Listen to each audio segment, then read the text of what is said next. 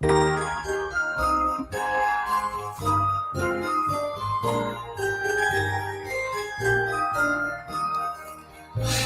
the first day of Christmas, Bradright gave to me.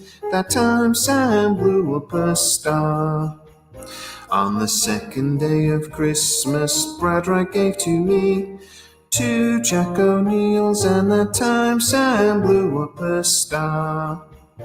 On the third day of Christmas, Bradright gave to me 3 different Stargates, 2 Jack O'Neills, and that time Sam blew up a star. On the fourth day of Christmas, Bradright gave to me 4 times Daniel died, 3 different Stargates, 2 Jack O'Neills, and that time Sam blew up a star. On the 5th day of Christmas, Bradright gave to me 5 indeeds. 4 times Daniel died, 3 different Stargates, 2 Jack O'Neills, and that time Sam blew up a star. On the 6th day of Christmas, Bradright gave to me 6 attacks crashing, 5 indeeds. 4 times Daniel died, 3 different Stargates, 2 Jack O'Neills, and that time Sam blew up a star. On the 7th day of Christmas, Bradright gave to me 7 chevrons locking, 6 attacks crashing, 5 indeeds. 4 times Daniel died, 3 different Stargates, 2 Jack O'Neills, and that time Sam blew up a star.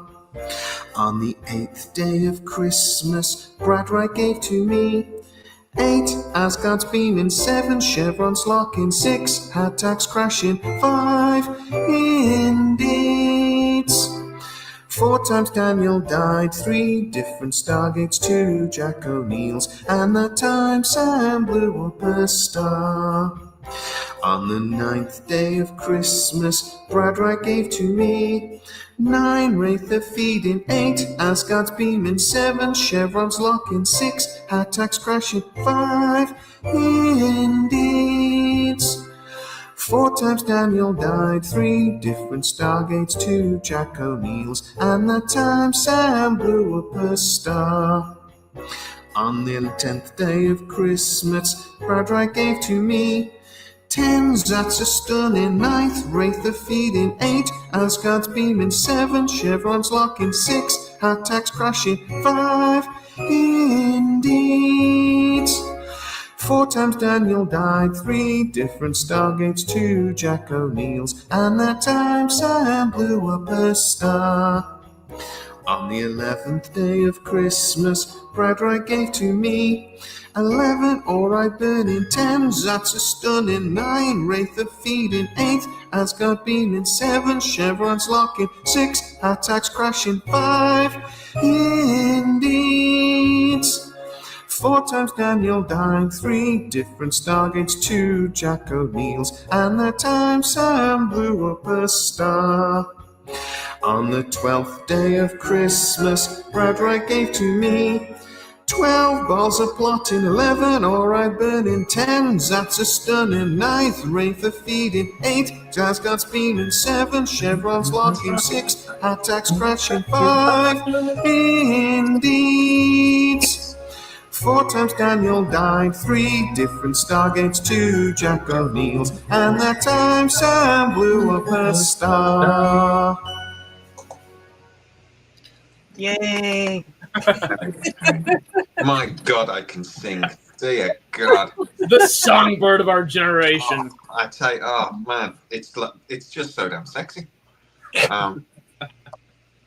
Well, howdy. Welcome back to Sci Trek, your sci-fi and movie channel, sci-fi TV and movie channel. I'm laughing so hard I can't even get it out right. That's what she said. Well, welcome to our Stargate Atlantis charity stream. Toys for Tots. We're doing it for the kids.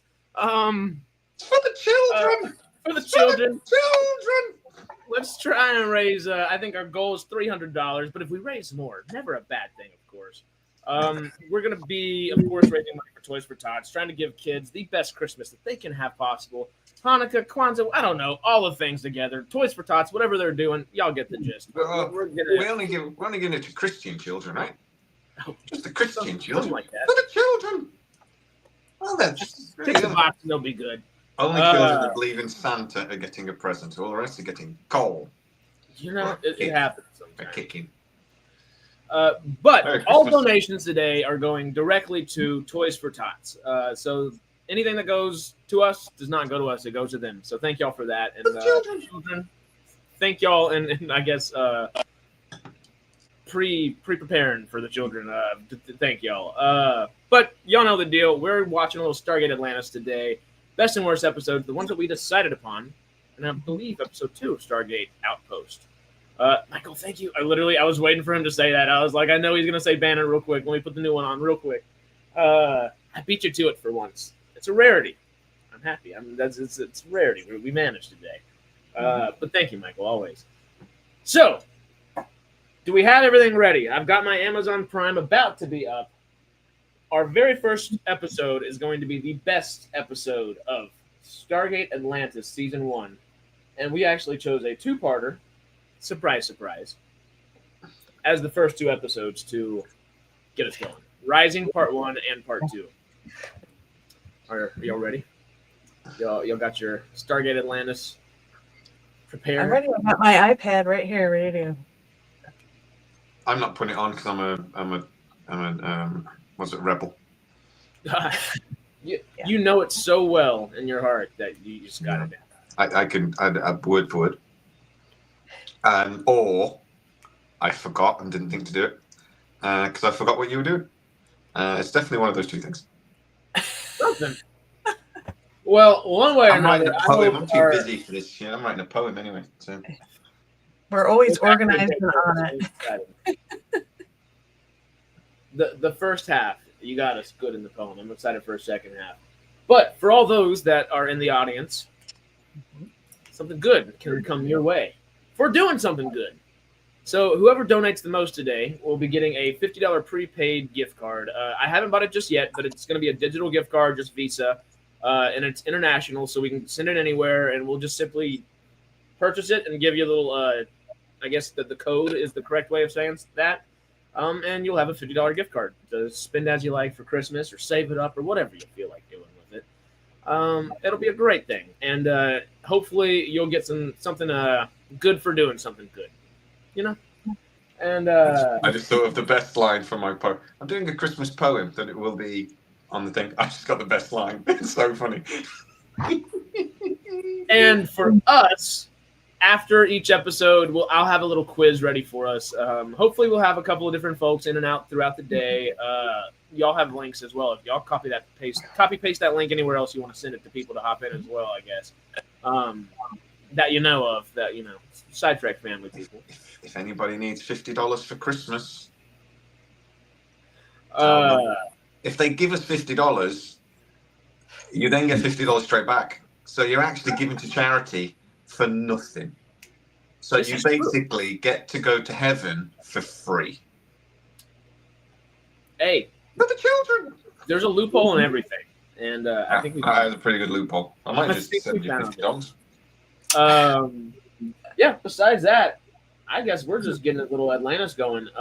Between every episode, we'll have a quiz just for us. I'll get it out there. Depending on how easy the quiz is, I might give you a couple of just small minor questions. And of course, I think half the quiz is just going to be the 2 of us, Sarah, but that'll be fun. My TV does not want to respond to me in the background over here. Or I would be ready for Stargate Atlantis myself right here.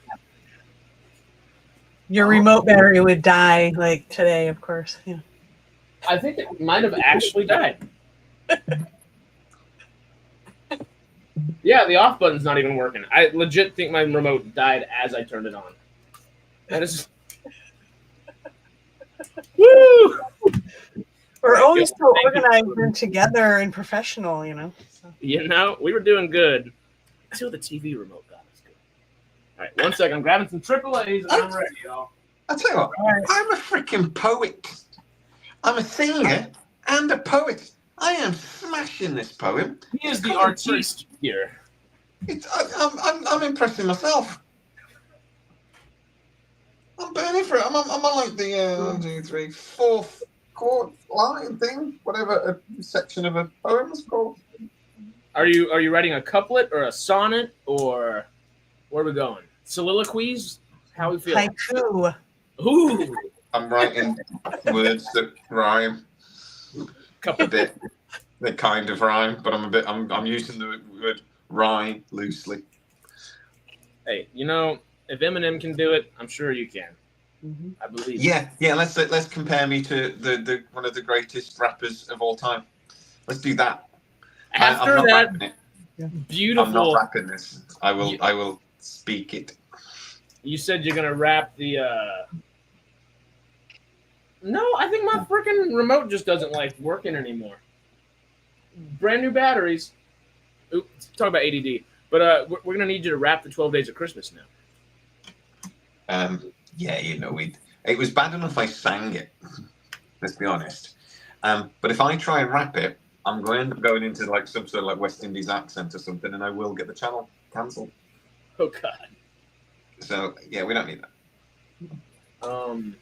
I am now intrigued to just see what a Jamie freestyle would be like. Yeah. It gets the flow going. Yeah. Get the flow down like that. Yeah, like vanilla ice. Yeah. Stuck my balls. It'd be amazing. No, we don't need that. That would be painful. Well, next you just got to get a big frizzy wig and start painting. Oh no, I could Bob Ross this shit. I'll tell you.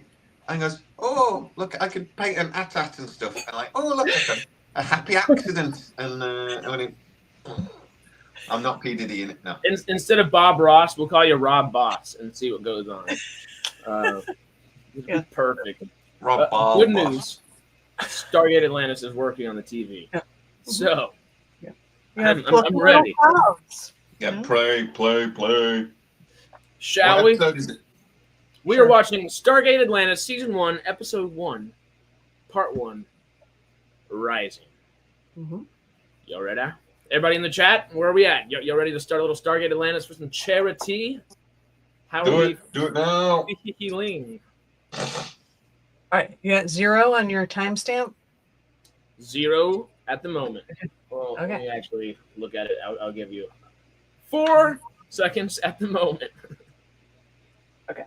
I see a ship going over some ice right now. Where are we at? Anybody else got it pulled up so we can get this thing going, y'all? Yes. I've got it going. I'm having a brain fart. What's David Hewlett's character's name? McKay. Dr. McKay. Modney Rickay. I'm just going to say everything. Meredith. Meredith, there we go. That's why you shot me. You know? Oh, yeah. Oh, I was trying to think of that for half a second. Duh. Like the best scene in the entire series, just about. Like, that's the funny shot. Throw him over.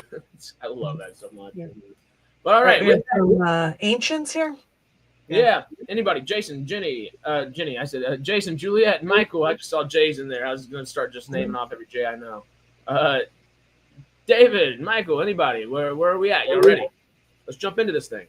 We're waiting on a permission to press go ahead, you know? I've been watching. Never mind.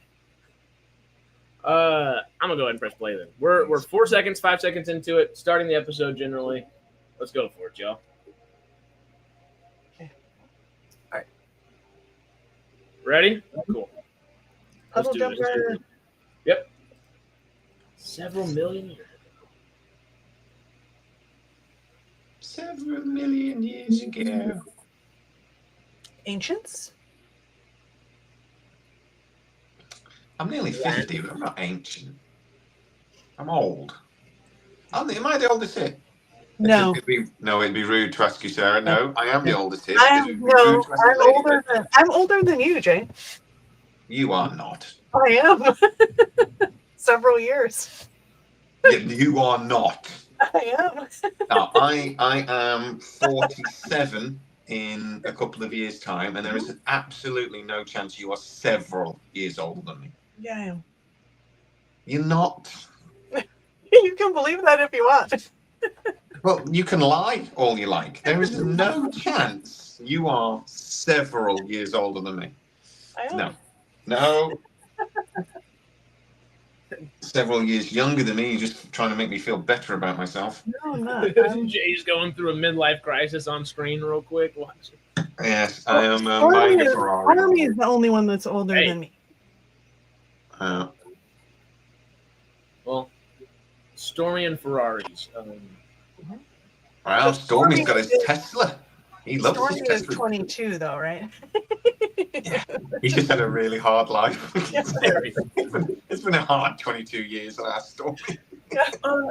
I know. I mean, I still have old Rodney McKay and Miss Weir right here, of course, but I had no idea Stormy took us for a loop at the end of the last Sci-Fi Sunday this past Sunday. Did you realize he was the? Had he ever let you know about all of his book stuff that he done? Yeah, books for I had no heroes. idea. Done it for 4 years, and he didn't ever. Yeah, I missed that. What did he do? yeah, he's a legend. He was sending books to troops in Oh, that's cool. in Afghanistan and Iraq, and that. Like Like they sci-fi can fantasy? read. I mean, Americans can barely read as it is. American grunts. Come on, you guys Well, can't read. he said it was books for warriors, I believe, and it was like if some like a soldier somewhere wanted a book to read, he would find it, track it down, and find a way to get it to him, kind of deal. Mhm. Which is just really cool. He said he Yeah, raised. it was really an amazing charity. He ran for a few years. It was a really amazing thing. I think he said 22 years, and he raised Yeah. $32 million worth of books or something like that, which is just I insane. tell you what, Stormy's had a ridiculous life. Yeah. I mean, the most impressive thing I've ever done is I once punched a chuckle brother, which means nothing to you. But for anybody in Britain, that's just like, what? Have you just punched a chuckle brother? They're a national institution. And then the man died 3 years after. So I think I might have killed him. It took 3 years to kill him, but I might have killed a chuckle brother.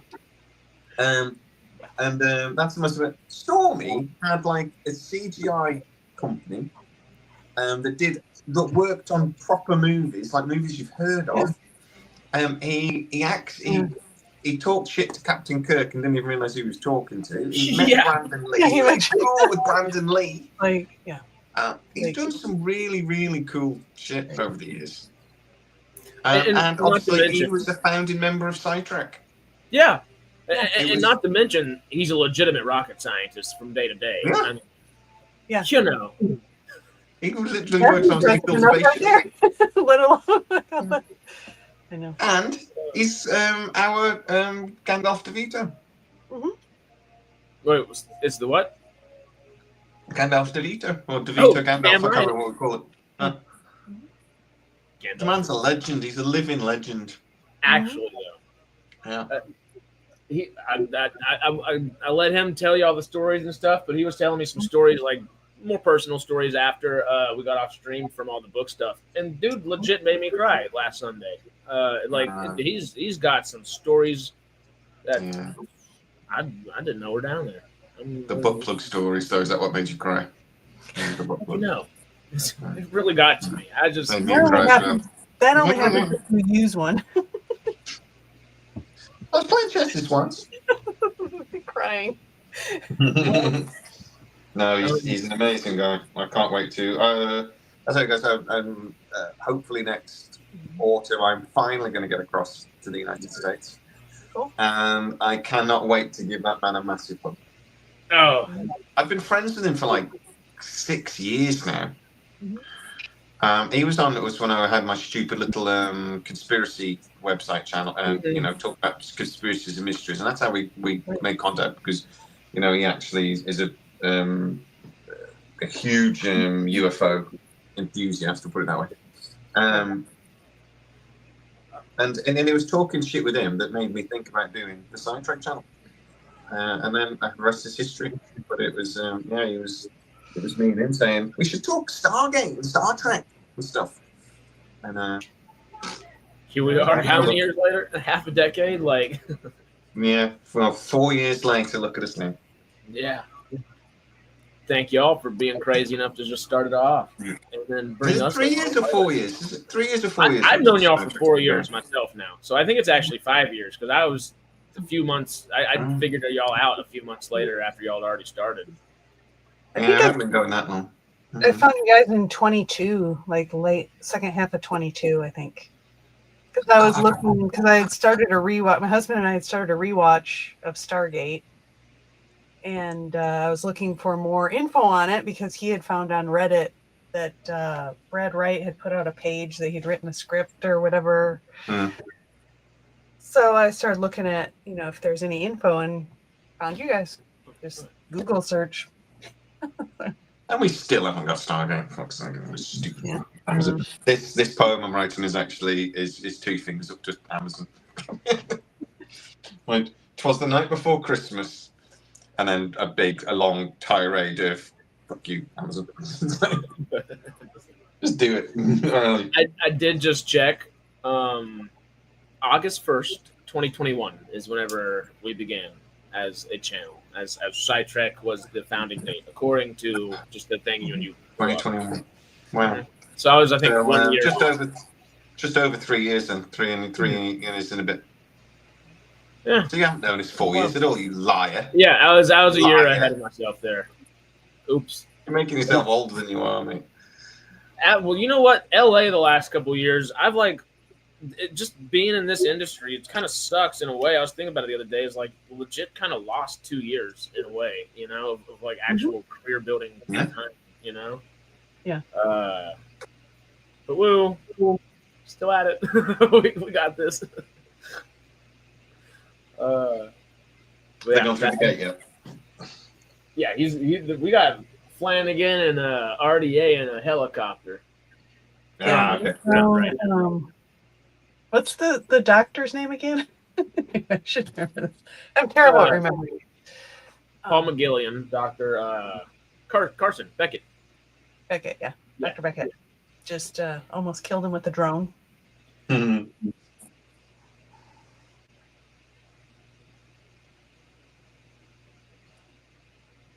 Yeah, Flanagan just comes in so cool. And not just like cool as in badass cool, but like he actually knows, like you can tell I don't know, he just plays it very well. He literally is the more, I guess, poised RDA in a lot of ways. Yep. Yeah, he is, yeah.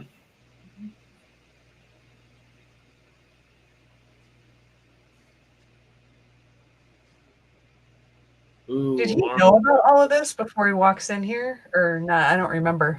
Shepard. What was the question? Did Shepard know about the Stargate and all that? Or is this just him learning about it right now when he walks in here? I don't remember. But anyway. Doesn't matter.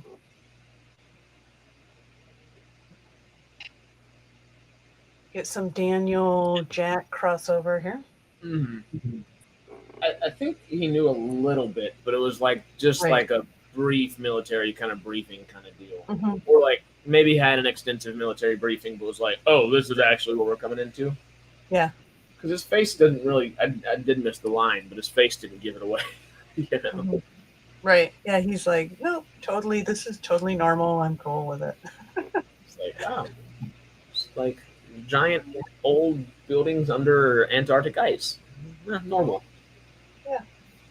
Which means, what kind of missions was he being sent on before then, if that's kind of normal to him, Right.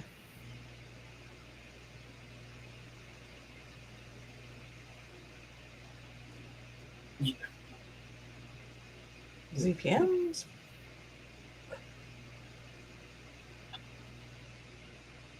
I do think it was kind of smart of them to have Atlantis get disconnected from Stargate Command, because then they were able to kind of develop as their own thing without having to have Stargate Command be a part of it. Mm-hmm. And it gave a really good excuse for them to bring the Daedalus and all that back over and over and over. Mm-hmm. Yeah. Like, we're gonna expand what we can do real quick here. Mm-hmm. Stargate, the Expanse, and Star Trek all together by the end. It's wonderful. Right. Oh, that's when we find out that Shepard has the gene.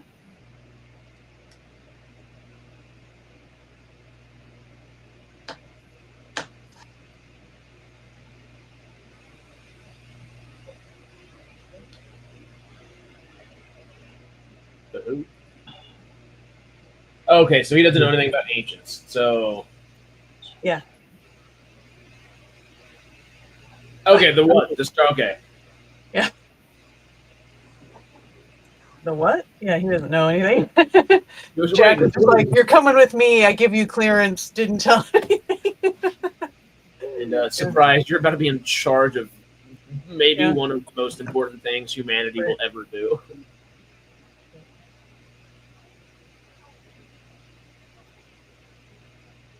Okay, before we jump too far into it, Mhm. Tori Higginson Weir or what was the Tori. original actor's name? Tori. Way Okay. better. Okay. I would have loved to have seen what the original actress could have given, but I love Tori Higginson as well. She's fantastic. Yeah. Even whenever she comes back as just the replicator kind of aspect of things, you're just expected to kind of fall off, and then she manages just to bring it back a little bit. I hate that they couldn't get her back for the final season. Yeah. Well, was she for sure dead, or that's still a question mark? Well, she's still alive, but the replicator changed the way its face looked because they couldn't get Tori Higginson back. So it's still her, but it's not her. Okay. So, I mean, the character is still alive, I guess. Mm-hmm. So she could have come back. A little facial reconstruction. Mm-hmm. Nanobots, I'm sure they could do it. Yeah. Was that just the intro? Yeah, 13-minute intro or 12.5-minute intro. Well, let's just kick off the series. So there you go. I love it. I wonder. I don't remember Stargate SG-1 having a super long intro like that. Did the intro come right after Teal'c turned on Apophis? I mean, Apophis. Yeah. No, the intro clicked in after they thingies were kidnapped, weren't they? When Apophis kidnapped the lady. Oh, yes. Kidnapped Yeah, so it was quick. It was a quick intro. Yeah, but it was only Oh like yeah, 3 they were minutes. still Like, playing cards in the gate room. The gate room had like a tarp over it, and yeah. Oh yeah, and we literally, as it was happening, we were like, "Do we ever see these people again?" They didn't last. Have we had any? He shows up as one of the prisoners later, but that's it. When we hit $100, if we can hit $100, people, we will do a premiere of my Christmas poem. I'm going to do it on a proper video and do a video out for Christmas. But if we can hit $100, we will premiere my Christmas poem. And it is good. Hell yes. At one point, I ask if Jennifer Salke is on dope, and another point, I do suggest that Amazon is on crack, because I'm struggling to find things that rhyme with certain words. I'm thinking you've been hanging out with me a lot because my sense of humor I make too many crack jokes. I live in LA. I live in LA. I can't help it, you know. But I guess I didn't even see that we do have a couple donations here. I need to bring up the other tab so I can actually see because StreamYard does not show us. But David donated £10, $12 USD. Thank you so much, brother. Thank you, baby. Get going as well here. See, because last time my phone wouldn't let me do it.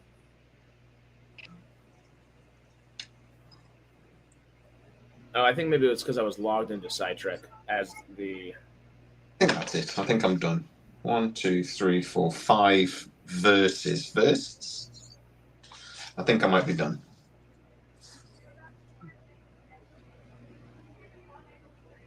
Daniel wants to go to Atlantis so bad. It would have been cool if we could have got more Daniel in Atlantis, but You know, as it makes sense that we got Sam there over time. Yeah. But Daniel would have been just as good an option. Mhm. Even instead of Robert Okay. Picardo, Daniel would have been a good option. Oh yeah. I know we're still in episode 1, season 1, but and I know we've talked about Robert Picardo, and he kind of came in and was far. I mean, he's a great actor, but was far more in tune, I guess, with the show than you would have expected him to be coming in there and taking over SGA, and it just worked a lot better than I guess the general audience probably would have thought it would have. But if Daniel Jackson would have done the same and came in there instead, do you think we would have had SGA for longer? Do you think they would have canceled it in that manner? Well, I think because of what was happening at MGM, it was going to get canceled either way. But if that wasn't going on, maybe. I think if that wasn't going on, it would have gotten a couple more seasons at least, I think. All right. But, well, I guess because they really only did Sam for a season 2. They kind of said, sorry. Yeah. Had your well, season. She went to do Sanctuary? That's right. That's right. Yeah.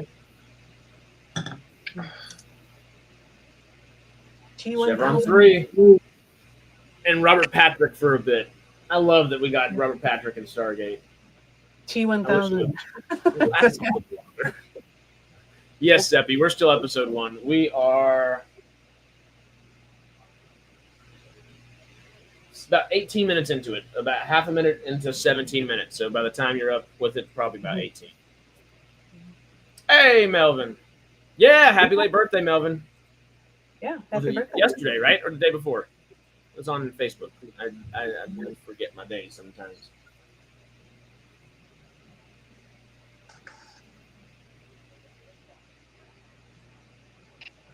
Chevron 8. Mm-hmm.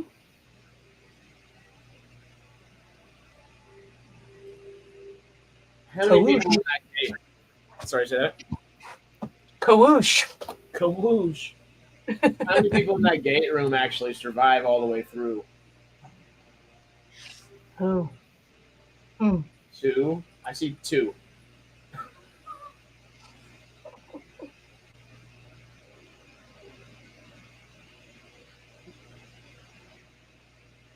Oh, that wasn't an intro. Yesterday. Okay, cool. That was just like the ad break thing. Yeah, the break in it. Yeah. Huh.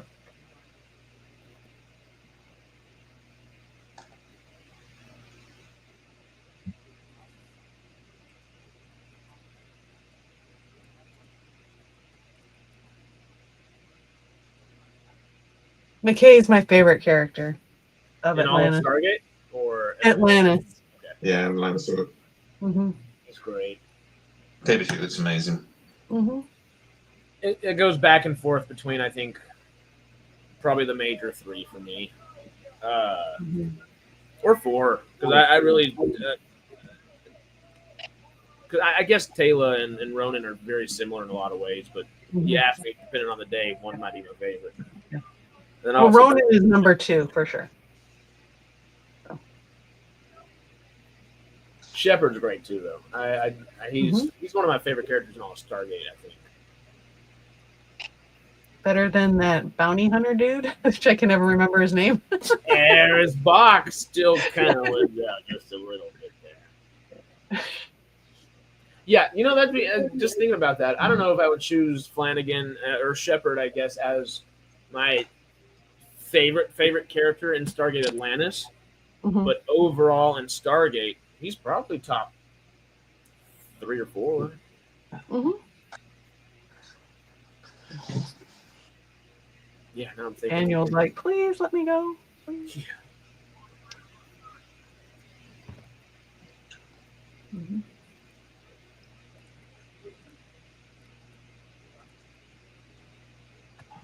Oh, and Radek, of course. Radek. Zelensky. Not remember. Oh, right. Yeah. Was he in the gate room right there? I guess I didn't see him. Yeah, I think he was.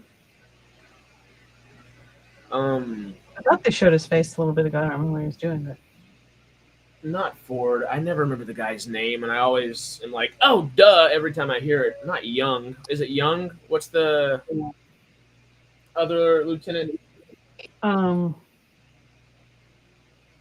Rainbow Sun Frank's character? No, because that's Ford. That's Ford. Yeah, that's Ford. Okay. He ends up being higher ranking, I believe, in SGU, or was it an alternate SGA ending or something like that? Episode or something.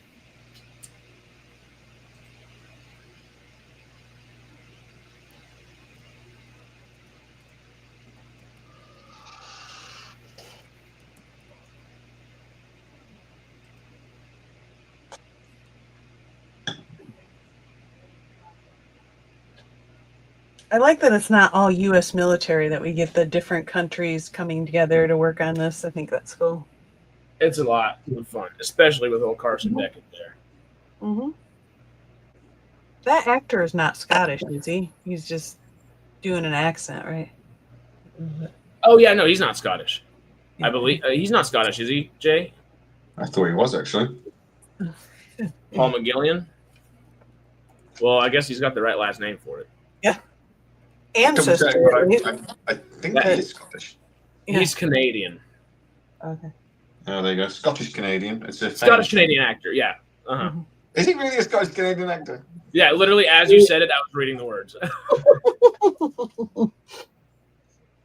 That's why you can do the accent so well. Evan Lorne. That's the guy. Lieutenant Lorne. That's who I was thinking of.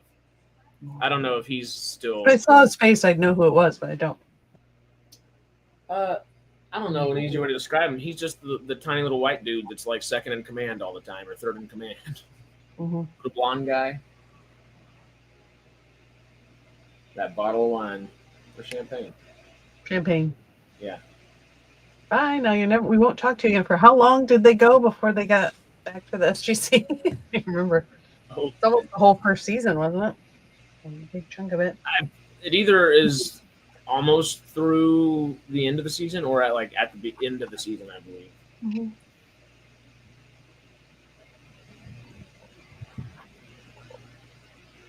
Lorne. I don't know why I never remember that name. It's probably the third or fourth time I've struggled trying to remember his name. It's like every time I see it, I'm like, duh.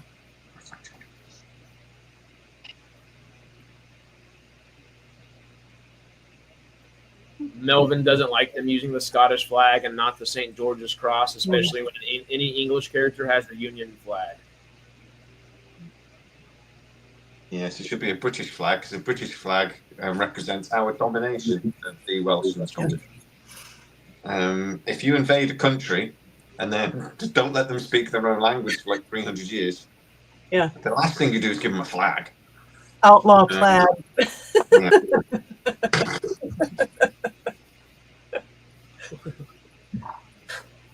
Oh, Seppi, 1,000%. Still, what a cool set. Yeah, it is. You can walk on that right now, and it still probably feel magical. Yeah, it doesn't. It doesn't look dated. I mean, the computers, of course, but that's. But I mean, as far as the stuff that's Atlantean, it still looks good. Oh, totally. You get the gist of what it is, and it's like, all right, well, it's the sci-fi version of what I think it is. Cool, Yeah, you can tell they got more money than SG1 did at first. In a big way. 90 grand an episode they got for the first one. 900 grand an episode. Anyway, well, they did well with it for what it was. Yeah. But of course, especially the first episode. We're talking, 96 they filmed that or whatever? Yeah. 97?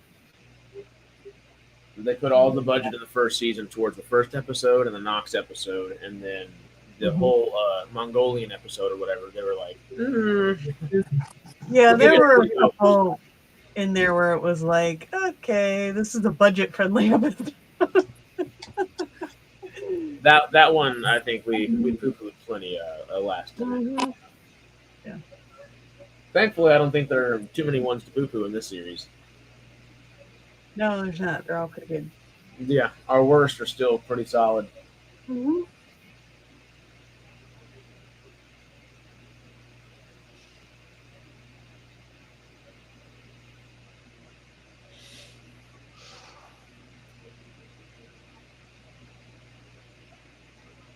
They didn't ever really bring this room back all that much. The whole star map Yeah. room. Mhm.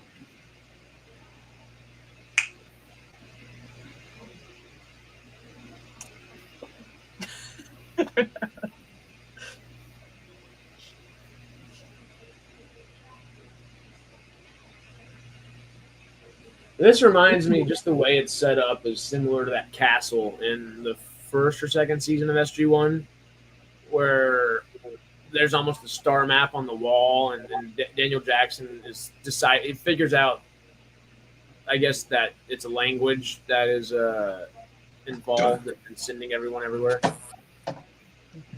Done. Shut up. Oh, there's a notification. It's going to rain tomorrow.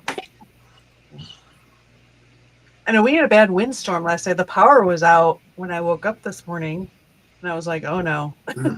We had And a it storm. came on like just in time for me to like get ready and have everything working. So I'm like, Yeah, we had a storm, quite bad storm here last night, actually. In the good old Blighty. Our second storm of the year so far.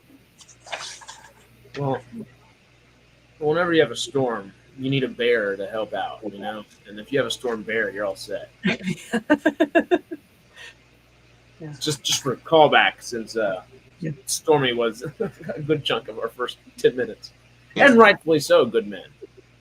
Oh, yes. The legend. Is that actually the name he was born with, or did he like change it to that? No, he was born. That's his name. That's the name he was given. He's part Cherokee or something. Oh, okay. He's part Native American. That makes sense. He's the second Stormy I know, which is kind of funny. That is strange. But also, I am from the swamp, so we might have a few storms here. I just thought I better plug my camera in. It's going to die on me. Don't look at the top of my head. I'm balding. What? We hadn't noticed. Aw. Hey, we're lying about your age. You're now lying about me being balding. That's so sweet. What we were talking about, like a wig or something the other day. What were we saying that you should do? Like I forget what it was. I don't know. We went off I don't remember. What was that? No, I don't remember. It was really funny too. I know it was some random tangent we all went off on or something. I just can't. I don't remember that. Me getting the wig. I'm gonna get another beer. One second. I think we were just talking. He should just start wearing a wig for some reason. Jamie's like, "Should not me." Screw y'all! I'm grabbing a beer.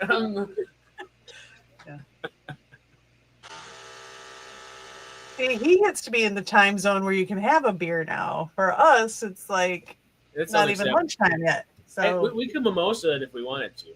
Yeah. But I don't know if I'm gonna make it through 8 hours of a stream if we start doing mimosas at 11. That went badly. That's how it's supposed to look, right? No, it's not supposed to be half head. God. You know? I'm not very good. I've got this perfect pint pulling machine. I'm not very good at it. You're supposed to tip your glass sideways or whatever. I did tip it sideways, and it still did back in that. I think it needs to clean. Mm-hmm. I don't know. Beer, but no. Good news, Jay. DB's gonna help you out. He's gonna send me my half rosy. Oh, well, there we go. You'll get. David will send you just a part of an afro, so you'll have half of an afro, and then the other side, I'll send you locks to just fill it out. You'll do double whammy. When I come to the States, I'm going to pin you down and shave you, and then I'm stealing your hair. Have a wig made. But I'm not going to put it on my head. I'm going to give myself chest hair. Perfect. Because I haven't got that either. I'm the least hairy person that's ever lived. My fucking arms. Nothing. It's a good thing sometimes. Yeah, I think I'm more highly evolved than you losers because of central heating. We're actually getting less hairy as a species. So this is evolution. Technically, in a way, I guess. Yeah. Yeah, science. So I've scienced you. Scat. Yep. But science, baby. So yeah, I win. Oh, Arnold Chest has the hair? best. No. You got a fro mullet. That's the way to do it. We'll take this. There we go. We'll shave just the back off of my head and put it on yours. So I'll have an anti mullet, and you'll have an actual mullet / fro. I tell you what, I walked into I went out of a slightly heavy session, and then the next day I had training, and it was with the NHS. It was quite serious, whatever the training was. To be honest, I spent the whole day pinching my hand to try and stay awake because I was very sleepy. But I can tell you the exact moment I realised I was actually still drunk. I used to live quite close, so I rolled out of bed, walked to the training. I got there, and I was late. I was the last one in. And the guy that was training, so I walked past the door, and then I had to literally walk past him, but he was sort of like standing in front of the class talking. And I had to walk right behind him. He was completely bald on top. They only had hair at the sides and back, but he'd grown a ponytail. Oh! So I literally walked up behind him, tugged on the ponytail, and went, "No," and sat down. And it was at the point I went, "No," my brain went, "You're still very drunk." And then I went and sat down. And then I said, "Oh, shit." How did that go? He just You know, sort of growing stared at me. it longer in the back doesn't make you look like you have more hair, okay? No. Only you put it in a little ponytail, a couple of little bands on it. Like, And I just sort of... You're just highlighting how much hair you don't have doing that. I expressed my dissatisfaction with a ponytail. And I did it loudly, and nobody, the thing was like, nobody laughed. I think a couple of people went, sort of, everyone just sort of went, "What did you just do?" And I sort of went, "Ding." No. Were you reprimanded? Don't go to boring training. You got to keep your job. Yeah, well, he didn't tell anyone, nothing happened. Comb over, oh yeah. He could have combed it forwards like that. He had long enough. Yeah. But I didn't have trouble. I fell asleep probably 3 times during the training. The guy next to me kept like jabbing me and like snoring. Like, it's really bad. Only time I've ever done that. I've gone to work and realised I think I'm still drunk a couple of times, but I've never sort of like been that inappropriate at work. It was really bad. It was. I'm 50% ashamed and 50% really proud of it. But I know that's 100%. Think about doing. Fun times. The Armstrong and Miller show ponytail throw up. Yeah, it was like that. Yeah, a British show, mate. Don't worry.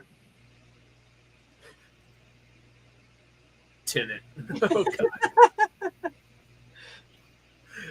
Actually, that would be the funniest like Tenet parody possible.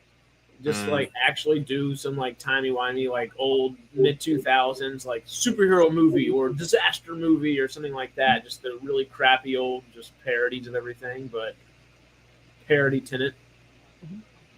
That would be a good question. That is the show. That is the movie. Sorry, just screaming out to have the pistol down it because it's so stupid. Oh, it'd be so good. It'd be so good. Is sure this I could how I watch make that it to again. Hollywood? I went to watch that at the cinema because it was like during lockdown and there's nothing else on. Or lockdown hadn't quite. I'm not sure. Yeah, I think I can't think. Lockdown kind of kicked off, but it was social distancing, so we had to like have 2 chairs between us or something at the cinema. Yeah, because it was There's the only first so many one tickets. back, right?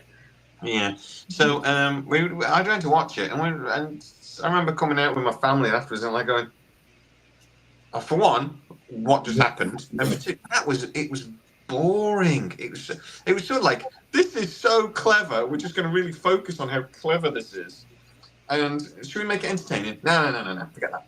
It's really clever, and I'm probably sure it all made sense, but you needed like a notepad and pen to like make notes as you're going through, like bullet point stuff that's happening. So like, oh, remember that bit? We're going to see that bit going the other way in a minute.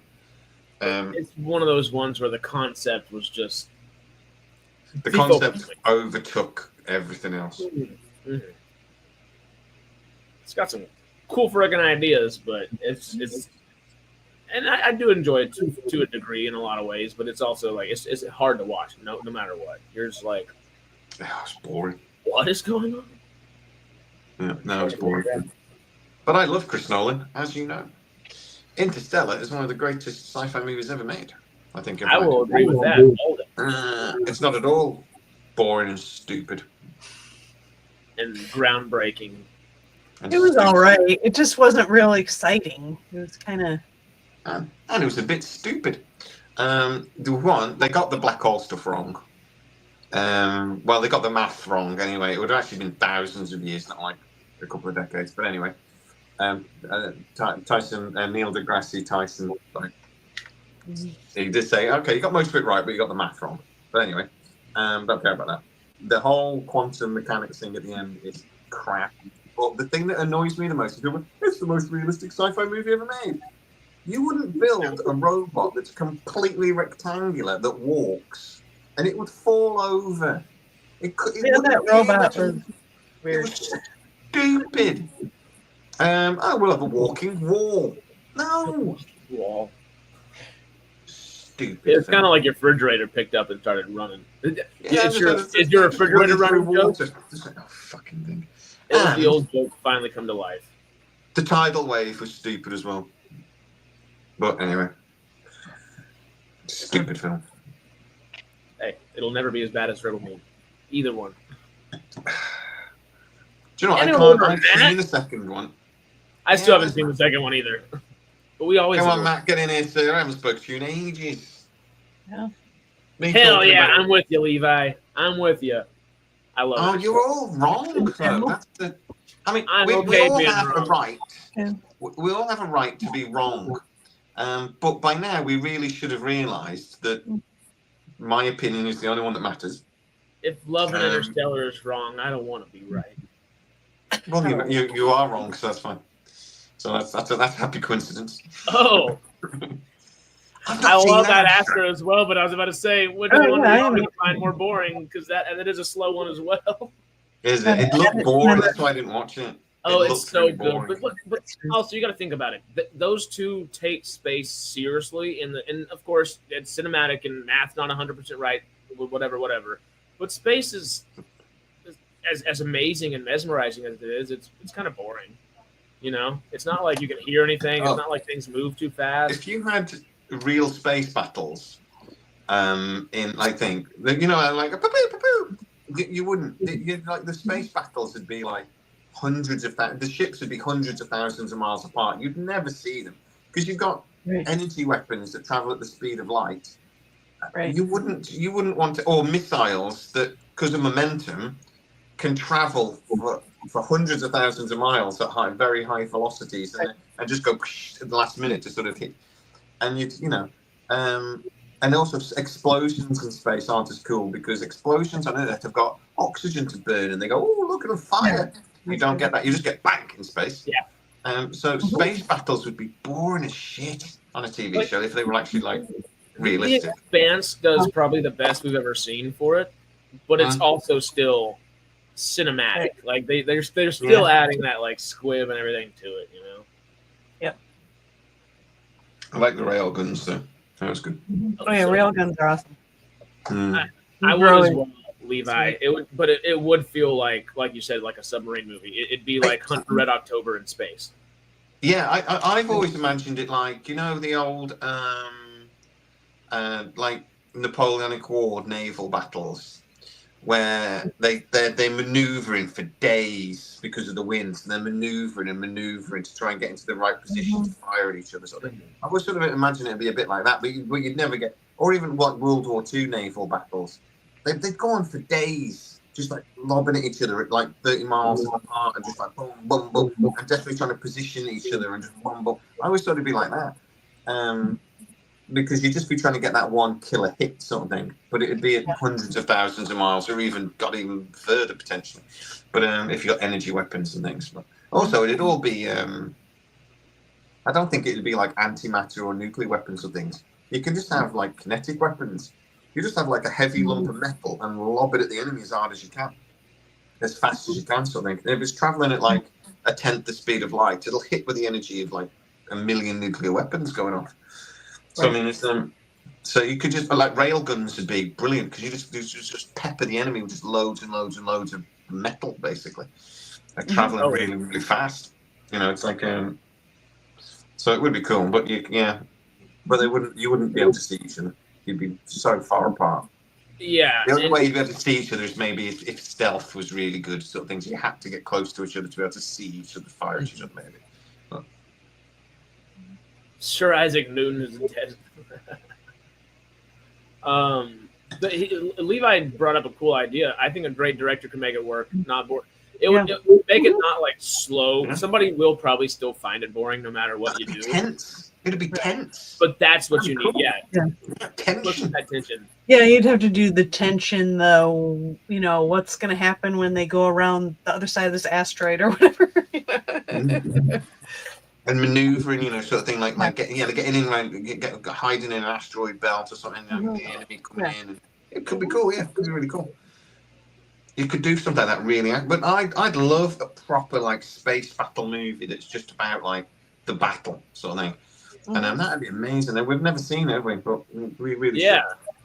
That would be cool. Like just straight up, just in the midst of a battle and 90 minutes, like a short film, probably not like a short film, but like a shorter length film, probably. It's still character driven because you've still got the enemies. I'd love to see something like Master and Commander. Like a ship that's outgunned. The captain is clever, sort of thing, and conniving, but it's maybe like they've got an enemy they can't quite shake off, sort of thing. And it's like Star Trek: The Wrath of Khan, the last 30 minutes of that film, but a movie. How cool would that be? Yeah. I wonder if you could just take Master and Commander and then just kind of rewrite it as a science fiction story. And I love Master and Commander idea because I said Hunt for Red October just because the submarine was brought up, and then he said Master and Commander right after it. Levi, maybe you should write it. It sounds sick. Episode 1 just ended. Yes, we just saw. I guess should we let the intro go for episode 2? Yeah, go for it. Yeah. All right. Okay. Because Matt did just ask, and I was about to bring that up. We are, of course, still watching it currently. We're just talking and hanging out, of course, as well. Episode 2 just began, though. Season 1, episode 2. We have it on. We're just not talking. I almost we were talking about cool stuff right there. I almost brought up the we missed Taylor's Village. Yeah, we missed Taylor's introduction. I looked over and saw Taylor. Yeah, that's about the extent of that. Well, I'm trying to write a sci-fi. I'm trying to write a sci-fi trilogy. Real quick, maybe it would turn into a quadrilogy because maybe one of the books should be just the battle because there is a big battle in my sci-fi story. So maybe one of the stories should be just the battle from like different perspectives. That'd be cool. But I've only got as far as writing about a page. And it took me about 5 years to get that far. So I believe I need to start like setting myself aside time. Just this is my writing time. I'll try. That one's hard. I guess I was gonna bring up a quiz, but because we're doing a part 1, part 2, let's do it after the part 2. And we'll get a. I'm gonna wander off and get myself some dinner soon, but I'll pretty much come straight now. Cool. I'll even just leave. I'll if you don't mind, I'll eat some soup while I'm on the Yeah. We need the mukbang of the soup, so we need the Oh yeah, entire there's process. people that love that Oh. sound. I will try not to do that, and also try not to then go.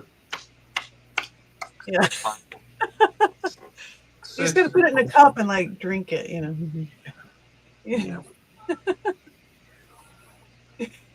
Yeah. Is the main character called Matt? And is he a cheese bandit? Yes. No and no. No. I don't. There isn't really a main character because it jumps through time, so there's not really a main character. Timey Yes, wimey. It's a bit timey wimey. Yeah. Shepard just dodged being sucked up by a wraith ship. Mm-hmm. Hey, this is when we first see like the kind of horror film sort of. Blah, blah, blah. 1, 2, 3. I don't know why you get started. We have a very old client for tech support with PC that constantly chews, and I picture Herbert from Family Guy with dentures. It's just Okay. Hello, dog. like a cow. Just Dracula impression that made you come. Okay. Hey, Melvin's written his first chapter in a book series, planning 8 books total. Wow. We should Oh, talk wow. about that. Like, you should do a writers group with like Quest and you. Yeah. Definitely. Do you know the one problem with trying to write a novel? I've got the story idea in my head, and I've had it in my head for ages. The start is hard. Getting the start right. That's the whole tone for the book then. So that's really hard. But being dyslexic, almost a whole backstory and history before you. oh yeah, you've got to think of the whole thing, yeah. Yeah. Which I've done weirdly. But being dyslexic does cause a grammatical problem. And if you are, again, regular sidetrackers will know, some of my titles over the years have been a little dodgy because of my dyslexia. Someone will go, "You've spelled that wrong." And part of me goes, "I don't care." And the other part of me goes, "No, for God's sake, fine, I'll fix it." But yeah, I many of my titles over the years have been grammatically incorrect, we'll say. And you'll always get some, and I will always then go, "I did it on purpose," but a lot of time I didn't. But, It's always great. yeah, it's always a good idea to mispronounce people's names, though. That's a beautiful thing. Throw him off the scent for a second. Matt is writing short stories. I believe it was also a haiku. Or maybe that was the soliloquy. Who knows? I don't know what either of those things are. Haikus is what, 7 syllables, 5 syllables, 7 syllables, or whatever. I don't remember, but Neither of my things are that. Yeah. How are we doing on donations? Because I'm itching to read this poem. $12 still.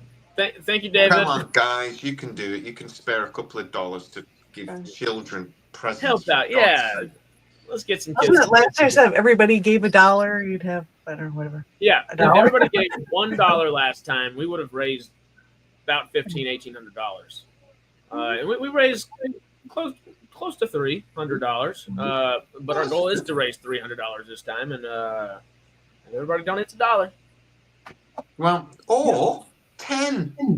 or 10, and Yeah, then it would $10. qualify you. It would actually. Then David would. He's in the lead right now. You got to outbeat David if you want a gift card.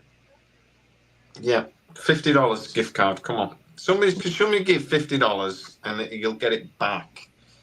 And then somebody will donate $51. I'm almost tempted to donate $50 just to see that I'm not going. But I will. I do need to donate them, to be fair. I'm donating my time. Exactly. I was about to say. Last time it was most of the donations were our host, and I think that if we want to donate a little bit, sure. But I don't think we should be like the primary folk because we obviously. Well, we're donating our time. We're being damn entertaining in the process. And if you want to read, if you want to hear my new poem at premiere, you need to donate because I'm not reading it else. And we're doing it for the children. Can't say. Actually, if you're watching this and you don't donate, that makes you a bad person. I'm just saying. It's Christmas. Yeah. And it doesn't make you a bad person. Don't worry about it. But, it's not. So how much do you want before you read the poem? That's the other thing. $100. $100, Okay. yeah. I think you said that earlier. I forgot. I did, Sarah, but you weren't listening because, We need the you're pretty to songbird listen. back. You don't have to listen to me. You're pretty good. No, when you said that, then I remember you saying that. I just. Yeah. I want 10 more stories. I wrote a short story once. It went like this. Once upon a time. The end. Did you like it? Are you thirsty for more? It's quite magnificent. Well, I mean, yeah. Yeah. Once upon a time, this amazing thing happened. The end. Okay, before we get too far away, from it, this was insane. I know we were talking about other stuff for a second there, but I've been writing my space adventure epic for 24 years, and now there's 20 plus novels with many more planned. I'll die writing this thing. All right, sci-fi George R.R. Martin. I like it. That sounds cool. Mm-hmm. You should tell people about it on the channel. Go on our Facebook group or the community page or something and tell people about your idea.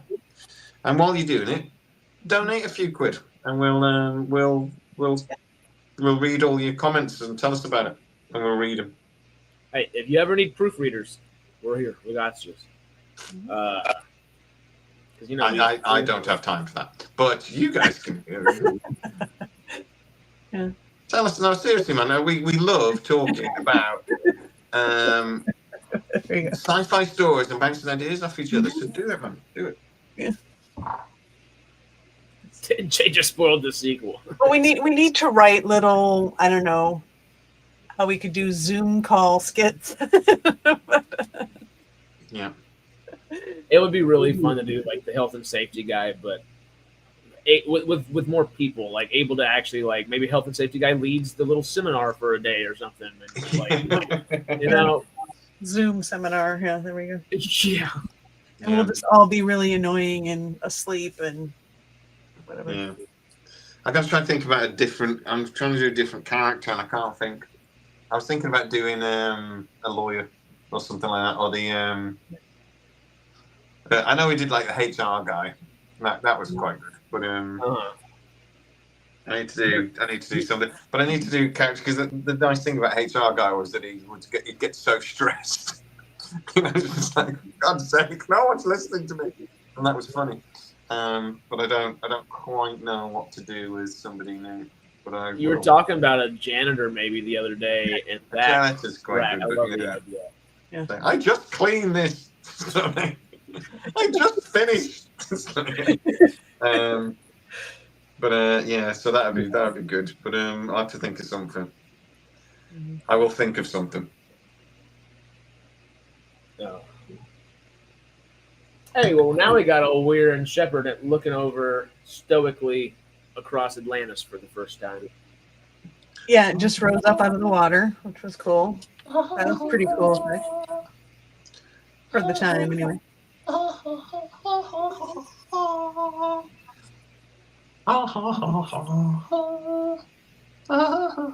tell you what we should say is if we don't get $100 in the next hour, we'll play my 12 Days of Christmas again. We keep playing it and repeat until until we get $100. We'll just keep playing me singing. See, now I got to bring it back up just to have it on prepared. This is a threat. Just play the first 10 seconds, right? Give money or else. I almost played the. I forget his. What was his name that helped out last year? helped out last year. I don't know. Nathan? Was the Santa guy. Santa? You had Santa on? You had Santa on. It was it? Yeah, 1 year ago. Yeah, it was, this. What the hell are you talking about? Here, I'll bring it up. When did I have Santa on? I think I remember Not that. Santa, but this guy dressed as Santa. I forget his name. I don't actually know I can't actually remember his name, but he's the Santa. He's the Yorkshire Geek. he's the Yorkshire duh. Geek, yeah. He did so I did the 12 days. That's 2 years ago now. So I wrote the 12 Days of Christmas, but then I never got quite chance to record it for whatever reason. So I just put it on the community page, but I just put the first version I'd done. I hadn't like brushed it up sort of thing. And then he read it like as verbatim, and halfway through it's not very good, and I didn't quite get the rhythm right. And he went, "Oh, that bit's a bit difficult." And I'm like, "Well, yeah, like polish it up, then no, like don't just read it as is." That was just the first draft. I was like, "You idiot." But yeah, he's funny. He's been on a couple of lives for us as well. Yeah, I guess I didn't recognize his face, but it's that old Yorkshire geek. Yeah, obviously I recognize. Old Yorkshire geek, Cal. He's a good types of man. message, Good man. I'm like, hey. Huge Stargate fan, so we like him. I don't think I've ever been on a live with him. That'd be fun to do. Here we go. I'm gonna go get my soup. Yeah, I'll be back. You're gonna miss the first of the hissing, and then I'll be back. So you can mute me if you want. Oh, what's his name? What's his name that is like the leader of Taylor's Village again? I know it's Christopher Herondale or whatever. I like him. But right here, I've always thought I love Hugh Jackman, but this guy should have been cast as Van Helsing just with that look right there. Like, yeah.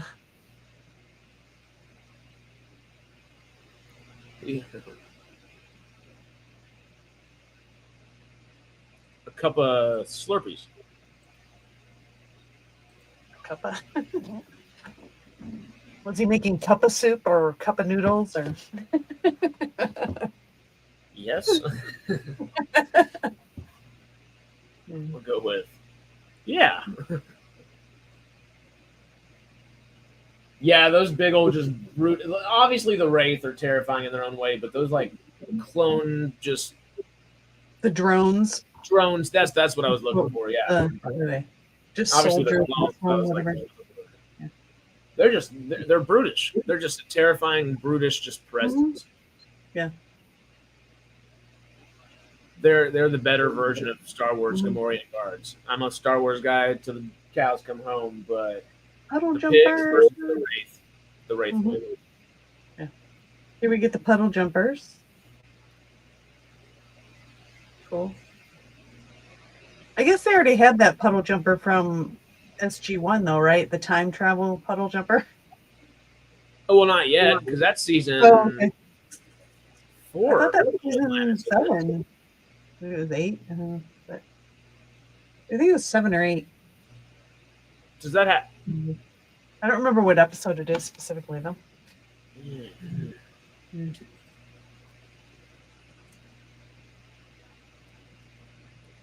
Time jumping puddle jumper.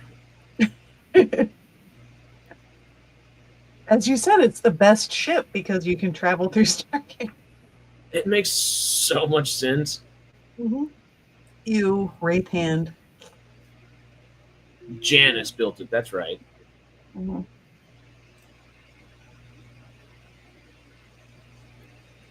Jack is the one that's got the gene, right? Yeah. It says SGA episode Before I Sleep, which is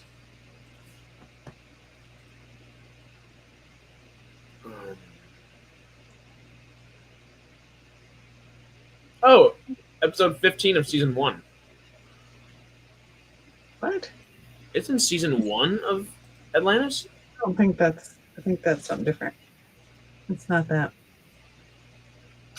Oh, I'm thinking of the SG1 episode is what I'm trying to think of.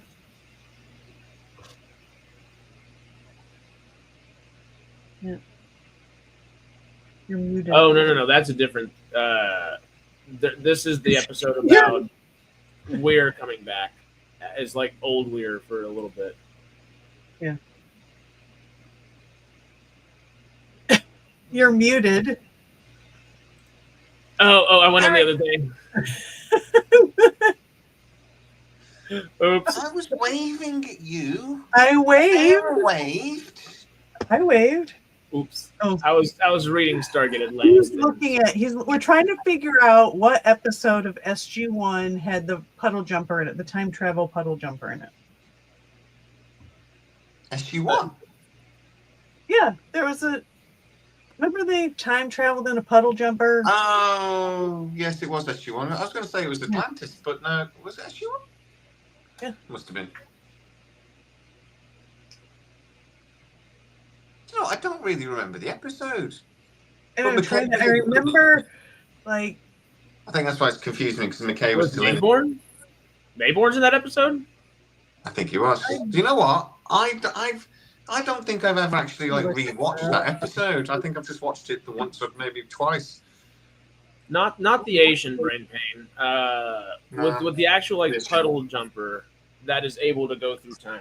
I think it was a 7 or 8 episode, but season 7 or 8. But I could be wrong. I need to watch it again. I need to watch SG-1 again. Mm-hmm. I do too. I've been thinking about that, but I've been trying to watch some other things. I was watching Slow Horses, which is really good. I haven't finished it. I mean, I've just started like season 2. That's really good. I desperately need to watch that one. There's a few Apple TV ones I need to catch up on. It cracked me up. I saw a funny clip of Matthew McConaughey on Two Bears, One Cave, just a funny comedy podcast. And Matthew McConaughey, or one of the hosts, Tom Segura, the comedian, apparently just has always laughed at this, and known about this one movie that McConaughey did a long time ago, and it's with Gary Oldman as his twin brother in there, but it's a family of dwarfs, little people, and Matthew McConaughey is the only person that's normal, like regular size, I guess. So. Right.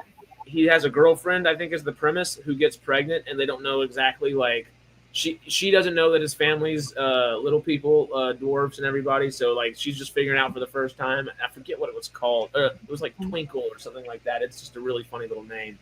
And Matthew McConaughey was laughing about it. That just reminded me of that. Oops.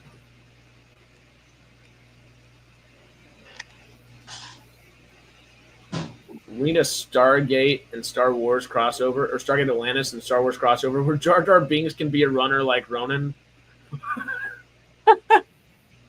Nah. That would be great. LOL, you reminded me of a Battlestar Galactica and Stargate crossover I did when I was younger.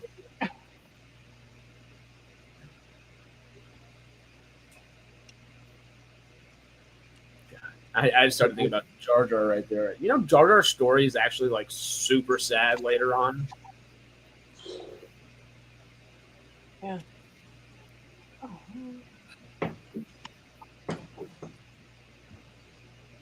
Robert Patrick.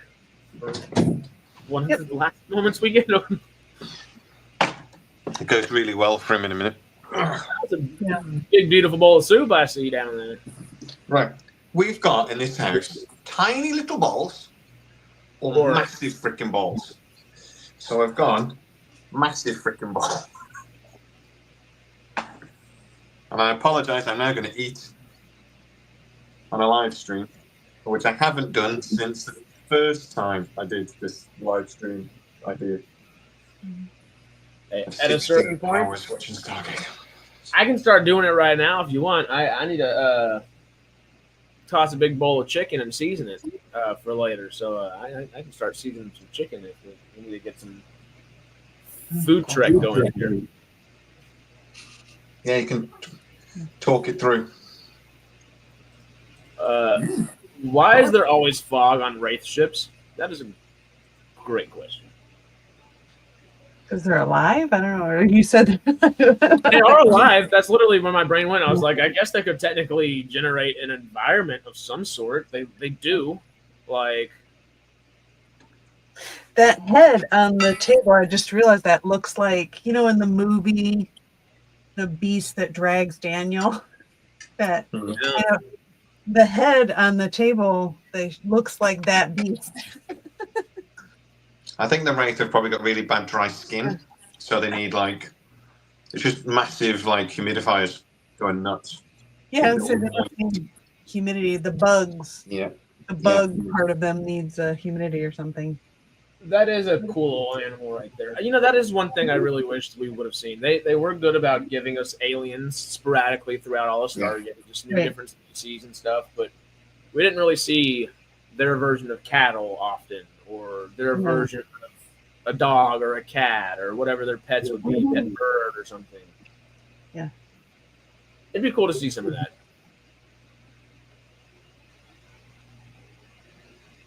It's not fog. Wraiths just have bad guts. That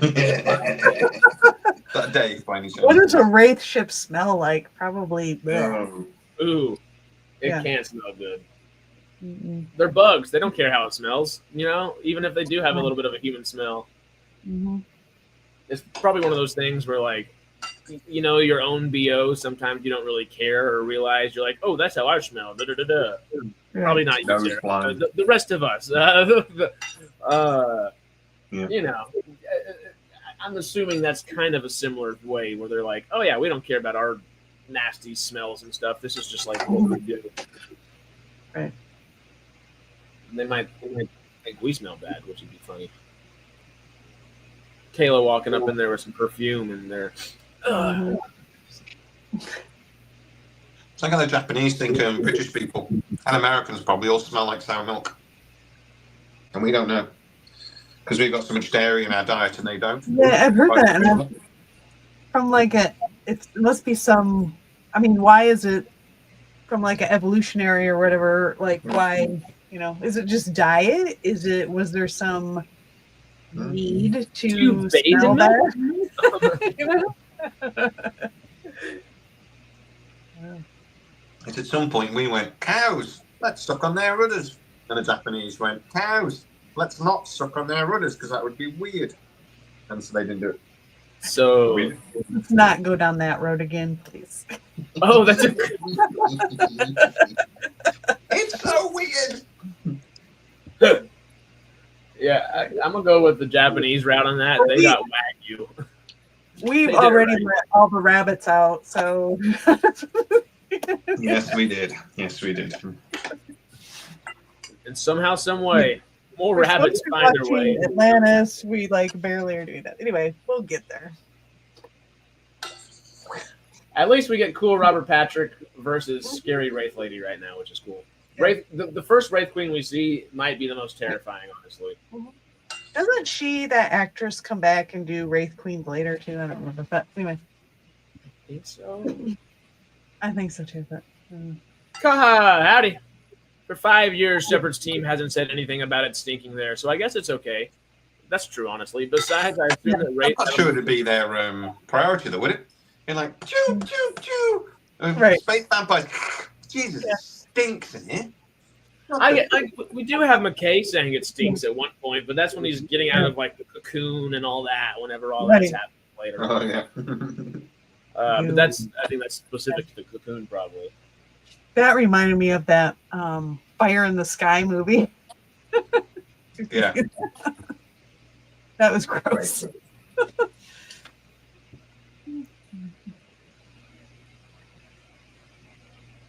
Hunger is distasteful.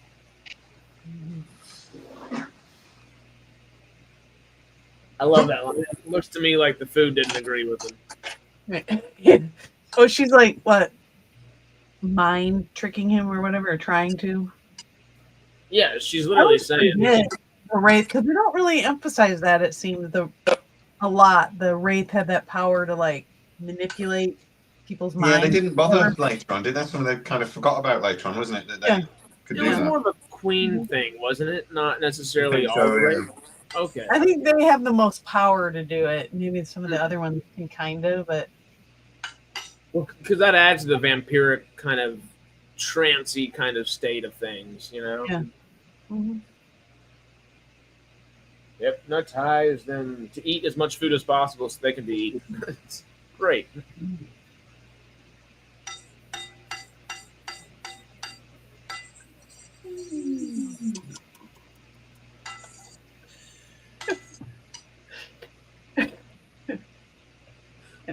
Sorry, I'm playing with my food.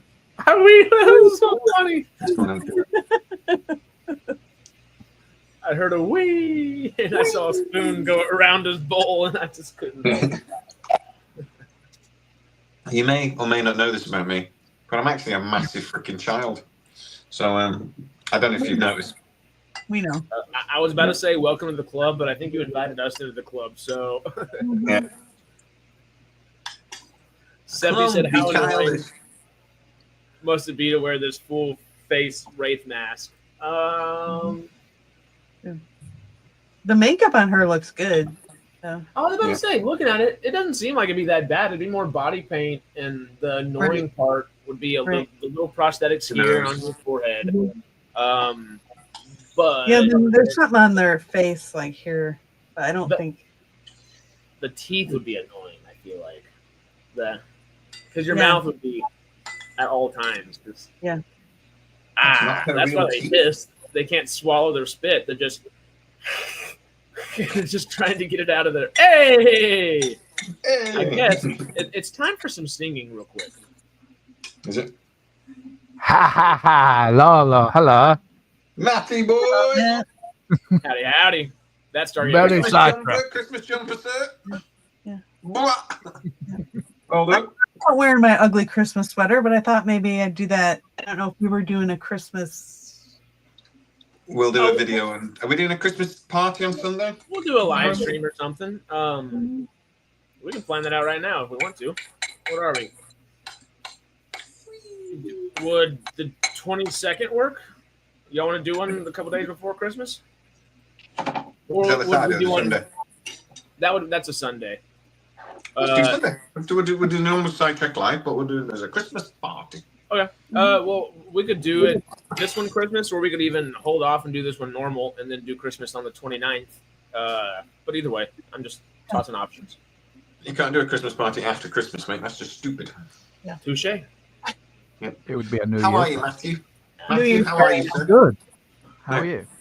I'm very, very well. How tall are you again? 6 foot. Why? Well, I was stretched as a child. I wasn't talking about your penis. Why are you 6 foot tall? Oh, I fell off a tree. A very tall tree. It just flattened you out a little bit. I was talking to a guy today who's 6'4", and I went, "That's just selfish."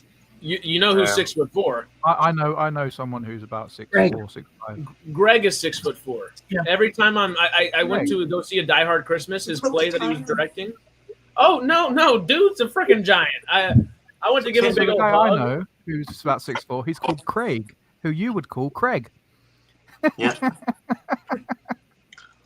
Greg and Craig. Honestly, that'd be funny. Craig. You know anything about Fallout? My husband's 6'2". Hello, Michael. How are you? Oh, damn.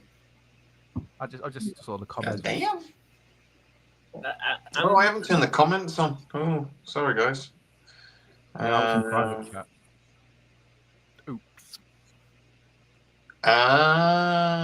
Okay. Ooh, right.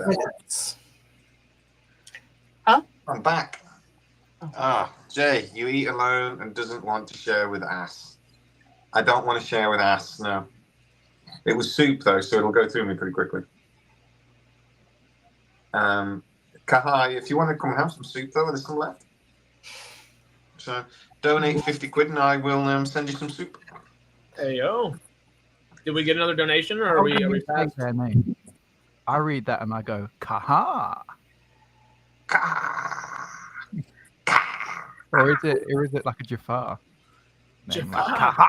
Right. We're waking up That all sounds the like a way. Klingon. They're waking up all the way. Oh, As he Always stop that boy. How are you watching Stargate, by the way? Are you streaming it from somewhere, or you just have it? Or... Amazon. yeah, we're just on Amazon Prime. It's Yeah. not free on Amazon Prime in the UK. No, it's on MGM Plus now. We have to get MGM. Guess I'm gonna have to load up my Plex server. Good I man. I'm watching on my So- iPad. I have my iPad set up right here. I'm watching on that. Actually, I don't use Plex anymore. I use Jellyfin now. He said it so proudly, doesn't he? It's like, I am breaking the law on Jellyfin. Breaking the law. It's not illegal to use Jellyfin. It's illegal not. You to just- watch things illegally. No, it's a backup. You can, but that's To not. back up. Mm-mm. Not breaking the law, it's bending it. I used it to show my kids the first episode of Stargate Atlantis the other day. Ooh, 99p a month for 3 months. Ooh, there's some good movies on MGM Plus. I don't have 99 pence Sci-Fi Quest. Ha ha ha. Oh, 99 pence. I thought that was 99 pounds. I was worried for y'all for a second. Yeah. Oh my god. 99p, baby. I might have to get. 99p is how much an ice cream used to cost. Yeah. Real Wade Nation Gaming. The Real Wade Nation Gaming. There we go. Howdy. Hey, Real Wade Nation Gaming. Here's a new name. I've not seen that name before. Hello, sir. There you go. I recognise a lot of the names. I don't recognise you, sir. So You might have seen There's them two of once. them. There's Real Wed Nation Gaming Clips and then Real Live. Wed Nation Gaming Live. They're And multiplied, supports. replicated. very cool. He is a replicator. Making babies. Oh wow. Well, with himself. That's he's a flower. What games does he play? Is he one of those Fortnite players, or is he like good games? One of them Real Wed Nation. Fortnite players. What do you do? Someone's One of gonna make those. Stargate and Fortnite, and Jay's gonna become the largest Fortnite player on the planet, or in the UK at least. You know, when I first started YouTube, my first ever comment, and I will never forget it. My first ever comment was, "This isn't Fortnite. Do Fortnite." That was my first ever comment. Weirdly, no. It's funny. Don't do timekeepers. You poor boy. Timekeepers. Oh God. Fortnite. I told you, it. Fortnite. I told you.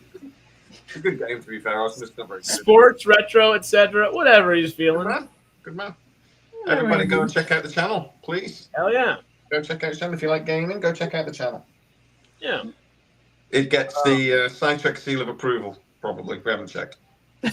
Well, you know what? He's already got a better seal of approval than time. What we don't realize is he's a massive racist.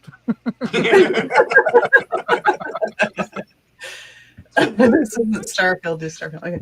I hope you're Milton's not. been saying I need to do Starfield for literally the last 2 years. I played about 3 days of Starfield, and I love Bethesda games. They're the only games outside of like Mass Effect that I'll actually start playing. I played 3 days and I never played it again. I don't think I've picked it up once since then. You didn't shut up about it first. Wait, you played it that time when you were trying to get your capture card to work? Is it that Yeah, time? yeah. And I played for like 3 or 4 times, and each stream was like 6 hours, 7 hours long. Yeah. I wore myself out immediately. I was like, I can't do it. Yeah, because you started with 6-hour streams. Yeah, I was like, I'm gonna do 2 or 3, 4 of these a week or something. Yeah. No. I feel like we Fuck, should you can check start Real small. 6 hours World's. is fine. Yeah. I feel like we should. What is it? Real Wade Nation Gaming. I feel like we need to vet him now. Are you a racist? And you do sports? What football team? Let's keep it. But actually, I'm not so bothered about the racist thing. What football team? Seahawks. No. No. Football team. The American football. Oh, there is football on there. He likes American football. Not American football. Football team. There is American. I'm on his channel. He's an American, is he? Not going to have a football team. Proper Just say Man United, and that way you get the J seal of approval. Don't say proper sports. Oh, we're going to have to ban him. Oh, no. Oh, that's terrible. He thinks American sports are proper sports. Oh, dear. They are. I Well, mean, no, they're we've not. taken other sports throughout the world and just made them, find them better. In this country, in a man's country, where men are still men, The baseball UK. is called rounders, and it's only played by children and girls. The UK. Basketball we call netball, and it's only played by girls. And rugby is what you would call American football, but we don't put armour and helmets on. We just batter the crap out of each other so badly that we get a thing called cauliflower ears. And if you punch another player in the face, the worst that happens is you might get a couple of minutes on the sidelines. You can't punch somebody in the face in American football because they're wearing a helmet. So it's like properly. And we have football where you actually use your feet to kick the ball. That kickball. Yeah, or not. It's not carry ball, is it? occasionally throw ball. No, You run. That's the football. You run. We'll get through that. Well, if we're talking about what happens on the pitch, it should be crown the floorball. Yeah, it should be stopped constantly, and I don't really know why. Or hockey's good though. I like hockey. Ice hockey's ace. Yeah, that's But all. Other American sports. So we have Stupid. Actually, the only proper sport. I swam growing up, so I like the swimming. That's why I'll stick with that one. Is that why you look like a merman? I suppose. The what? I didn't even hear it. I was not. What'd you say? I look like a pirate. Ah. Oh, okay. I'll tell you. I said, is that why you look like a merman? Or a Viking. Technically, I'm all of these things. Simply take the minute that United win one game against City, and now he wants to talk football. I think you'll find I don't shut up about football, and I wear a football shirt most lives, even though I know Klopp is going to be on my back. This is true, Levi, but then what would we call handball? Yeah. Because we do have handball. There is handball. And handball's It's not actually like really a big fun. deal, but yeah, it exists. There's revolutions here, but they're not. He's asking me if that's a bird of prey. Let me show you my Lego models because he's probably not seen them. Can you see that? So one's a 302, and then you got the Daedalus, and then down there's the Enterprise. You see that? But dun dun dun. The reason why I'm doing that is, God, sorry, I apologise about the ankles. I am building a bird of prey. Oh, cool. Yeah. And the wings go up and down. It's very cool. Cool. So I am building a bird of prey. So that will be my next model. And I've got new lights, if you can see. So there's new lights on the things. Christmas very Day. cool. Well, no, they're not the Christmas lights. These lights light up the models and make it all look. And they're sensor ones. Are they RGB? Can you change your color? Hey. No, but they're sensors. If they work, they don't work. Anyway, they're magnetic. I was very impressed. I'm very happy. But anyway, yes, so that's my models. David and his partner just donated another $10, or excuse me, £10, $12. I guess it's a little bit more than $12 because we're out to $15 US total, which is quite wonderful. Which cements David in the lead for this $50 gift card so far. What's the link for this thing? Whoever gives the most gets $50. Yes. No. Is there a link? Share it places. It should just be I'm on looking YouTube in there. itself. Oh, through YouTube. Oh, fundraiser. Yeah. Okay. Yeah. Cool. Or are you looking for the StreamYard link? No, I'm in. What? I'm in StreamYard. Yeah. I'm here. He doesn't have the YouTube pulled up. Do you know the thing that we consider Americans to be a bit stupid? Harris. Harris, can I have the link to StreamYard, please, so I can come on? He'd love to come and chat.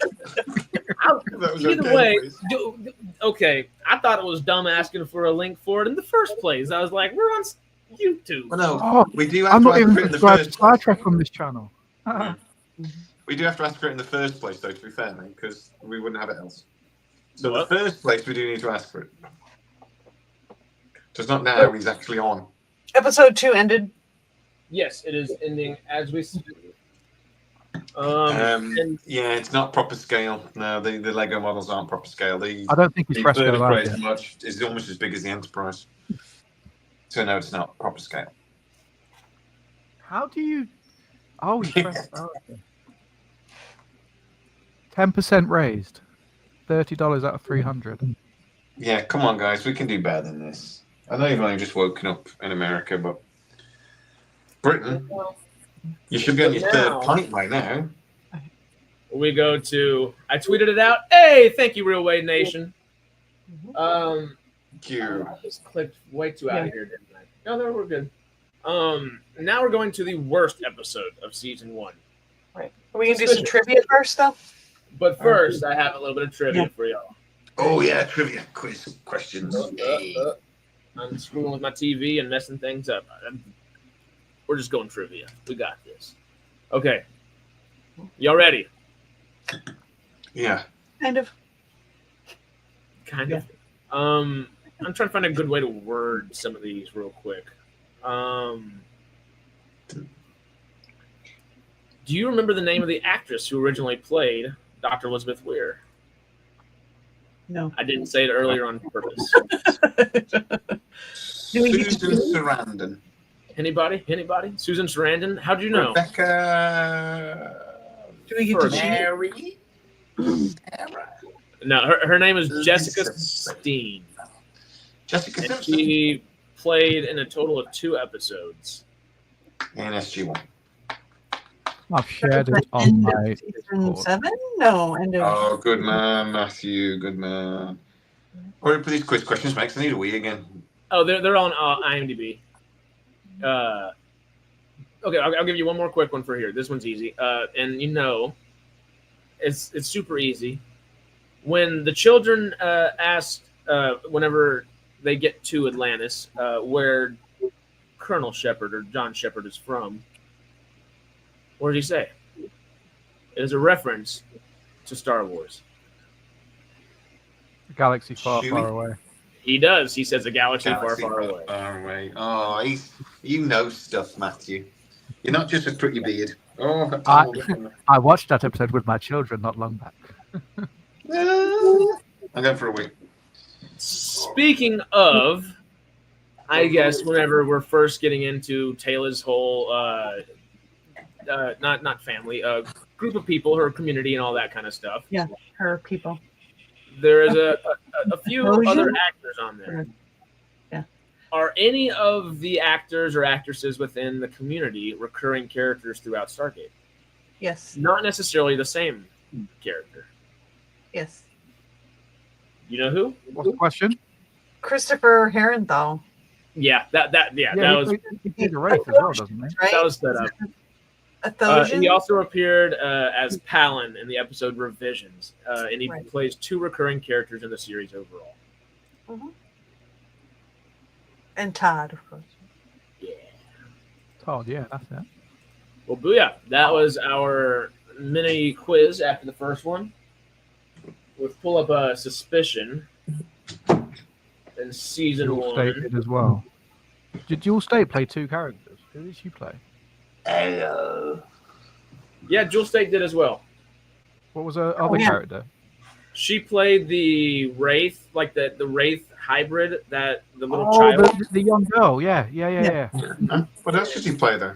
I don't know if she played that character and then she played the Wraith. Oh, The she was Doctor. of course she was. Beckett. She was then a doctor in of course she was. She was the best Doctor because she was lovely. She was lovely. She is lovely. She still is Yes. lovely. But she was lovely. Because Stargate. She was lovely as Because five. Dr. Keller doesn't exist anymore. Because Stargate doesn't exist. Bring back Stargate. Yes, we want Stargate.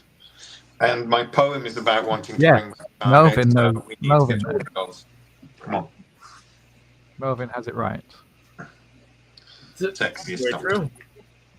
Well, I think Michael Shanks would disagree with you. No. Well, no. Michael Shanks would disagree. What? Because he's with. Because he is a doctor. Lex Doig is a doctor. Lex Doig. Doig. Yeah.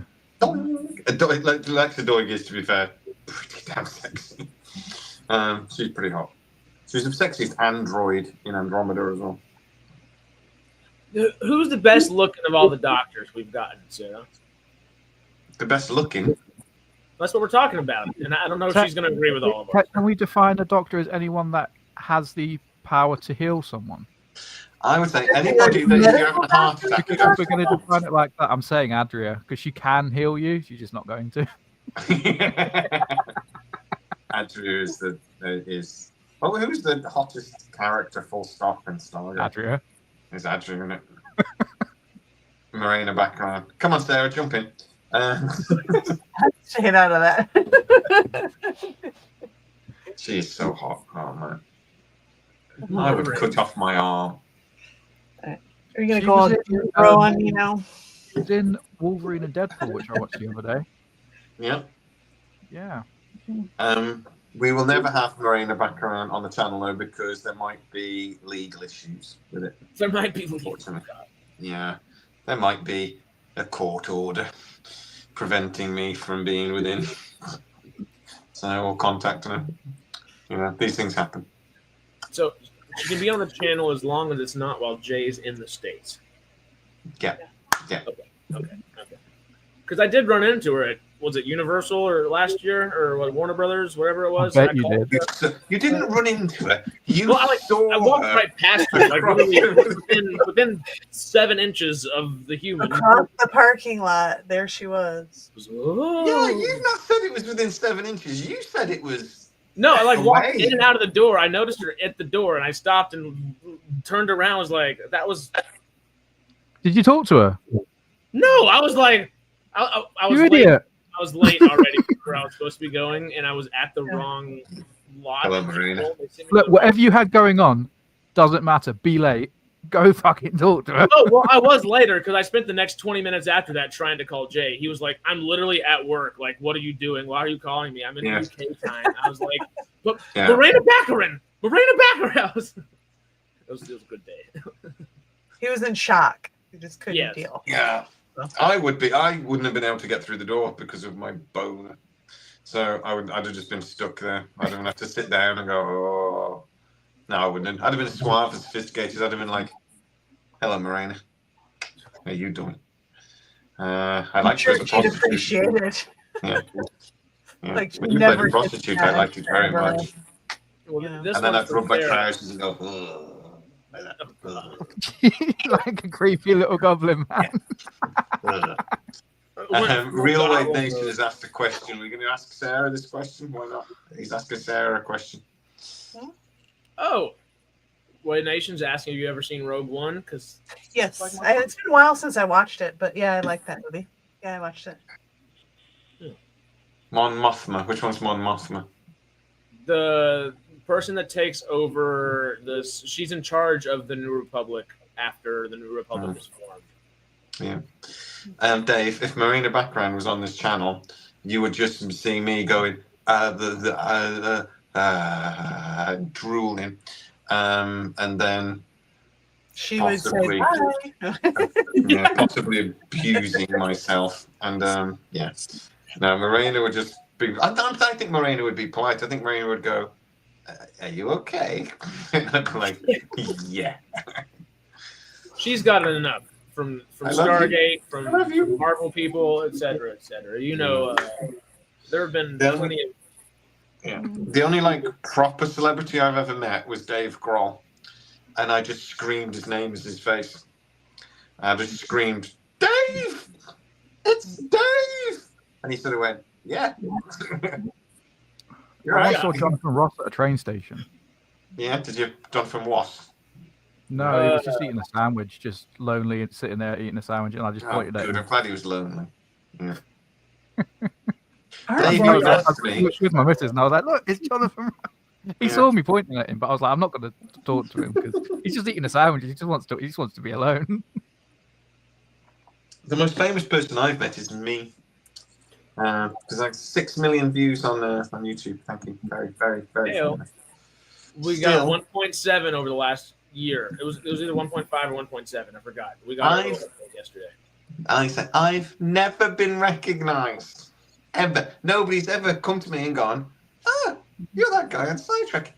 My mate Damien, who did no videos, and when we had that stupid little conspiracy channel, he's been fucking recognized. And my mate John Boy, who's got a walking video, he's not even in most of his videos.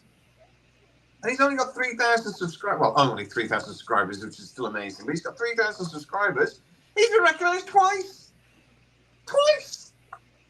I've got 30,000, nearly 33,000 subscribers, and nobody once has ever gone, He's that guy from not once. That's because most of the people that watch this channel are from like America. About half of that, yeah, half of the people are American. Yeah. But I've been to America. Nobody got me there either. You need to go to like a Comic-Con. And Yeah, that's what I was just gonna say. You got to go to Comic Cons. Yeah, probably get somebody yell at me though. I'm like, okay. You told us Stargate was coming back 3 years You told me ago. Stargate's going to loads of times. Actually, no, I haven't. No, Actually. you're gonna have someone yelling at you at a Comic-Con, and you know who it is. It's gonna be Jenny halfway across Comic-Con, seeing you Yeah. finally and screaming the entire bit hit to you. Yeah, it would be. And Jenny, This crazy blue-haired woman just running across the... she's like legitimately one of my favorite people I ever met. My entire all my buddies that were just hanging out were like, it's like, okay, y'all, I'm sorry, but I gotta go over here real quick. They're like, okay, we'll walk with you. And then everybody hung out with Jenny for about half an hour, 45 minutes, just talking. It was like, oh, Yeah, she's cool. She's very cool. I used to message her, actually. I haven't messaged her in a while. she's great. I was texting Colin yesterday. I watched. I got to the point in Falling Skies where hope breaks bad, or I think that's like actually like the title of the episode or whatever, where he kind of goes a little crazy and shaves his head and everything. Yeah. And that was fun.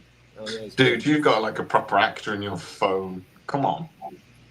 Well, Fleet Admiral, in autumn, I will be in California.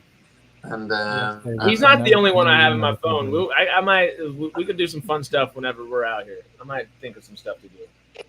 when I'm in the States, I will put it out there that I'm about. And if we can get somewhere that actually is like in and about, we'll meet up. That seems like a terrible idea, meeting people off the internet. I'm not sure that's a good idea, actually.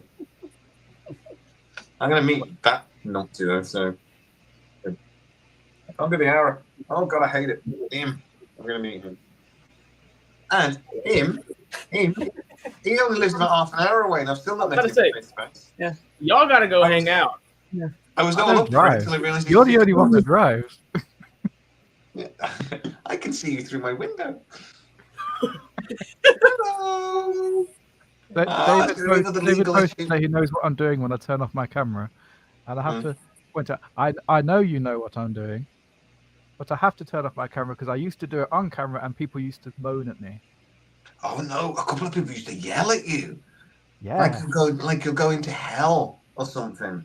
Yeah, it was Americans. Yeah, no offense, Americans. Yeah, he was nuts. God love him. They did like tell me I was like, I thought you were doing drugs. I was sinning basically by vaping on allegedly vaping on stream. Which you didn't do. So if I turn off my camera, who knows what I'm doing? I don't think you're doing anything. Mate. Do we want to know? Well, I'm doing when I turn off my camera. When I turn off my camera is I'm getting the room ready so I can turn it on. It's nice and foggy, and I can go, tonight, Matthew, I'm going to be. And then I do my song. That's all I'm doing. When I turn off my camera, I'm picking fluff out my belly button. Oh. Yeah. And then sometimes I eat it. Oh, okay. But I do that when I turn my camera on. I was like, I don't know if that's worse than a booger or what. It's much, much worse than a booger. Come on, man. I literally thought it was the most disgusting thing I could think of. Are we playing the episode or? Yeah. Oh, yeah, you're watching Stargate, aren't you? I forgot about that. Suspicious. Have you started it yet, sir? Things that you could be picking out and eating. Right now, I did. Brain pain. Brain pain. That's 5 minutes, that 30 seconds. I'll wait for you. His name is Brian. Brian, we're raising money for charity. You've got to put some Brian money. Pine? Brain pain. Brian, yeah. Oh, there we go. Right. Yeah, put some money in, people. Put some money in. We need to buy a present for the children. At the moment, we're only buying like 300. There's 11 hours and some minutes left. We've got a couple small gifts for some kids now, or one good gift for one kid. One of the David did it all. David and his partner. And Brian, yes, Americans aren't. You were very nice. No, Americans are lovely. Americans are some of the most friendliest people I've ever met. Genuinely, some of those friends. We take the mick out of them because they can't say aluminium, but and they've got crap sports, but they're genuinely friendly. We just don't. And we're include not the Northeast, in the UK. You know. Yeah. What do you no, mean? I'm very open friendly. and Look at lovely. his face. Does this look like the face of someone who's not friendly? No. A little bit. I think we're just suspicious. I remember I was in Las Vegas and we saw this guy, and we were in an RV holiday, and he owned a bar in San Diego, and he's just like, "Come on down. We're in the Gaslight District. Few beers. I got your car park. You can even keep on me settee something if you don't want to do anything." And we were like, "He definitely wants to rape us," and we were just immediately like really suspicious. He wants to rob us or rape us or both. And he was just being friendly. He was just being. That's how your first thought is he wants to rape you. Yeah, that was my first thought was he wants to rape me, because I'm so pretty. But maybe rob us. But he was just being friendly. He was just being nice. He was just genuinely just being like a really friendly guy. And then he thought we were Australian, so we punched him. Are you drinking a Foster? We sent him down under. Yeah. Yes, I'm going to throw another shrimp on the barbecue. We got a donation. Huh? We got a donation. We did. Yeah. Brain Pain donated $5 to Toys for Tots. Thank you so much, Brain Pain. Thank you, sir. Um, How many people are watching? How many people are watching? Come on. I can't. We've got 14 at the moment. So everybody at the moment, we had 20 just a moment ago. I don't know. We scared them away. Because we're supposed to be talking about Atlantis right now. And instead, we were talking about me getting raped. Yeah. Oops. Well, don't want the number to go back there. Every single live that you're in, Jay, it like teeters on the edge of demonetization. Yeah, I do like to push the borders, don't I? Well, last time, actually, we're good now, I think, because I clipped the segment out that was demonetizing us. Yeah. Every line where Jay's talking, just delete. Okay. I got a funny story. We're on season 1, episode 5, the worst episode of season 1 currently, Suspicion. And where are you at in it, Sarah? Have you started it yet? Yes, I have. I'm at the opening credits are playing right now. Is that the one where Taylor can see the wraith? 3:37. Okay, I'm at 5:34, and I'll just wait for you right there. Oh, yeah, it is. Yeah, That she one. thinks there's Wraith running around Atlantis. Yeah. Mhm. Let me actually load up. I didn't even load it up. I said I was going to and then didn't. Wait, so you just watched 38 minutes, and now you're on this one, yeah?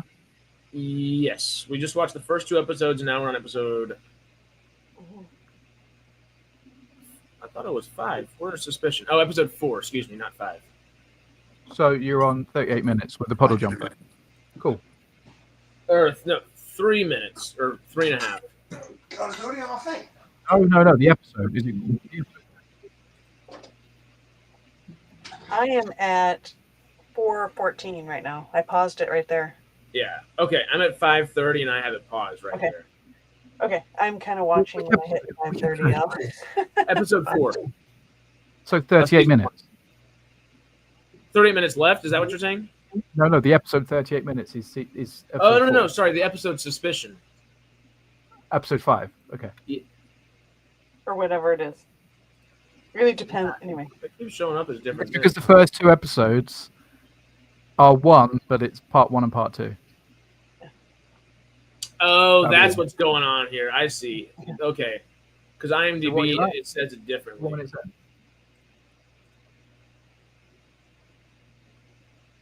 Yeah, I'm up on it. Okay. Yeah, they're talking about things and stuff. All right, I'm at 5:30. You're at 5:30. That's Yep. where I'm at. Okay. All right, let's go. Play? Yep. Cool. What is his name? Not Ford. What is the guy Oh, that's... that guy? Yeah, he's always in here. He's always a little grouchy. And then he kind of like... He fades into the background for the rest of the series, kind of. Yeah, he's kind of like a their character that you don't really care about. Yeah. Sergeant Bates, what an asshole. Yeah, okay, Sergeant Bates. Right. Yeah?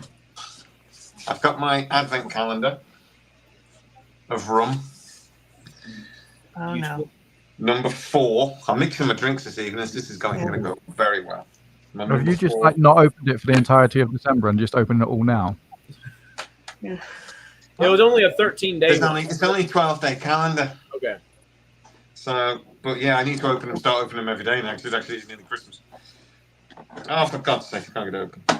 That's one at work. The coffee calendar. And because of the weekends, we'd end up having multiple on the Monday. But this week, because we break up on Friday, we're actually having way more. It's Mapmaker's Rum, a Chartering Scotland by Timothy Pont, but it's a coastal spiced rum. Nice. See, you Well, said yeah, you needed the mix- spice the other day with the banana rum or Yeah. banana cake one. The banana cake rum that didn't taste of bananas or cake. Yeah, you said you needed a little spice to it, huh? Shit, it didn't What taste are of you mixing anything. it with? Coke. What's it like? Just I will leave a little bit and give myself a little nip. I had my favourite. Oh wow, that's all right. I had my favourite customer today. Is a Scottish fella that keeps trying to give me whiskey every time I see him. Every time I see him, because we should have a nip. And we can't have a nip. It's 9 o'clock in the morning. He's brilliant. I love him. it's 5 o'clock somewhere. NC Biz just popped in to say howdy. He said, hello, love Stargate Universe. Got both seasons on YouTube. You know, these, I don't know, Sarah likes Universe. I think it's just this one that is a little downer on it sometimes. But I Stargate think Universe it's is back up amazing. on it. I like You it. know? This is a new one for me as well. Welcome, sir. I've not seen. I don't think I've seen your name before either. You know? Stargate Universe is better than 99% of the TV shows. It's just not better than The other Stargate. SG-1 or Atlantis. I wouldn't say I I disagree. prefer I think, SG-1 and Atlantis, personally. I think it got crapped on when it came out, but now I think on a second watch now it's a lot better. Yeah. love I think it's age for the. I just think that show was a little bit late, and if Yeah. Netflix had got it, and you'd had 10 Oh, yeah. episodes, I don't know, people shit on. I hate 10 episodes. That show, because it would have it was cut out quite the filler. focused, it needed 10 episodes, Oh, and we've got 7 seasons. $55. It's gone up.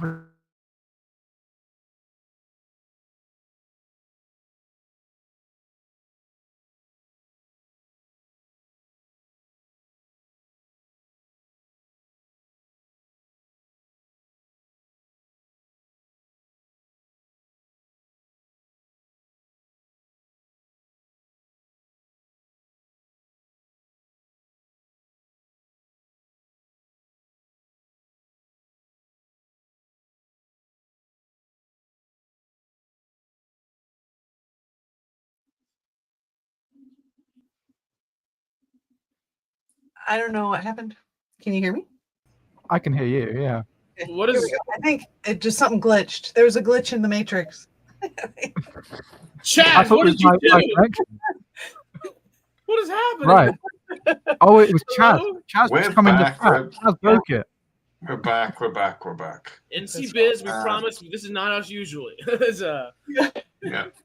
I don't know if you heard me before. There's $55 now. Someone else donated. I don't know who it was. we've got We're only $45 away from me reading my poem. Come on, people. actually. I've written a poem. It's here. It's ready to go. $45 we need. Come on, people. Dig deep. This is for the children. If the children don't get toys, we have to personally go around and stamp them. And I don't want to do that. We can't pull an Anakin Skywalker, everybody, you know? Yeah, we can. Brain pain. Usually I'd be right there with you.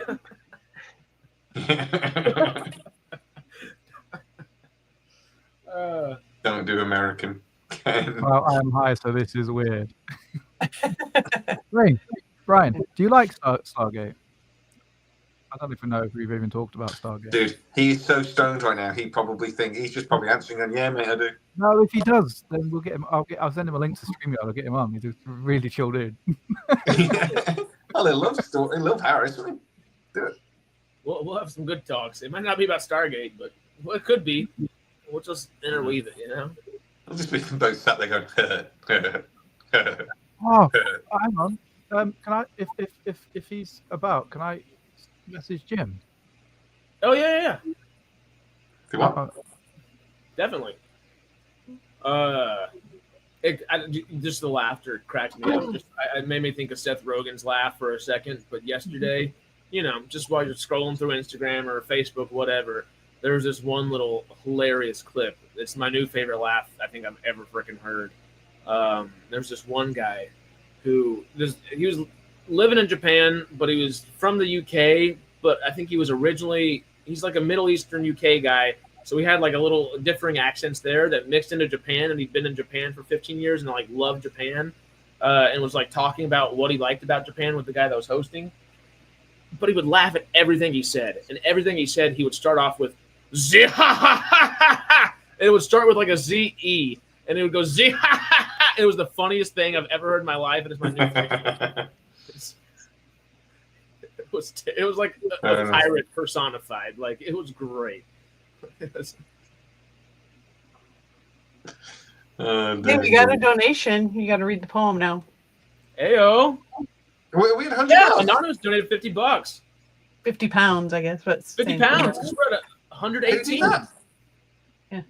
Whoever did that, thank you so much. Anonymous. Legend. Right, okay, here we go. Then I'm reading the poem. Oh wow. Okay, we'll Right. pause. This is only the first draft. This is the first draft of my "Twas the Night Before" Stargate. Shall we pause real quick before we? You can if you'd like. Yeah. All right, we'll pause. Where are you at, Sarah? 13 minutes exactly. 13 minutes. Anonymous. Wow. A huge thank you. Like Thank huge you thank so much. Amazing. You're legends. Right. 'Twas the night before Christmas, and as the day grew late, gators were asking, Amazon, where's Stargate? We have been so patient, waiting with hope, but nothing but silence. Is Salky on dope? No, Salky had dope. Sorry. Bring back the show you know we'll need. No, not Legally Blonde, SG1 at light speed. Bring back Brad Wright, it just makes sense. No more of this annoying sitting on the fence. We miss Jack, Teal'c, Daniel and Sam. We miss Chevron's locking. Tell us the plan. You know you're going to bring it back, but if you do a hard reboot, you're all on bloody crack. We want a conclusion to Atlantis and Universe. Not saving Eli and Rush is just perverse. Where is Shepard and our man McKay? The Wraith and the Asians coming back to play. At this time of Christmas, magic and beer. Notice I put beer in because I love beer. We pray you are working on making us cheer. Open the gate and make us all shout out loud. Thank you to Amazon. You're making us proud. This is some dodgy rhyming here, but no, it's all right. There's one thing. Merry Christmas to all our Merry Christmas to all of our side trekkers, the believers, the faithful, the real gators. And when the gate opens, you'll know where to come. The party will be here, and we will go nuts and then some. Merry Christmas, side trekkers. I will polish it up before I do the video, though. Merry Christmas, y'all. You got to post it on X and stuff too, like type it out and. Yeah, that's a good idea. I can do it, yeah. When I get it a little bit. What everybody? A little bit better, but yeah, my first draft. Oh, it was Thank you, Ken. David. Ken was anonymous. Thank you so much, Ken. Thank you, Ken. You're a yeah. legend. Oh, hell yeah. He does do Americans. Clap, clap. Good old Nice to hang Ken. out. Hope you come back soon. Not leave. It wasn't that bad. It was a first draft. It's better Singing than the it. 12 Days of Christmas. So. Nothing beats the 12 Days of Christmas. Come on. Yeah, wait a I second. hated After that that video. Man. whole debacle with I remember technology, you sent me all the clips of that, and I was editing it. Yeah. Yeah. I had to bring it back up because when we lost it with all the tech debacle for a second there. Yeah. Now we're Why did you- I did another song as well, but I can't remember what I did. I did something else as well. You did, yeah. I can't remember what it was. Silent Night or something. Or Was it Jaffa Creek? It was Jaffa Silent Night. Creek. It was like, yeah, Jaffa. Yeah. It was something like that, wasn't it? I'll have to dig that out next. Put them both back on for a quick Track. Yeah. Thank you, brother. And I have M3 stuff. All right, I'm taking a break for a minute. I'll be right back. Tara needs a wee. I'm probably not far behind, actually. I'm already I'm going to stop the other one and bring up this one that it might be. Because this is the only other one I think he might be talking about. Was it this one? Yeah. Are we watching it or Yeah. no? Yeah, play it. Don't Yeah. play Oh, it. okay. Reality Embarrassed.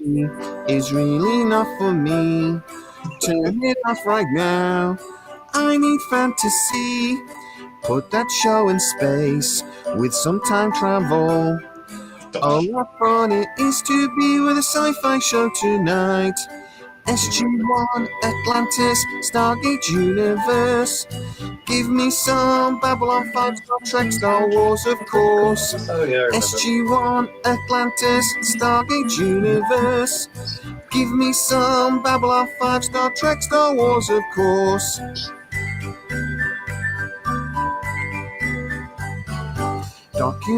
Documentaries, they can be quite good. I don't need to learn, I need Quantum Leap. Let's get lost in space, fight some aliens. Oh, what fun it is to be enjoying my TV. Oh, SG-1, Atlantis, Stargate Universe. That one's got a ring Give to me it. some Babylon 5, Star Trek, Star Wars, of course. SG-1, Atlantis, Stargate Universe. Give me some Babylon 5, Star Trek, Star Wars, of course. Give me some Babylon 5, Star Trek, Star Wars, of course. Sci-fi. When was that uploaded? How have I never seen that? Yeah. Have you I not? did that. I did that. Oh, And I really sorry How about old is the singing. Yeah, I just wish everyone a Merry Christmas and apologise for the singing at the end, I think. That's it. The chorus is actually quite good.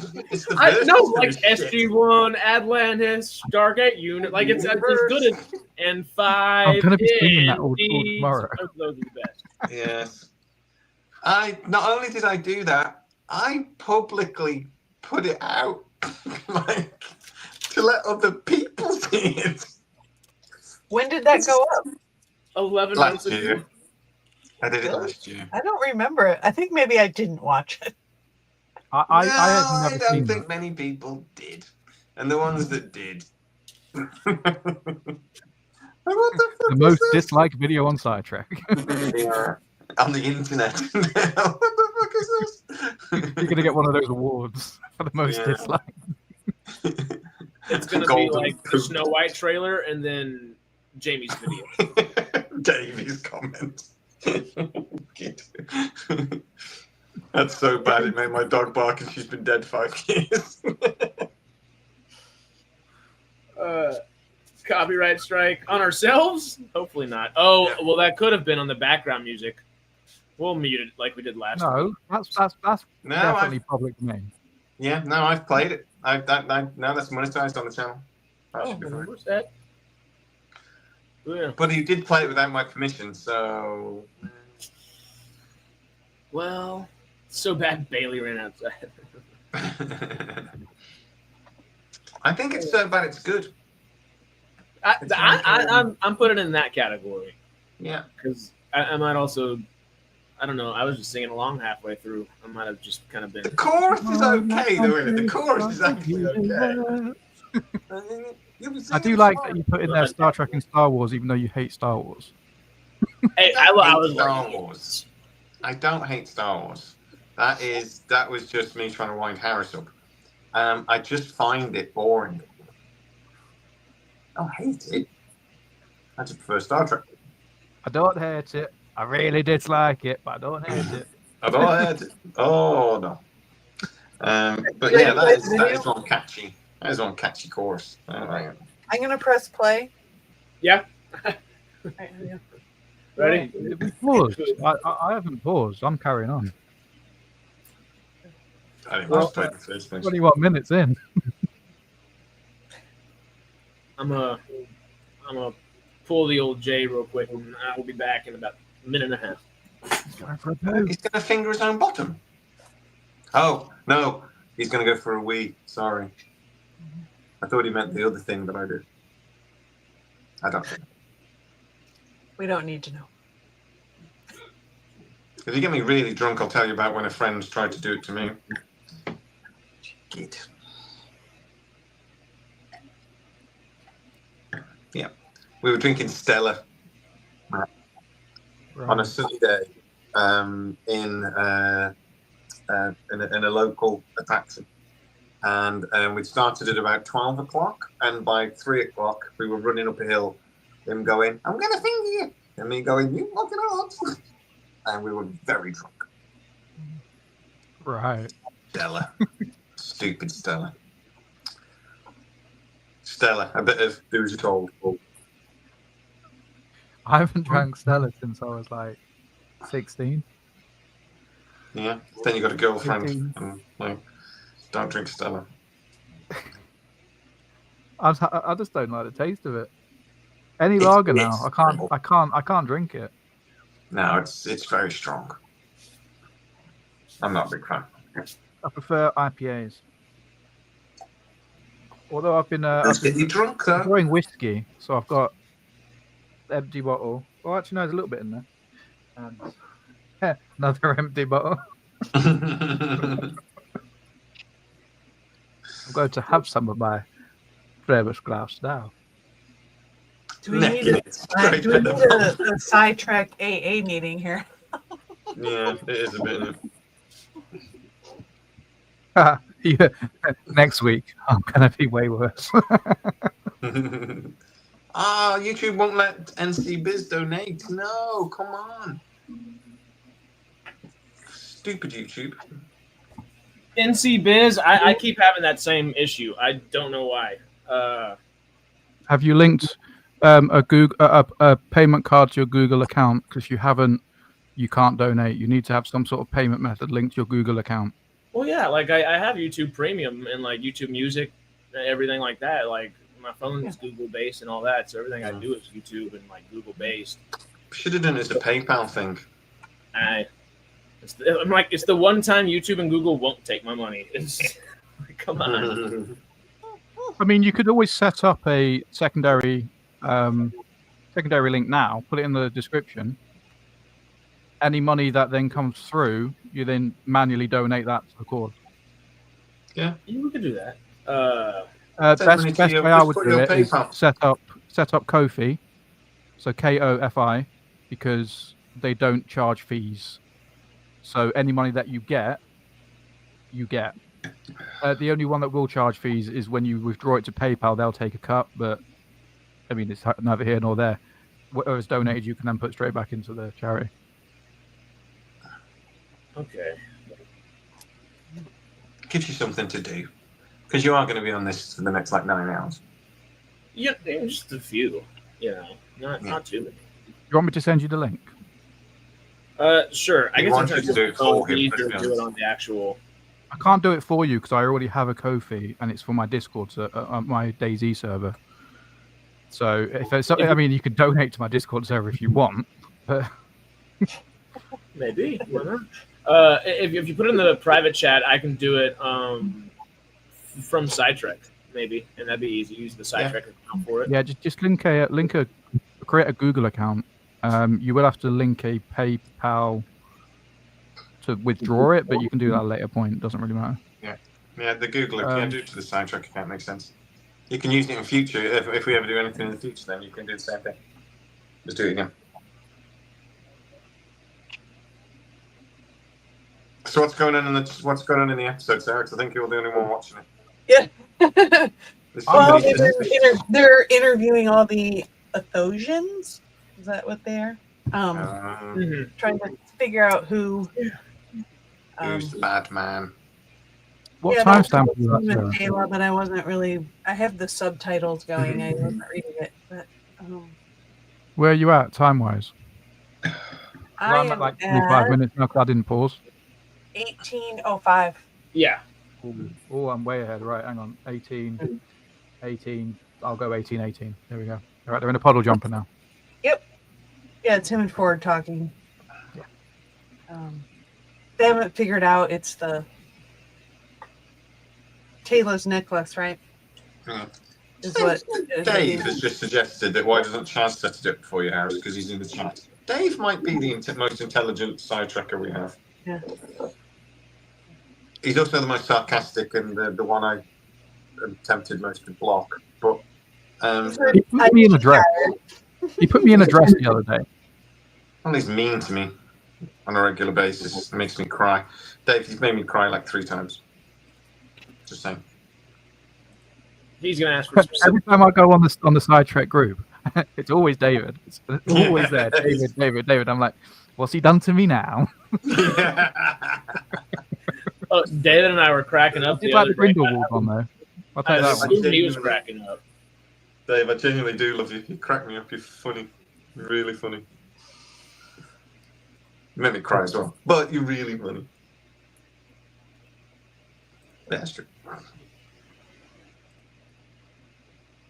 Hive is flying to Atlantis. Mm. What is that? Is that like a I might lyric? need that for my. Hive is flying. Yeah,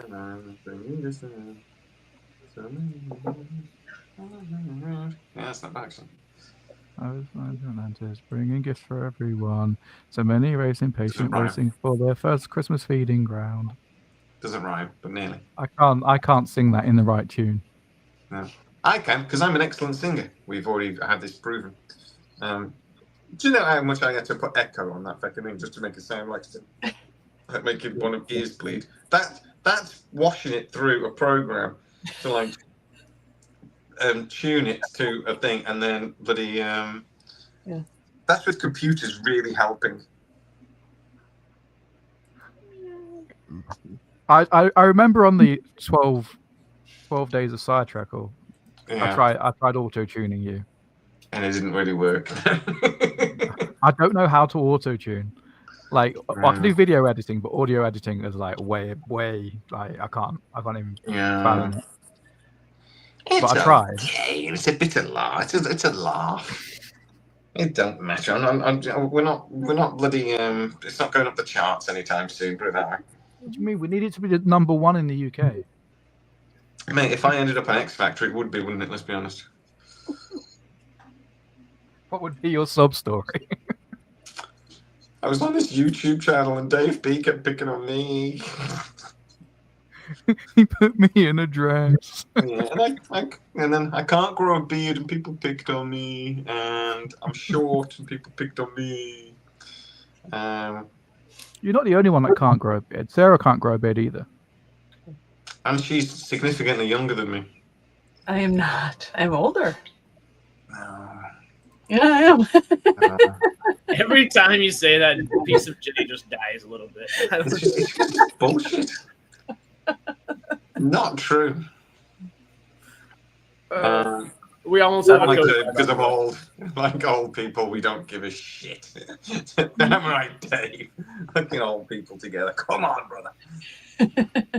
I stopped giving a shit a while ago, I have to admit. It's more like a little poem. Did you actually give it a try, though? Hive is flying to Atlantis, bringing gifts for everyone. So many races. Melvin, I'd love to see you with a beard. Christmas. Please come into chat. I need to see bearded Melvin. I was about to say. Oh, yeah. Melvin. Wait. He's just going to come on and he's going to be like this. Yeah, we all got to do our race. Yeah. I can't do anything properly. I can't go bald properly. And I can't grow a beard properly. You can go bald, Jay. You just need one of these. Yeah. Oh, yeah. Jay was I like, I promise take I that haven't one done back. Yeah, I promise. I've got no eyebrows, or very little. right? And people, occasionally I catch people looking at me going, and I'll go, yes, I've got no eyebrows. Was there a fire? No, there wasn't a fucking You fire. actually not have eyebrows? I've not really, like a bit, but not much. If you look, they're blonde, so they're like really It's light. light then, yeah. So this is why I have darker rimmed glasses because it covers it up a bit, right? I was just They gonna do. say eyebrow pencil. Yeah. Yeah. I'm gonna get them tattooed on. But the thing is, yeah, a Sharpie. When I go bald, I'm gonna look ridiculous. I can't grow facial hair. I haven't got any fucking eyebrows. I look like I got alopecia. It's just like I'm gonna look ridiculous. So yeah. I'll give you half of it all. You can have half of a little bit of a Fu Manchu and half of it there. I got you. If you could, that'd be great. I'm with big bushy eyebrows. You can have my eyebrows if you want. Mine are fucking wild. It's just not fair, man. If we had 4 or 5 minutes spare, we could count my leg hair, and it wouldn't take very long. 4 or 5 minutes. We could have then 2 or 3 minutes to count my chest hair within the time frame, and a minute to have sex. Except we then have 45 seconds of that left over as well, probably. But, 45 seconds of that as you apologising. so sorry. I'll get something to wipe that off your leg.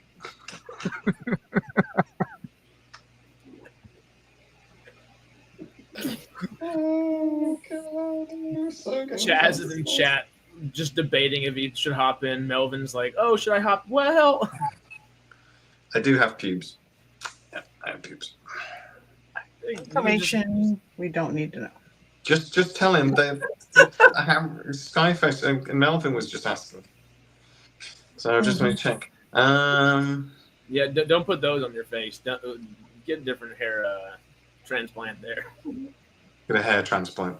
That's the problem is I've got no hair To transplant. transplant.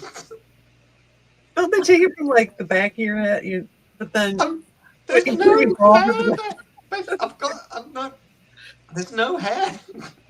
No, they At would. least- The back of your head has the most follicles. They you would just just take those strips hair out. pieces they glue on and it looks You mean real. like the back of my head, the here sort of thing? Yeah. Because I've The got crown. none on my neck or my back. No, like the Just crown. take Like the the crown head area. from my neck. That's got the most follicles. That's where they would take it from. So they take it from my head and put it back on my head. They just move it. Oh, okay. Yeah. And if you didn't have that, they'd take it from your ass. They won't. I'm not hairy there either. Honestly, I mean, they could take it out. That my makes ears. me jealous. Melvin. Yeah, they could take it out my ears. My ears have suddenly, my hair has gone into my brain here, and then it's coming out my ears It just stopped. It was and my nose. Yeah. But vertically at my nose, it literally comes out like that. Beneath the nostril. oh, I hate nose hairs. I British always get looking. one really long one sticking out, and I'm just like, and it really hurts when you pull it out. Yeah. Every so often, I'll sort of, like we scratch my nose, and I feel a hair, so I'll just pull it out. And every single time I regret it immediately. Don't you have the little I pulled shaver? one thing yesterday. that stick up I've got a there? little shaver. Like, I've got a that shaver. big on there. Yeah, the root was that big, and I'm like, Yeah. that Oh. that was in me, Ow! and it I was at work, and, Oh my god! and I'm just like, Ugh. Yeah. Ugh. that's one of The those only ones where thing you're more like, painful. Who's The only thing more painful is I got a zit, and it's happened to me twice. oh, A zit right on like the lip, so it's between the skin and the lip sort of thing, and it was a bit. So I had to squeeze it, and I don't know if you've ever had that. It they're is- just those little things. It's so painful. It's torturously painful. And honestly, I would give real money for it never ever to happen again. Because oh man, the worst ones for spots for me is right here, like not on my nose, not on my face, right. Oh, like, that big little corner like. here. mm. Oh, horrible. Because you can't just like, I can't get in there to get rid of it. Dave is just asking about me not being on Facebook for a while. I'm having a break. I got yelled at for putting political views on, so I'm having a bit of a break from Sidetrack now, as well from Facebook. Is it a break that you have imposed, or did Facebook impose it on you? No, I have imposed upon myself. As you know, I'm not a Trumpian. How's this? I'm not a Trumpian. And I was expressing my opinion, and people got angry at me, going, "This isn't the place for your political views." I'm like, well, it wasn't my personal. It was on Supporters of not on Trump Sidetrack, called but- trumpets, not trumpers. Trumpets. I'm a Trumper. No, Donald trumpets. Trump in the social experiment. Yeah, I know. As I'm going to fart on a man's head, but I won't. And this isn't the place for it. But yeah, people got angry at me. Oh, then again, it was on your own page. People should. It was on my own page. But that's stupid. I don't. Once again, people getting pissed off at people for politics is stupid. Well, there's no saying, like, don't talk about politics or religion, do you? Don't they? Because people get angry about it. Religion, huh?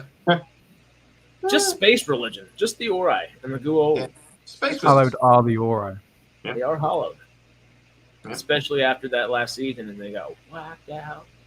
Pretty hollow. Well, I was brought up. I went to Catholic school, and made 3 nuns cry. Oh yes. Asking why the fish still got have away with it nuns in scot some free. schools. I work in Catholic schools. They still have nuns in some of them. Yeah, well, we had nuns. It's I was really made to weird. sit at the back in RE, and I wasn't allowed to ask any questions. And then they Well- sat you on your knees on rice and hit you with some rulers. Yeah.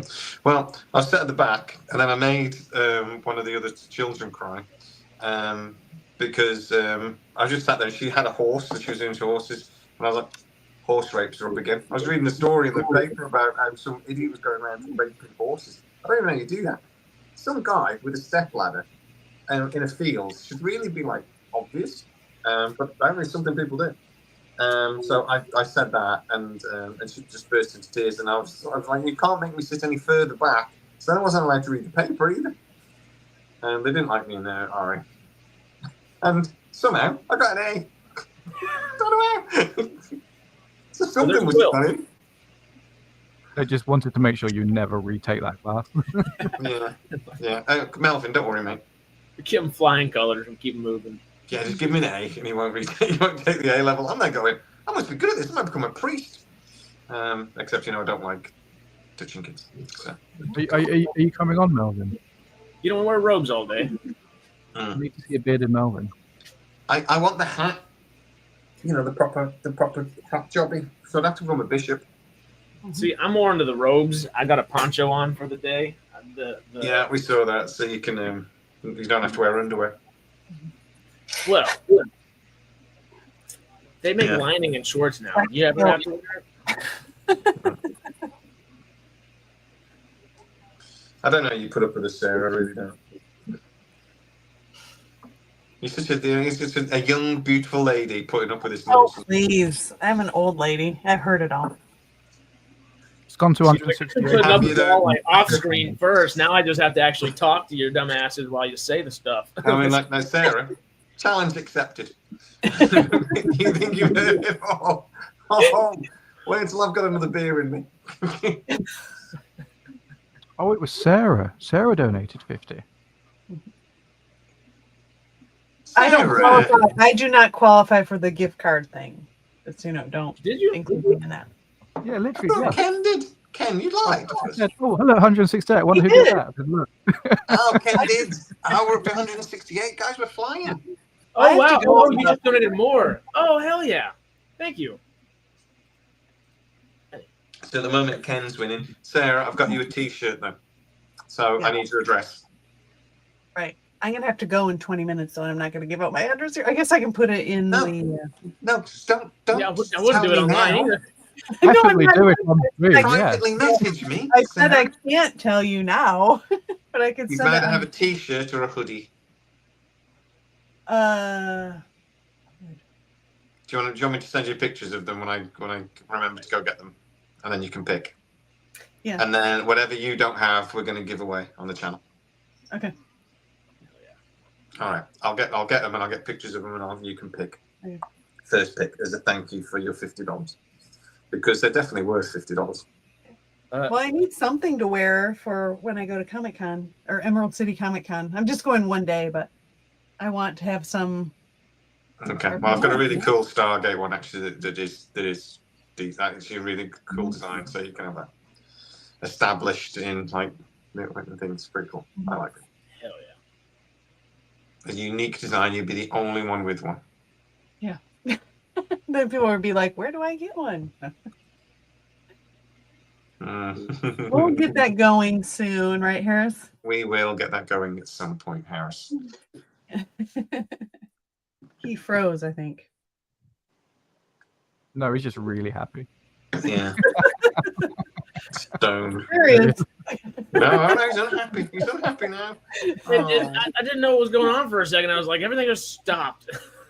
So confused. Could have been worse. You could have been pulling a worse face than that. What was I doing? You were just like, No, you're, you're At like, least I was happy and not confused for a moment instead of just like. do you want to see what I look like all dressed up? My Yes. husband and I went to his company fancy Christmas party. Do you want to see? Oh, I thought they meant like Princess Leia or something. No. It's just, Mon it's just Mothma. us dressed up. I don't know if you guys wanted to. Oh, great. It doesn't work. Oh, we can't see. Oh, you have to turn the thing off. Oh, yeah. Hang on. How do I do that? Settings. Okay. Oh, God. How do I do that? Okay. None. Ooh, That's no, like me with terrible. technology. Oh, you guys have a green screen and everything. Look. She's professional. Oh, wow. Look at you. Oh. Thanks. Yeah. So the next great sci-fi novelist, Yeah. Very nice. the next great sci-fi novelist and the Queen of the Trek at the same time. Queen of the Track. You know, this is insane. Should I turn this back on? Green screen in it and everything. Yeah. I've gotta I keep forgetting to like look for some new backgrounds. Yeah, you could just use pictures through this. Just get a picture of anything. Get a picture of a catheter in the corner, and it'll just remind Jay at all times that he needs to go to the bathroom. A waterfall. God damn it! We're gonna go to Logan. The moving, just flowing water. Matt's picking fluff out of his belly button again. Yes, yes. He'll come back chewing. Nom nom nom nom nom. Delightful, delicious, delightful. When did I eat that? Some milk and cookies. Very good. Very good. Oh dear. Where are you at with Stargate, by the way? We are You almost haven't done even got through season 1 hey, yet. it's talking. You got another 4 seasons to do yet, dude. I think this is the only one that we did a double episode in, though. I think that's why. Are you it's kind of- watching? Yeah. Are you Yeah. gonna watch? Are you actually gonna sit here and stream the entire or watch the entire 5 seasons? No, it's just the best and worst episode of each season. To 10 episodes. Next up, episode 2. Season 2, we have Runner for best and Tower for worst. Right. I'm gonna have to go in about 10 minutes, though, guys. Yeah, I'm going to go in about 5-10 minutes as well. Yeah. I've already given you an hour and 40 minutes more than I intended to. Thank you, good sir. Thank you. And thank you, Sarah. Yeah. And Matt. I'll be in chat probably later, but that's it. I'll be asleep later. Yeah. I'll be asleep in about an hour, actually. I'm knackered. So I'll be tired. asleep in about an hour, maybe 2 hours. What? Almost I'm 9:15 down there? Up Yeah. there, wherever you are in the world. It's about half, yeah. I don't even know what time it is, actually. Seems like the suspicion episode is like 9:10. forever long. Like, Yeah, this one. okay, still going. Suspiciously long. Yeah. It's only 43, 44. I know, it just seems like it's anyway. They found the Why, necklace. Oh, Kaha says this can be sung. And Kaha, remind me, are you Cassia from the Facebook chat? If so, Kaha designed a little Stargate with the Christmas tree in it on our thumbnail. and thank you for that. If so, Oh, very cool. yeah. I did see this thumbnail. Very nice. This one to be sung. You want to sing it, Jay, or should any of us give it a shot? No, go on then, Paris. Oh, me? That's why I said. You went to Juilliard, right? No, I left that and came out here early. Oops. Okay. Flying. Wait. Okay. Let me get a tune first. Flying to Atlantis, life is full of wraith, all impatiently waiting on their Christmas gifts. One will feed on Woolsey, other on some nurse. One who gets the best is God's revenge on Shep. Oh, yeah. Universe. There we go. I am not singing. Sorry. Sarah's like, y'all got me in all the bro stuff, all the BS, all this. Do not expect me to open my mouth to sing. I gotta draw the line somewhere, people. Good. Kate. Well, great. Nice to get an actual name and a true greeting. Thank you again, and it's badass. Thank you. David says, sweet. "Yeah, you're You're worth sweet, every girl." penny, Jay and Sarah." Self-destructing wraith. Yeah, Anyway. you know, it's not How do Matthew you draw it Harris. in Matthew like Harris. watching the show and nobody's like, No, Matt Harris, you ain't worth anything. But me and Sarah, the pretty ones of the group, the young pretty ones of the group, me and Sarah, the elders. the wise elders.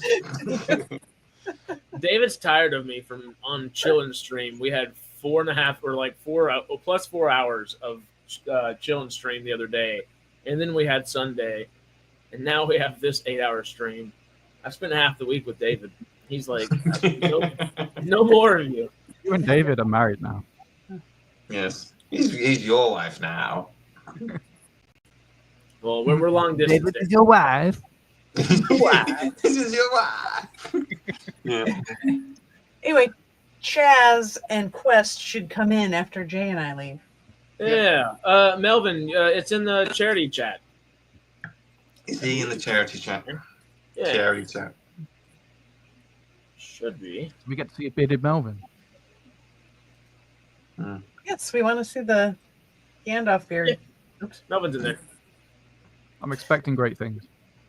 Yeah. We need the gloriousness of his beard. I need to do David was more up to videos with Chazz. 5:30. I've not What? spoken to Chazz much. Need to do more videos with Chazz. I haven't spoken to him much, but when we have done, I've always had a really good laugh. I've never spoken to Chazz. Always. Oh. Funny. I mean, I have in the chat, not in like the Real life. Well, let's try and get him. Let's see if he's available Christmas for the Christmas video, eh? Oh, he will be because he's coming to my house for Christmas. He will be. He has no lie. Unfortunate. Do any of us have wives? Are we ready for the gloriousness? Oh, the beard. Here we go. Drum roll, please.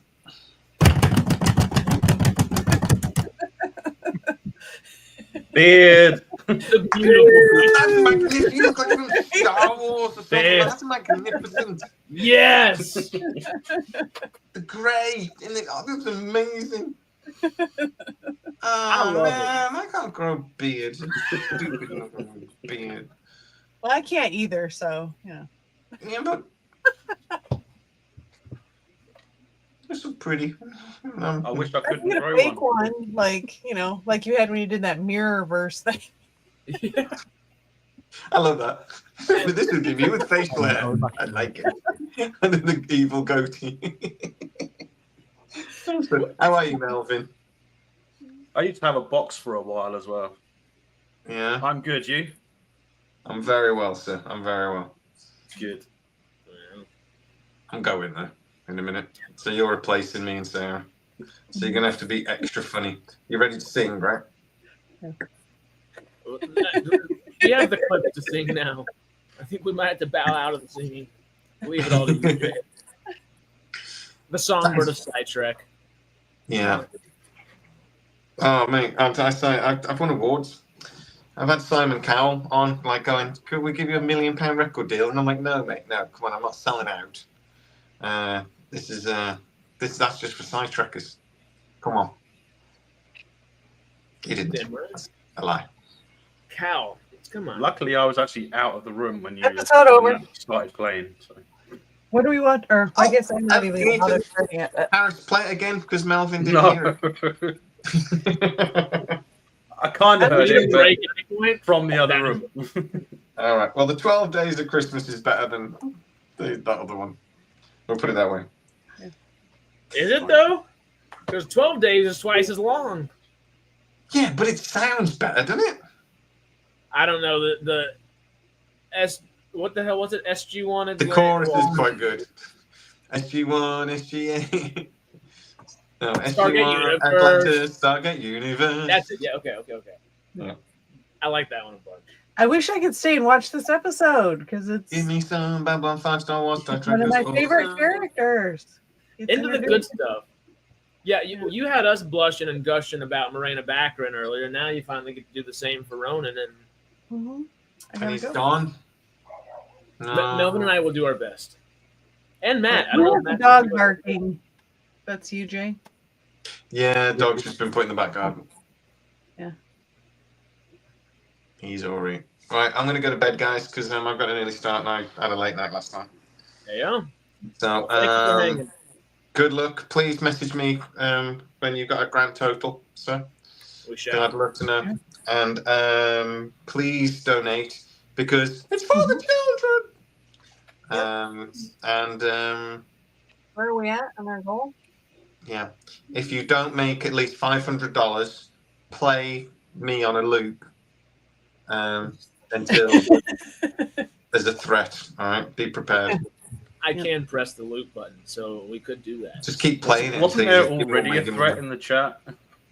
Yeah, exactly. Well, no, everyone just turn it off. Unfortunately, so it's not really. It's a bit of an empty threat, really, if I'm honest. Isn't it? Well, my finger was hovering over this unsubscribe button.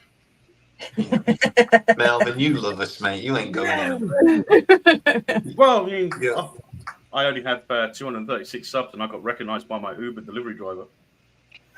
See, that's bullshit, man. I've never been recognised. It's not fair. He recognizes you because he comes to your house all the time. I've spoken to Brad Wright. For God's Oh, sake. That was like a year ago now, wasn't Matthew's it? been told off by Brad Wright. Or it was a little over a year ago. I was on Blue Sky and I followed Brad and I tweeted him or whatever the verb is for blocking Blue Sky. I'm like, Brad, you have to follow me on here so you can tell me to shut up. You did. He's good, isn't he? You were bluing at him, or no? That sounds bad. You were skying him. Skying him. Yeah. I didn't think You- about that you- before I said it out loud. I was. Harris, you manage the X account, don't you? You followed I Brad do. Wright. You followed Brad Wright, haven't you? Of course, yeah. We do. He'll follow you straight back. He should do. I don't think he's active on it on the Twitter too much. Oh, we'll go on No, Blue he's Sky. on Blue Sky He'll now. follow Everyone's leaving Twitter. until he realises Jay's involved. He loves me. Fuck you, Melvin. He loves me. I was telling him where to go play golf and shit. Oh, really? Loves me. Yeah, he was reading the messages like, fuck off, I know where to play golf. No, it's J. Michael Straczynski, the creator of Babylon 5, that's not a big fan. That would Is that be the one true. that blocked? That's just one of them. Yeah, there might be a couple of others that aren't big fans either. But, I keep telling people things that I shouldn't. Oh, well. I think the world's happier from it, though. Keeps it fire out of the studios, at least. Yeah. Anyway, I'm going to go now. But have a lovely evening, day, whatever. And make some money for the children. We shall. Let us check these donations real quick. Oh, yeah, go on. I want to know the donations for you. Yeah, but while y'all are headed out, we're still at the $168 mark. We're over halfway, and we're less than halfway through the entirety of the charity stream. So let's see if we can break the bank a little bit. You're not even a fifth of the way through. So you got a long way to go. Stream-wise, yeah. It's been a long road getting from there to here. Wrong He franchise, took Jay. picture. Oh, Harris. Harris. That time is finally here. Fast and Furious. Have you got That's the like login singing for the this? Fireflies 'Cause I can do theme a ticket for for the you. same reason.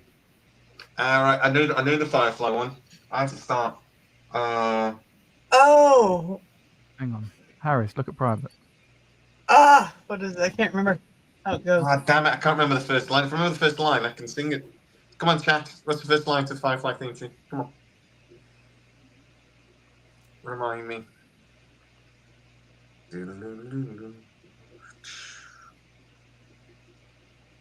Be fine. Come on, Davey, or somebody will know it. Come on. Melvin, you're searching it because you look like you. I'm not searching it. I'm waiting for someone else. I know it. I'm not singing it. What's the first line to it then? No, if you don't know it, I do know it. I just can't remember the bloody first line. Tell me the first line, then I'll remember the song.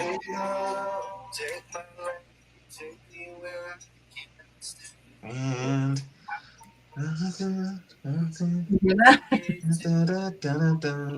not good enough, Jay. Not good burn enough. the land and boil the sea. You can't take the sky from me. I Kim can't remember the first said one. he's I need to watch wishing his- Firefly. Yes, guys, I'll see you on Sunday. Merry Christmas, everybody. See you soon. See you later. Merry Christmas, y'all. Thank y'all for hanging. Of course. See you later. Bye, Sarah. Bye. Adios. Bye. See you. All right, Right, guys. I'm gonna. I'll try and log into that, and then it'll probably prompt you. I might. Okay. See you guys Sorry, later. might have to what? Matt will be back in just a second. No, it's just the way he said it. It just I might have to bump gone. See you, Sarah. See you, Sarah. Take it easy. Give Bye. Brett a howdy for us. All right. Yeah. Now it's just you and me, Melvin. You and I. What do we do? Let's Now play we can go Starfield. crazy. Yes. I saw that. I was like, I haven't thought about Starfield in so long. Like literally since then, essentially. But all right, I do have season 2, episode 3, the best episode of the season, Runner, right here, and I'm pressing pause the second it pops up on my screen. Cool. Let me go ahead and Runner. just went to look at donations. The button to donate has disappeared. Maybe refresh. Yeah, I just Still refreshed there. and it's still there. Yeah, just refresh. Yeah, that might just be a refresh. I don't know what the hell was going on earlier with the little tech debacle there for a second. That was threw me for a loop. Oh, that's what I'm typing. Season 3, best episode. Season 2, best episode. Excuse me. Episode 3, Runner is what we are watching right now.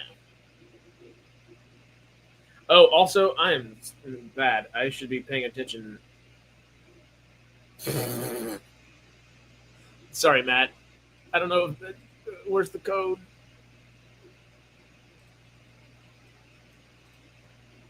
Okay, we're about to have Matt back. So, how many episodes of No Ordinary Family have you watched, Harris? So much of it, I've actually binged all of it 17 times over. Bull. Sorry. Just clearing my throat there. Cool. But yeah, Matt's got the code. Now we're gonna actually get like a little timing ticker for everything as well, which would be cool. Oops. Yeah, I don't know how to do that. I'm glad he actually knows how to do that in there. Sweet. My name's Jeff. I love it. Wow. This again. Create banner. You look like the Stargate just master in the corner right there with this big Stargate behind you. I like that picture. I too. was missing out on my Stargate background. I got a Christmas tree. Oh. These are so cool. That's new though. I haven't seen that one. I don't think. I haven't used it in a long time. I like it. Sci-fi quest. My old logo. Yeah. Matt's about to just wizard us up with some magic. Timestamp. Is that what we're waiting on, Matt? Should I go ahead and press it, or are you timing us or something? What episode are we on? Episode 3 of season 2. Runner. Give me a sec, because I'm currently 10 minutes into childhood. It just auto-played the next episode. Give me a sec. Yeah, no, it's a little screwy because we go one episode and one episode of each season, and they're not necessarily back. Just out of curiosity, on the list is our what's that one with what's that first one with Rodney's sister? Is that on the list? I can't remember the title. Because that's season 4. We have Midway, Quarantine, Satita, and Phantoms. I don't think it is. I think we talked about it a lot. Midway, is that the one with Ronan and Teal'c fighting? Is that the No, one? I think we chose. That's Midway, isn't it? That's Midway. If I remember Yeah, right. Yeah. I think we chose that one. Gate to Earth. So hang on, right, we're on to season 2. What episode? 3. Runner. Yep. Cool, I'm ready whenever you are. Just hit play. Cool. And you ready? Oh yeah.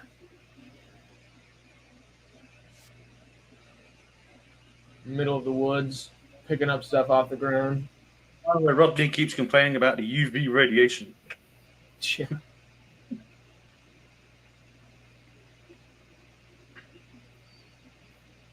We're saving Earth.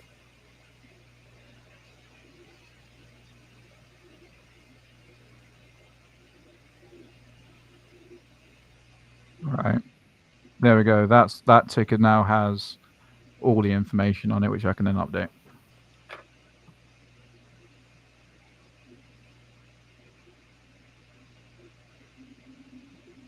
Oh, I see. I'm with you. Oh, cool. Thank you.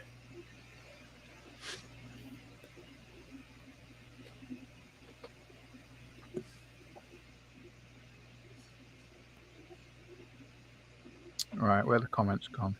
There they are. I was just wondering. I was just wondering on the show, do you have to have facial hair? Oh, Yeah. Today, That's why Jay had to leave. Yeah, they had to leave because they got none. Believe it or not, Harris, I tried the soul patch for a little while as well. yeah, I almost, because this part of it is like very much like the bottom half. I could definitely do like the soul top part of it, and I just haven't. Cause one of my old roommates did like right as I was thinking about doing it, he did it, and I was like, well, I'm not gonna do the same thing, like So I just got. That's the part of my beard that grows the quickest. Oh, for sure. Me too. It's My weird. It's the mustache first now part as of well. mine. It's the first part of I have to mine trim that it started now. going white. In Don't the tell me future, that. I'll have a good career as a store Santa. Hey, go smoke some milk and eat some cookies, and go just hang out at the mall. Get paid, not a bad idea. Especially if you can help us recreate. Oh my God, what's the Arnold Schwarzenegger Christmas movie with all the Santas chasing Jingle after? Which one? Jingle Jingle All the Way. Yeah. Oh, hell yeah. Probably So- the best It's sci-fi the best Christmas intro movie ever. ever. I love this intro.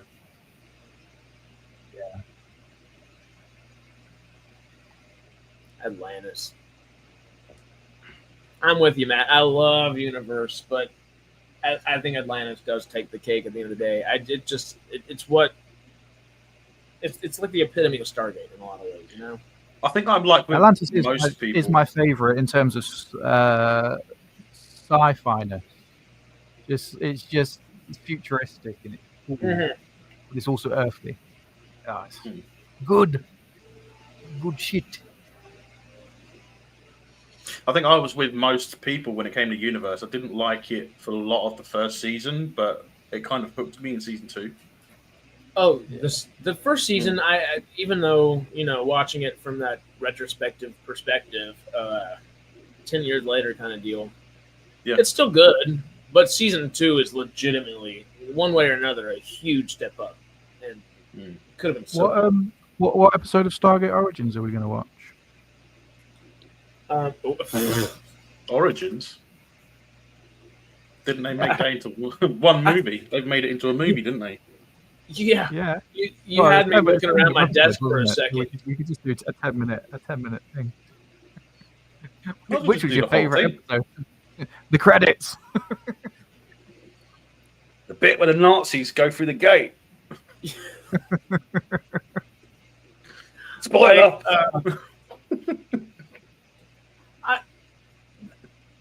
I want to talk with Jenny about it one day. I just don't know how she actually feels about Stargate Origins. You know, obviously it being her thing. She didn't make the thing. She just promoted it and she was a part of the platform. I guess that's true. It still feels like it's her thing in a lot of ways. Who was the actual filmmaker? I don't know, but I think he might have been shot. A couple times over. 3 times with one Zach gun.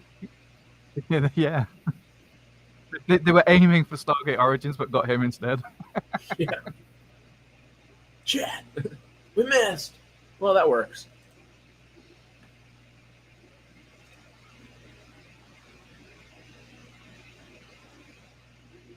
What I the? not mean to do that.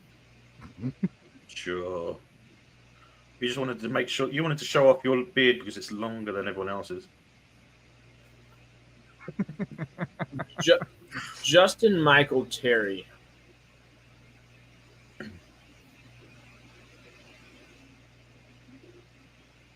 You should redo it, but please, if you're gonna do the memes, don't make me a bad character. Make me who do I really like?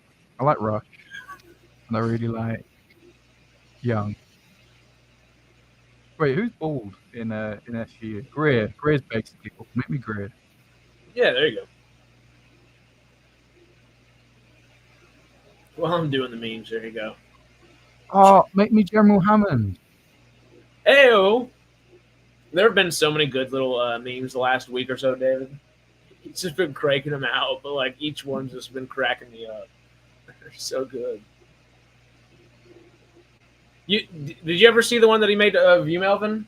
There was you, Aaron, and was it just you and Aaron? I think because he was like No, I don't think I did. Family. I don't think I did. I think Who's I Aaron? saved it. I try to save most of them because if I don't have time for a thumbnail, or Chazz doesn't make us a fancy one, or Jay doesn't make us a fancy one, I'm like, we've got these. Thank you, David. Wait, is Aaron chilling in the basement? Yeah. Yeah, I know. Is he still about? Is he still watching? Is he still interacting or not? Yeah, I was hanging out on his stream this past Saturday for 4 hours, talking Star Wars and Marvel and all that stuff. He said he might get be there occasionally. I can only get into the chat occasionally because it's like 2 a.m. for us, and I can only join in when I've got insomnia. Yeah, and he's usually not streaming till or doing videos or whatever till after he's off work, and he's 2 hours ahead of me, I believe. Maybe 3. He might be all the way East Coast time. I don't think he is. I think he's 2. So it's 3:30 for him right now. So in an hour and a half, he'll get off, or I guess in an hour-ish, he'll get off work. He said he might come hang out a little bit afterwards. But yeah, he's still hanging. He's still chilling in the basement. Dun, dun, dun, dun. I'm gonna find this though, because I did save it in my document somewhere. I'm gonna find it for you. Yeah.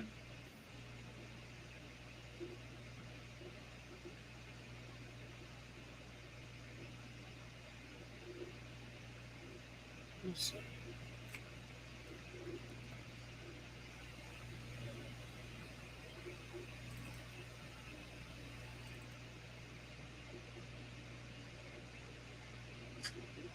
Oh yeah, Sarah was the other one in there. That's right. And now Sarah is into the mainland. Oh my God, the beard's kind of perfect for this too. Let's see if I can bring it up.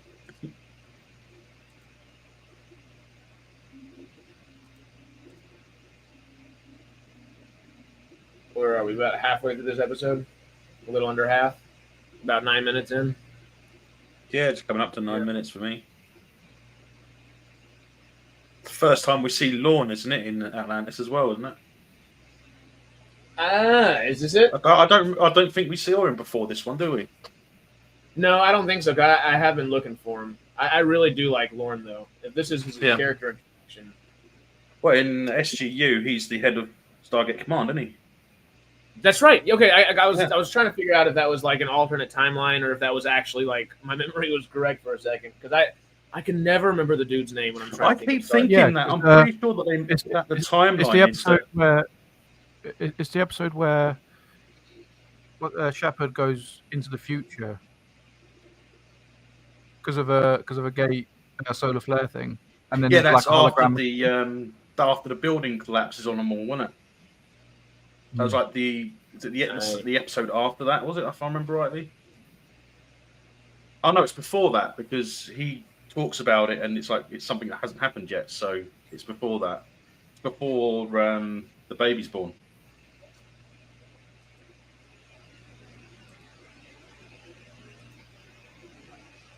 Because they're looking for her, aren't they? When they find the lab in that building and it collapses.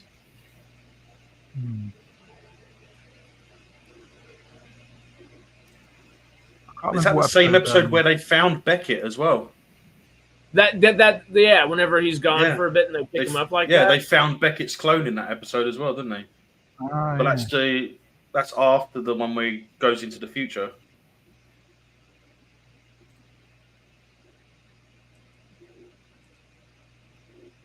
Because that was quite sad for me because it when Rodney's hologram showed up,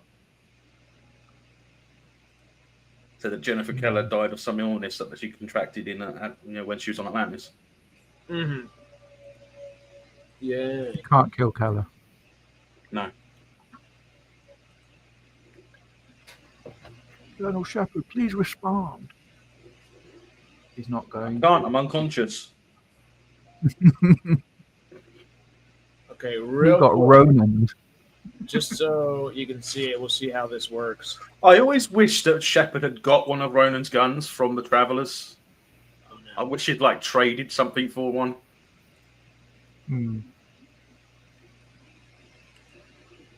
Well, I guess this is just showing my screen. So tell me if you see this. Yeah. Is that a better view? Yeah. Sci-fi Quest, Helen, and Queen Lady Sarah, who is Betty. Is it Betty? Bets? I don't know. Flintstones lady. Flintstones. No, I haven't seen that one before. Hell yeah. Friends of the Channel. I think is what it was titled.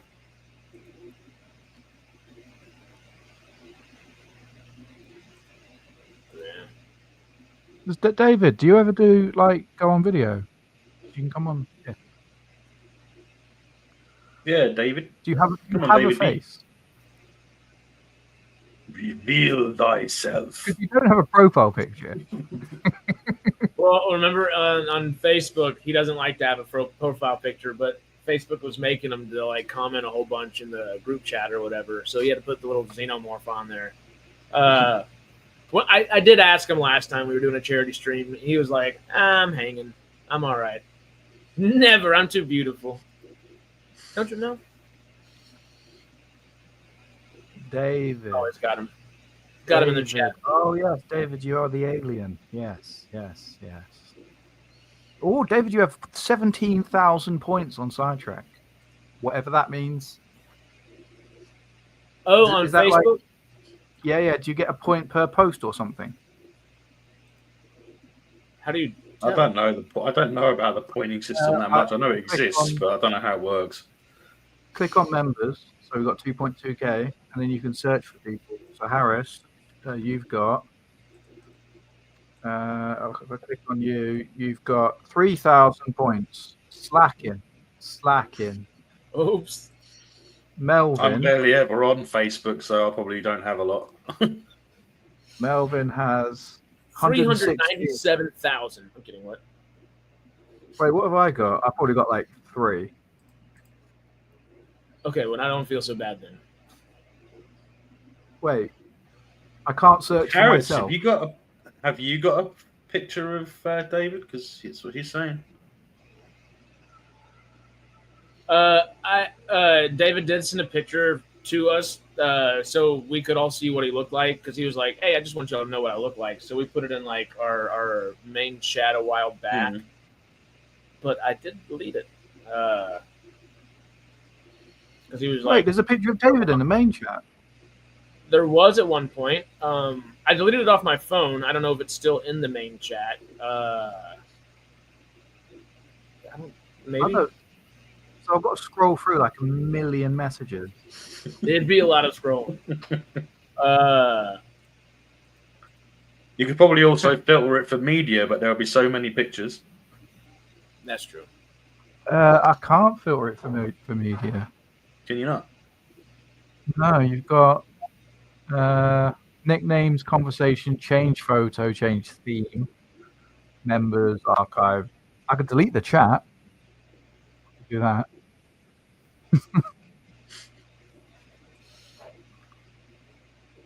That's all right.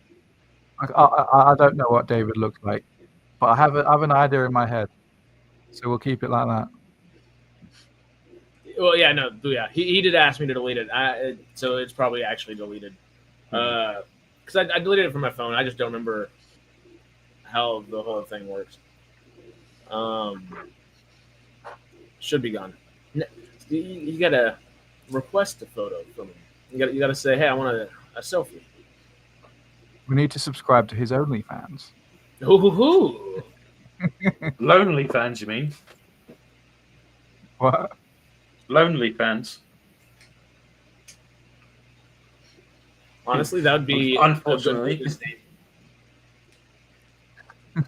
I'm surprised no one started On like David B's Lonely Fans, not only will you get to see David B, but you'll also get to see David's D. Whoa! God damn it. You know, I'd He like to said see he you crossed do. I'd like to broken see you sort of doing one of those documentaries. You know, What? here she comes, the mother approaching the cub. The mother mother is pink. approaching the cub, about to bitch slap it. About to bitch slapping for hissing back at her. How dare you, you little bitch, the mother says. It's The little cub goes sliding more into a between tree. Attenborough and Snoop Dogg. Just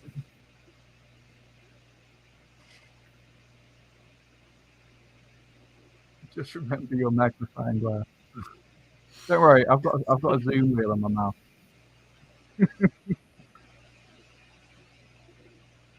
oh yeah, this runner stuff. Ford with his little alien face meeting Ronan and the Wraith and all that. Oh yeah. I liked Ford when he was like, all raced up. I did too. I was kind of hoping he was going to end up not, of course, being that recurring character, I guess, but not a regular. Become a recurring character is what I was trying to say. And he kind of did for a little bit. If anyone's watching and they haven't already donated, please do. If money goes to charity, to kids who don't have presents. Do you want to be the one? And Do you want to be the reason why kids don't have presents? No, you don't. It's currently at $168. Let's see what we can do. yeah, 168. The goal's 300, but we're under halfway for the entirety of our stream. So we might even surpass it at this rate. It'll be really cool if we do. And, you know, the best part about it, of course, if you do donate the highest donation, the correct grammar for that sentence wins a $50 gift card. Just Visa The gift card. person with the highest amount donated will receive a gift card of an undisclosed amount. What the British one said. 5 pence. Which British one? Which one? The one You're that was outnumbered, speaking- Harris. You're outnumbered. I know. Damn it. All we need is a Canadian to show up and balance it out a bit. Well, Or should That's I say right, the Canadians won, Canadian? We need a Canadian to act as a buffer. we need Carrie to get better. She's Yes, too we do. sick lately. Or we need Has Shelly Carrie to ever pop been on into it. stream? Huh? Has Carrie ever been on stream? Yeah, was she came on stream the for SG1 stream, wasn't she? all of both days. Not all of, but a good chunk of both of the days for the Stargate SG1 run. Alice? We tried to get you. I mean, if I'd have known Kenny was going to be there, I would have been straight on because she would have screamed her little heart out. Well, just because I am outnumbered, I got to go extra American on you for a second. Dear. It's Lady Liberty herself.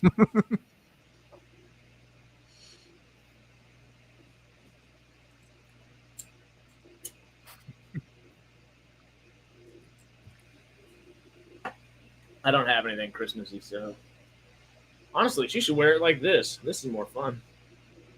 I have a Christmas party hat. Looks like some sort of horror version of Geordie's visor. I feel like now I could be in a Guillermo del Toro movie. See what I mean? Yeah. Blah, blah, blah, blah, blah. Go full Wraith on everybody real quick. No, you should talk about the warp drive whilst you're wearing it.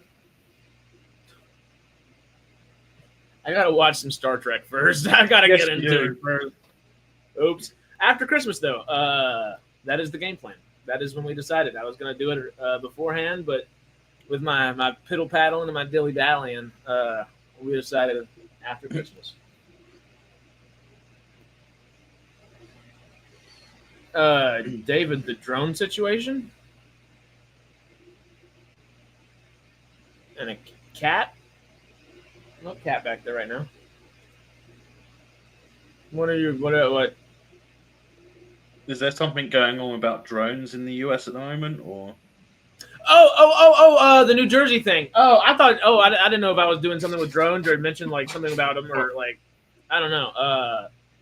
I have no idea. I've seen of it. I remember seeing a picture on X of quite an attractive young lady with an AR in a helicopter saying, "Don't worry, I'll handle the drones." And I was like, "Do it, do it." I had to put underneath it "sexy chicks with guns." All the drones flying above New Jersey. Yeah, I have no idea what the hell it is. Aliens. It could be. Who knows? Aliens. They're aliens, and they're attacking, and they're taking the dogs, and they're eating the dogs and the cats. If aliens were to UEOs. actually come down, what do you think the percentage of population of the world would be completely, totally freaked out? And then what percentage of the population of the world do you think would have like the best time ever and be like, I knew it! This is amazing. I think we'd all probably be in the second Like, part. America would freak the fuck out. British people wouldn't give a shit. What do you mean? British Yeah, people would just turn up and go, "What do you want?" The Americans would be like, Like, "What do you there'll want?" be a few British people. I was about to say, just we're not like- going to freak out. Let's just start shooting. There'll be a few British people just like crazy, like conspiracy, just like, oh, well, I do this, blah, blah, and they'll be like on Facebook and whatnot. But then most people will just be going to work like, aliens in it. It's just another day. Do you want a cup of tea? Cup of tea, biscuit, you know? Well, you just know that in the UK, the mainstream media wouldn't cover it anyway because they never cover the important stuff. No, that's true. Yeah. It end up like freaking District 9 pretty quickly, realistically. Like, yeah, they're here. Could you imagine what it would be like if we got a hold of an alien ship with hover technology and everything like that? Could you imagine what we'd do with it? I think the first thing someone would do was make a real hoverboard from Back to the Future. Just saying. I don't know. And then a speeder from Star Wars. See, the Texan in me, I'm gonna make a gun of some sort. I don't just being realistic. I want something that goes pew pew. Make a gun out of something that wasn't a gun before. Exactly. This is a warp core engine. What is it now? It's a gun. It'd be funny, wouldn't it? It'd be funny. The aliens come down and the aliens land, and you're there, and you got your rifles out pointing at them as they're coming down the ramp, and all they've got is a bow and arrow. That would just be funny. How'd y'all make So all that advanced We tech, mapped and you're space going, travel, but we couldn't figure out weaponry. Wait, Melvin, you're not supposed to tell people the script for Avatar 5 yet. Oh, sorry, I thought it was Rebel Moon 3. Ah. That is actually like the script that for Avatar 5. Like he was saying, like by the time we make it to this film, it will be the Na'vi going. What was to it? Avatar? It was Avatar 3 that they were supposed to be coming to Earth because of the spirit of something. It's like I forget. It's like is it like a spirit within thing? I don't know if you remember Final Fantasy: The Spirits Within with Gaia. Mother Earth, I know that. Well, Gaia is supposed to be the name of the spirit of the planet Earth. Oh, okay. Yeah. I thought it could be the replicators. I'm very Oh, tired. from the New Jersey drones are all replicators. Now the question is, are they Atlantis replicators? Who is that? That's Schmook. And Cube. I am Shmoo. Schmook. Hello, everybody. I am Shmoo. The modest traveler.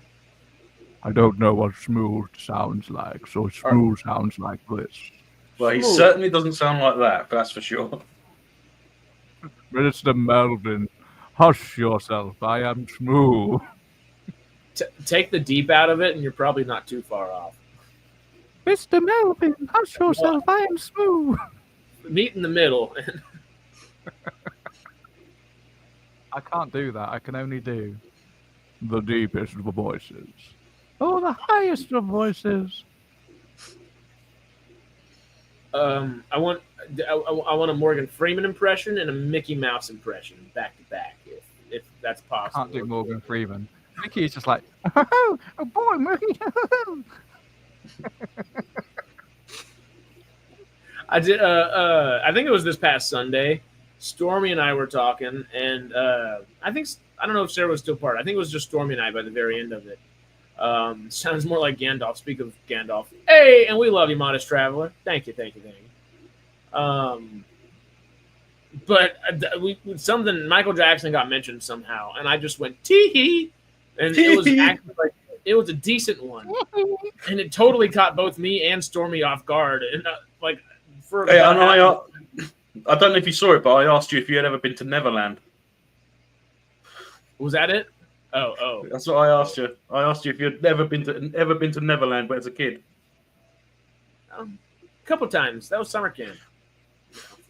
What, Neverland? Michael Yeah. Jackson's home theme park. It's legit. There were giraffes Legit. and monkeys. Oh my. Tee-hee. That's actually somebody's like childhood story though, which is kind of sad and terrifying, but not kind of sad. Well, I Hopefully would have not. thought their story. I would have thought that going the way that everyone talked about it, it was probably more like hee hee ow. No, Michael, stop. No. No. Please, Michael, stop. Look round and it's actually Janet. Whoops. Oh God. Sorry. Took a bit of a turn there for a second. Right, okay. So about Atlantis. I wanted to, lions and tigers and bears. Oh my! I had so many things I was about to say, and I was like, none of them are anything I can say on air. Let me not say these real quick.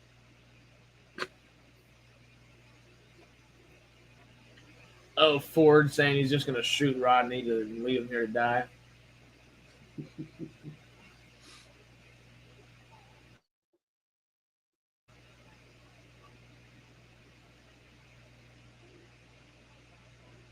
Ah. I wonder how much weight Hewlett lost just filming this episode alone wearing that suit. Oh. What? Even if it was like a shorter episode shoot, what? 2 weeks, 3 weeks maybe? Yeah.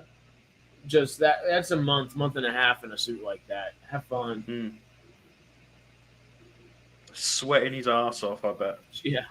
Hey, kept him skinny and small for all those other scenes he had to do in between, you know? Like, all right, well, we got this forest scene done today. Take the jumpsuit off. He's like, can actually breathe again. Imagine at the end of the day, it's like, you can take it off now. I can't. It's literally stuck to me by vacuum. Just trying to get. Just like, even with an AC in unit for the astronaut suit that I was wearing in the Europa thing in the past year, those are so hot and heavy. Those skin tight things. Oh, walking around, not skin tight, I guess, but like, it wicks against your skin, and just having that out in there, in that type of environment in like British Columbia, that's pretty wet and can get humid in the summer. No, thank you. I used to have a raincoat that was like it, but there's no airflow through it. So you wear it to protect yourself from rain, but you get soaked inside. But it's not from the rain; it's from your sweat because your skin can't breathe because it's airtight. Yeah. It's like waiters. Take it off. I took it off once, and it was wetter inside than it was outside. It's crazy. Well, disgusting. Thanks for keeping me dry, but also, damn.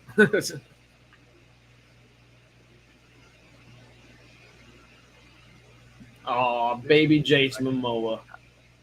Oh dear, it disappeared. But look, what's this? It disappeared.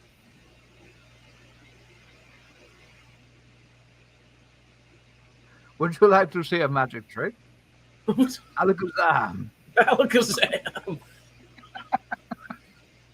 I feel like I should be standing there with a bow and arrow going, do you trust me? No. Oh. Come on, up here. That was so good for a second. I just saw you doing that. You know what? It should be a pint of beer, and you should be in a pub in Australia somewhere, and Mick Dundee comes in. Or instead of Dundee, it's Jay. And Jay has to drink the glass of beer from the top of you. Jay couldn't reach the glass of beer. Which means you have to get down and like sit in like crisscross applesauce before he's able to that's not because he's short, it's because he's always on the toilet. Oh, well, If I had a pint of beer on my head and Jay had to drink it and I had to crouch down, my legs would go before Jay could reach it. we'll put you next to a staircase and Jay will do it. So just get on the Just staircase. one of those escalators that slowly goes down. And you have to just reaching for it. I mean, just talking about it, it would be really funny if we were ever able to when we are able to get an actual like side trek like photo of all of us in person someday. It's gonna be doop, doop, doop, doop, doop. You've seen Deadpool and Wolverine, haven't you? Yeah. Yeah. You know Hugh Jackman when it's the version of Logan where he's really small. That's gonna be Jay. I liked the Stormy bit where, shorter. like, where the claws only came out a little bit, and like, well, that's disappointing.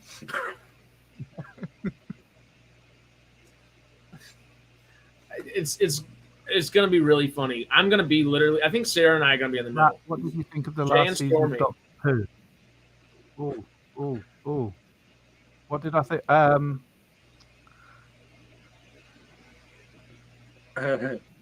There was a couple of good episodes. Were they the ones that just happened to have the Doctor missing for the whole thing? Yes. Yes. My opinion is exactly the same. 72 yards was really good, but the Doctor wasn't in it. Yeah. I did really like that episode. Oh no, he wasn't in that one either. You know, the one with the woman, the really bitchy, like posh woman. Yeah, her. I like that one. Is that the one with the bubble? Yes. Yeah. Well, they're there, Bubble but they're and- not physically there, and it was like, oh, it's actually one of the good episodes. Yeah. Despite good the fact episode. that it's very, racist. Yeah. That was the point of it, though, wasn't it? It was. Yeah. It was like. What people don't realise is that's what would have happened if World War II went a different direction. Yeah. Just saying.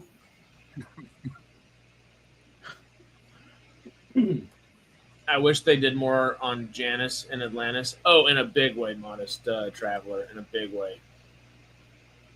But yeah, I like didn't Janus. like Yeah, he Janus was that much. good. I didn't like him that He's much. the guy who done the time ship, isn't he? I didn't like him much when he was part of the team, but in the episodes where he was separate and we were helping, but they were the better ones with Jonas, I thought.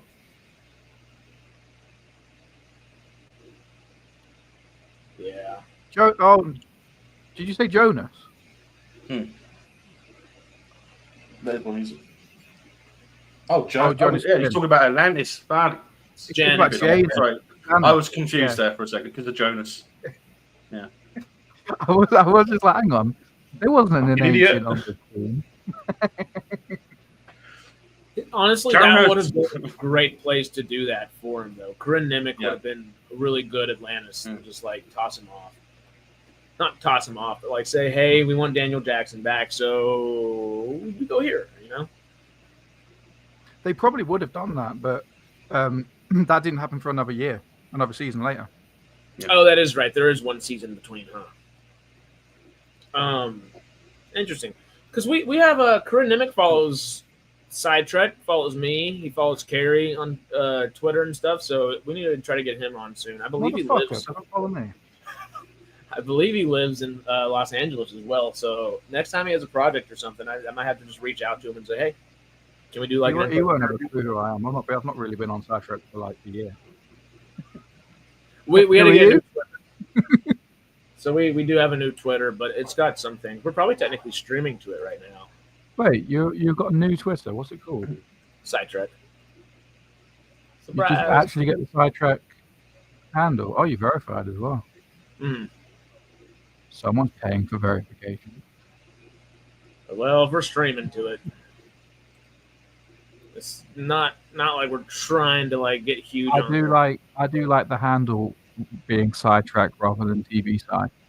Yeah. Yeah. Corey Feldman and Corinne Nimick in a Stargate revival wouldn't be bad. If it's revival and Corinne Nimick is still Jonas Quinn and Corey Feldman just wants to come in and be Corey frickin' Feldman, I'm down any day.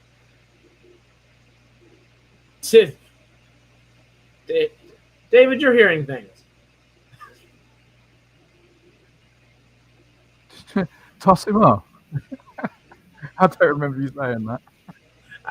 I was talking about throwing tossing him off the team, Jonas Quinn off SG1, but all David heard was toss him off. Oops. Yeah, I still can't believe I can't believe I mixed them up, Janus and Jonas. I can't believe that. But it's just a one-letter difference, you know. Two very different people with very different ideas. Yeah. Similar names. Yeah. It's only one word different. You know, one find letter it weird that ancients don't have last names. Or maybe we just didn't know them. I'd find it more weird that the fact that they have very Earth-like names, considering that they're so Or evolved. are Earth-like names as a result of their names. That would also make sense. That would make sense, yeah, but I would have thought more along the lines of Latin names would be more like theirs. Well, yeah, Latin is ancient, isn't it? Yeah, it's a derivative of ancient, isn't it? Yeah. Actually, I said that. They didn't have last names. Morgan Le Fay had a last name. That's true. But it wasn't at Morgan Le Fay was the human. Not as the ancient though, as the as enemy the human for Merlin. Yeah. Yeah. What was their ancient name? I'll Google. So Merlin was They Mirrodin. say it, don't they? When Daniel goes to Atlantis and they talk, and they're actually talking to the hologram, which is actually one of the ancients. What was her name? Her name was Gan. Oh, she has a last name too. It's Ganos Lao, Lal. GANOS. well. Yeah, but that might actually be one name. It might not be a circular name. It might just be part of That's true like too. a 2-syllable name. Yeah, like Nicholas. Connoisseur. Yeah. Aye. Well, maybe they had like a Norwegian thing going on or something where they're. That's the one, Arnold G. You have your answer, Daniel Jackson. I suggest you act on it. Aye.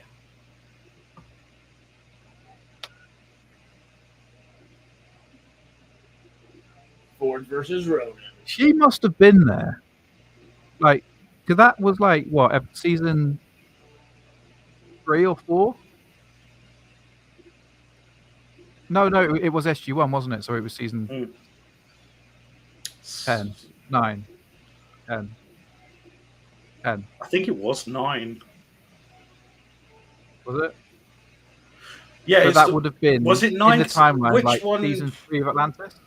Because they were looking, because it was the season when they finally took that weapon, the one that was supposed to be able to kill the ancients through the Supergate. The Sangral, yeah. Yeah, that's the weapon, wasn't it? So is that 8? In the timeline, 9? that would be like what? That was season 9, wasn't 3 it? or 4 of Atlantis. Hmm. So she would have been there from season 1 of Atlantis and had not said a single thing. So like, no, I 3 think years? she followed Daniel. I think she followed Daniel. No, because she's in the first invisible episode of on the Atlantis. ship. The hologram's there. That could have. That I reckon. I think that was just a representation of her when she was on Atlantis. You think that was an actual hologram, and then she? I think turned that was the hologram off actual before hologram, and she chose that the old form of her to full wear. Actually, yeah, that makes sense actually because it was draining power in season 1. Yeah. That'd be a good video. I do like the idea that the was- ancients, like some of the like OG ancients, like the ones who are, they don't really care about the others. They were just following Daniel around. I like that, the idea of that. Seeing what he Well, does. you would think that they would have been following him around in case he learned something or remembered something from when he was ascended. So you'd think that some of them would be keeping an eye on him for a start. Gate Just in version case. of overly possessive girlfriend / ancient. Stanislaw. Morgan Le Fage's. She is the meme. The original meme.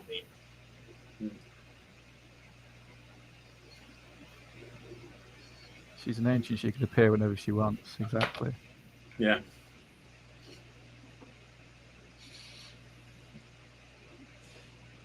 That's hilarious. This Ronan being in Atlantis for the first time in his room. Oh, this place is impressive. That bed looked like it might fit one of Jason Momoa's legs. That just looks like a tiny little bed on Jason Momoa.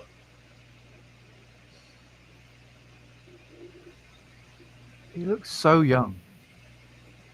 I like the bit where he goes, I prefer this. I can see why.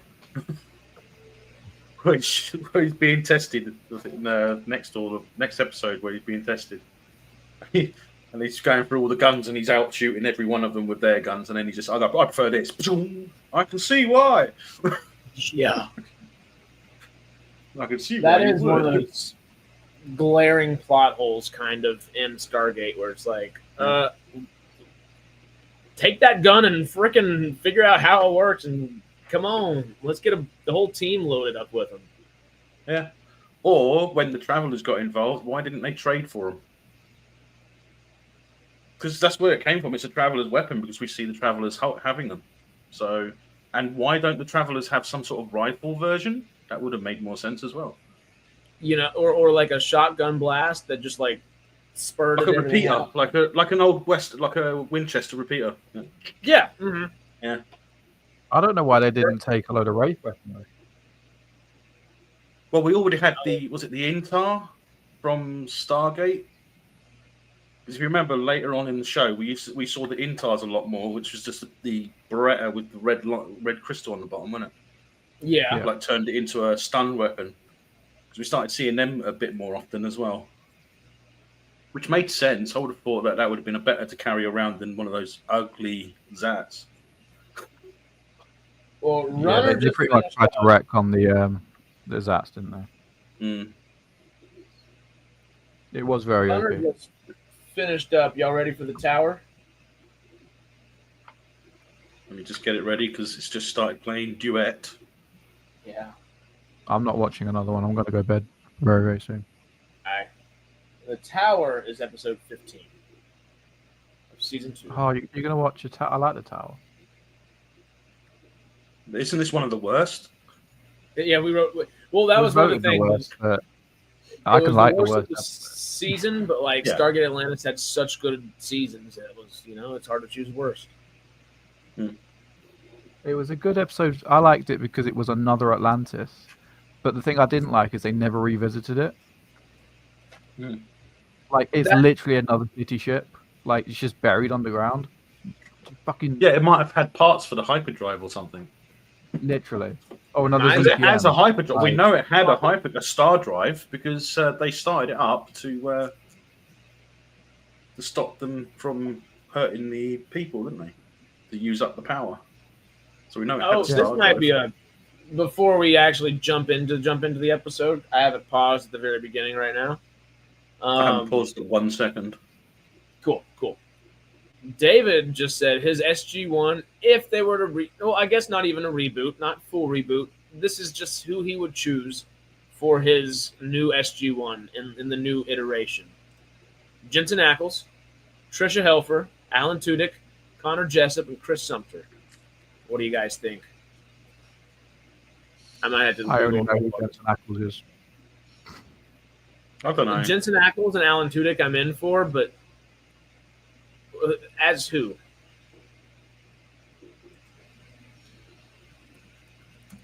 I have a feeling that we know who Trisha would be. Well, also, I guess that is quite legitimately a 1-for-1 redo on SG-1, huh? Hmm. Oh, so in this scenario, they're literally going to be Jack, Sam, Daniel, Tilk. That's what it seems. And Hammond, I suppose. Who is Chris Sumter and Connor Jessup supposed to be?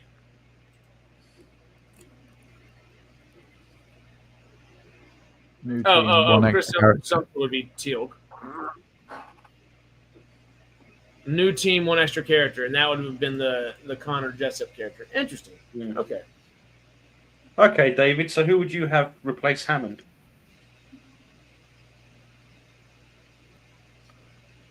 Oh, Are we Bryan saying in the Cranston. sense of Cranston and anything?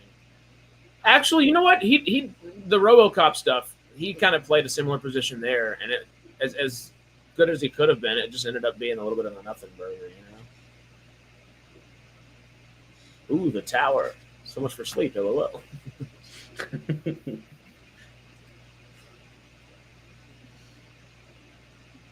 Well, shall we just go ahead and put it on the background so we're just not, I guess, prolonging? Yeah. Oh, Terry Quinn or Michael Forbes? Terry Quinn would be perfect. A little sci-fi royalty real quick. I think you should show faces of these people on screen just in case people don't know who they are. That's true. Let me do a...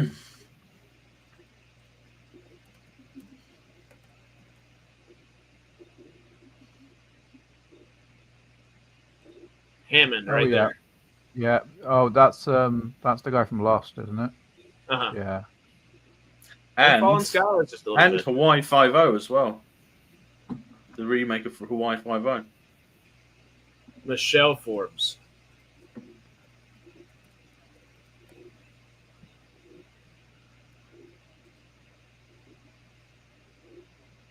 And that was to replace... Oh, that would have been an option for Hammond as well if they went a different route. Oh, if they'd have been that route. I never liked her. I don't know. Sorry to say, but I never liked her.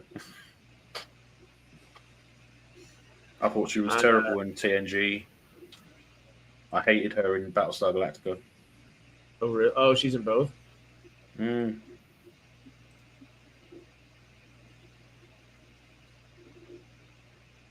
Oh, wow. It's not just Michelle Forbes. It's Michelle Renee Forbes Guajardo. You got a full name. And she's from Austin. I like her now. You have a very full name. Me? Your name's quite long, isn't it? It's just, I mean, it's 3, but it sounds proper. Is it? And that's why I use it. Harris Covington McGrade. Covington, that's it, yeah. It sounds proper, and then people hear me talk, and they're like, "Oh, you're from the swamp." I get it. You do sound like a squire. Like, oh, it's Harris Covington McGrade, you know. You wouldn't even want to know mine. Hey, y'all. Do you have a fancy one? Melvin Daniels? Melvino? No, not at all. Melvinia Daniels. Melvin Sebastian Daniels. I like it. Wow, that's better. That's way better. It's because they're like Melvin and Daniels are both just short enough, and Sebastian adds that like little music to it, musicality. I like it. What's your middle name, Matt? Dean. Oh, that's right. Duh. You don't know my surname. Yeah, we do. I do. Oh, you do? Yeah, but the internet doesn't. I'm sure someone would be able to find it on the internet. They could. I'm not going to give it away. It's my Facebook. No, my Facebook doesn't have it either. Yeah, no, your Facebook's Matt Dean. Because that was for years. Whenever you said your last name, I was like, who the fuck are you talking about? I was like, who are you talking? Who? Like me. Who is this man? What? Yeah, I've been Matt Dean online since 2011. Oh, wow. Yeah, I had a similar reaction to Stormy last Sunday telling me that he has been like the CEO and head of a frickin' like one of the biggest nonprofits in the U.S. for the past 20 years. I was like, yeah, the book thing. Yeah, the book thing. Yeah. I had no idea. I don't know how I didn't know because I'm like the other book guy out of all of us, you know, like. I knew that. I went for his YouTube channel. I had no idea. It's so freaking cool. It is very cool. Yeah, he did a lot through COVID. He did a lot, a whole lot. It made me cry last Sunday just after we were off screen talking about stuff. He was telling me some really like good deep stories. He's got a lot of things to talk about. That's damn. I had no idea. Wonder what Stormy's real name is. Stormy. No, his real name. It's Stormy Thomas. It's great. Stormview. Actually, I don't know. I don't know if he ever tells people his last name. Y'all stop talking about last names. I'm gonna accidentally give everybody's last names away. I don't. Do I have him on Facebook? I must do. Is he on Facebook with his name? Well, Thomas is his middle name. I didn't say his last name then. Oh yeah. I know. Yeah. I've got it. I think I actually just said 2 different Stormies I know, and I combined them all. Never mind. Oops. Oh, this Together is the first time make we deny.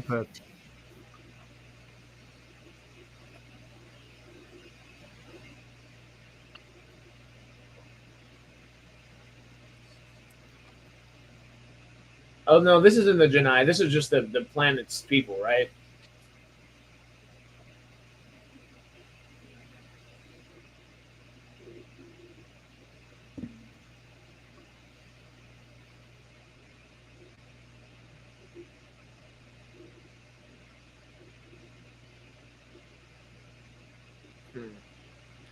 I thought his surname. I just looked up my name. I just looked up my name, and it's interesting to find the countries of origins for each one of my names. My first name is English. My second name is German. My third name is Latvian. Oh, really? Latvian origin. Really? I'm surprised about your surname. Well, Sebastian is actually more common, but German is the highest. Yeah, I am Sebastian. Yeah. I guess that comes from my traditional British Ich bin Sebastian. heritage.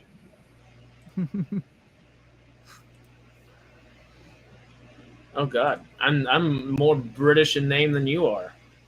All my names are Yeah, English. you have a Great squire's Irish. name. How does Covington McGrade from the manor down the way? Yeah. Don't you know he owns the McGrade estate? Oh, You're a I lone guess I wolf? got the full UK. Never mind, because McGrade's Are more you- Irish than anything. Are you a lone wolf? I changed it from McQuaid to McGrade. Ah, I'll take it. Lone Wolf McGrade. My actual surname derives from, there was a town in East Anglia in the UK like 500 years ago with the name of my surname. The town no longer exists because it was wiped out by a plague, and all the people who lived in that town like fucked off and took the name of the town. That's where my name comes from. It was a town that was really into fitness, right? They exercised so much that they just disappeared. They really did like their fitness. It's almost like they would fill it up a little bit, like a filling of fitness. I don't know. I don't know.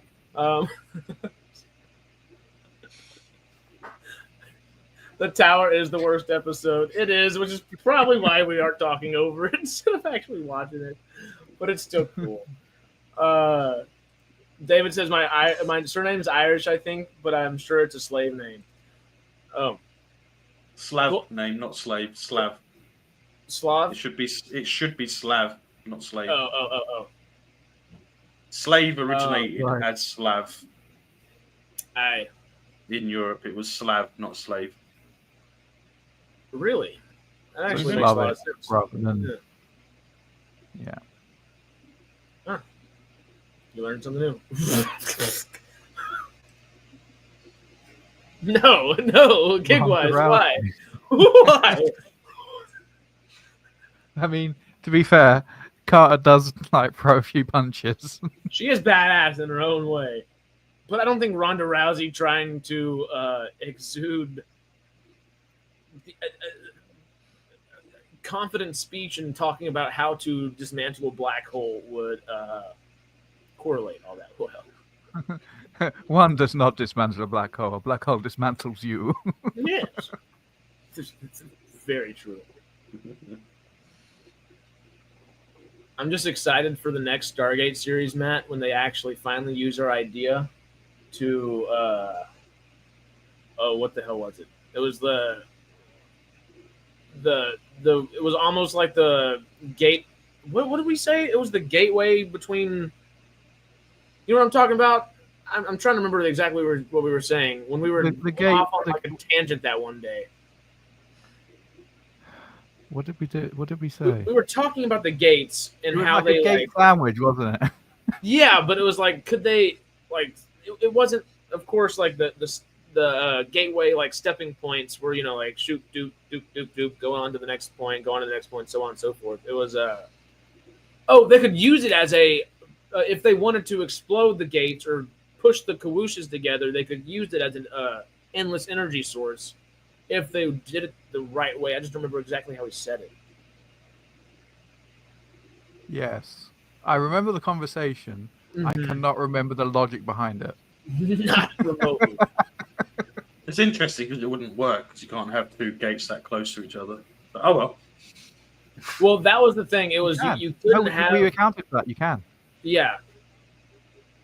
I just don't remember how we.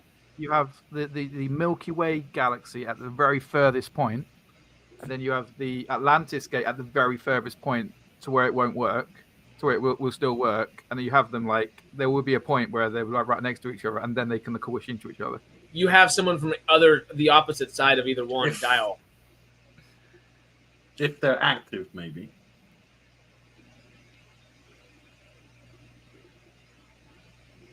Because one of them would always supersede the other, wouldn't it? Well, not because there's two gates. There would be nothing to supersede. Because isn't that why the gates in the gate bridge are so far apart? Because that's how far they have to be apart for them to actually work. Well, at a time, that's almost for dialing. The Atlantis gate would probably supersede the Milky Way, but then you just do that one first. And or you replace it and put the same type of gates you have out there, because you have replacement gates to do that. So, well, it'd only be the crystals that supersede each other, wouldn't it? Because if say they could probably work around the supersedence, like. Well, the ancients probably could, but I don't think we would. I don't know. Carter's pretty smart. Yeah, but how long did it take her to cobble together that? Well, to MacGyver a system to run the gate? It took us 5 years to MacGyver a system. And how many supercomputers?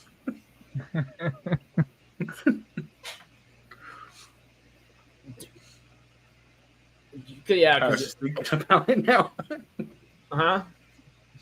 Nothing. That's all right. I'm just trying to find what would be the practicality. Of course, having like an endless energy source like that, but even with the gates like that, it would be so dangerous to transport them around if that were to work. Oh no! When David said slave, he meant slave. Oh, slave. The more modern term for slave for it. Yeah. Right. West Indies. Well, because I don't know if you want me to say your last name or not, but I wouldn't think it was Slavic, you know.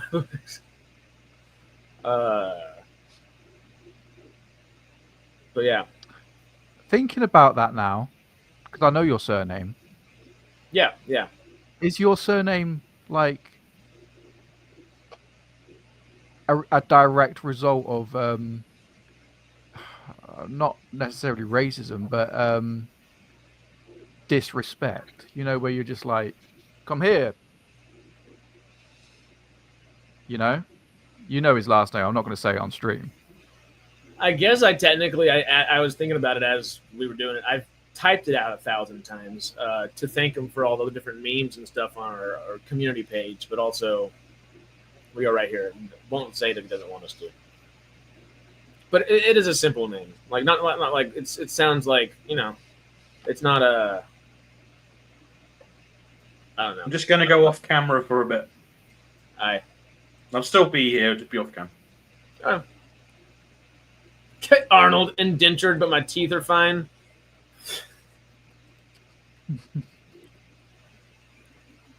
All right, it's 10:30. I'm going to jump off because it's 10:30.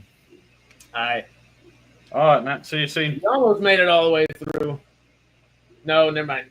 I am not making it all the way through. You're probably going to be on until 1 a.m. for me. Oh, not that. I'm talking about this episode. But yeah, brother. It was cool speaking to you all.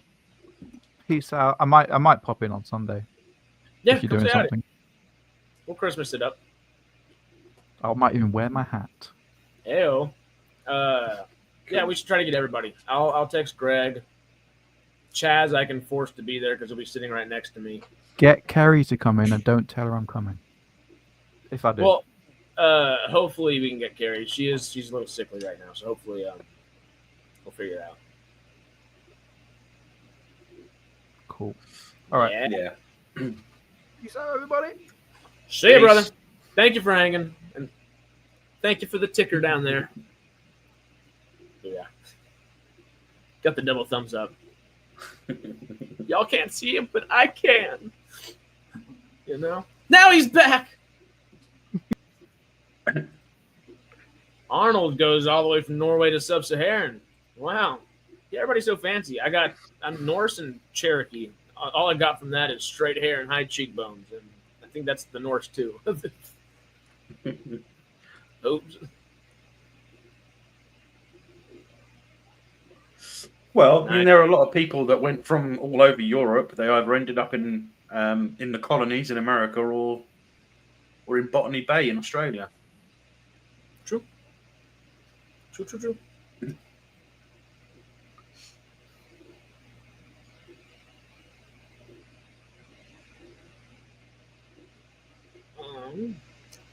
I think after this episode, I'm not going anywhere.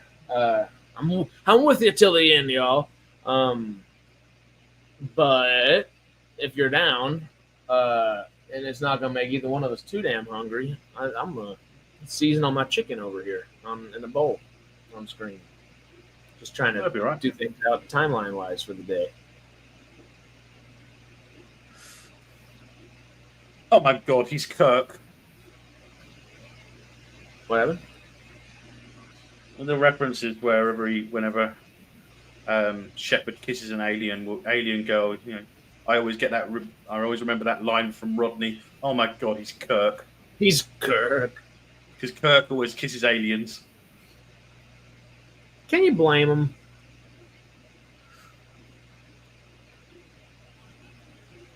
But also, Gigwai was saying, how cool would it be if they cast Lucas Till to new Jack O'Neill? I really like Lucas Till. I don't know. It's not that I think he's a good actor. I don't know. It has great potential. I almost see him more as a Flanagan or a Shepard kind of character over a Jack O'Neill. You know, just almost a little more serious and a little less serious at the same time. Kind of. He's Kirk. I don't remember a lot of people's names, but I mean, I'll remember them if I see their faces, but I don't remember their names a lot of the time.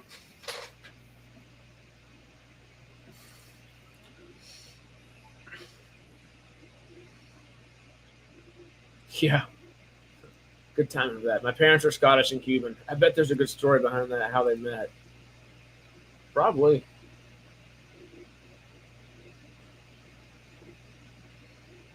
What is this actor's name? This bald actor that's the main bad guy? Peter Woodward. There we go. He's in a bunch of things. I keep remembering the Crystal Maze every time I see his face. Mm. Not necessarily that he was part of it, but he reminds me. The Patriot. That's right. That has to be the Patriot. Mm-hmm. He's terrifying in that movie.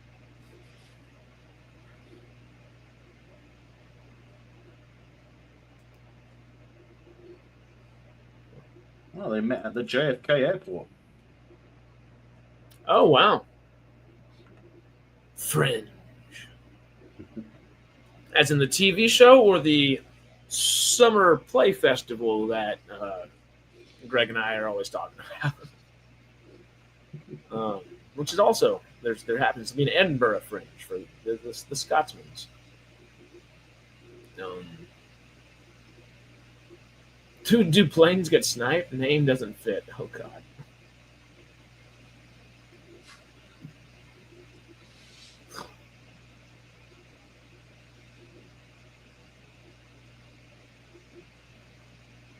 Yeah, it is a shame they never revisited this at all. Like, I don't care. I mean, you know what would have been an easy way of not revisiting it?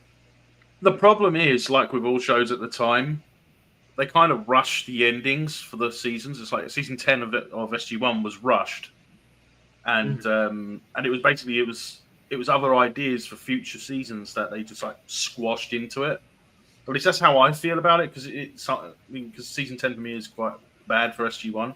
I'd say season 5, it seemed to drop for Atlantis. So I keep getting the feeling that if it had gone on, they may have. Well, because the only the way they could do it without having them actually revisit it, they could say the replicators started to take over, like the Atlantean replicators that wanted to mimic Atlantis, could have started by taking out this place and using its technology as a basis to grow upon. Yeah.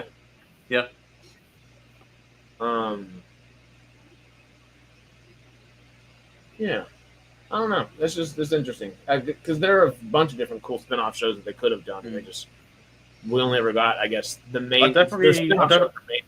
I definitely would like a movie or a show based on the Ancients. You know what? That would, I don't know why the ideas never came to mind, but why don't they do as many spin-offs as possible as films?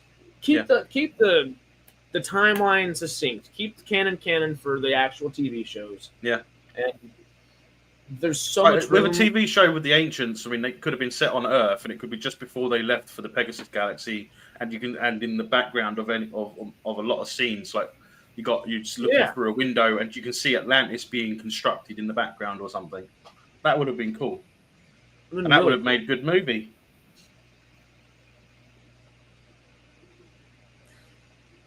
Yeah, I mean, they could literally do it with dozens of things.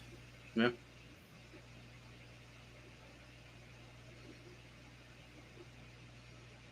Or even an earlier one from before the Ancients left the Ori Galaxy. I can imagine that there could be some pretty good stuff they could do there. Oh, that'd be great. And honestly, it would be fun. It's a bit of a cop out, but hell, we know Stargate likes their formulas. It'd be a cop out formula wise. Would be show the ending of these civilizations in a film. Make money off of the film, and then greenlight a mini series about the events leading up to that film. Or they could have done that with a web series like they did with Origin. Wow. I mean, even Origin now, I think as a movie, I don't know what the ratings are for it, but I can imagine it's better as the movie it is now than it was the web episodes it was before. Yeah, let me check because I think it's a 3.9 now.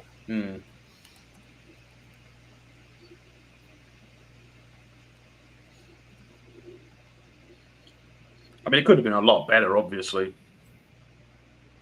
I mean, these puddle jumpers alone could be a reason to come back. Oh yeah.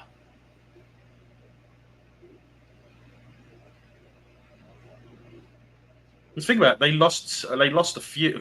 They lost several when the Wraith attacked the city in Siege. So they could have just taken some from here. Traded for it, whatever. Yeah. I mean, honestly, you know what would be an interesting thing is if these guys came back as like a villain later on. They actually did figure out the technology. Yeah. You know what? Y'all didn't want to help us figure it out, but you know who did? The Genii did. Well, they don't really have the technical knowledge. They know that some of them can use the chair, but when they left them to fend for themselves, there was no power, so they wouldn't be able to use the technology to learn anything more from it. But the puddle jumpers, they have their own self-contained power source, don't they? They don't rely on an external source like the city does.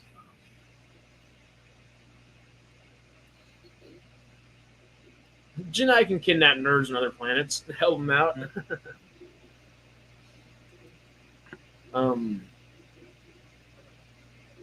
don't have the studio space. I think it's better to do a 30-episode show because 2-hour movie just isn't enough.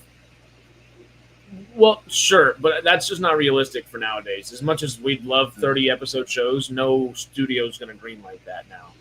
It's just it's going to be like 10, maybe 12 maximum nowadays. Maybe 12. And you know what? I don't get it. The Walking Dead was huge, and still is huge. And they tend to stick with their, 13, 16, 18 episodes. I feel like 16 or 18 episodes are also like a really good time. And they just get some of that extra fluff that you might get in 22, 24 episodes out of there. But I don't know. Just the producing side of Hollywood for the last 10 years has been constantly changing. 15. I'm pretty sure it's not just the production side. Oh yeah, more than that. That's just an easy scapegoat per se.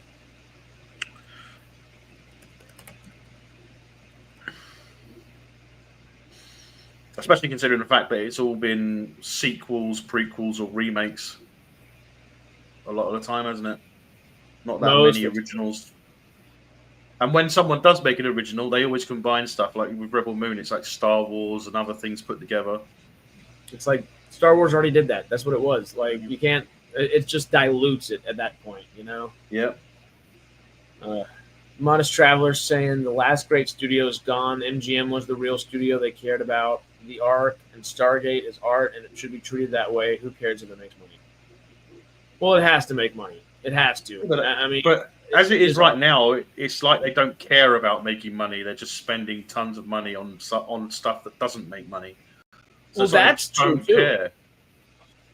There's especially when you look at companies like Disney. I mean, how many of their productions has actually made them a ton of money lately?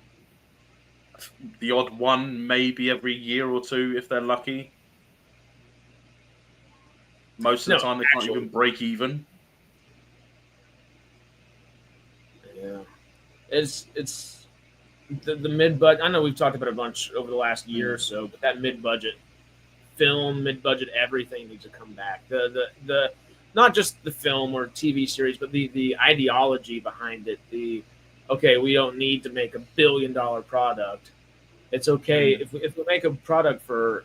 Do what Blumhouse, the horror movie company's been doing. Hey, we made The Invisible Man a couple years back for $7 million. It made $140 million. Great. Now, you could easily make that same movie for $80-90 million, and then it doesn't make any money. Or you can do what Toho does and spend, $13 million on a Godzilla movie and make... And what?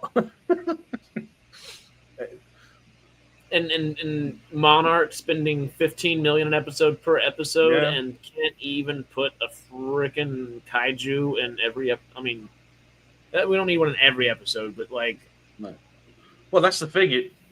Almost every episode of Monarch had Godzilla in it at some way, or a monster, like some in a freaking photo or something half the time. Yeah. Or he's the mountain that they're on top of, looking down at their father or something. I do like Monarch. It frustrated me. It doesn't make sense though, because when I think back at Monarch, I think to myself, how the hell wouldn't the satellites have picked up the fact that there was a new mountain there?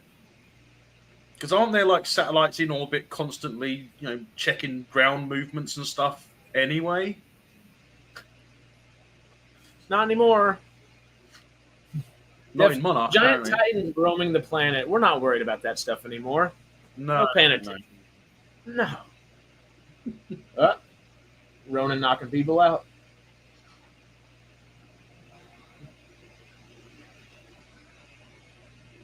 You had to have just gotten sliced.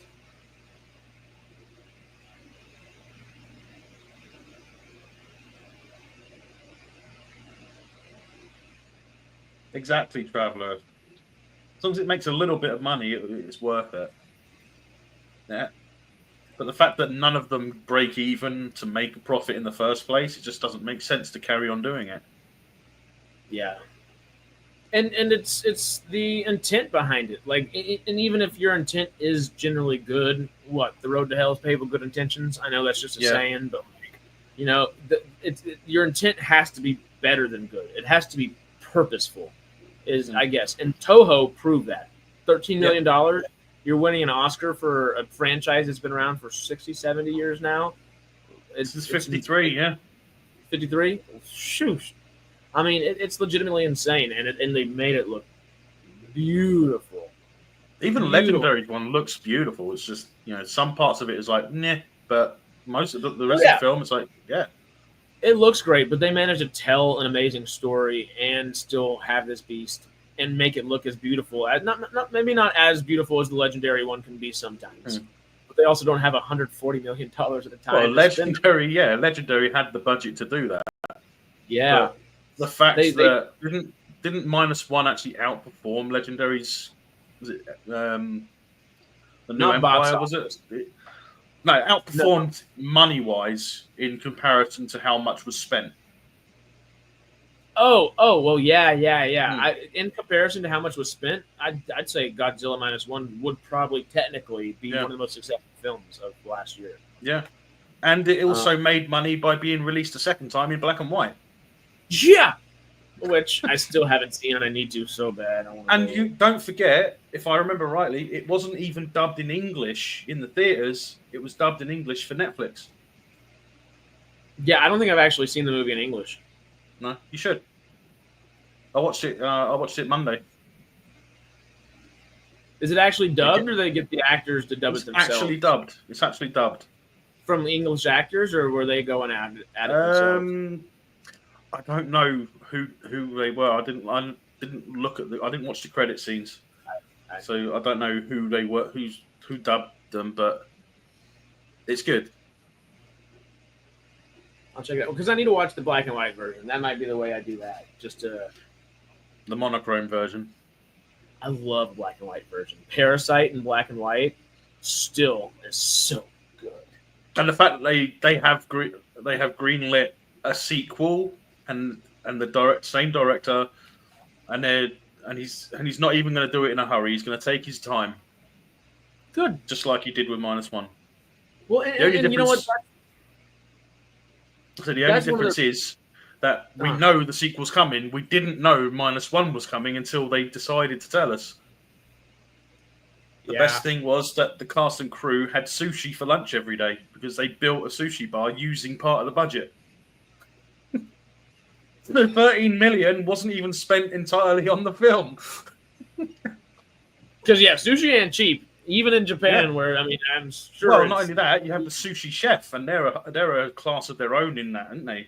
And yeah, they get fancy. Yeah. Oh wow. I don't know why Have they any of call you it watched chef, because it's raw, isn't it? So. Yeah, I have. Did you ever watch Squid Game? No, but I know the new season started, didn't it? Did it already come out?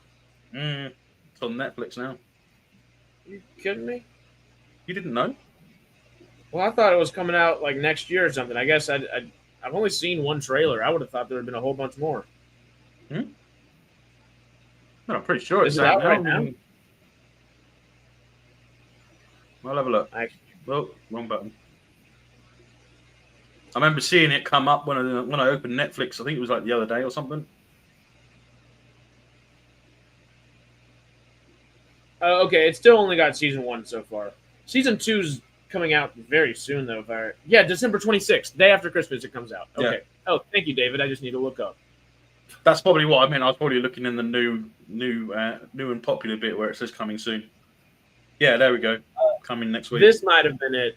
They just added Squid Game Fireplace, and it says recently added. It has Squid Game. Because there's also another version of it as well, isn't there? There's a foreign version of it coming as well, isn't there? If I remember rightly. Squid Game? Unless that is season 2, I don't know. I don't know. Hey, well now, what's the actor's name? Lee Jung-jae, is that right? Am I thinking of the right guy? You think so? Oh! I just exited out of something on accident. Before we jump back on that, I did look it up. Stargate Origins, the TV show, and at the TV miniseries, webisode, series, whatever, 3.9. As Stargate Origins Catherine, the TV movie, it's a 4.2. The movie version. Yeah. So it's more highly rated than the original webisodes were. Definitely. Yeah. I always thought that when I watched it, I was like, this would do so much better as a movie. And it is rated higher. It makes sense. It does. And Lee Jung-jae was the guy's name. That's Squid Game guy. Well, now that he knows English from Acolyte, maybe Squid Games 2 is going to be in English. I doubt that, but he doesn't really. He doesn't know a lot. He doesn't know a lot of English, though, does he? I mean, he literally learned the lines when they were filming, didn't he?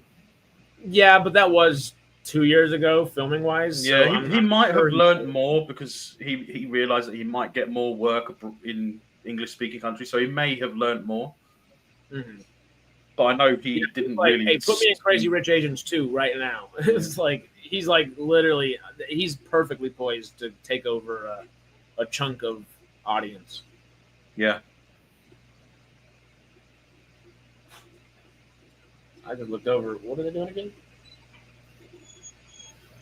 Oh, burrowing out of it. Yeah.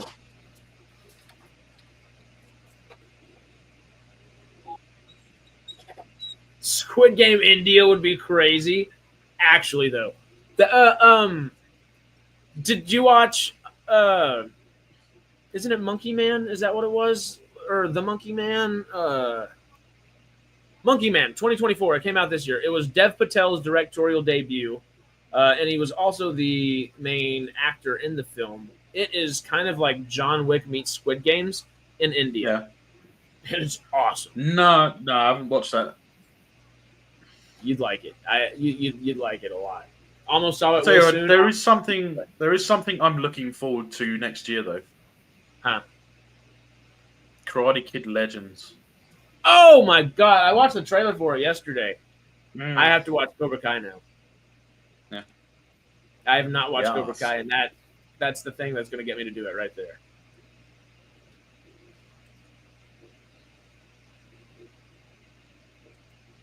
Nice.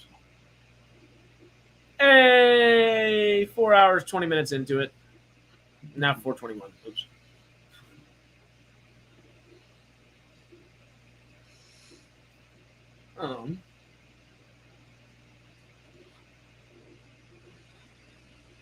I guess I should have this up here. Just to make it easy. Oh.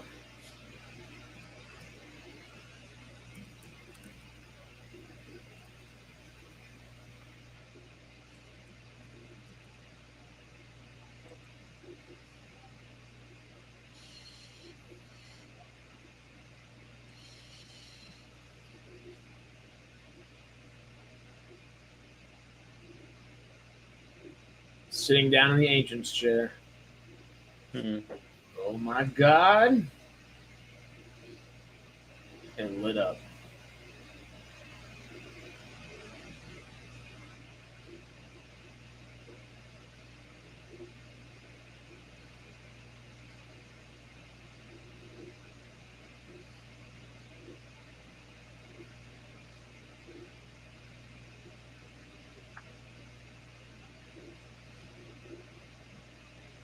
Those fools. Wheelchair time. Yeah, those fools.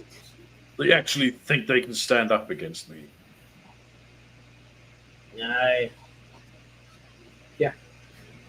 Right, and start shooting as much as you can, and then all of your stuff just goes, oh, yeah, we don't have the power to do that. Sorry. Traveler, no. Old Man got canceled by FX today. That's another one I've been meaning to watch and just haven't ever gotten along to watching, you know? Damn. Jeff Bridges.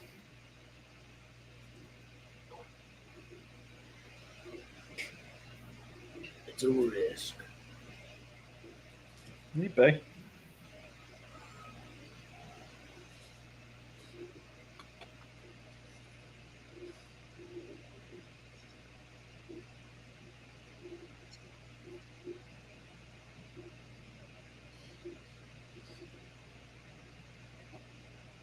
Blah, blah, blah, blah.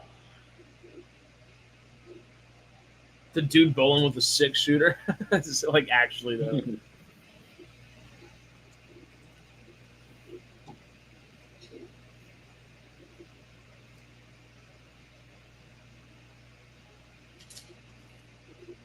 Sorry. I'm just got to go and let Bailey out to the toilet, and I'm gonna make a coffee while I'm up. So kill two birds with one stone.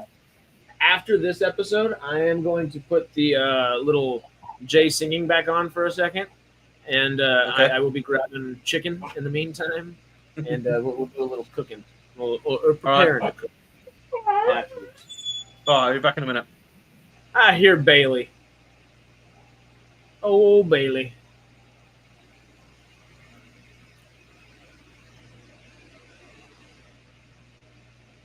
Yeah, realistically, they ought to have gone back for the frickin' just drones out of here. The puddle jumpers, most definitely. The drones as well. I guess the depleted ZPM is kind of useless. But if you have so much territory that you could cover underground still, intermission, actually, yeah, we'll do a quick little intermission. Um, but I don't see why they wouldn't go back. It makes no sense to me. I guess outside of, just the whole actual writing and okay, well, we can't go about this until we end the show or get enough to write a spinoff for it, whatever it may be. That weapon looks almost more like a wand than a knife. Puddle jumpers via midway gate system. Ew.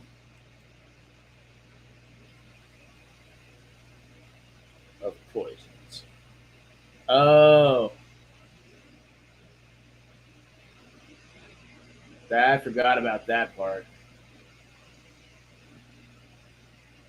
Well, sayonara, bald man. Sorry, buddy. He's not as good as our favorite bald man, Hammond himself, or replacement Hammond, Terry Quinn there. God, when's the next Resident Alien coming out? I want more Resident Alien yesterday. I'm glad y'all and Chazz actually did. He was the one who kind of hollered at me, and then once I told y'all were like, watch this, watch it. Resident Alien Season 4. When are we going to get something?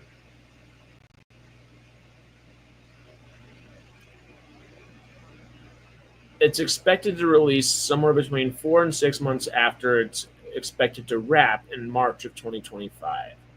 Okay, so if they're done filming it in 2025 in March, September, October next year, that'd be good timing. Can't believe I caught up, and when I did, I wish I would have caught up like right before season 4 instead of right after season 3, and waiting 2 damn years or a year and a half for it.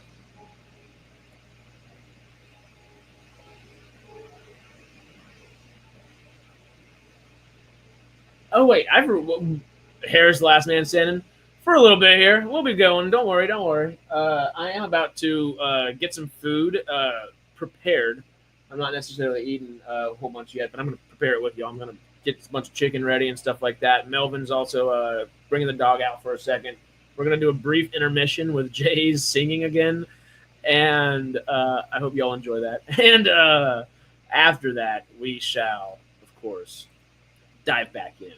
It should be just a brief intermission, I think that video. I'm back. Hey-oh. No more talking shit about me. No more.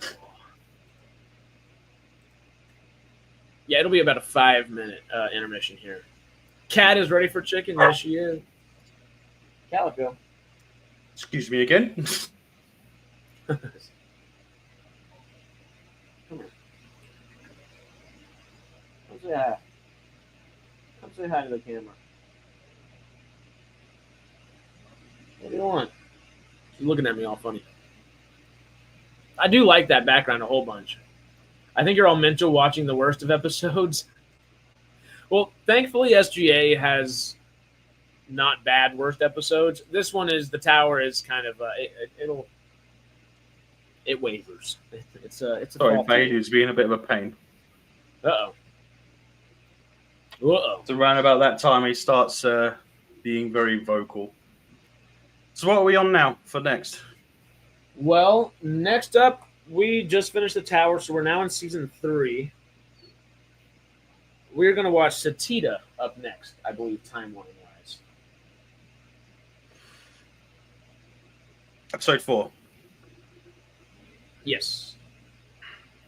Caldwell's kind of back in the fold. Oh, that's right. It might start a new episode. I didn't even realize that it started a new episode. Yeah, it started. That was the one where the minds of those people fighting that war go into Weir and Shepard, wasn't it? And they start hunting each other.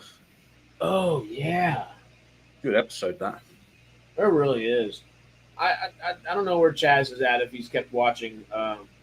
all of this or not, but we should get him into it. Because we thought we were going to do a whole kind of what I'm doing with Star Trek, but with Stargate, you know?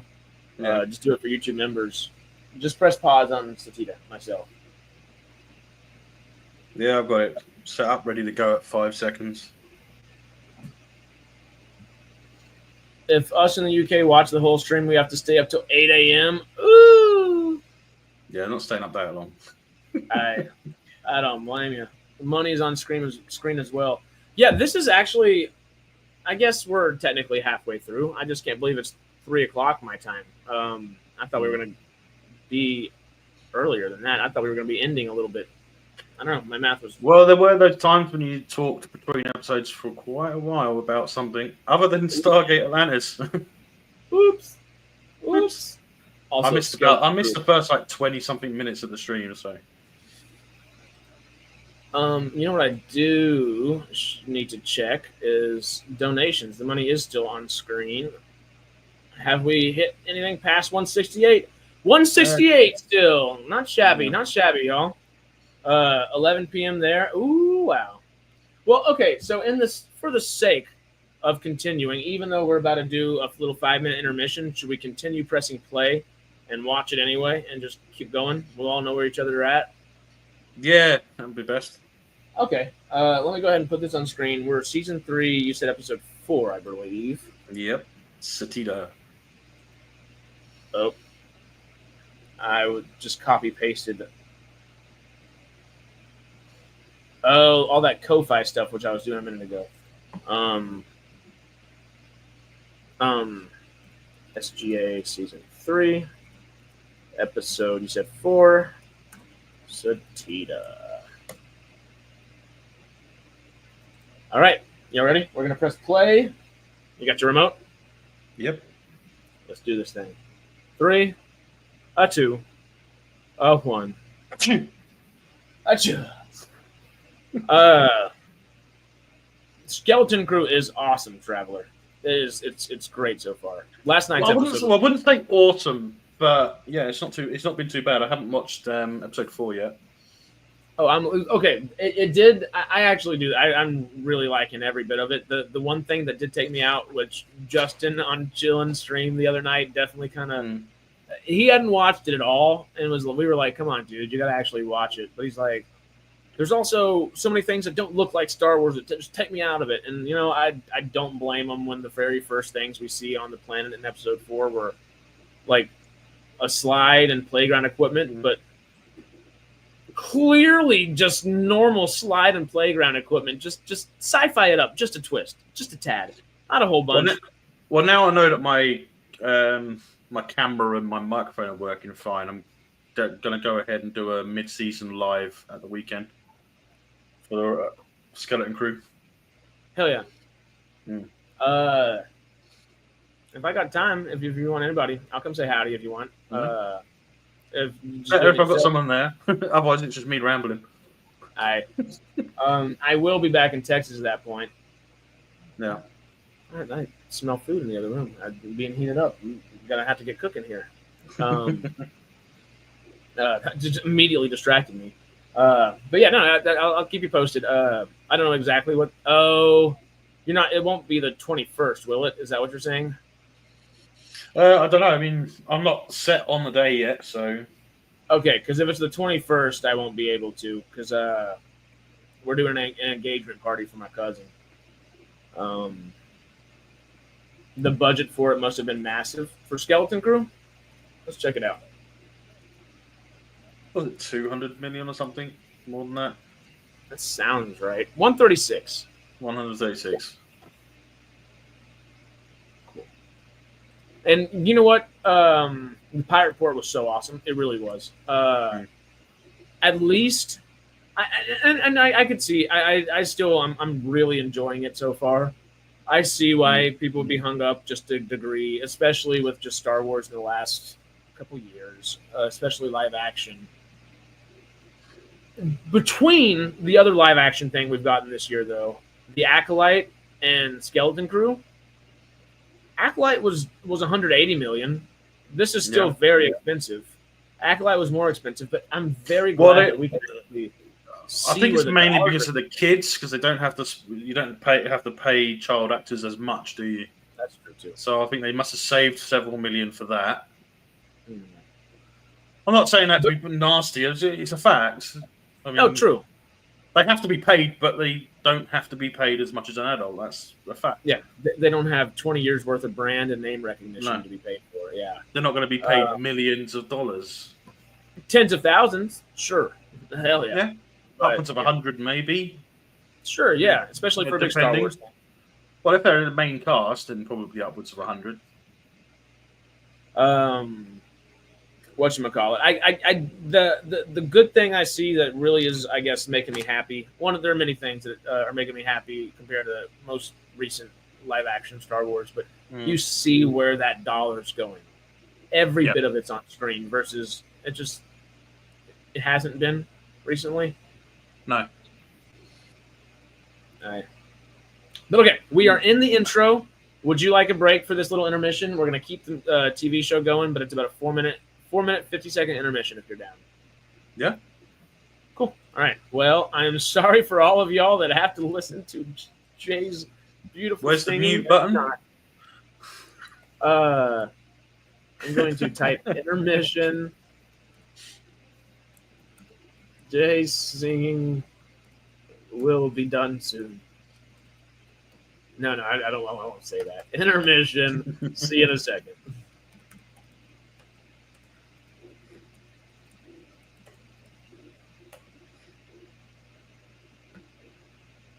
Yeah, Jude Law was probably more expensive than any individual actor for Acolyte, but Yeah. Erwin Butt reminds me of Forrest Gump. Actually, though. But all right, okay. Sharing the screen and 12 Days of Stargate. All right, intermission. Intermission. We are going to keep it going. TV wise, we're still watching. There's just things going on, bathroom breaks, water breaks, bringing in bowls of chicken to do stuff with. We'll figure it out. Tunde Adebimpe as father of the Skeleton Crew children, $30,000 per episode. Ravi Kapit. Okay. What else has he been in? We'll I'll discuss this when we get back. We'll talk about it, and then we'll call that a day. All right, you ready? All right. Intermission.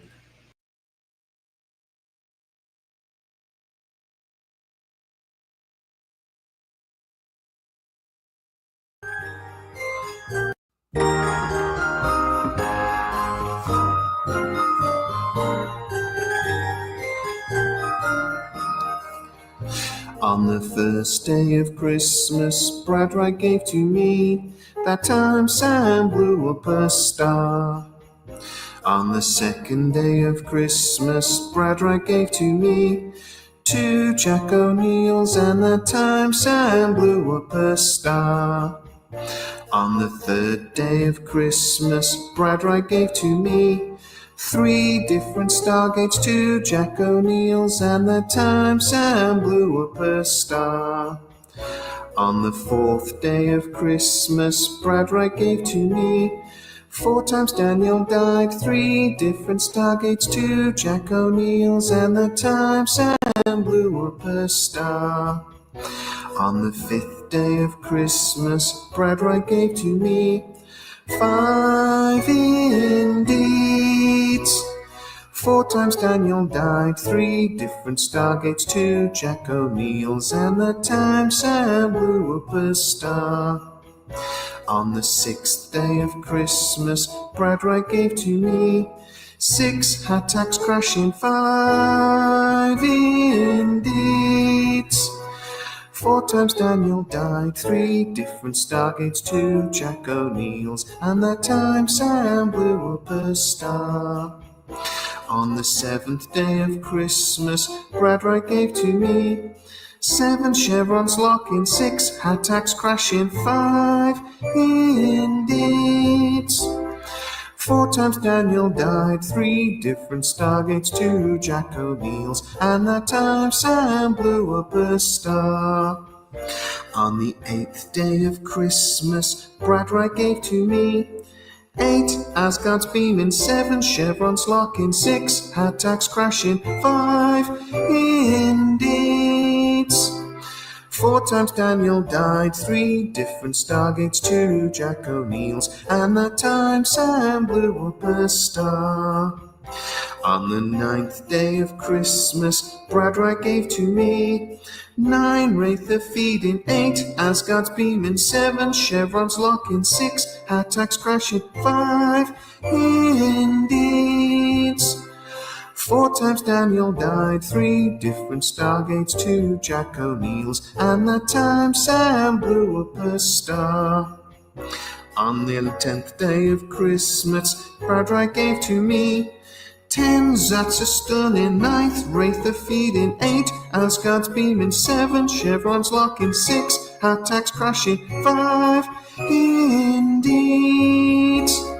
4 times Daniel died, 3 different Stargates, 2 Jack O'Neills, and that time Sam blew up a star. On the 11th day of Christmas, Bradright gave to me 11 Alright burning, 10 Zats a stunning, 9 Wraith of feeding, 8 Asgard beaming, 7 chevrons locking, 6 attacks crashing, 5 indeed. 4 times Daniel died, 3 different Stargates, 2 Jack O'Neills, and that time Sam blew up a star. On the 12th day of Christmas, Bradright gave to me 12 balls of plotting, 11 Alright burning, 10 Zats a stunning, 9th Wraith of feeding, 8 Asgard's beaming, 7 chevrons locking, 6 attacks crashing, 5 indeed. 4 times Daniel died, 3 different Stargates, 2 Jack O'Neills, and that time Sam blew up a star.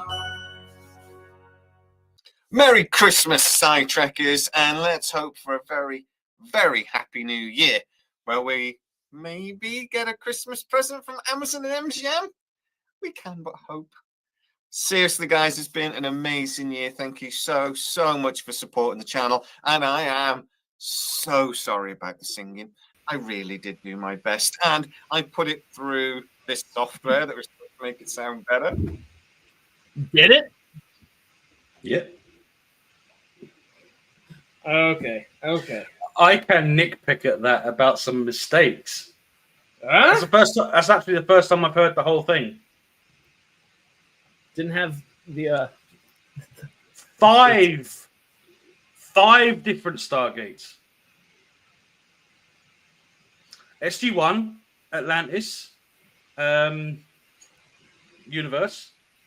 The one that was built in Sam's basement. Oh. And that other one that I forget the name of their race, but they built one of their own. Remember, 5 different Stargates. 6. The Tolan, they built their own. Yeah. So, Yeah, Tolan, not the Asian. Yeah, 5. Tolan. Well, Supergate too, right? 6. Yeah, 6. Yeah. No way. I'm Yeah, pretty right sure I now- can pick a few others. Ronan is stuck inside of a 9 big old chevrons wall. to get to Destiny. released 12 days of Reckon I Stargate wish Christmas Jay was standalone. here. Oh, it already is. This is from last year. Yeah.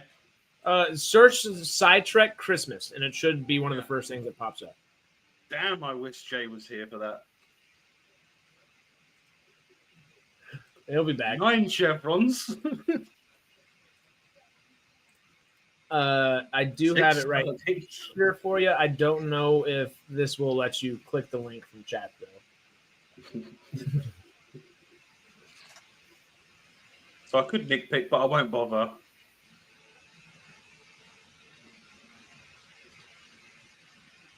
Oh, damn! I saw the this earlier, but I didn't see this message here. Jude Law is Jadna Wood, $500,000 per episode. Nick Frost for Shmee SM33, $50,000. You did it as well. That's the first thing I noticed when it's like SM33. It's like, Smee? Shmee? Is it him? Yes, it is. Well, that's because I had to. I kept spelling Megan wrong. I used to spell Megan properly, and then when I realised, I started trying to spell it with the 3 instead of the E for Megan. Oh yeah. Yeah. So it was in my head at that point when I heard that the 3s are the E's. So it's me. Yeah. Like I've got that one down pat. Yeah. Give me something hard. Come on, Lucasfilm. Captain Silver / Crimson Jack from Treasure Island. Man of many names. Captain Long John Silver from Treasure Island. Oh, Captain Silver. I think I even said that in a video that they're not very imaginative with the names because they're using names from different things that Disney have done. it's like I wonder where the inspiration came from here. Couldn't tell you. He says Conyers as Wim is 30,000 per episode, which is the same as Tunde Adebimpe as his father. Yeah.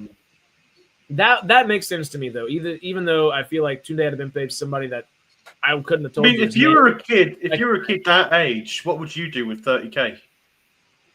Give it to my parents because that's what would be happening. Because it would go to your parents anyway. Yeah. But if I was a kid that age, I'd say to my parents, make sure that goes in my college fund. Oh, me? When I was 12, I was investing in stock. So I would have been like, oh, put this in here for me. Yeah. It probably wouldn't. I would have been much nicer off right now if that were the case. Yeah. Give me 30,000 an episode. But the thing that I think that would make sense out of that, even though he is a little bit of a more well-known actor than the child actor is the main lead of the series by technicality, and the dad's not in every episode either.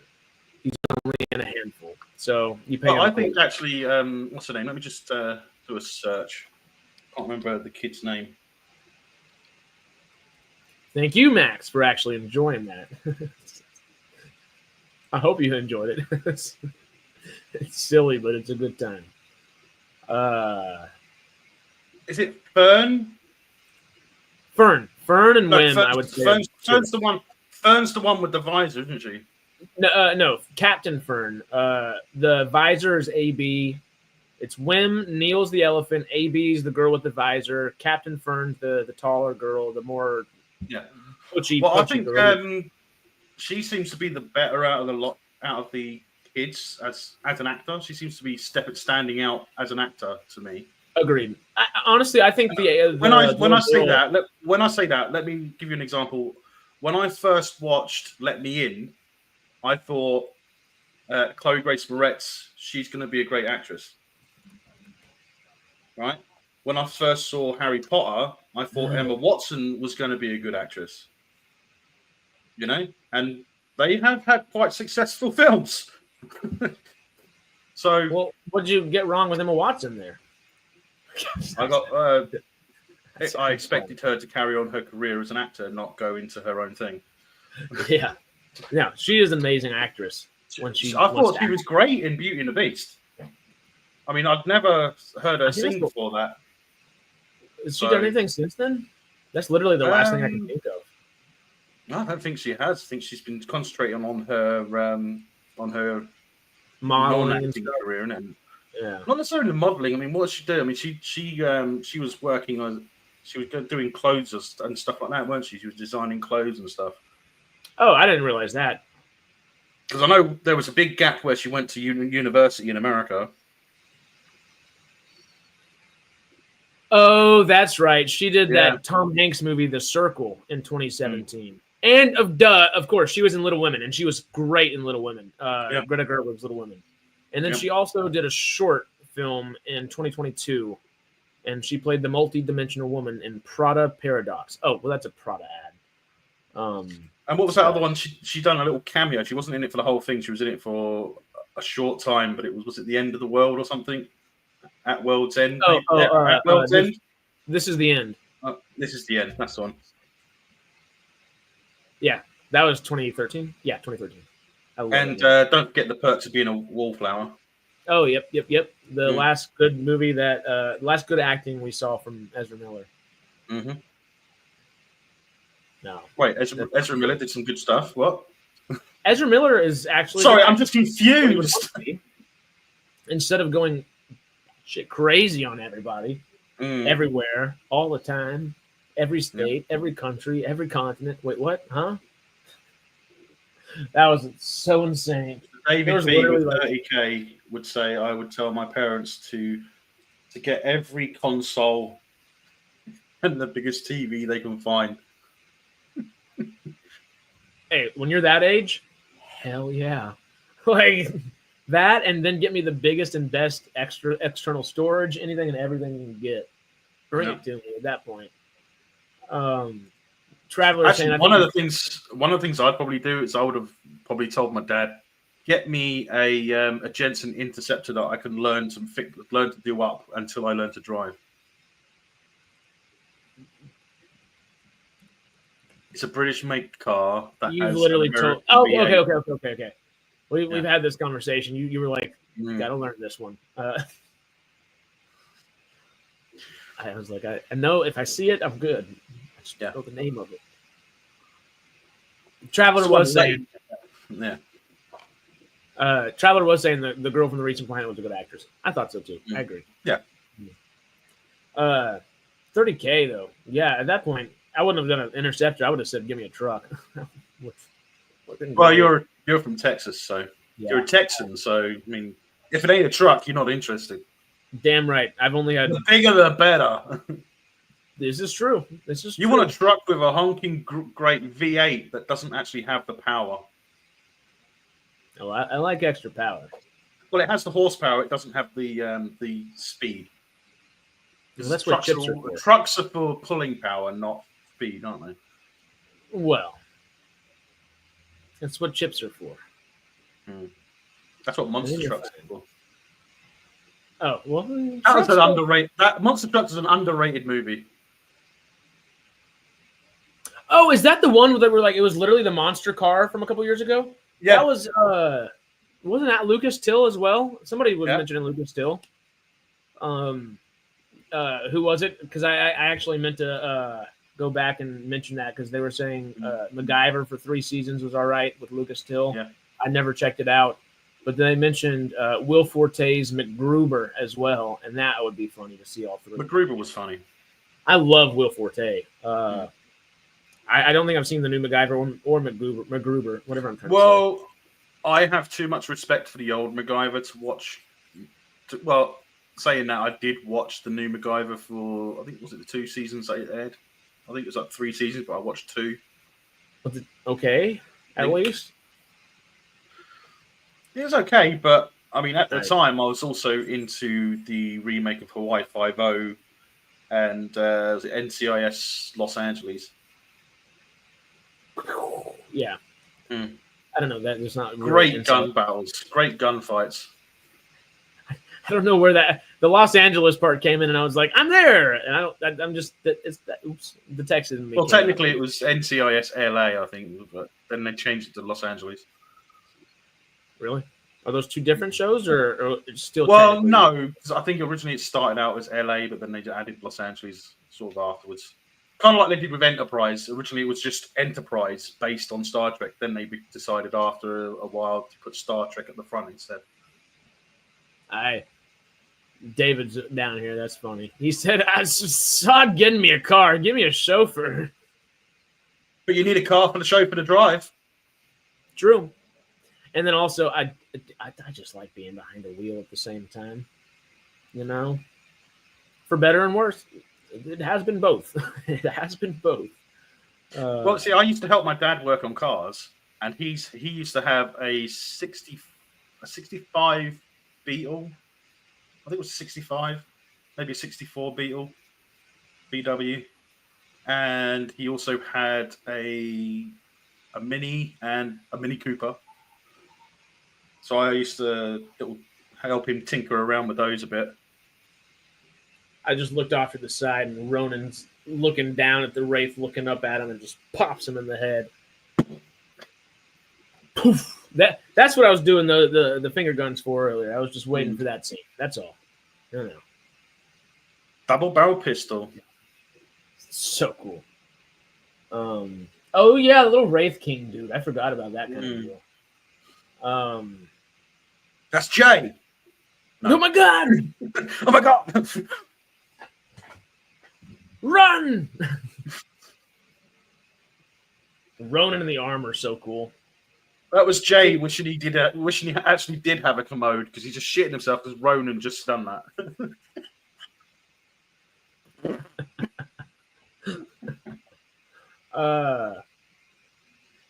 Honestly, Ronan needed a dad to teach him about interceptors and saying things growing up. Yeah. And then maybe he would have figured out how to get his wife to leave with him. It's weird seeing him in those clothes. It really is. Yeah.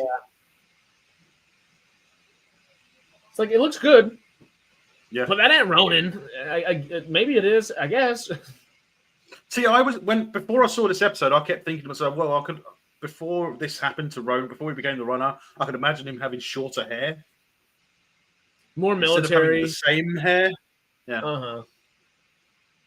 Because he always said he was tech sergeant, which was basically their equivalent of a master sergeant, wasn't it? A training officer, a training NCO. So basically like boot camp type thing.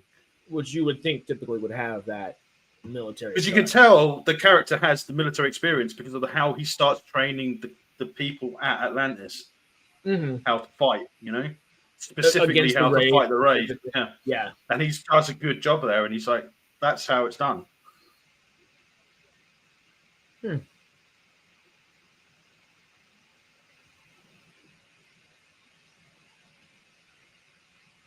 I really do love the whole Wraith ship suck you up and drop you back out kind of thing, but it's in the vacuum of kind of deal. And I do wish they'd done something about the weapons though, because these weapons are the same weapons they use in SG-1. The double barrel pistol, the big triangular rifle thing. The staff weapon. Well, I mean, look at that. That's straight out of SG-1. There were people in SG-1 using that. The Jedi, the Lucian Alliance were using them. Oh yeah, as well. Yeah. And like you just said, the Jedi don't have all that much different of a weapon either. Well, I can imagine that Jedi would probably where these guys got their weapons, or vice versa. Maybe the Jedi bought them from Satida, or found them on Satida after the attack. Hey, you know what would be a good movie is that final Satidan struggle. That final day. Make it like maybe a three-part miniseries, maybe. I mean, if they could do it in a Rogue One type of way, where like you do set something up and have that kind, you just would need that like smaller story within the larger whole, and have that kind of, okay, we sacrifice ourselves so another portion of our planet survived or something, and maybe Ronan. Well, maybe something after the attack. It can be similar along the lines of, say, Falling Skies. Where you got this second mass. Yeah, like tickle my fancy. Yeah. I've been watching. I think season 5, episode 5 or 6. Final season, wasn't it? Almost done with it. Pope literally just broke bad. It's rushed though, don't you think? It's getting rushed. Yeah, it is. Yeah. The whole thing's rushed. I've been thinking that since season 1, because literally some of the best things that happen are off screen. And you're like, why did you not just give us that? I get it, budget constraints, so on and so forth. But it's still a wonderful story. It's a very Spielbergian story, which I appreciate. But obviously, he couldn't he was because Colin said he met him, but I guess he couldn't be truly hands-on with the whole thing. I had to text Colin the other day. I didn't text him right after, or yesterday I was texting him. Because I guess 2 days ago is when I watched the episode of where Sarah dies in there. And then that's what, makes him break bad in Falling Skies and all that. Yeah. And it was some good acting between those 2 episodes. So I was just texting him. Yeah. And he was like, shut up, dude. I didn't even watch that stuff. He didn't say that, but, he's like, I've barely seen the episodes. Thanks for the compliments. It's like,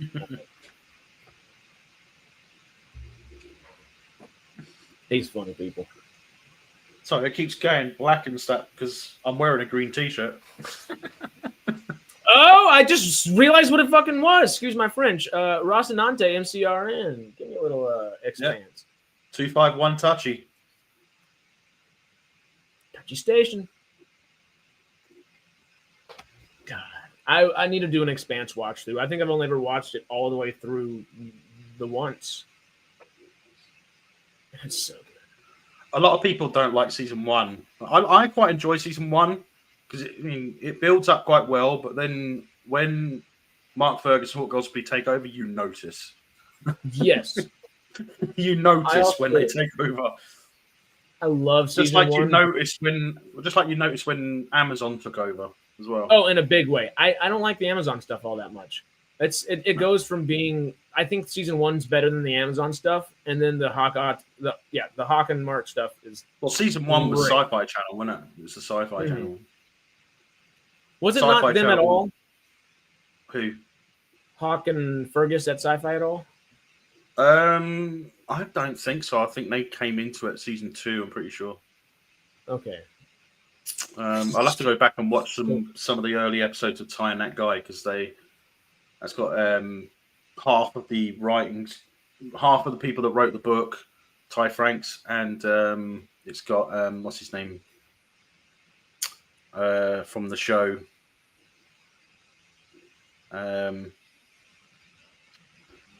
Which one? Can't think of his name. I can't remember. I can't think of his name for some reason. Hold on.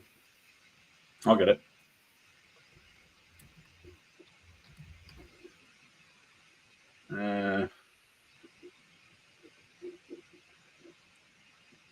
Wes Chatham. Wes Chatham, and Ty Franks. They talk about how it was made and everything, and they interview the other cast members. It's great. It's a great channel actually. Ty and That Guy. What's it called? Ty and That Guy. Oh, that's actually the.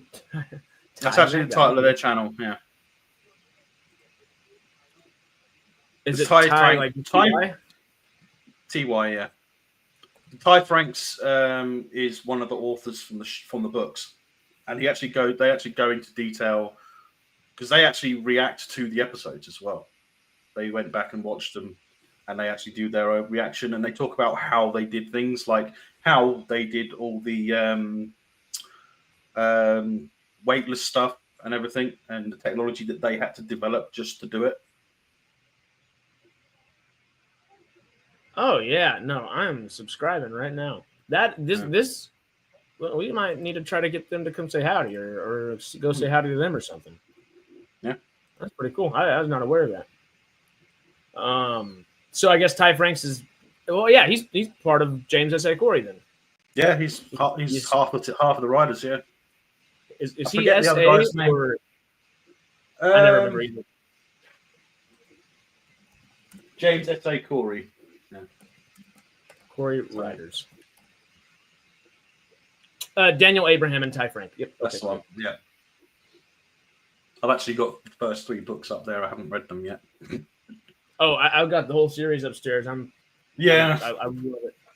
I don't really have the attention span to read a book, but I thought I'll give it a try. I get distracted easily. That's why I prefer watching shows and movies. Try if it is a little bit more pricey to do it this way, but if you have that series that you really want to do it, the best way to ever read, I feel like nowadays, is audiobook and physical. Well, I tried the audiobook, but I think I prefer reading it myself because it's such a pacing wise. To me, it's such an iconic series, on screen, and I know the books are far better because I've been told that there's a lot more stuff in the books than you get on screen. And hearing Ty Franks talk about the books as well, and the fact and also how they got up with the idea. There's actually a big team of them, and it's actually a game that they invented. They were playing a game that they invented, and they wrote the book whilst playing it. So you got to check out their channel and find out and see for yourself, mate. Yeah, I just subscribed on M-Cubed. I need to actually subscribe on my personal channel. And with Stargate, of course. Stargate, Sidetrack. Is it? I associate Sidetrack with Stargate now. Have they recently finished another book as well? I can't remember. They are about to bring out a new whole series. Yeah, I know they were talking. I know And- there's a series going to be coming, but it's because it's going to be different because the next book in the series is actually 30 years in the future, isn't it? It's like jumps 30 years, That's right. and they just weren't sure how they were going to work it in. So I think it's Okay. going to be a spin-off though to carry on from the end of the Expanse show. So it's going to split off and do its own thing, if I remember rightly. At least that's one of the ideas that they were talking about. And that was part of the Yeah. continuation of all the planet stuff. Yeah. What is the name of the channel? Ty. Let me actually type it in here because Ty and that guy. Wes Chatham is that guy. It's interesting as well because Wes Chatham actually talks about his career in the Navy as well when he was in the Navy.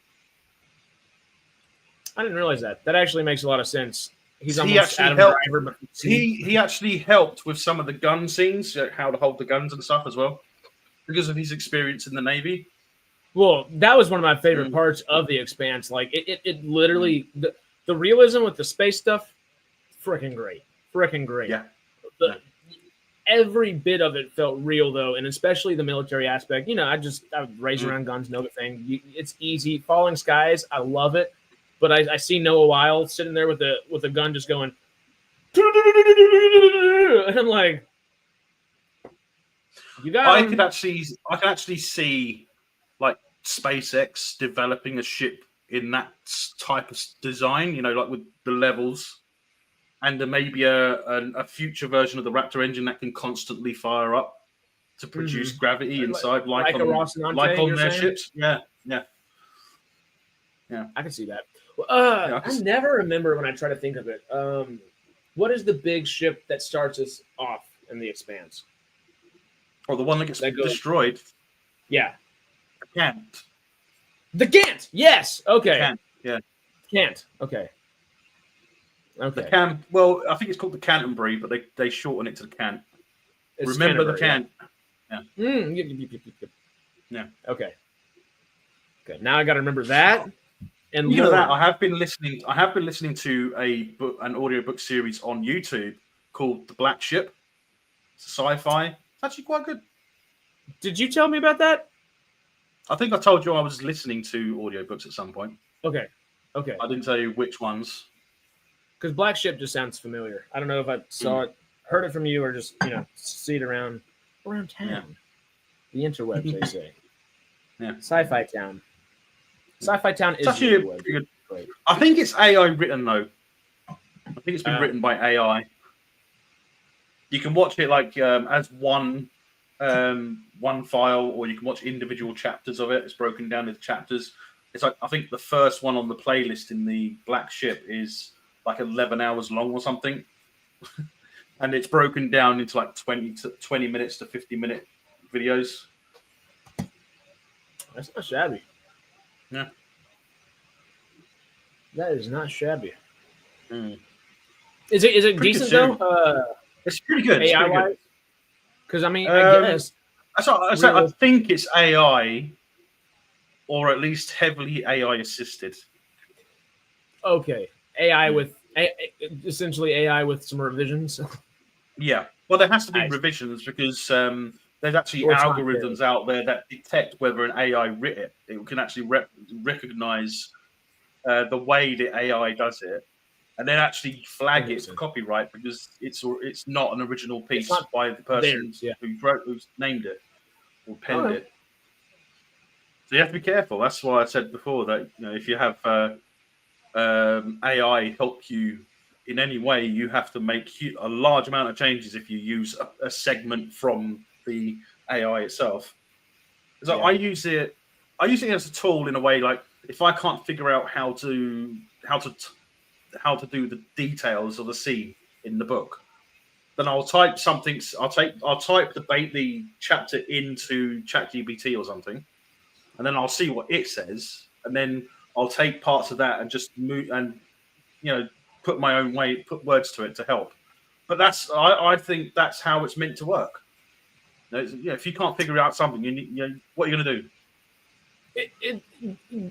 Yeah, you don't want it to write for you, and then you make No, revisions, essentially informing it. The point of it is to inform you on a specific how thing to that do you it. help. Yeah. Yeah. It's like if you can't figure out a specific detail, like how do you write a scene where you've got the ship hanging in the emptiness of space? You want to add more detail. You don't want to just say it's a ship hanging in space. You want more detail. Don't know so anything about it. That in, yeah. Well, so you just type it in, yeah. and it'll give you an idea of, why don't you try this? And you're just like, well, I could do something like that, and just do your own thing, but use it as a template, basically. That just for the templates detail wise, yeah. Mm-hmm. Yeah. Don't just copy and paste. That's ridiculous. That's cheating. But it's what it's there for. I mean, what are you going to do? You'll probably come up with the same idea if you waited a month thinking about it. So because legit, you'd search things anyway, wouldn't you? You'd read other books and see how they detail it. But then, are you copying the book? Are you copying that author's work by reading the book and then just making changes to it? Mm-hmm. It's the same thing, right? You read books to research how to write your book, don't you? Oh yeah, you have to. Yeah. ChatGPT just gives you another option to figure things out, as long as you don't just copy and paste. You put your own spin on it. Yeah. I know. I'm like, we need to continue this because this is good stuff, but also Ronan and Wraith. I kept thinking, is he going to do the New Zealand All Blacks thing and start doing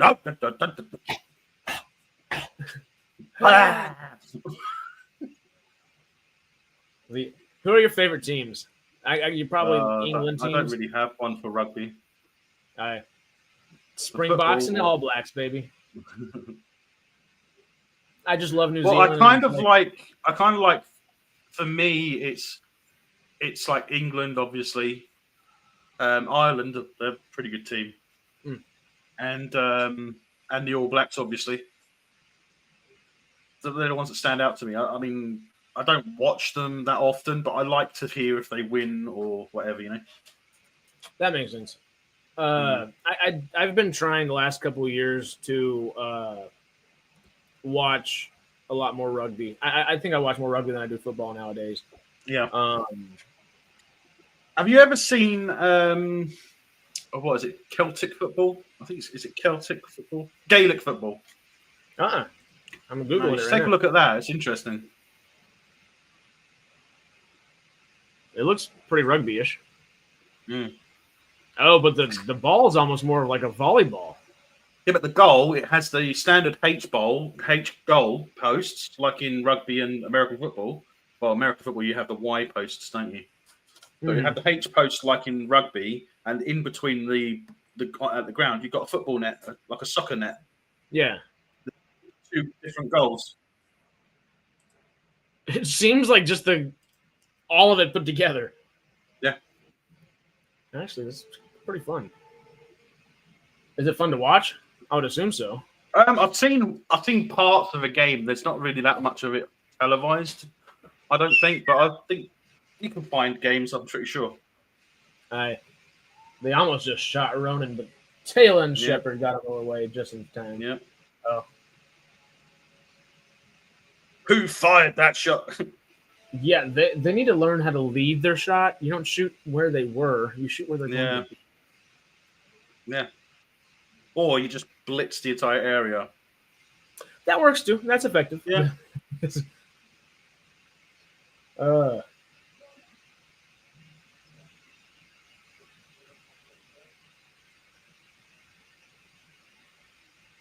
Rodney didn't do it because he was scared that Ronan would do something. Not that though. Not that. Not a big old hug. He was expecting like a punch or something. I think Taylor said it, didn't she? She said if you kill him, you're dead. You're getting shot. Traveler says, I'm surprised they're allowed to keep calling themselves the All Blacks. It sounds racist.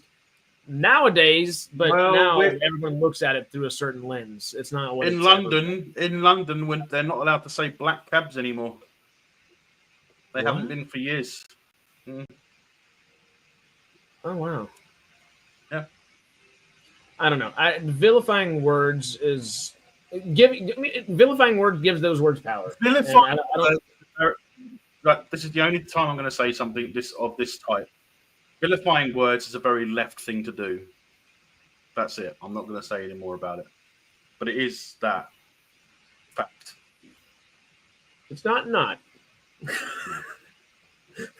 Notice how I didn't say the W word. Yes. No.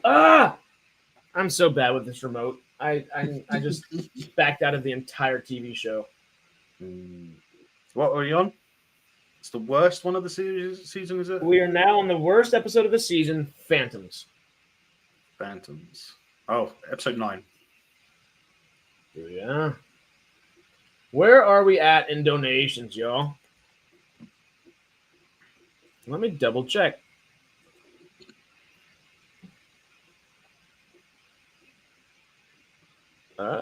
Still 168. The goal is 300. We're about halfway through. What are we thinking, y'all? We can do this. We can do this. The person who donates the most will be getting a gift card. And This just happens to be the episode that I stopped watching on the last time I was watching this. Really? Yeah, because I just opened it up and I'm at like 5 minutes 39 seconds. Oh, that's kind of perfect. You said season 3, episode 9, correct? Yep. Phantoms. And it's not that superhero person that wears purple, skin tight stuff. You mean the OG superhero? The OG Phantom. He was like the number one, like the very first one, right? Or like what we think of as the modern superhero. Because he was right before Superman, Cap, Batman, Aquaman, Namor. Well, I know. I don't know. I mean, isn't Superman notorious for being the very first superhero? Because I think the very first appearance of Superman in a comic book, the comic book in question, the first edition of Superman ever, I think, didn't it just sell for like $70 million? And that's a comic. Probably. But the Phantom is the first. Probably because he was from that. I think he was called the ghost that walked, wasn't it, or something? He debuted in his own newspaper comic strip in 1936, February 17th. Yeah, not long before Superman, because I think Superman was 37. I can't remember. It had to have been right there. June 1938.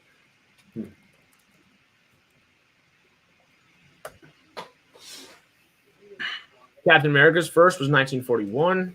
Mm-hmm.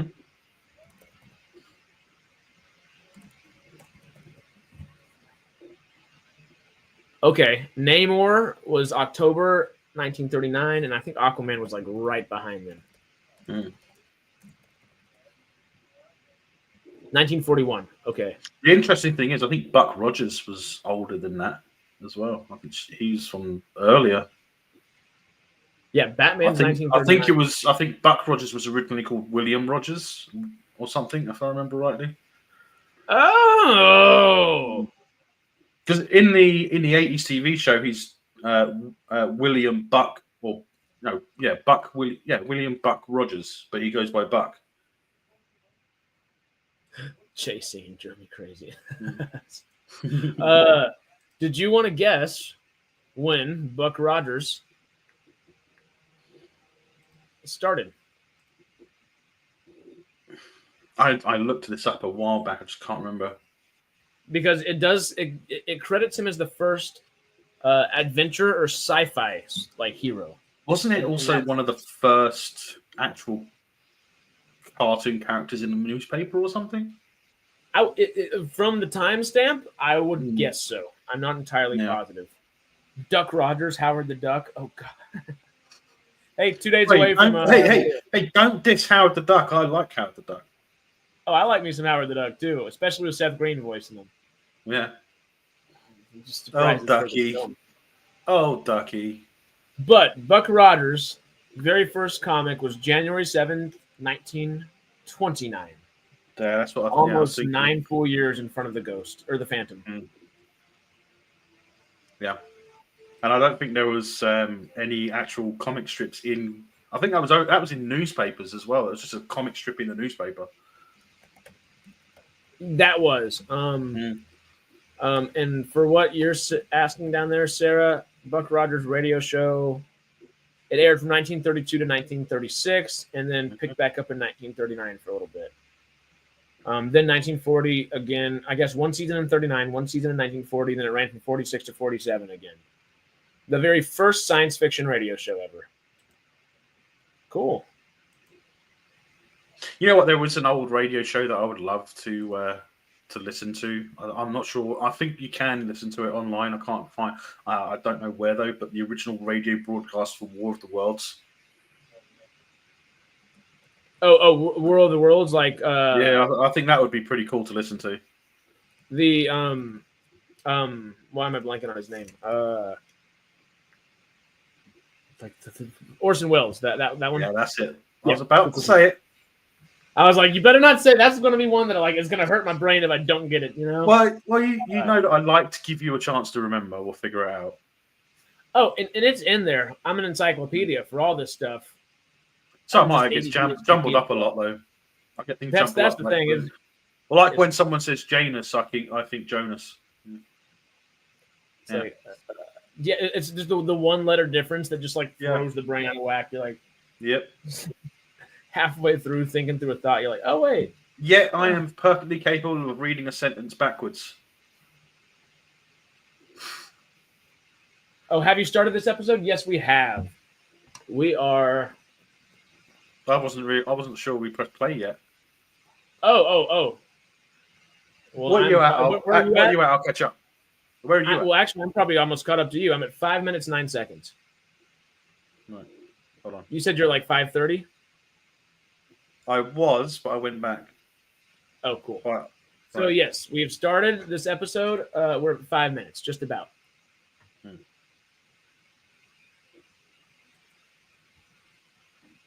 The Jackal. That's what I was. Oh, it's that one. I like this one. Oh no, yeah, this one's fun. So, are you ready? Yep. Let's do it. Let's do it.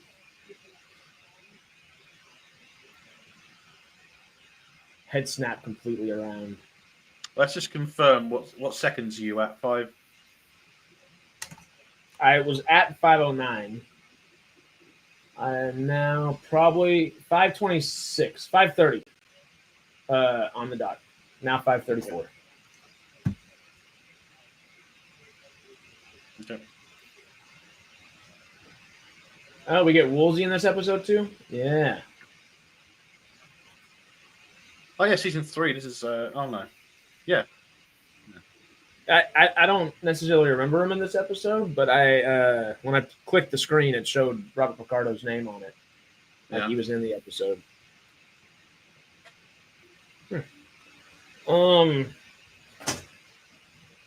Well, mine's showing that it's got Beau Bridges and Gary Jones in it. Yeah, I'm looking at Shepard and Beckett. Yeah. Hold up. Then maybe that might be a little off because yeah, technically it's supposed to be. Oh, literally, as you said that, mine said Gary Jones, Beau Bridges. Now it says Joe Flanagan, David Hewlett, Terry Higgins. Yeah, now mine says it as well. Higgins. Not in that order though. So Joe Flanagan's at the bottom, Jason Momoa's at the top. Really? Now mine, yeah, it keeps changing. Mine went every time I touch it. It does. Well, it's supposed to, isn't it? 'Cause it's supposed to tell you who's in at specific scenes at certain points, so it will change that. Yeah, that makes sense. But was this the one where they start imagining? Yeah, isn't it? Yeah, that's the whole Phantom aspect. Yeah. It's the one where Ronan starts hunting Shepard and Taylor, thinking that they're Wraith, and Shepard imagines that he's back in that helicopter crash, helping his buddy. How absolutely terrifying would it be to have Ronan coming at you thinking you were a Wraith? I don't know. It depends. Am I shepherding this? You're anybody. I guess Well, Shepard if I can was deal with. shepherd, then I could probably find a way to stop him. Maybe not necessarily kill him in a fight, but I can figure out a way to trap him. Because I think Taylor Shepard too, would be probably. good at that. Well, Taylor can probably almost go toe to toe with Ronan because we see them sparring a lot. So Yeah. he's just know got his probably style. Physical prowess on. Yeah.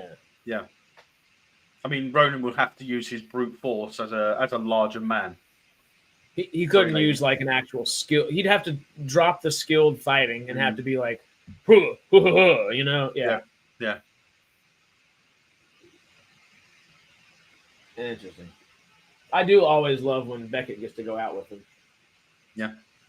He adds a little bit to it. He adds a lot, especially in this one, because I don't think we get a sense of how Beckett feels doing the work he's doing and the way he's treating the guy.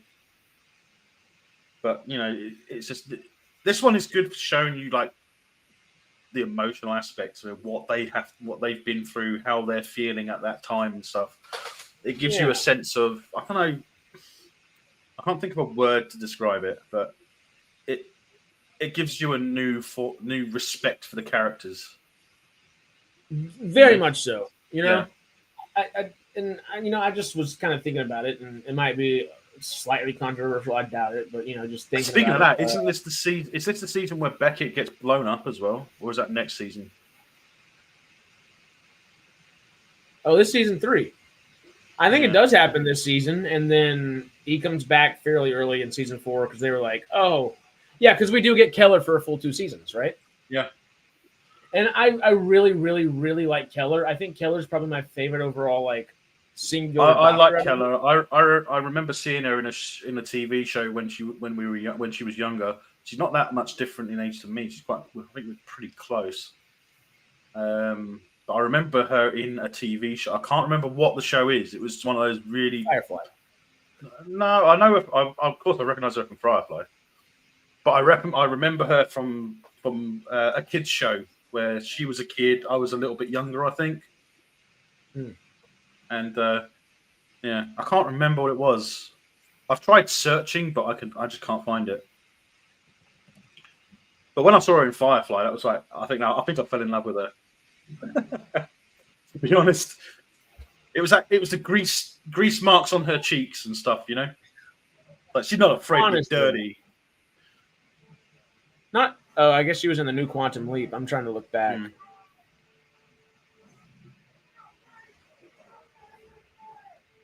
Huh. She's in Legends of Tomorrow? Yeah. Who does she play in Legends of Tomorrow? I don't think she's in it for long either. It says she's in it from 2016 to... Oh, no. The show went on from 2016 to 2022. I think she had quite a few cameos and bit parts in shows as well.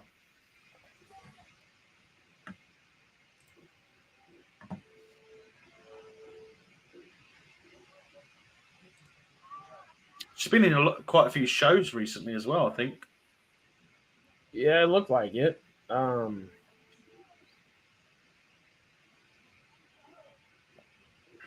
Who is she in Legends of Tomorrow?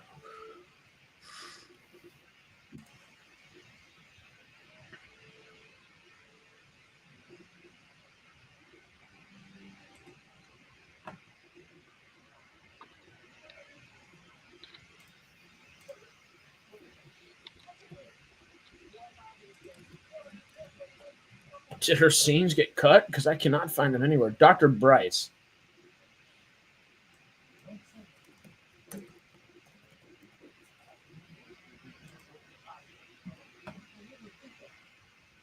Was it only one episode?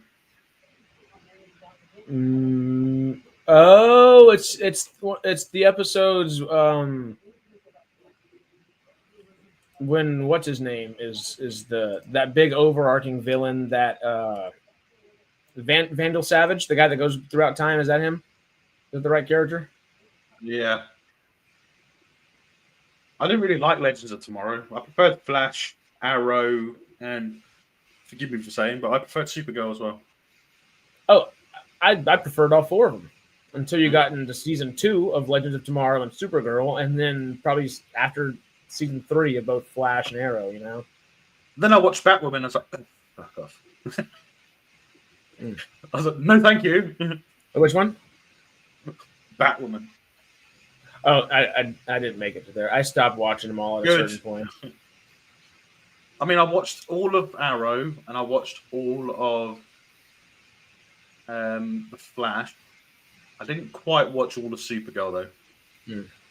I think I've got one season to go that I haven't watched of Supergirl. Okay.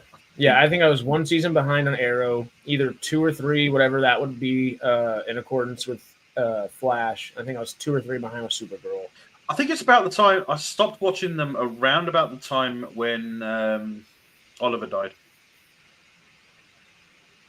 Oh yeah. So that's the Crisis of Infinity Earths or something, wasn't it? Or something.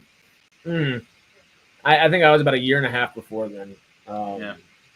But I almost went back to watch the Crisis. That's the time when every single universe was destroyed, and then it all became one. Yeah, after Crisis, the Flash. Yeah, because all of a sudden the Flash and Supergirl are on the same world, and it was like, what? I thought they saved the multiverse. I thought that's what the whole point of it was. The one thing that'd get me to go back to it would be maybe watch it. It wouldn't make me go back to it. I couldn't just watch all that again. It's just there's too much. No, but I could rewatch the crossover episodes all the time. Yeah, but then again, I'm a weirdo and I need like all the context around it, you know. So I would be watching the whole thing. The Superman and Lois show, that one I've debated watching a few times. Everyone's always talking good about it. That's actually quite good. I've watched it. I've watched some of it recently. I haven't quite finished it yet because I'm over the superhero stuff right now. If that makes any sense. It makes it's like if you 28 years later, I have an interest in watching that, but I'm sick of zombies right now. You know, just have The Walking Dead. Yeah, I don't think I'm ever sick of zombies, but they just can't take up the part of me that they used to. Because I literally started watching Walking Dead from episode 1 and was one of the biggest fans, and then I stopped the day they killed Carl. I was like, Carl's not even my favorite character, but you're gonna like disrespect the own series that you're making, and the actor. Like they killed him off because he hit 18 and they would have to pay him as an adult. Like that's why you're doing it, really? They don't respect their audience like that, and sure they do, and they have continued to do great things. Well, think about it this way: it's the same way. It's the same reason why they want Pedro Pascal to wear the helmet. Same reason. Oh. They don't want to pay more. Plain and simple, they don't want to pay more. It's like considering the fact that most of the time he was never in the armor. He was just voice acting at that point, wasn't he? Mm-hmm. Great show though. But now he is officially just a voice actor. That last season made him specifically just one, which makes more sense. I think that was punishment for him complaining about not getting paid as an actor, for showing his face. I think so. It was like, you really want to do that? And then, but guess what? You want to do that? You want to complain about that? Well, fuck you. Well, not even that. It's like, okay, well, you're going to complain about that. Okay, well, let's figure out the right ways to remedy this. You want to complain about it? Let's put you in the suit and pay you as an actual actor. Yeah. Okay, now you got to be there every day. You're not going to have your face on set. You're going to be in a helmet all day. Do you want to do that? Or would you rather a couple extra dollars and say a few lines on a voice thing a few days later and let Brendan Wayne do all the acting? To be a voice actor, wouldn't it be a few less dollars? Yeah, a few less dollars. Yeah. Yeah, because you get paid less as a voice actor than you do as the in-person actor, I guess. Yeah. I did grab a. This kind of makes sense, but I was out here. It's not like he's saying, if I wear a dress for 17 hours a day, I deserve to get paid for every hour it streams online. Oh. Weird. Rachel, what are you talking about? All his scenes might get cut. Who knows? It's Hollywood, baby. It's like he still gets paid for it, so he's laughing, right? Like it's we were talking about that literally yesterday. My roommate, who's going to be my roommate come January, here for the week, just had something premiering, so in town and stuff. We were talking about it because we went to go see Y2K the other day, and it's fun. It's stupid. Fun doesn't mean good.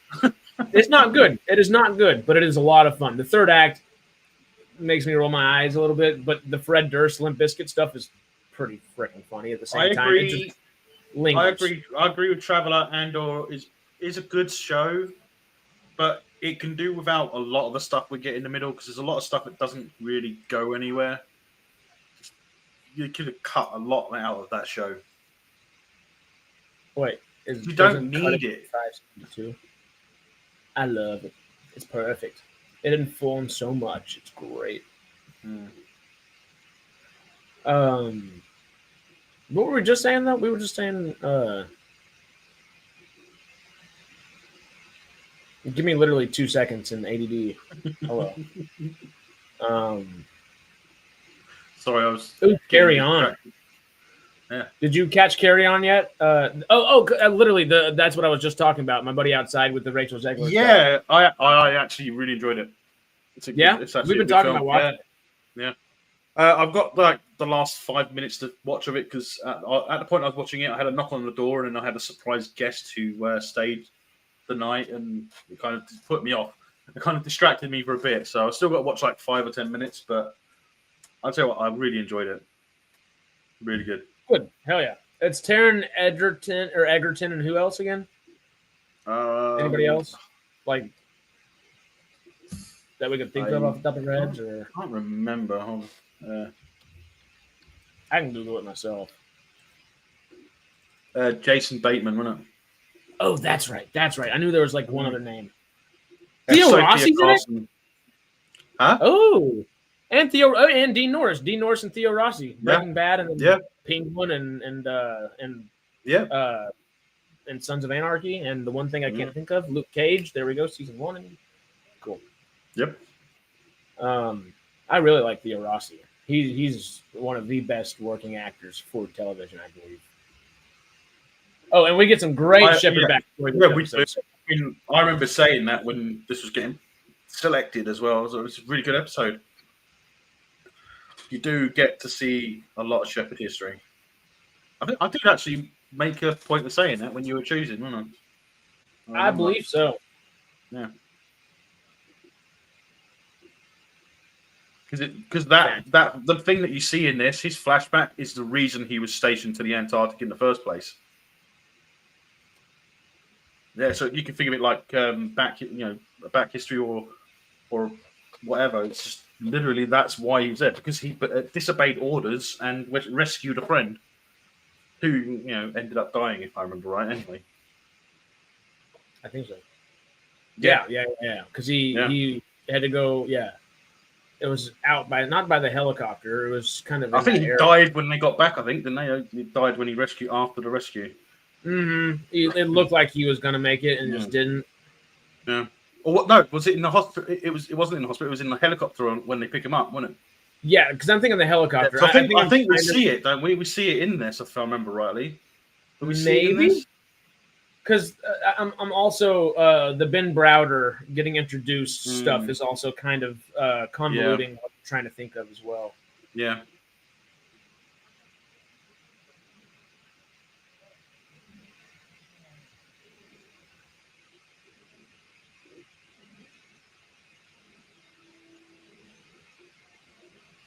Oh, God. Well, I can just kick it away from him, kick it out of his hand. Wouldn't you try to do that before he manages, when you saw him just starting to move it toward, wouldn't you try and kick it out of his hand? At least. I'd try something. You've got at least 4 or 5 seconds. There's plenty of time to do that. Yeah, you also don't know what he's going to do, I guess, because he could grab hold of your vest and keep you right there with him or something, you know? True. But also, the guy's stupid. If you're gonna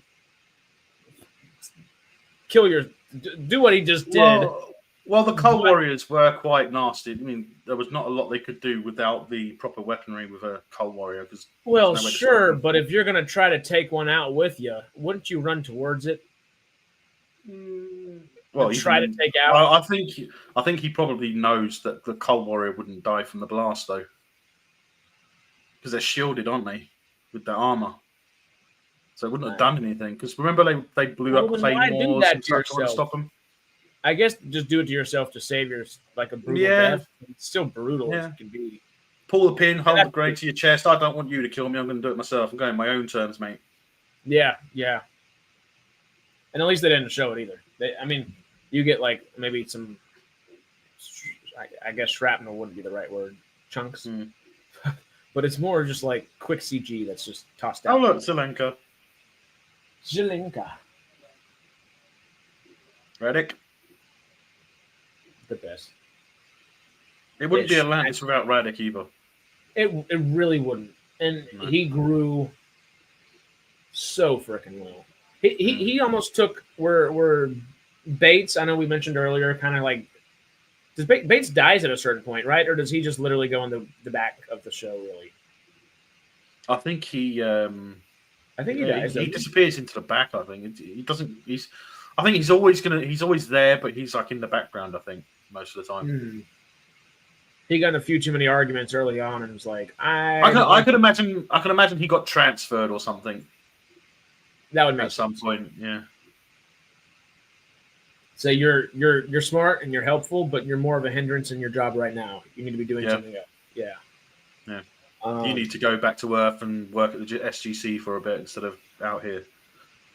That makes sense. Because honestly, and probably a little bit of a disciplinary thing against him for all the stuff that he does, because he is an asshole. And an asshole that borders on insubordination on a few different times. The problem is, he has the best intention because he does have the security of the entire Atlantis base and that, but on him. So you can see where he's coming from, but he does take it a lot too far, very much often. Hey. Traveler, how come you share your channel with the British guy? Technically, he shares it with me. I guess nowadays it's a little different. There's been a lot of things behind the scenes this year, so it is a kind of a group project nowadays. But that's kind of like the whole community, like Sidetrack family that we're always talking about. Like it's a whole group of us now. We are international. Cool, I guess. No, but yeah, it's fun. We're just a big team now, which is really nice. He gets the job back on Earth. Yeah. Literally. Okay. Or maybe he's stationed on one of the ships or something, one of the Daedalus class, one of the 303s. That'd be cool. Yeah. Just alongside Caldwell. Yeah. That's right. He did the job working for the IOA. Ah, yeah, that's right. Hey. So he can still be an arsehole and get away with it. Yeah, now he just can do it. And now he just gets paid more. Of course. Well, under IOA, he's private, isn't he? So he's a private contractor, essentially. So he'll get paid more. Here we go.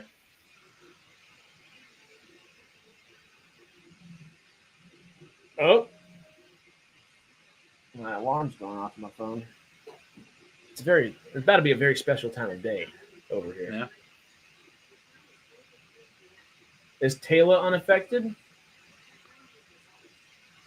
I think because she's wounded, it's not affecting her. I think that's why.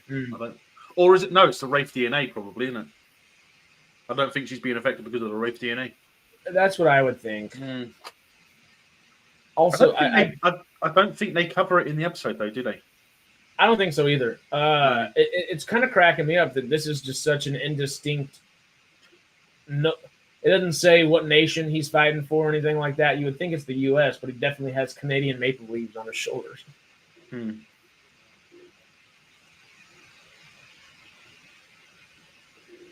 Oh, I guess those aren't maple leaves. No, that's a rank. It's a major, isn't he? Because it's oak leaves, I think they call it, isn't it? It's the symbol for major, and you get a different color one for lieutenant colonel, didn't you? Because Sam had an oak leaf. It went from gold to silver when she was promoted to lieutenant colonel. Then you get the full eagle when you're a full colonel. Cool. Okay. Yeah. That's how you know that a captain of a ship in the Navy is the same rank as a colonel, because they got the same insignia, same rank insignia. Whereas a captain in the army has, 2 bars? The bars are easy to follow. Everything else I'm not as familiar with.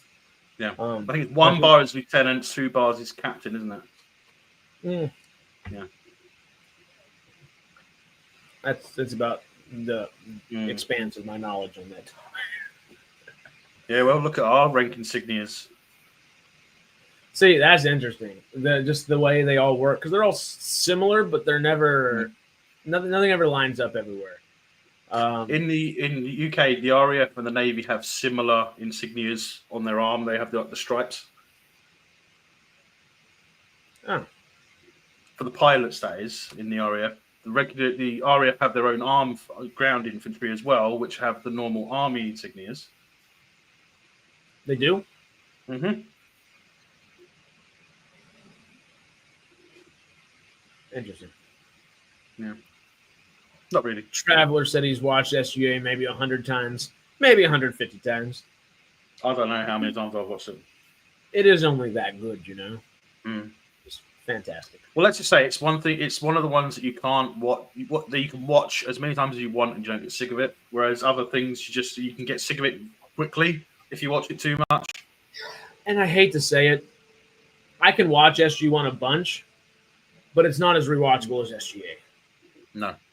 It's literally just because it's a little older and it doesn't have. It's not. I don't think it's that. I think SG1 took a long time to find its place, its stance, its way of doing things. When Atlantis came along, they had perfected it. Okay. And then when Universe came along, everything had suddenly done a dramatic change, shifting in a different way of doing things, and that's why it was so different. And a lot of people didn't like it because it was a different way of doing things. It just suddenly did it. Because then you got to remember they announced the final season of SG1. Then they said that Atlantis won't get a 6th season. Then Universe comes along. People were horrified. People hated that. Well, I see that, and then what about the whole? Because SG1 was it canceled, or did they say they're ending it to start SGC? How did that whole thing go as well? Because that was was wild. I think it was cancelled because it was Sci-Fi at the time, wasn't it? And Sci-Fi didn't want to carry on, and that's part of the reason why Atlantis stopped at 5 because they were starting to move away from the long form shows. Who did Universe? Google. I can't remember. I think that might have started as Sci-Fi, but I can't remember if it was still Sci-Fi. But I know that Sci-Fi were notorious for doing it, especially late in a series. If they had a show that they didn't want to make any more of, they would put it on at stupid o'clock on a stupid day. It's like, if I remember rightly, at a certain point, Stargate SG1 in the later seasons started getting put on later and later and later. So I think season 10 was actually put on at like 11 o'clock at night on a Sunday. Because that's a stupid time to put it on because no one's going to be up to watch it because they're all going to bed for work in the morning. Yeah. Okay. It was Sci-Fi Channel, but it was after it changed from SY. Yeah. Or to SY. Yeah. When it decided that it wanted to go with sports and wrestling and stuff. How's that panned out for him? Not so good. Z Nation. Which I've never watched. People enjoy it. I try to avoid sci-fi as much as possible when it comes to shows, but some of their low-budget movies are actually pretty good. See, that I grew up loving anything that was on their channel. I'm shocked I didn't. I probably watched some Stargate growing up and just never realized it, just like on the channel or something. Because I'd go back and forth and flipping from Sci-fi to AMC all the time. Those are my two favorite channels growing up. No, we don't have AMC here. Never have. And FX. Really? Never? Nope. What do y'all get the programming elsewhere? I think we do. I can't remember where we get it. So we don't have HBO here. What channel is House of the Dragon on? HBO. HBO. Max. Yeah, we don't get HBO, but we get for us. I think it's on Atlantic, Sky Atlantic. I think it is. Okay. So we probably get the shows, but sometimes that's why I don't like the fact that we can't access American shows on Netflix and stuff like that. Because I think I've been told that there are a ton of shows on Netflix that we don't have access to. What about doing a VPN and doing that? You know how they're always like, I can't get them to work. They never worked. I've subscribed to multiple ones and they just don't work. Because I've never had luck with that either. And I guess part of that, because whenever I'm in Africa every couple of years and I try to go, like I'm always download whatever I can. And if I have a little Wi-Fi, I get whatever I can. And it's just, it won't let me do all that, you know? Yeah. I was trying to do that in Cameroon earlier this year.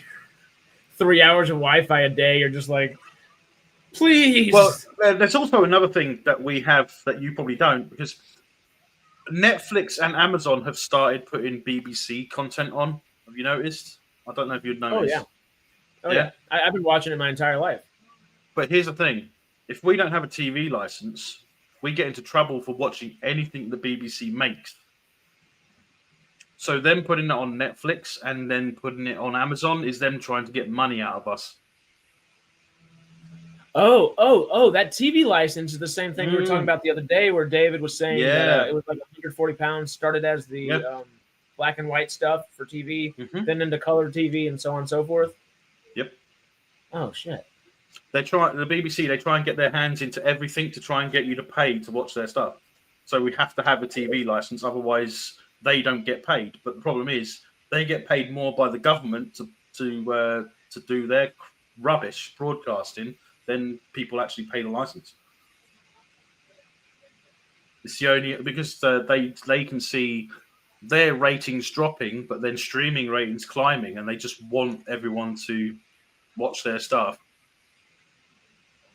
And it's not even that good. I was about to say there are a few good things. I mean, Death in Paradise was a really good show that came out. And Travelers there's a couple of of others. NordVPN's good. Tried it, that don't work. Oh, really? Yeah. I can't think of a good BBC show that like I've wanted to watch right now. I've always had like a BBC show that I've just been excited to watch. Obviously Sherlock was kind of one of the first ones I got me into watching BBC shows. Yeah. Luther is one of my favorite series ever freaking made. I love Luther. Idris Elba. I don't know if he's ever going to do something acting wise as good as Luther. As great of an actor as he is, Luther just it's phenomenally acted. Yep. And a couple others, but those are like really the ones that stuck out growing up. I just haven't had like one in a few years that really caught my eye. Yeah.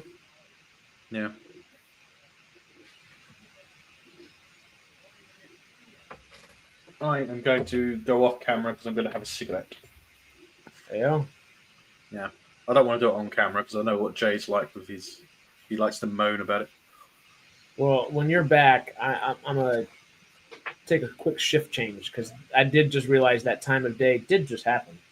Yeah. 25 in the morning for us. Hey, 4:20 somewhere, right? Isn't that how the thing goes? Yeah. God, I wish I had some weed. Did I just say that? What? Huh? Well, no, I didn't say a word. I didn't say anything. You got to fly out next year with Jay. We'll get the whole team.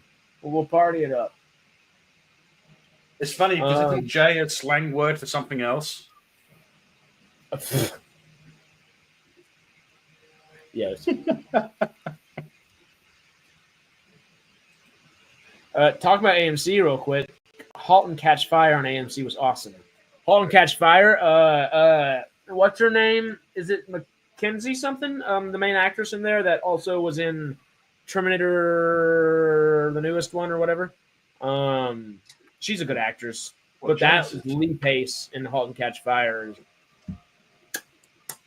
so good. That dude can act like nobody's business. Okay. Hell on Wheels was really good as well. I used to like Hell on Wheels at the beginning. I never finished it. I liked the gun that he had, the black powder muzzle loading revolver. That is Anson Mount, right? I think so, is it? I don't know. Pretty I sure. never really thought about it. Yeah, I didn't really know the name beforehand, but now obviously Hell on Wheels. I'm pretty positive. Yeah, that's Anson Mount. That's his face. Anson Mount. Yep. Okay. Yeah. Yeah. Hey, Christopher Harris. What I meant, Michael, was I really liked that show Weeds. I thought it was funny. You know, I've only ever watched the first season of it, and it was pretty funny. It was pretty funny though. The first season is awesome, like actually great. I haven't ever continued it though. I really want to. It's just that I should continue watching it as well. Perfectly in my head. I'm just like, yeah. She Todd's looks good also in it though. She looks good in it. Watch Halt and Catch Fire. Halt and Catch Fire is great. Into the Badlands came out around that time too, and that's little Nick Frost on TV. I keep saying great and awesome. It's not as good as the other ones, but it's dope. It's a lot of fun. It is a lot of fun. Todd the Swede. Yeah. I was like, Christopher Harris. There he is again. Decent show. Oh, Ronan's chasing after him. Taylor and Shepard are... Oh, yeah, that's right. Taylor gets injured, so that's why she can't really, like... No, I don't think it's the injury. I do think it's the Wraith DNA in her. It makes more sense. Well, Ronan still... They get injured. They do get injured in the process of fighting each other, don't they? So, and it doesn't make a difference. True. Because the Wraith wouldn't do something to affect their own people, would they? They want to affect the people, the food, and they stop them from running and that. Yeah. Mm-hmm. Yeah. So it makes more sense. And I do think that Beckett does say something about it at the end, I think. I can't remember, though. Yeah. The moment they're all like, wait, it's you? Oh, it's you.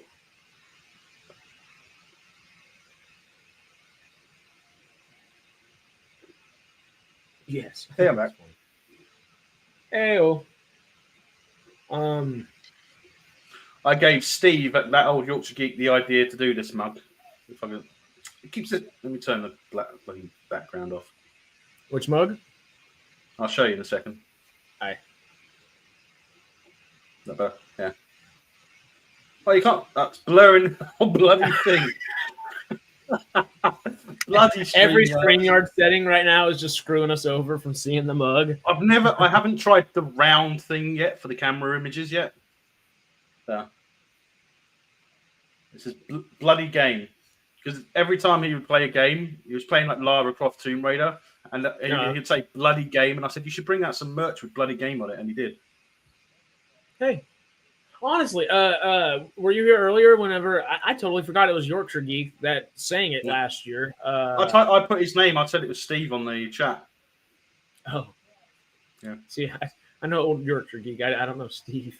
But yeah, I do now. I've streamed quite a few times with him. Really? We ought to get him on Sidetrack, and we ought to like do a big old thing or something like that. That'd be fun.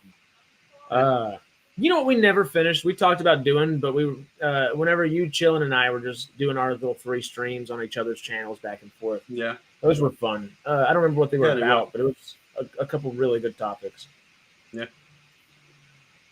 I think the last stream I did with you and Aaron was it the Star Trek and Star Wars thing we were going through, and he's a Star Wars guy. He doesn't really know Star Trek, does he?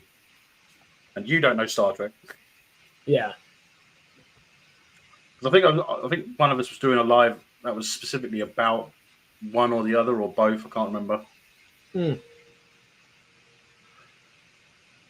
it was It's a shame, we didn't do Star Wars. It's a shame we didn't do one together for Acolyte. Terrible show. The power of one. I guess you never popped in for any of our live streams or anything, did you? When were you doing them? They were on late for you, late for me, weren't they? I think they. Because we were doing them as they aired. Yeah, I wasn't staying up at late that time, so I couldn't do anything. That makes sense. Okay, well, we're in season 4. About to get on midway. One of the best episodes. Not just Stargate Atlantis, but one of the best episodes of Stargate.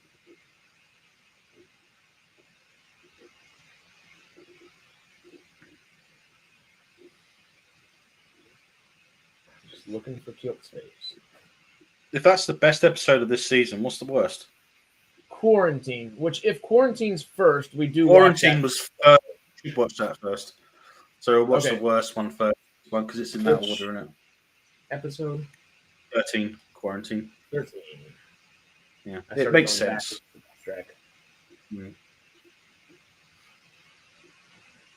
We're in our final 4. Let's check on donations real quick, y'all. Traveler, sorry for repeating myself. I get too excited. Yeah.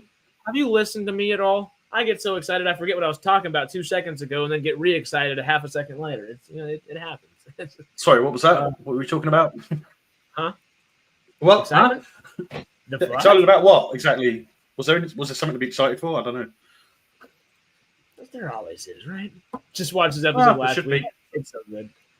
For the sake of just so I don't repeat myself. Do you like my shirt? It's like Rocinante, MCRN 251 Tachi. Not Tachi Station. It's the original name of the ship.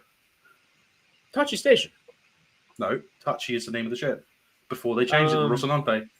And the Canterbury's on the back of it. Canterbury is on the back of what? Your shirt? No, hasn't got anything on the back. Yeah, mind you, I would have liked to get one of those Remember the Cant shirts. Do they have them? These are just the cheap ones on Amazon. I'm going to Google that real quick. Donation! Oh, did we get a donation? 188! Winston Alexander! Nice. I don't know who you are, Winston, but thank you. Thank you for being here, and thank you for hanging. Winston, out of frickin' way. Out of way, my man. I think you are the second largest donation right now. Thank you so much. Or individual donation. What was the highest? I think it was the $50. Third.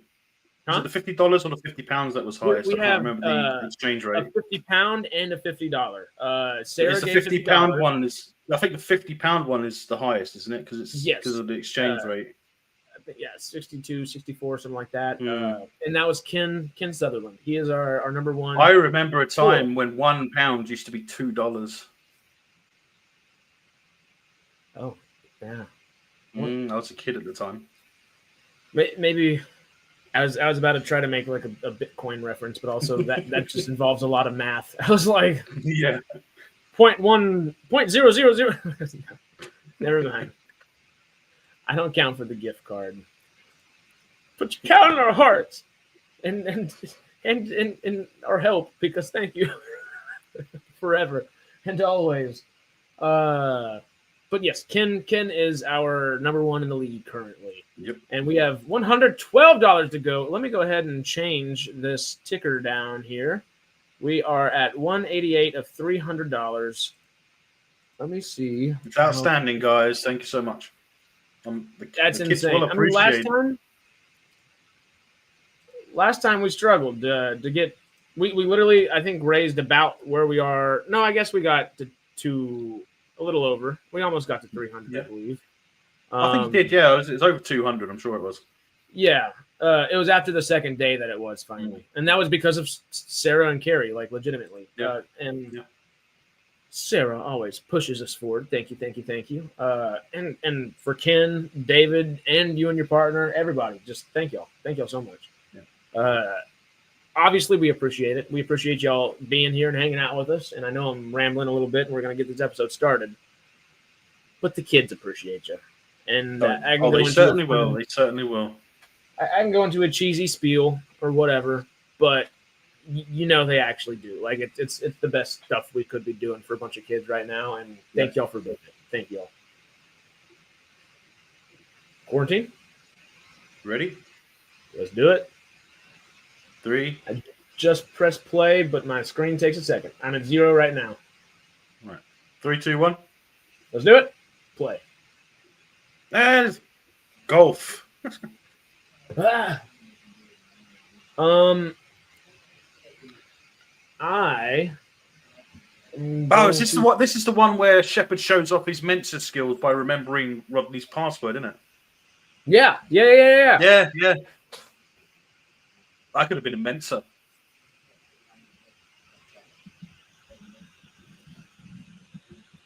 Oh yeah, it's the one where he gets trapped in with Katie, isn't it? Where this is the episode where he ruins his relationship with her. Yes, it is the first time we ever figure out about her, and he ruins the relationship all at once. Yeah. Jesus. I'm going to hide off screen just a little bit more. Oh yeah. And I'll be right back here in just a moment. I'll give you all the Christmas and the Star Wars.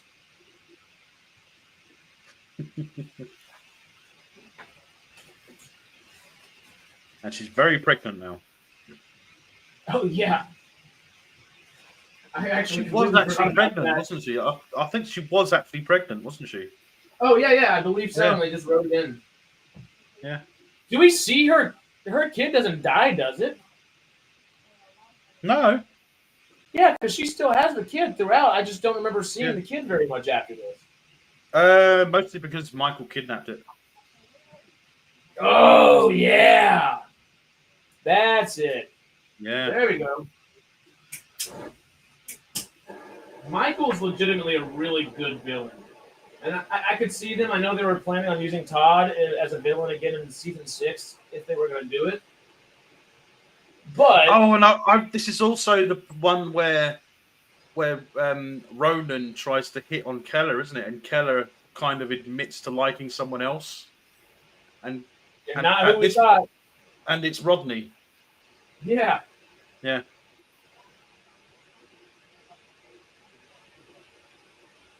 I like Jewel State though. I think she's really nice, really hot.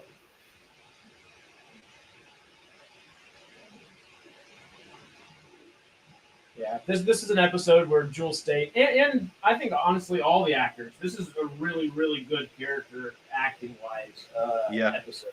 Yeah. They all had stuff to chew on. They all had good scenes to act in. Yep.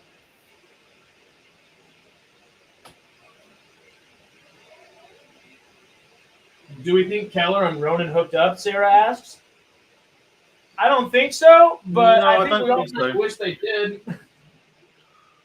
I think it was a possibility, but I think after Melvin, this, yep. Could you do me a quick favor and type the SGA season 2 episode 13, and I'll just bring it up real quick. I will do it on the YouTube one because I can't access the StreamYards chat for some reason. Yeah, I can do it in a second if you need to. I'm just over here for half a second more.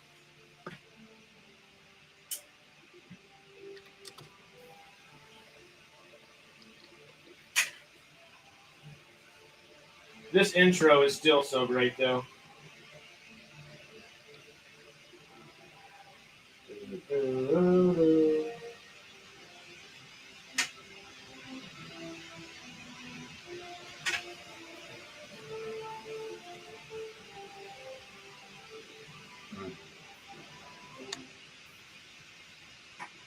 Yeah, I just put season 4, episode 13, quarantine. Oh.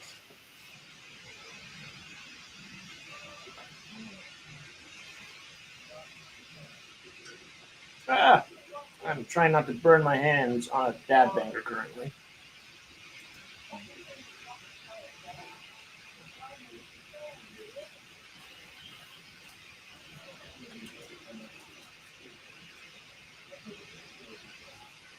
Yeah, who doesn't, Michael? Who doesn't? I can't bring it up though. I can't bring it up on the screen. What is it? Michael Carey, just before mine.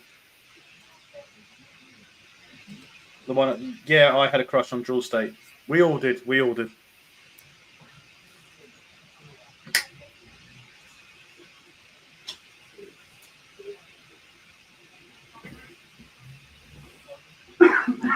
Here's the thing. It's a radio. It has a clip on it. Why don't you just keep it on your belt? That would make too much sense, Melvin. Yeah, that's true.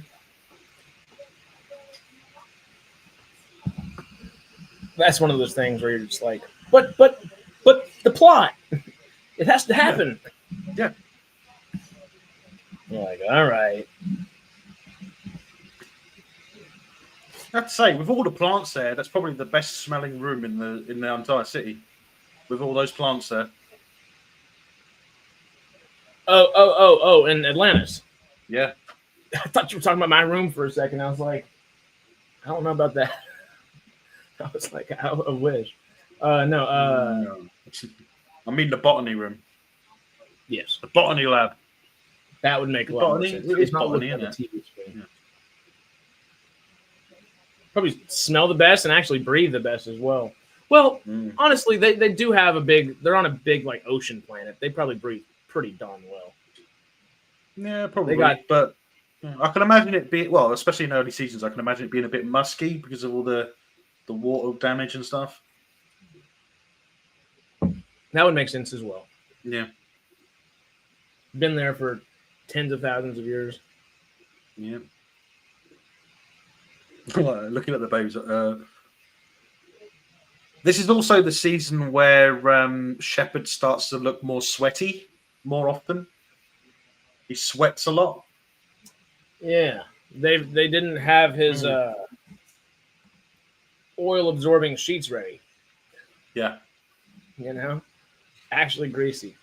David, I have not given up on coconut water. I guess I just stopped buying big old things of coconut water. I don't go to Costco. Just buy a coconut and put a hole in it, will you? Jesus. That's my favorite way to do it. Yeah. We got a bunch of palm trees out here. Just bit of rum. Pour a bit of rum in there. Where's Jay? Yeah. He'll be back. Where's Jay? I don't know. I just stubbed him out in the ashtray. Well, that's for after stream.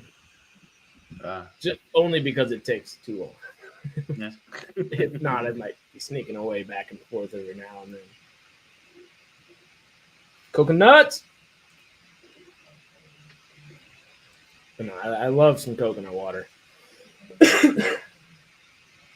And little did we actually know, but the entire planet that Atlantis is on is strictly coconut water. I don't know what it is about the planet. It's like just makeup, but that's just what it was.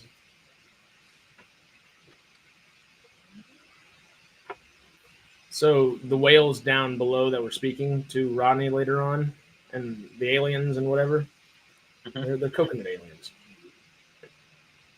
Okay. It's my new headcanon. I used to hate those little earpieces they use because from a distance it looks like they've got a lump on their face. Because you don't see the little bar, you just see the dot, and you think, what's happened to him? Or what's happened to her? Suddenly they've got this big black lump on their cheek. Yeah, no, I wasn't a fan of them either. I always thought now rationalizing it makes sense to me because, all right, that is like the actual equipment that they would technically probably use at this time period and stuff. But to me, it just looked like they were literally like actors on a film set with that in a way. Yeah. You know, I was like, are we being fed lines now? Like, what's going on? Yeah, but when you see that in their ears, you think, well, what's the point in that? I mean, you think they must be being fed something, you know? Yeah, that's exactly where my head goes. I'm just like, all right, well, this it's not that it feels bad. It's just No. like, okay, we're taking shortcuts maybe. Mm. And it's not necessarily fair to think that all on an earpiece, just simply being on them, but also it's like just the first initial thought that comes to mind. Yeah. Also great for horse roof sounds. Horse hoof, not roof. I can't speak. It makes no sense as the shepherd part near the end.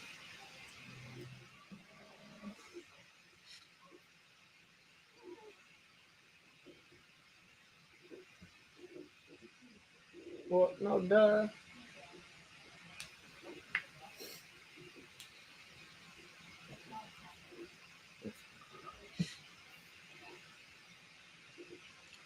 Well, I remember the first time I watched this season. This season when Jennifer Keller got into it as Keller. Well, when Jewel State was Keller, I kept thinking to myself, I miss the dungarees. I miss that shirt that she used to wear in Firefly. You know. Well, you know, she's Atlantean now, I guess. Not I don't even remember the planets in Firefly. Could you imagine, like, you know what they did with SG-1, where they started bringing in more actors from Farscape? Imagine if they did that with Atlantis and brought in like Nathan Fillion and that. Who would he be? He couldn't have been a mainstay. Nathan Fillion, the ratings would have gone even higher. Oh, honestly, that would have. It's kind of sucks they didn't, because we would have probably had Stargate for another 5 years, and we wouldn't have been canceled on SGA, and it probably would have kept going for SGU. Yeah.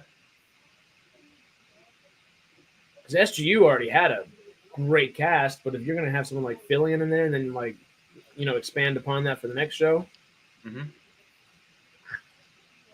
would have been cool. Honestly, look at the Rookie. When Nathan Fillion, I think Nathan Fillion stepped away from the Rookie now, hasn't he? Because he's taking a break from doing long form acting. And he's doing more of the production for it, I believe, is what they were saying. And I think he's actually still pushing for a Firefly revival or spin-off as well, because he really wants to come back with that. Because he's actually said as well in an interview that he will only come back if Joss comes back. Well, we were talking about a problem as well, isn't it? Because of Joss. Well, it was this past Sunday. It was greenlit. Like, they were going to do it. Yeah. But he can't do it schedule-wise because he's Green Lantern now. So, like, they were going to start making it. Just hopefully it actually happens, is what Jay was telling us. We're supposed to have a short Chazz, if you're watching. But, you know, edit a nice little clip out of there.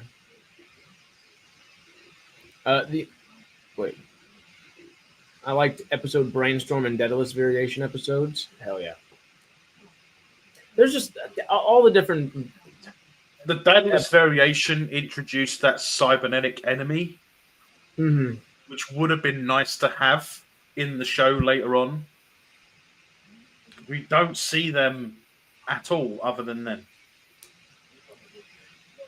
Them and the Wraith. Because there are enough different enemies in, like, the Milky Way proper that I believe just make it interesting. Even in SG-1, they had that one where that ship was chasing after the Prometheus.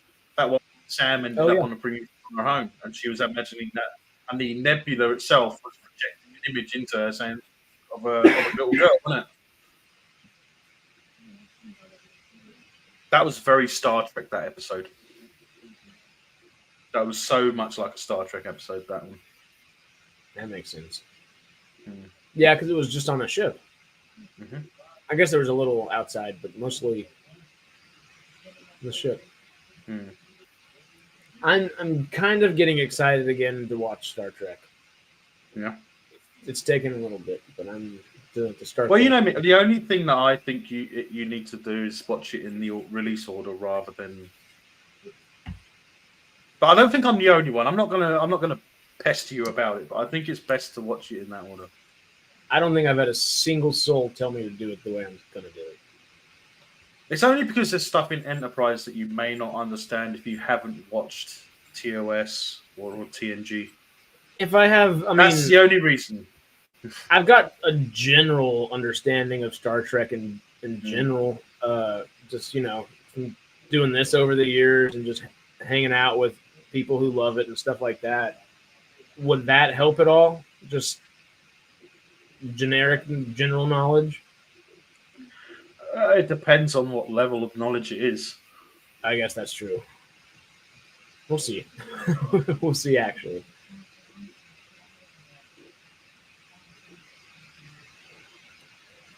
Yes, he was outstanding in Castle, but there were things happening in the background that were a problem for him as well. Because that was the first long-form project that he had worked on since Firefly, I think, wasn't it? Mm-hmm. And Firefly didn't have the opportunity to really truly be. Firefly should have gone on a lot longer. And also bear in mind, when Firefly originally aired, they missed 2 episodes before they cancelled it. So I think there are 2 episodes on the DVD that were never aired. So. And the ones they did air were aired out of order, right? Or yeah, okay. Yeah. I think the original, the pilot episode that we see on the DVD, the way it was supposed to go, wasn't that shown as the 3rd episode, if I remember rightly, when it was aired? It's a long time ago, but I think it was like the 3rd episode. My favourite episode in the entire series is Out of Gas. Because that gives you that actually gave me an emotional reaction, What remind me of that one? Out of Gas, where Malcolm stays on the ship and the others leave in the shuttles. Oh yeah. Mal stays on board, and he gets shot, and he's got to make his way to the engine room to put the part in. Yeah, when the ship breaks down. I need to watch it again. I've only watched it the once, and that was either late last year or early this year. And I remember and that episode is actually set up from episode 1. Because in episode 1, Kaylee tells him about a part that needs replacing, and that's the part that blows up in Out of Gas. Really? Yeah. So it's actually set up to happen in the first episode.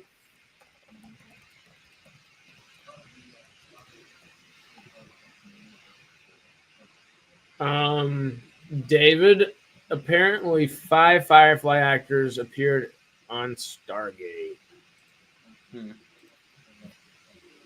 I just had to Google it real quick.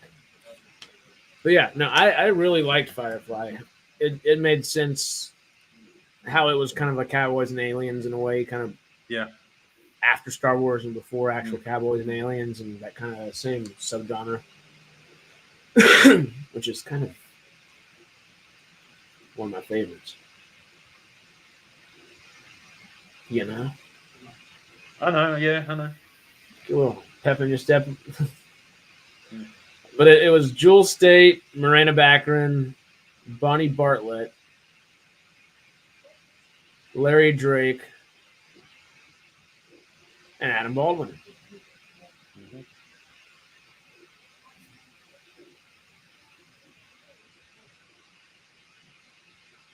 Does he die in Stargate? In Heroes? Who's that? Colonel Dixon? Adam Baldwin?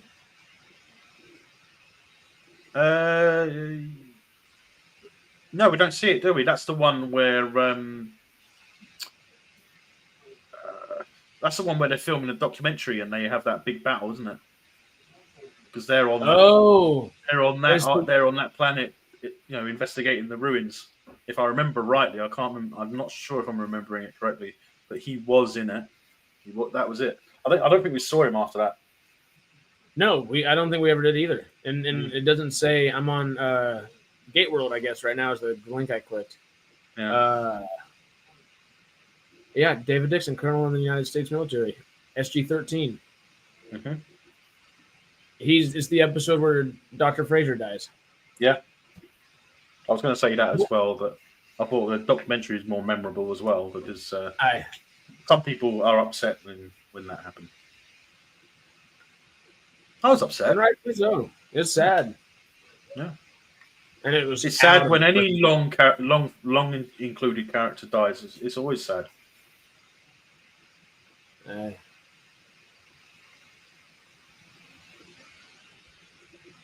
Except in Game of Thrones. Sometimes that's when you really want it to happen. Like, I don't know. I mean, when Sean Bean died, I thought to myself, they could have had him a lot longer. Oh, well, yeah, there's some of those too, of course. But I'm talking like when Tywin finally gets the gut, you know? Yeah. Stuff like that. And it's a brutal death as well, cutting his head off like that. In front of Arya. Oh, yeah. And Sansa. Sansa's standing on the platform as well, isn't she? Oh, yeah. And I mean, it's extremely brutal just for them and their family. And don't forget, he literally gives her his head on a platter. Yep. Disgraceful. So brutal. I love that show. It's so good. George R.R. Finish the books, please. I need the Winds of Winter. I'm so disgusted that they're not going to go ahead with Jon Snow series. Well, Instead, I've got to figure about that. Yeah. I think they're going to. I think they're giving it time because they're going to do the Game of Thrones movie. And it was officially cancelled. The movie was too? No, the series. The Jon Snow series was officially cancelled. Yeah, but one of the HBO execs, I believe, tweeted something or was like, well, we might revisit it eventually one day. It might have just been being nice to like Kit Harington or something like that, but who knows? Hopefully it happens. But if they do go through with the movie and that's still going through. Well, there's that rumor now started on, well, that was started a couple of weeks back about a possible Arya Stark series. I thought to myself, well, no, that wouldn't make sense. I think I did a video on it. Yeah, I did a video on it. And I explained why it would be a bad idea to go to Arya Stark, because there's nothing interesting about the character anymore. Well, her adventure out west would be interesting on the ships, following kind of Nymeria's path. Maybe. Yeah, Nymeria's path. But I kind of think I think I said in my video as well, I said my thought was it might work better if Arya was actually went to find Jon Snow to get him to help with something. That would have made more sense.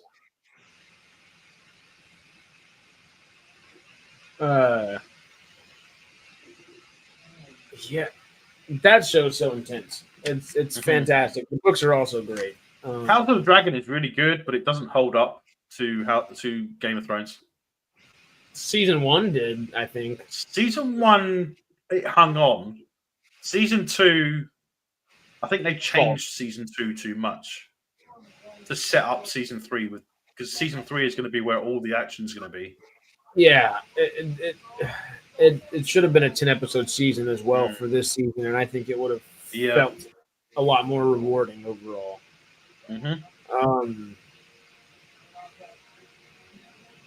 I really like Ryan Condal. We lost Miguel Sapochnik, right? That's the guy that was originally doing season 1. Yeah, I think so. Yeah. Yeah. And there was that kiss in that episode that people didn't like. Oh, I didn't mind it, but I didn't mind it either. It's not like that stuff isn't there. I mean, it's there in Game of Thrones. It's like that's the easiest explanation you can give. Yeah, it's Game of Thrones. I don't think it's as brutal as Game of Thrones, which it should be if it's a prequel. Yeah. There's a lot of things House of Dragons can do in season 3 to do it justice, I guess. And that might not be the right word, but I guess the thing that I'm concerned with is that with the state things are now, I don't think it's not going to go past season 3. I don't think there's going to be a 4 or 5. They wanted to do it. Was it to 4 or was it to 5? I think all of them want a 5, don't they? They want the 5 seasons. Okay. But That's a shame. Hopefully they get to it. it'll be a shame, but I mean, in season 3, they're going to have to cover a lot for the battles. Well, that's the thing. It also Yeah. doesn't. It doesn't not make sense narratively, where you can literally take the show and do a separate show with the same appendices from the same book. Yeah. And they could even go back and do a prequel, like Aegon the Conqueror. Well, that's another thing that they were going to do, isn't it? I mean, after House of the Dragon, they might be doing the Aegon the Conqueror series. Fingers crossed. Which goes back even further. Ooh. Shepard's hanging from the balcony right now. Not the balcony, but just the pool.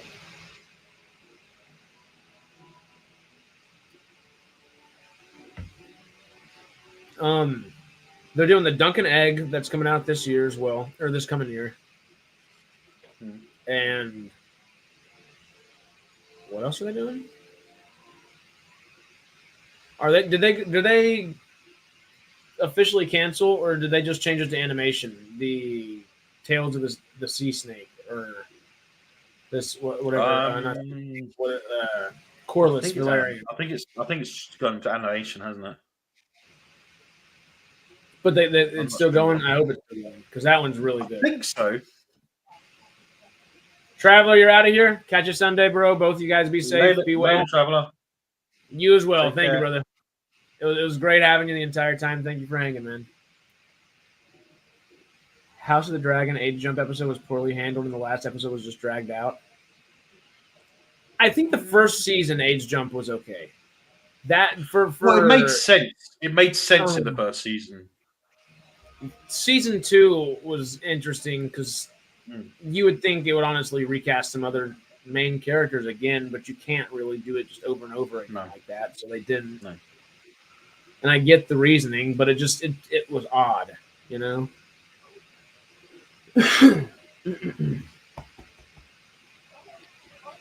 Be well, traveler. That's perfect. Thank you. I should have said that first. That's great. Brilliant.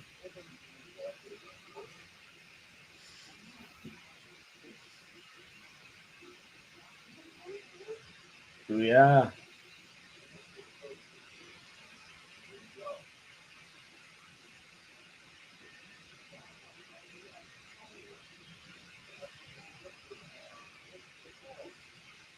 That if I were to ever be able to hang out and meet an alien, not I guess because Ronan technically is an alien, you know, I would very much enjoy showing movies to aliens. It just would be great. So how do you feel about Millie Alcock being the next Supergirl? I mean, she's considering how wonderful... she's a good actress. She's a wonderful actress. She was good in House of the Dragon but even the scenes that she had in season 2 were good. Yeah, yeah. But I don't remember the other actress's name that was the second runner-up. I feel like she fits the bill for the part much more so. And she's even voiced Supergirl on a TV show, an animated series. So I feel like she legitimately was kind of perfect, like, for that role. And Millie Alcock is a great freaking actress, and I get why you could cast her, and it's going to be awesome, I think, nonetheless.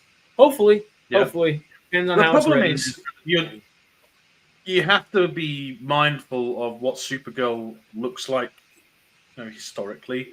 It's like in The Flash, who they chose to be Supergirl, that is not Supergirl. Melissa Caballero? Hair. Yeah. I'm not saying she's a bad actor. I'm just saying she doesn't fit. She doesn't fit. That's Sasha Calle. Yeah. She doesn't fit as Supergirl. She doesn't look the part. Supergirl's blonde hair and not huge, but you know, she has to. It's like saying Lara Croft flat chested, you know. Well, Melissa Caballero, or in the Flash TV show, is very much like the epitome of what you would think Supergirl is look like. and she was a good actress too. It fits. Yeah, she's I a love good Sasha actress, Calle as an actress, and I think she was just fine in the Flash movie. It just was Yeah. totally a different take, and it didn't stick or hit necessarily. I don't But think that was then we got to remember that it was also the whole movie was basically Flashpoint, which is a different alternate timeline anyway. So yeah. But I think overall for the Millie Alcock thing, she is awesome and she'll do really well. But once again, she's awesome and she could do really well with any role that she was cast in. yeah, If you Yeah. had someone that seems so form fit and picture like perfect for a Supergirl cast, I probably would have stuck with the other girl because Yeah. Millie Alcock could be a dozen other characters and do damn well, you know. yeah. Oh, now Taylor's climbing on the outskirts of Atlantis. You would not catch me doing this. I don't care.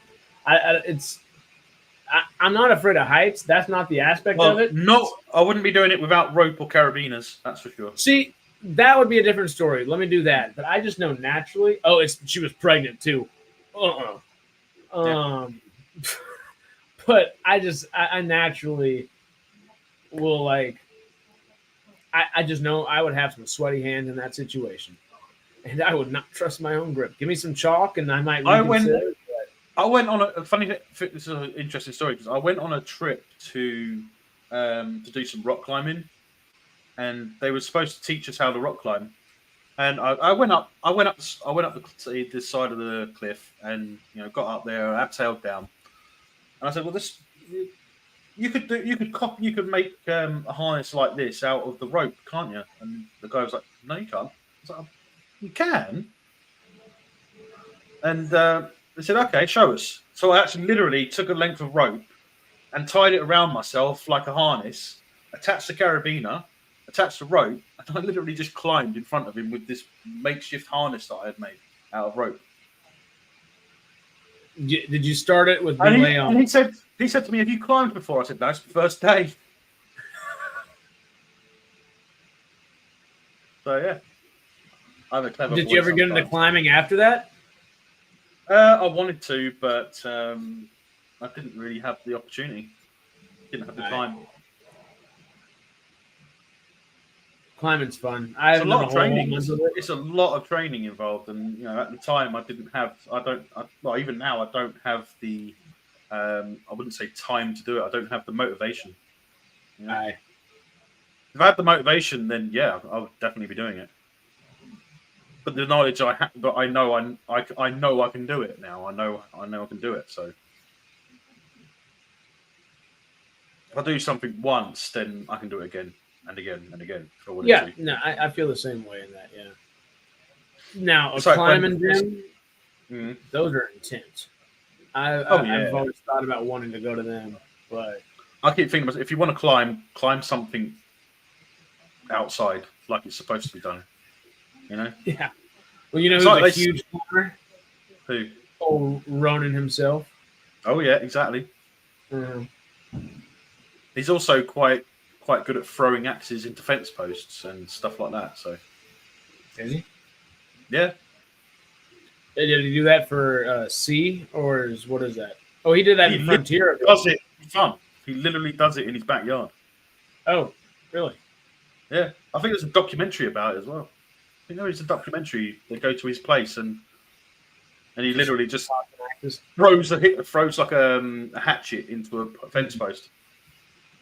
Oh, that's fun. He's well trained. He's been trained like a warrior, literally. Wait, you're gonna have to say that last thing again. I looked over and I just listened to. I say emotional. Jason Momoa is literally trained like a warrior. Oh, legit! Like, yeah, the dude's a legit Polynesian warrior. Just like you said, I could expect him to go into that like New Zealand haka like at any moment. Aquaman on us real quick. I do love that Tamara Morrison got to play his dad. Yeah.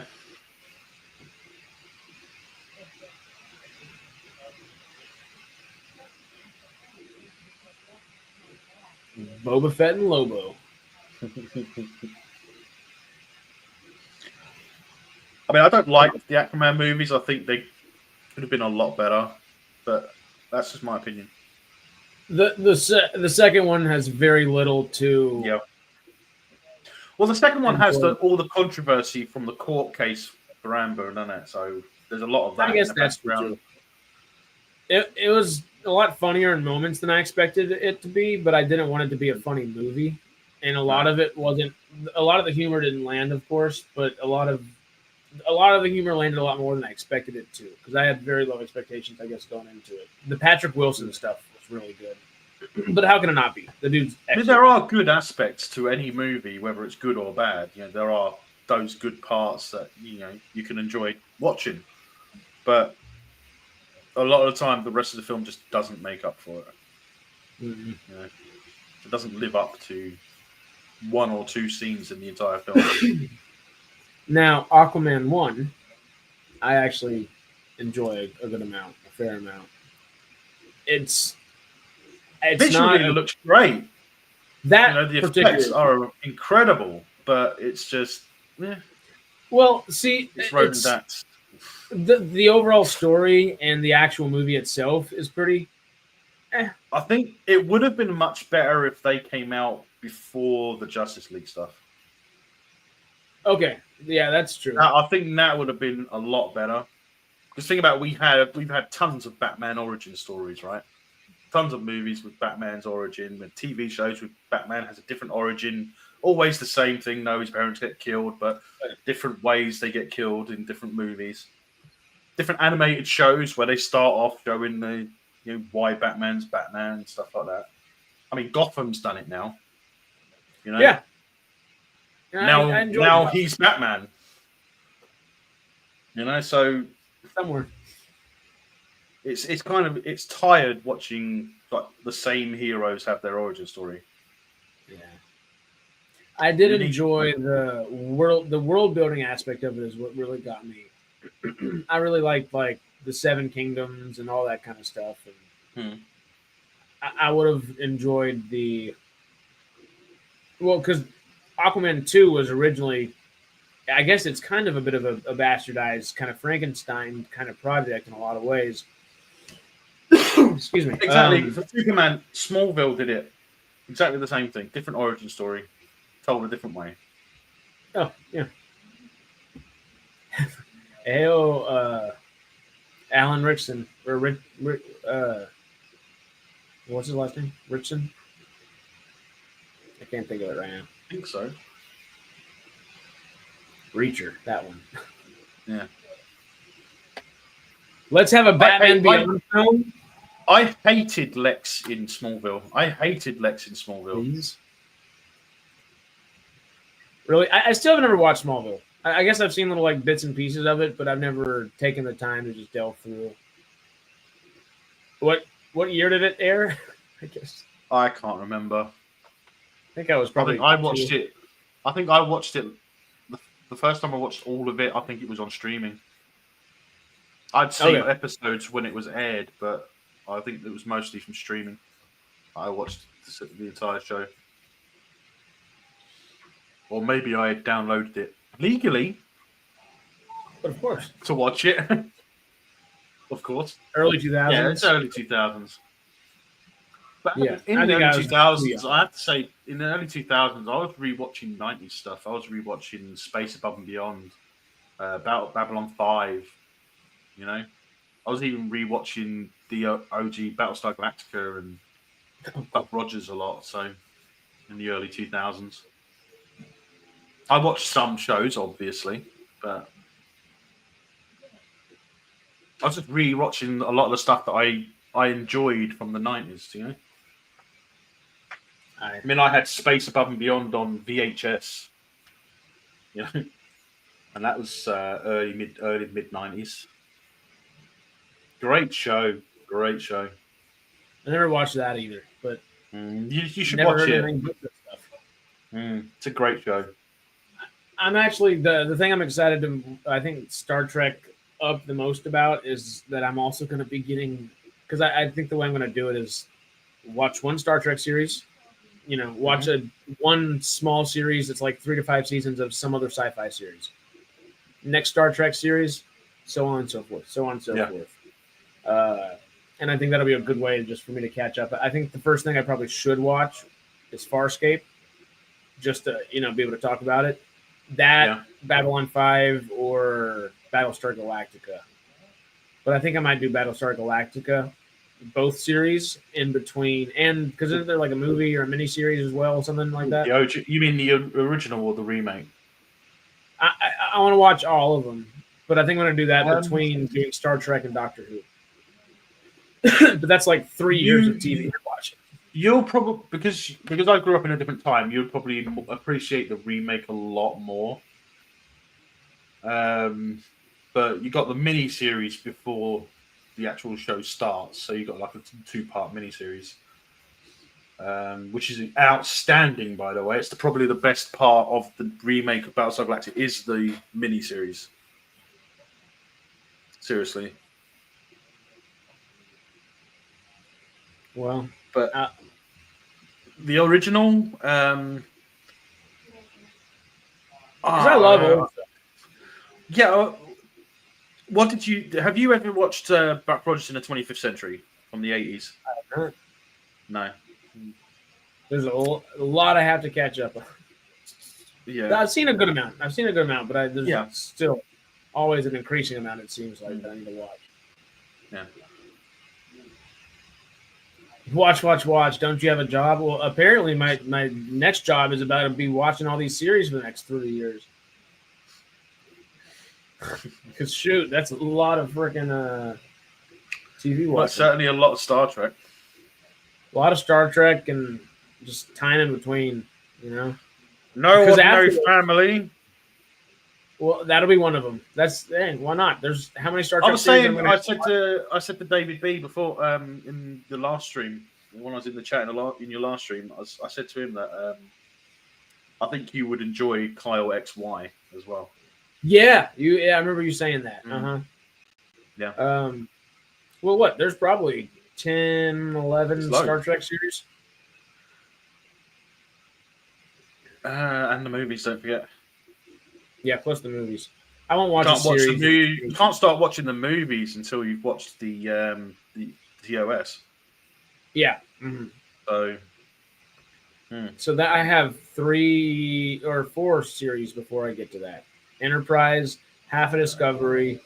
No, you can watch. I mean, you can start watching the movies after you watch TOS, but only up to the Undiscovered Country.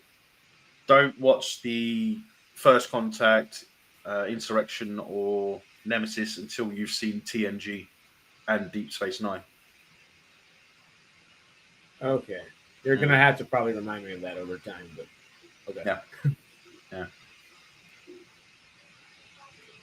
I'm pumped. I am.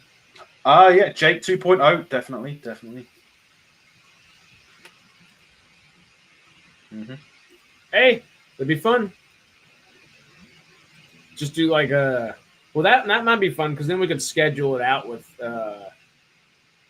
we might not even do that behind just YouTube members. And end of the episode.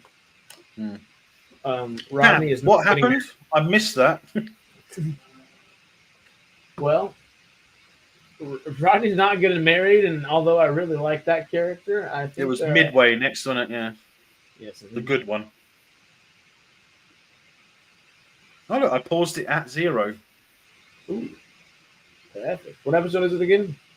Episode 17, Midway. 17. Yeah.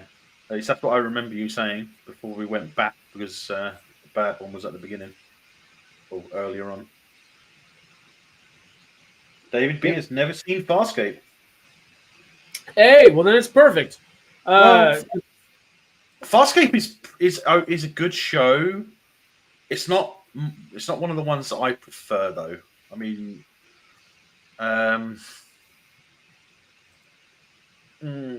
without knowing me very well, you probably wouldn't understand what I mean. But it's hard for me to put words on for it because, I mean, yes, it's a good show. It's well written, I guess, but it's just not my style, not my type of film thing.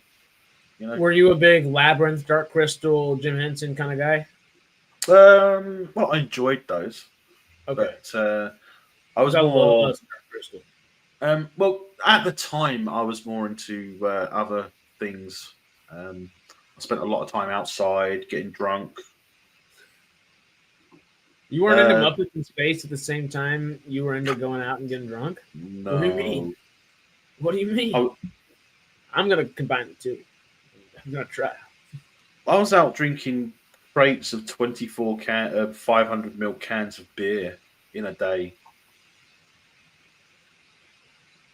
And I still didn't become an alcoholic. I was fucking 14 at the time. Oh God. Yeah. So and I was obviously smoking quite a bit of weed. So, well, at the time it was resin because weed wasn't that popular at the time.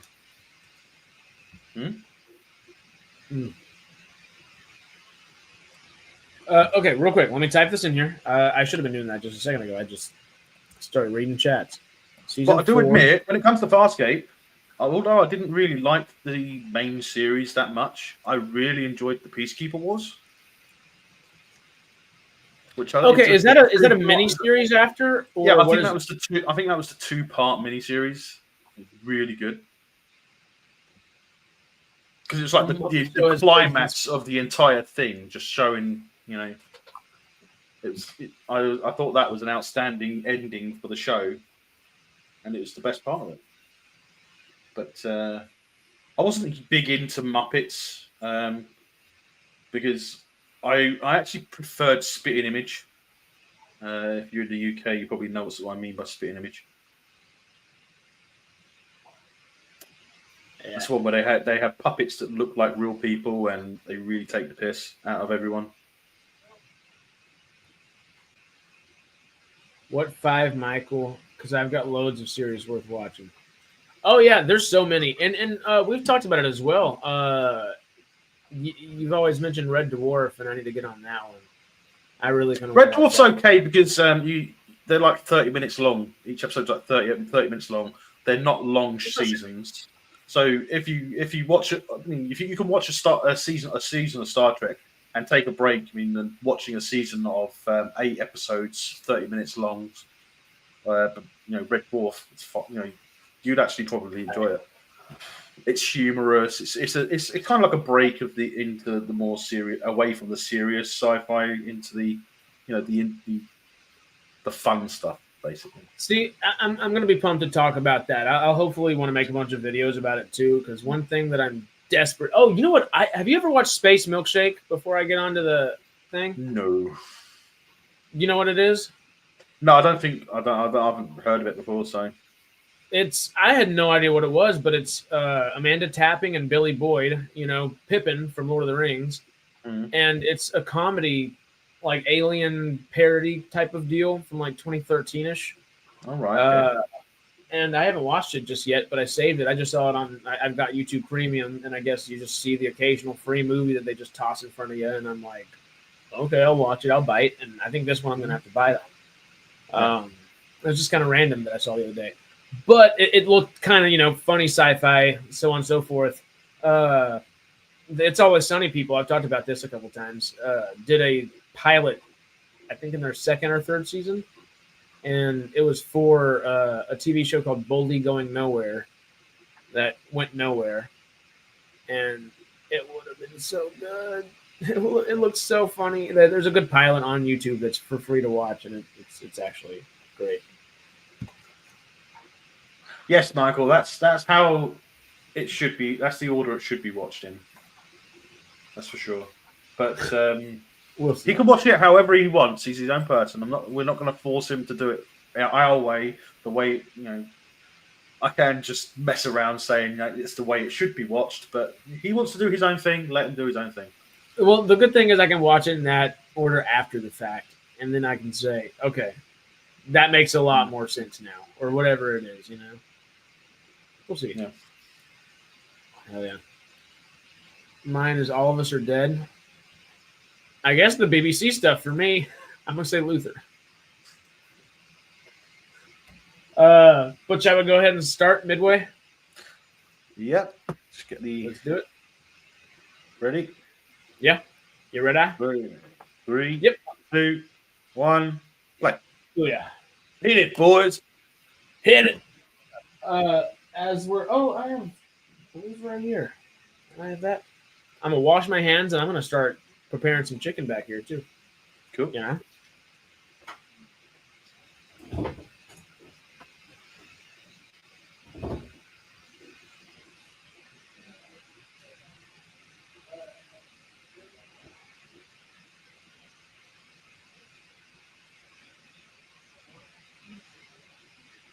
Cue applause.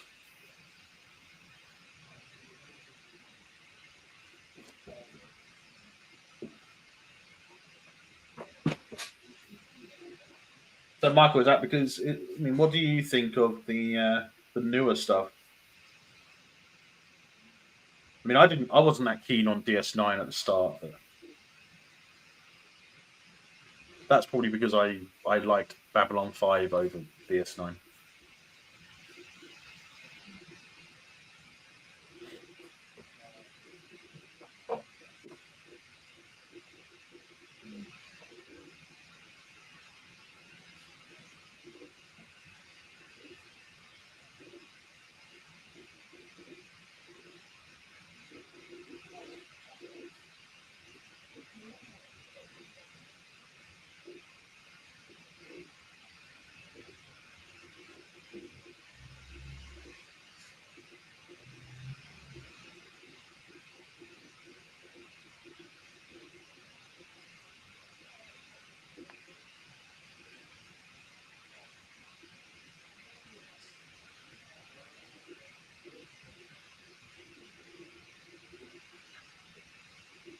Yeah, Michael. I mean, for me, I think it was the religious side of it that they were concentrating too much on religion, and for me, it didn't feel right for Star Trek. So I found that with the DS9, I think the religious stuff kind of got in the way for me.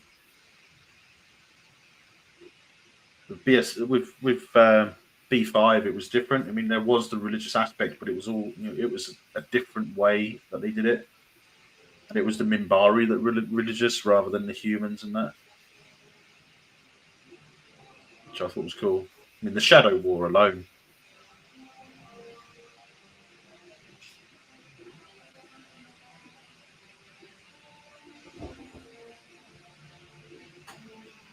Deep Snooze 9. But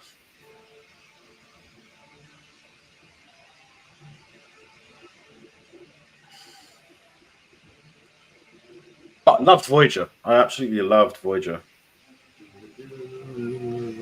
Especially, I think it was season 4 when 7 of 9 comes into it.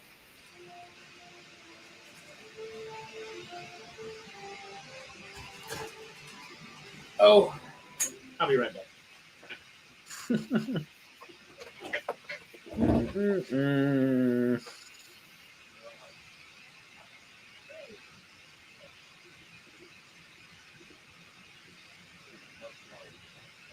But DS9 got better when the Dominion War got on its way.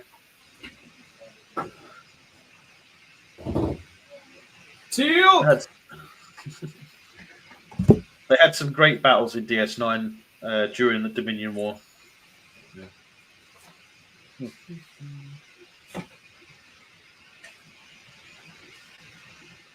I like a spectacle in my sci-fi. If it's got a good space battle, I'll watch it, definitely.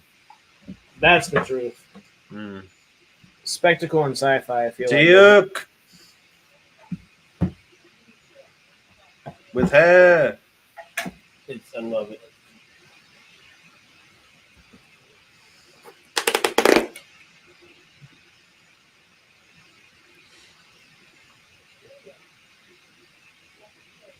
I like how this is Chris Judge's modern era kind of look. Mm-hmm.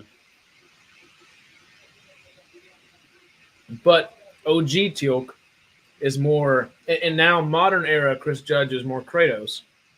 But OG Chris Judge looks more like modern Kratos. It's the great dichotomy of Christopher Judge. Yeah.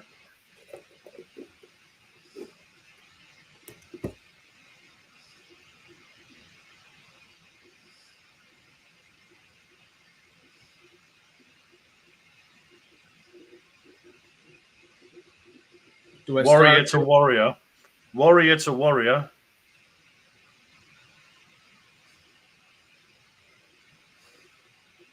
But showing the disrespect, trying to provoke a response. Mm-hmm. And the patience he shows. Yeah. I would have loved to have seen Teal'c fight a bunch of frickin' Wraith hand on hand at different points. Mm.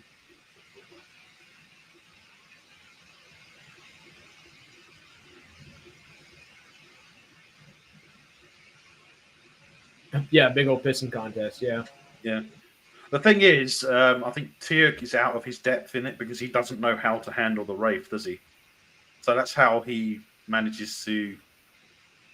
And he's older. Don't forget, he's like almost 100 years older than he was in season 9, right? That's true. But then again, he's still not even as old as Braytac, right? No.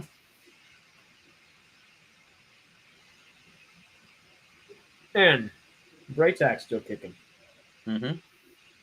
Well, you'd hope so, wouldn't you? Fingers crossed.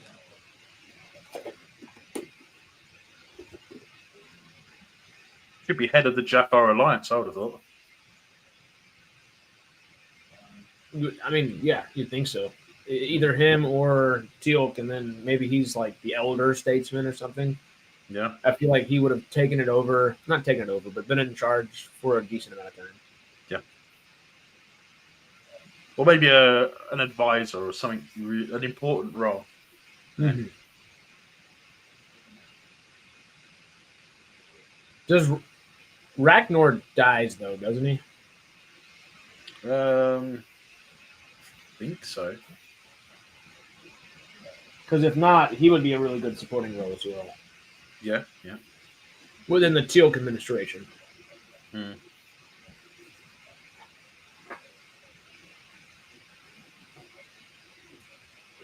I mean, one of the things that I would have done, knowing that the Gould have been defeated and that, I would want to get the gold in my forehead removed.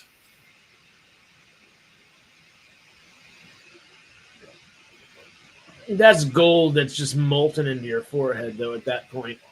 Yeah. Well, it's just under the skin, like a tattoo, isn't it? It's probably a little. I would think it's probably a deeper, but you could probably get it removed quite easily and pawn it in a shop. The average Jafar, I would totally think so. I don't know Yeah. about like. Well, the average Jafar is just a tattoo, isn't it? So it's just a couple laser surgeries, and you'll just have a little bit of lighter patch on your forehead. if they have access to that. Yeah. Earth doesn't let them have laser surgeries. They come back and realize, wait, you haven't been able to do this the whole time.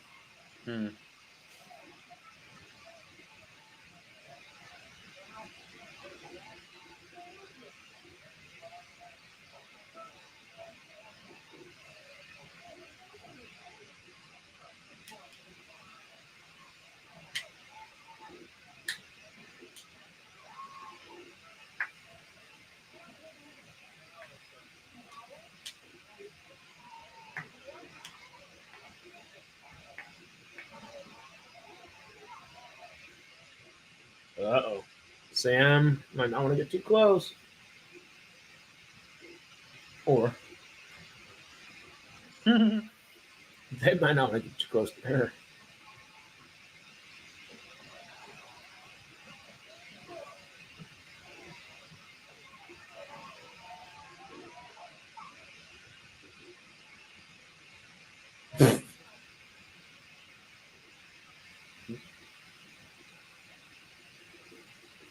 They're both like, that was the worst thing you could say right now.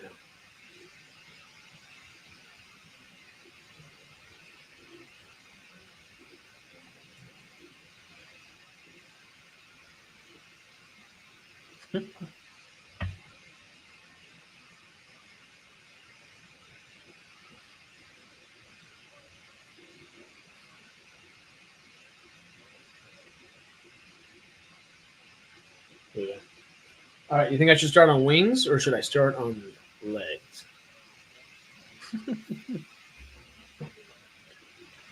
I got options. Just start on whatever you start on.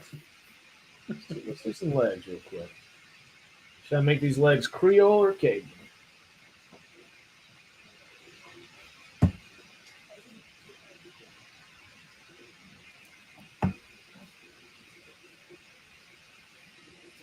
Deliciousness. Yeah, we don't have that over here. And also, deliciousness.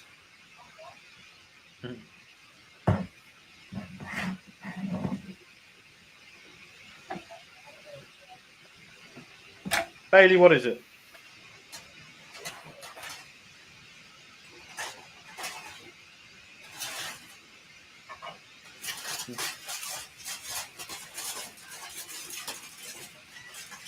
David said legs. What happened?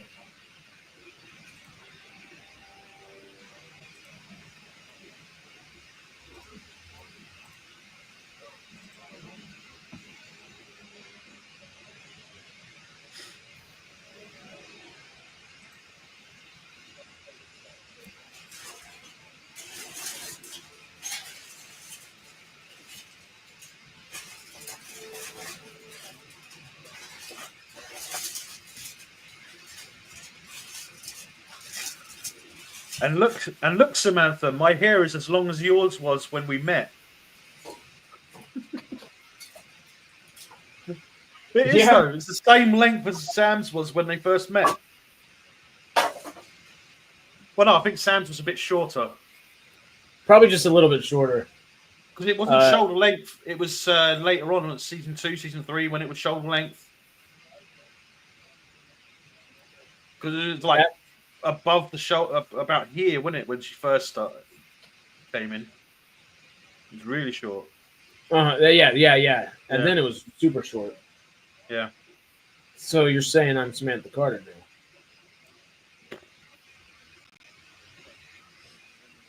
If only I were smart. Yeah,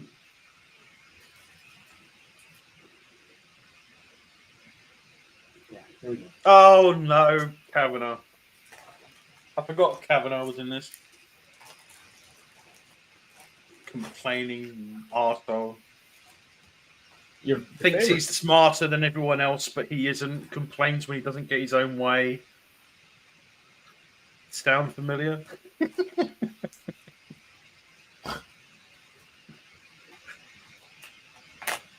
Honestly, that'd be a hilarious cosplay.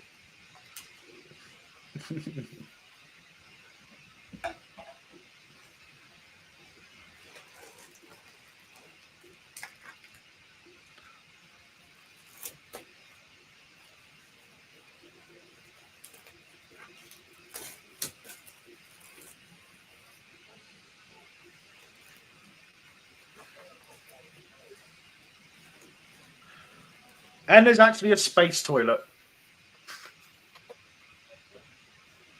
I mean, how many shows do you watch where they don't even bother adding a toilet to it? 13. 13. Legs. I hope you have enough for all of us. I do have a few pounds. I think I'm gonna be right back one more time. Oh no, yeah, but everything's a competition. They both want the bottom bunk.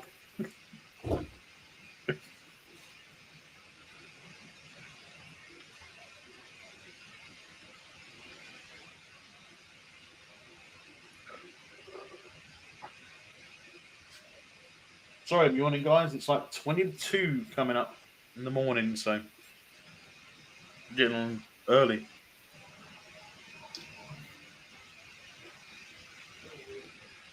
Unscheduled activation.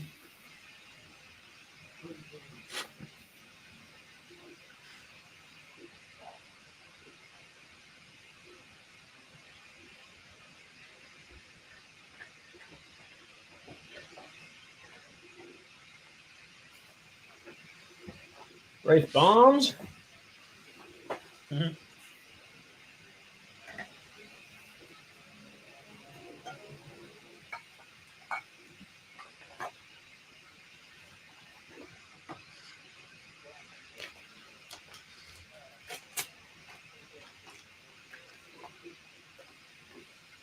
Oh.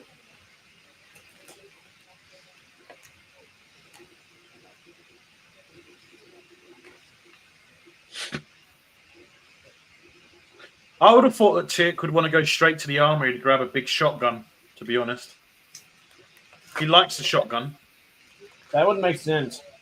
Yeah.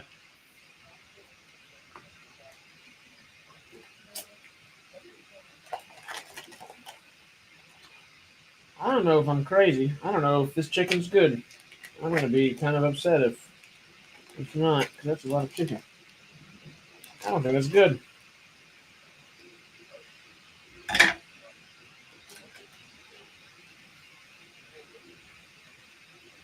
That sucks.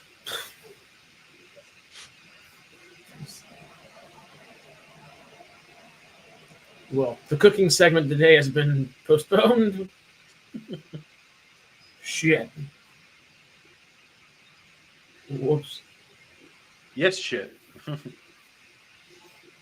Yeah, it smells not great. I'm going to not keep it in my lap. I'll be right back for the final time. All right.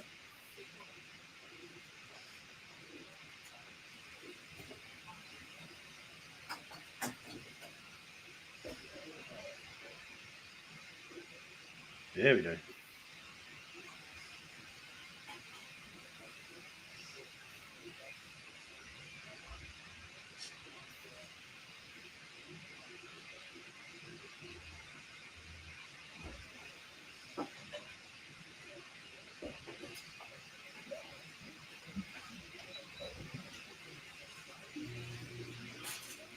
Well, it looks like it is not going to be chicken tonight. Nope. So you didn't feel like chicken tonight? You didn't feel like food poisoning tonight? No. I guess those were out a day longer than they should have been. Maybe. I didn't get there. Well, actually, I think what's wrong, I did check my fridge this morning, and it was still open a little bit, and I think that might be Yes, Michael. could have been why. They were foiled and failed. It kind of sucks. I was really excited there for a second. I enjoy cooking, and I was about to be eaten very well.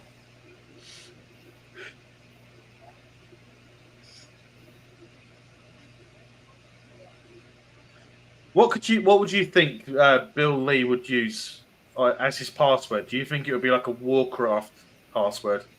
Something to do with Warcraft? The scientist? Yeah. Yeah.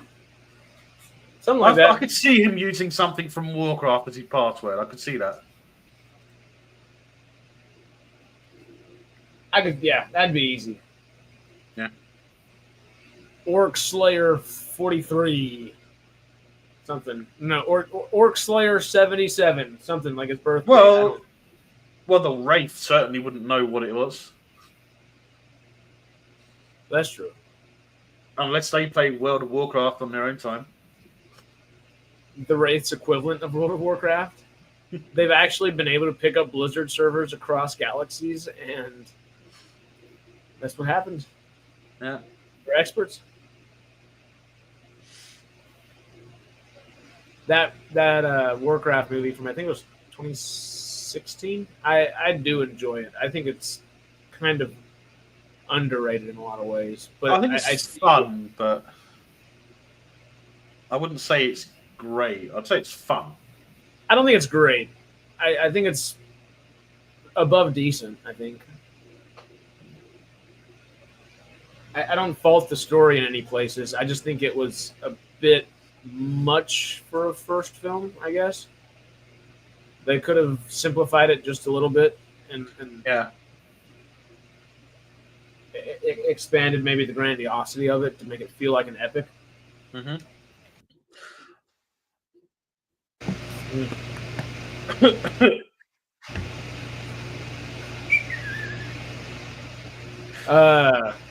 And the other day, or a few weeks back, Corridor Crew, that VFX Artist Reacts kind of channel that's on YouTube, Yeah. They were breaking that down a bit, and they made a really good point about how the orcs, you can tell, are played by humans because they just walk like a person would, and you Yeah. almost need to hire a bunch of actors that are like 7 feet or close to it just to have that wandering body kind of movement with it. Yeah. And that would have been interesting to have seen. Because the fluidity of their motion just felt more human. Yeah. Why couldn't they have fed on Kavanaugh first? Jesus Christ! What a missed opportunity. Yeah, no. Exactly. That's And why honestly, you should have fed on him first.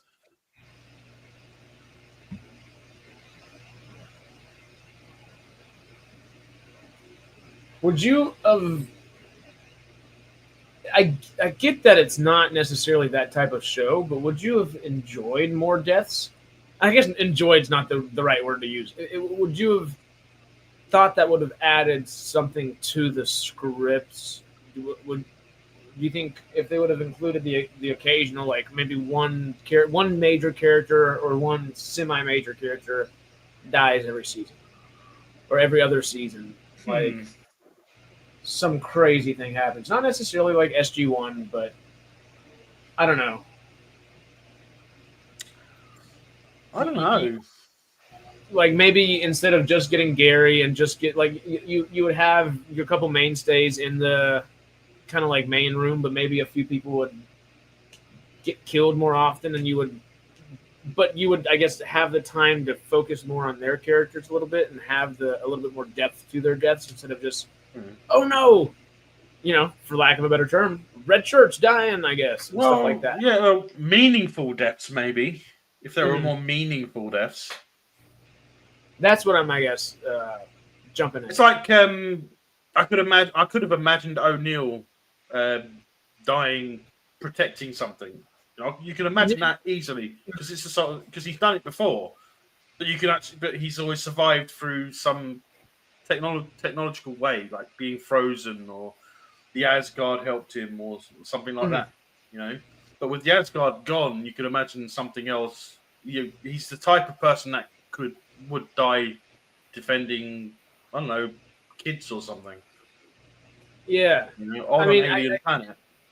That would be. They don't even have to be human. They don't even have to be human kids, because he'll die defending what's right. Yeah, that's a good way of putting it. I think a few more. But doing something like sacrifice, doing it off screen would be a mistake. It would have to be something you see happen. That couldn't just be like character backstory bit number 3. Like, yeah. I mean, you could, I guess, to infer a character, but if it happened while the timeline of what we're watching is going on, not to show it on screen would be bad or dumb. I suppose, in a way, more graphic scenes might have helped it as well. And I mean, I guess it was getting into the time period where Game of Thrones was getting big and all these different shows. Daredevil at the time was about to come out, and that was very dark and gritty. Universe, of course, was even getting gritty just to start off with to a degree.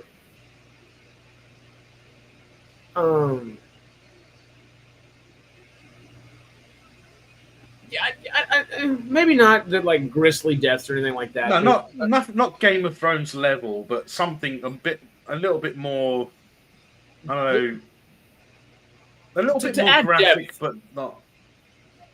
Yeah, but not to add depth to the heroic sense, like you were saying a second ago, I think would be perfect. It's like you can understand it in this because they're all stunned. You can understand that. We know that the Wraith don't necessarily kill you; they feed on you, and that's how you die.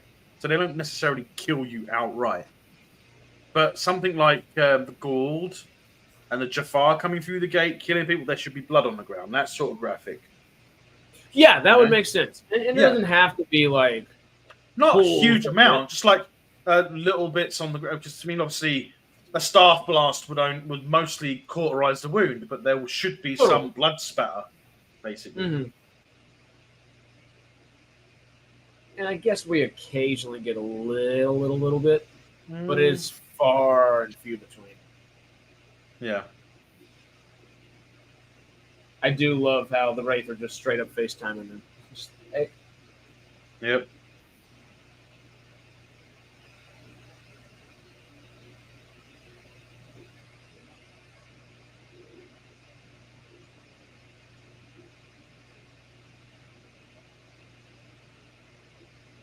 I mean, if you look at this, you can see like these are SG teams from Atlantis. Now, if they were coming through from the SGC, they might not have done so well because they don't know how to handle the Wraith. Yeah. Mm-hmm. So if it was an SG team coming through the gate and fighting the Wraith, you could, more SG personnel dying would make more sense. But because these guys are from Atlantis, they know how to handle the Wraith, so they can get through it without getting hurt. But even then, they can get hurt. Oh, easily, yeah. Yeah. Gotta be careful. I do like that they still have Teal'c's little strip in his hair. Yeah.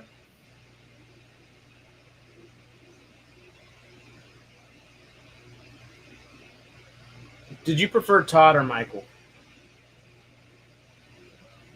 Michael was fun, but Todd was more comedic. If that makes sense. I mean, I thought he was very humorous. I agree. As a character, and I think it was he added a lot of humor. And it wasn't necessarily because he was this funny character either. No, not funny humor. It was like it made you smile, made you maybe have a little reaction, Whereas Michael, he was more dark than anything else. It was like, you did this to me, so I'm going to make you suffer, basically. That's true. Todd's humor can be a bit sadistic at times. Yeah. The thing is, Michael is more human, and human as a being can be a lot darker and more sinister than the Wraith, essentially. Do we know the percentage of human that Wraith are? Are they 50% human? Do we ever kind of get an actual number? I don't think we do, but we know that with Michael, he was more human every time he was changed. So he was changed, 3 times? He went back to human? 2 or 3 times? That's what I was kind of getting at, is like, so, it should half every time, Yeah. So he was way more human, and I could imagine the human part of him outweighing the Wraith part. He was like two-thirds human. It's probably more than that. See, before that, he was probably the Wraith are probably what? I'd say 90 something percent, Wraith rather than human. Okay. So yeah, I don't know what the percentage would be, but that would be about 45 to 23ish to about 12, probably 12% Wraith by the end of the day, somewhere in that range. Yeah. 10 to 15. Because by the end of Michael's thing, he doesn't have to feed, does he? He can eat food. He doesn't have the palm thing, does he? Oh yeah, he's fine. Yeah.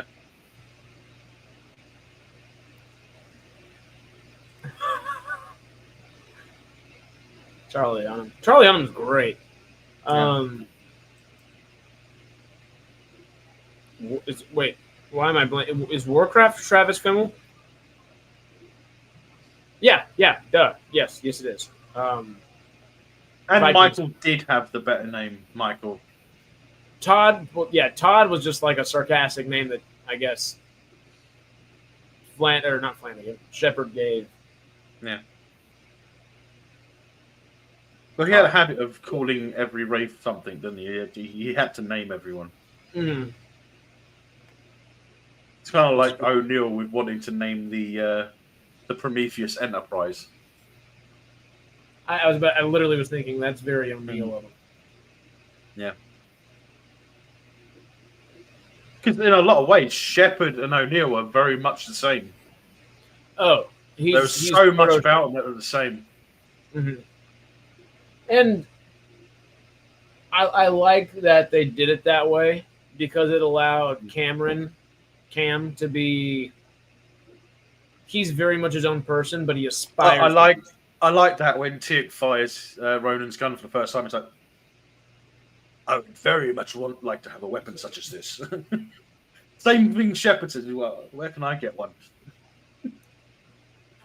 And like we were saying earlier, kind of a bit of a plot hole that. Yeah. I mean, they could have traded for them with the Travelers, because we know the Travelers had them. Indeed. You say that a lot. Indeed. Maybe Don't the forget- best line in Stargate. It's either saying indeed or going, I love it. Just the big ol' eyebrow.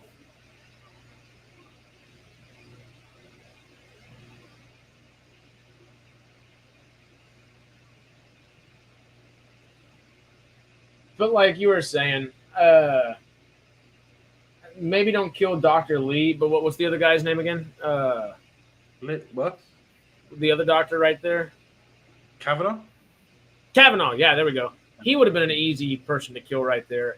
And although you could have done him like in a fun, silly way, like the character typically is for a little bit, that would have given him like a really good acting moment, and it would have gave depth to the episode and the season as a whole. Yeah. Especially this point in the season too. It would have shown the Wraith being a little bit even more of a threat. Yeah. Et cetera, et cetera. And we wouldn't have had to deal with Kavanaugh.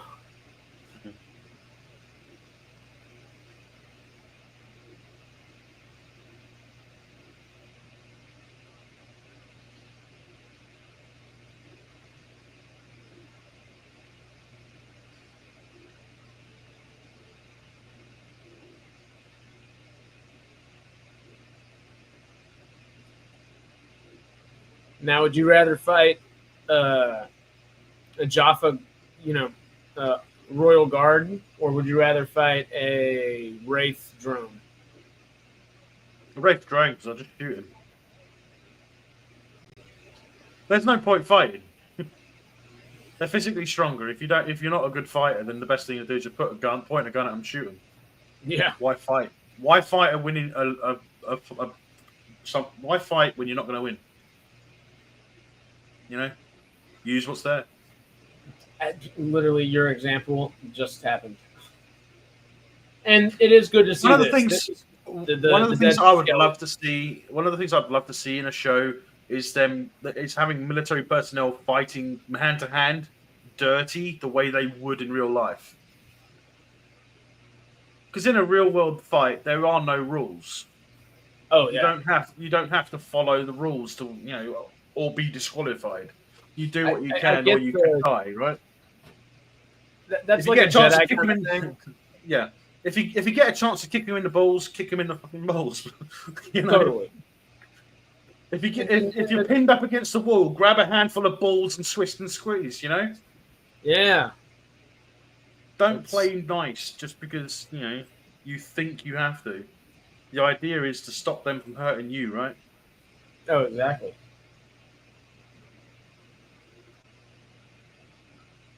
First real fight I had where I hurt someone physically was when I was 7. I broke someone's nose.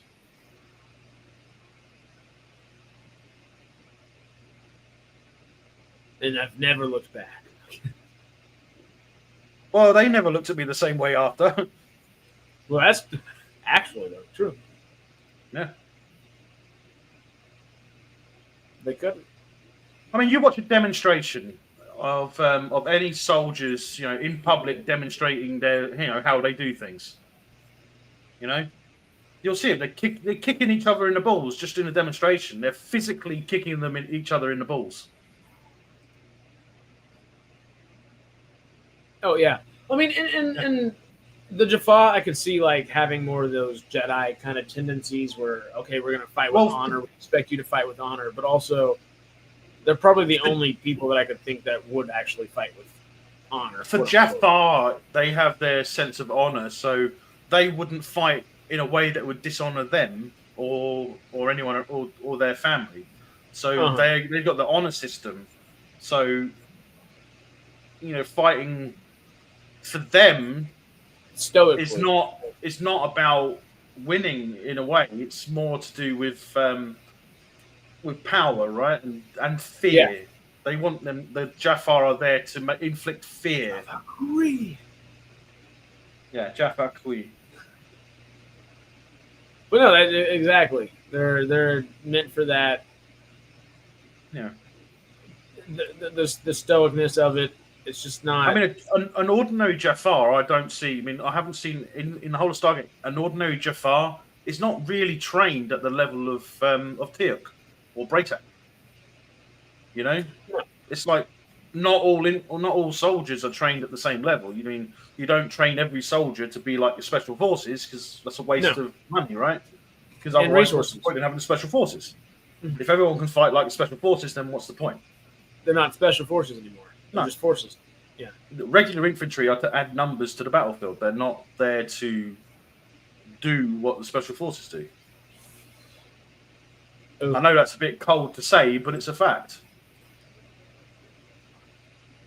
Yeah.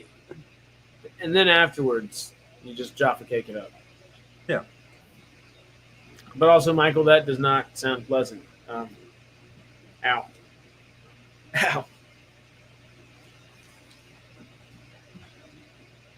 When I did a bit of karate, they kicked us in between the legs on purpose.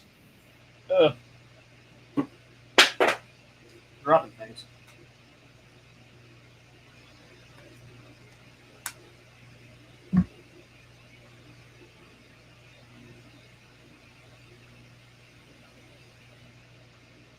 I've done a few martial arts. I've done karate training. I've done Tang Soo Do. I did a little bit of kickboxing.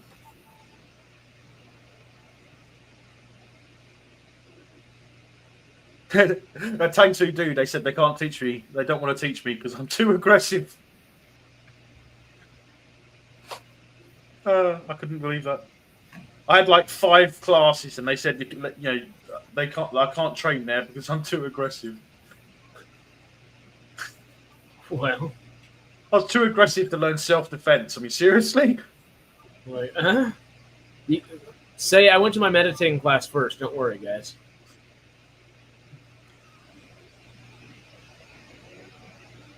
Gigwise said, "Hey guys, found something you need to check out. Look up the song 'Keep It in the Family' by Traven33 and tell me if you recognize anything familiar."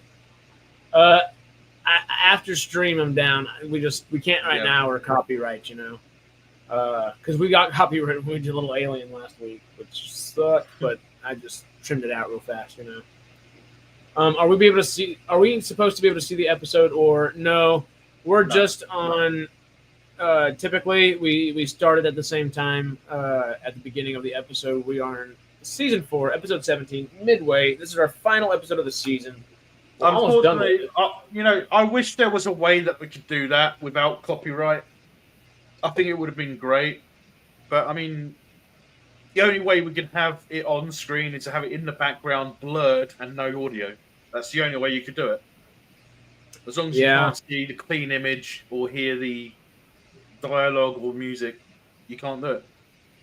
That's true. So it's really I heard in the background of music on an Italian food recipe video. Interesting.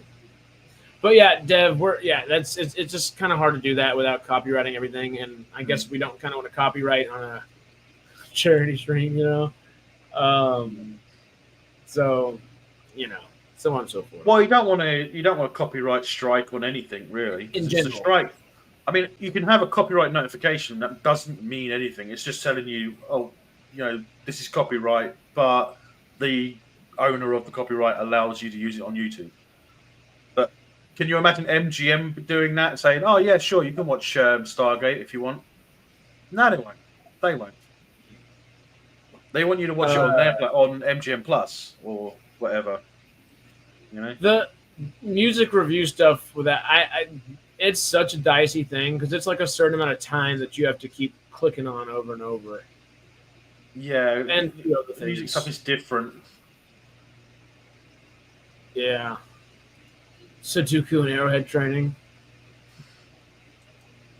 This, though, Pengai Noon, Kung Fu, Shotokan Karate, and Jiu-Jitsu, but that was long ago.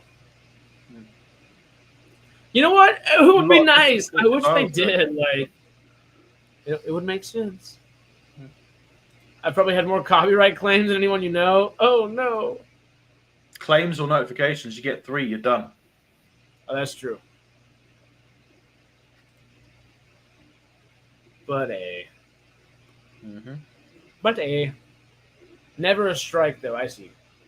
Notifications. I get notifications on pretty much any trailer video I do, where I show the trailer and talk about that, but they don't mean anything. And the thing about copyright notifications is the original authors probably won't do anything until you're monetized. Once you're monetized, that's when they'll start, reacting to it and saying, "No, we don't want you to do that anymore." Yeah, they can be hard. Because you're making money for it. If you're making money from showing their trailer, then they're not happy. Yeah, they said, "Hey, we would like that money now." Yeah. Thank you very much. But as long as you put the Creative Commons license on when you publish a video or something, it should be fine. Yeah, that's because you have to be reacting to it in a specific manner. There's, I guess, a very, very pretty damn stringent way of doing it, I guess. Yeah.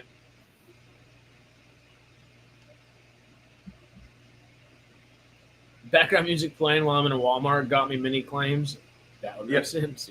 Exactly, because they play proper, mainstream music, don't they? Mm.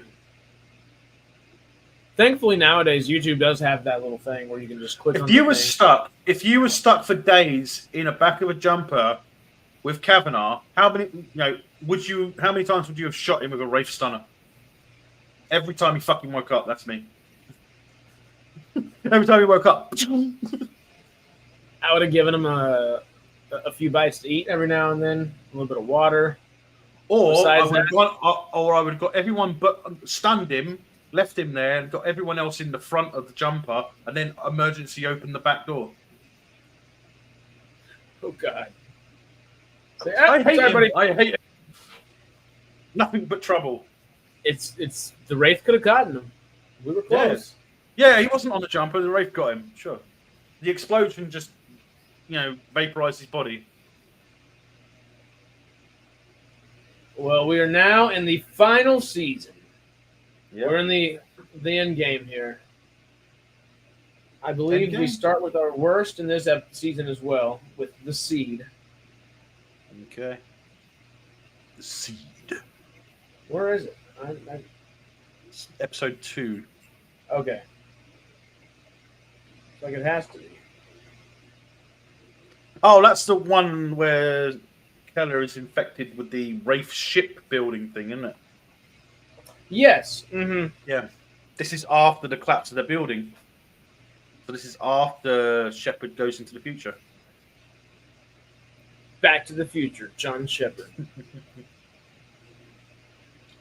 Well, I'm ready when you are. Marty McFly. I just pressed skip recap. And shall we do this thing? Yep. Oh, yeah. Press in play. This is SGA.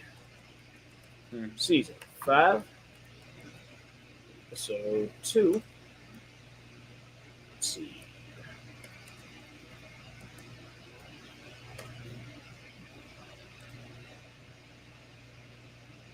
I believe that song I found is where Stargate got the theme song from. Oh, really? It's possible. Okay. I'll have a look at that when it's over as well. Keep it in the family.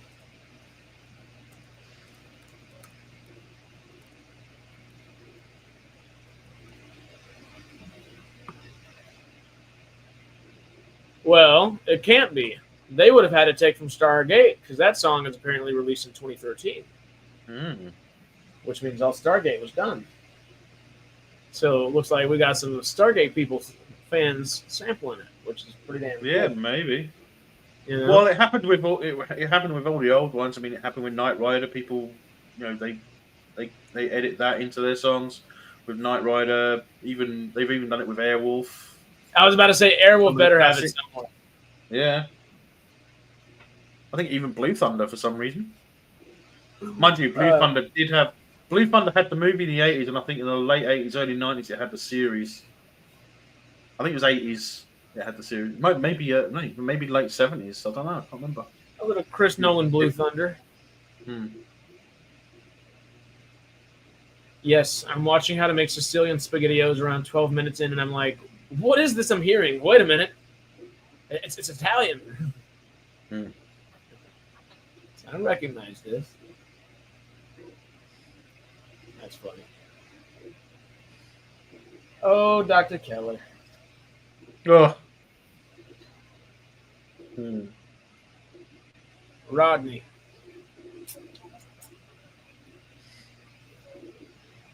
Come on.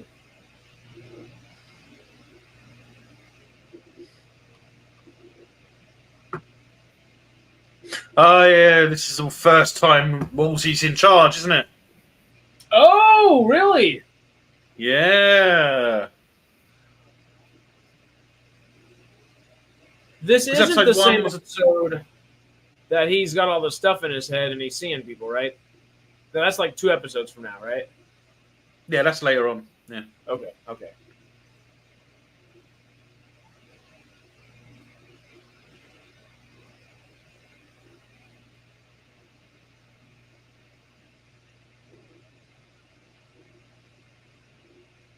It was a nice speech, very inspiring.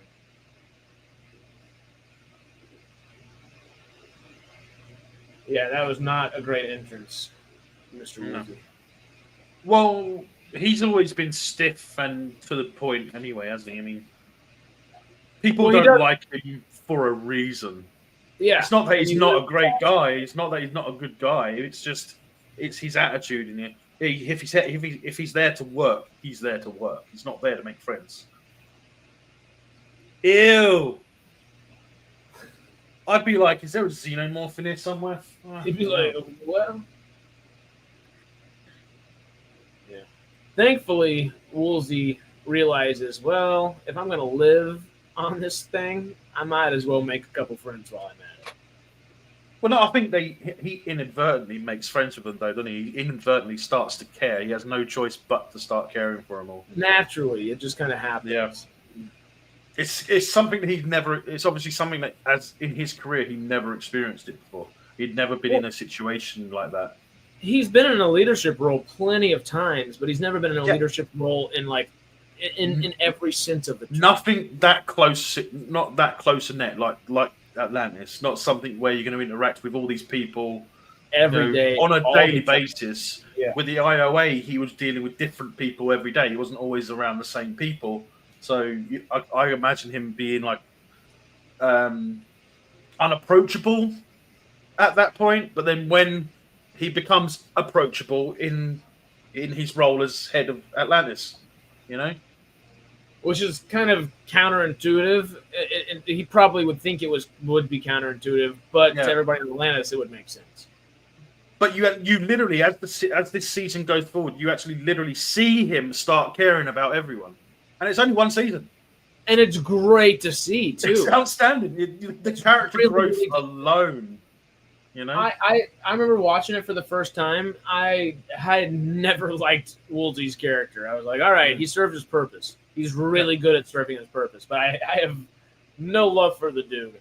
And by the end of the second he was introduced, I thought I was going to be done. I was like, am I really about to not watch SGU? Or am I just going to skip the season and just watch SGU? I was kind of pissed off. And it was so good. He's so good, yeah.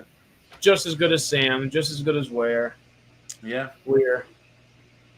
He's awesome. Yeah. I would love to have seen more. MGM. Well, he turned out okay at the end. Yeah, he turned out incredible at the end, He was someone that I wanted to be friends with at the end, At the first, I was like, oh, no, not this arsehole. And then it was all like, yeah, I want to be his friend, What rhymes with even?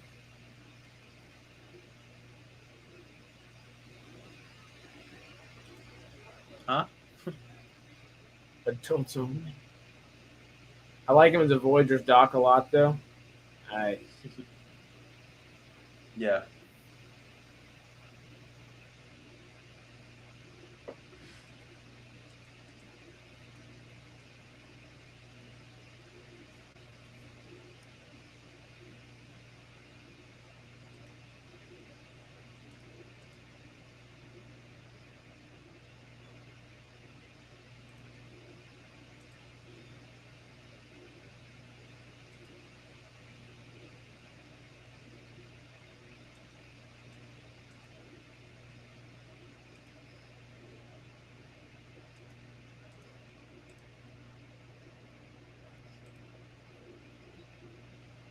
Yeah, I just saw my tab that was still open with Adam Baldwin as what was it, David Dixon.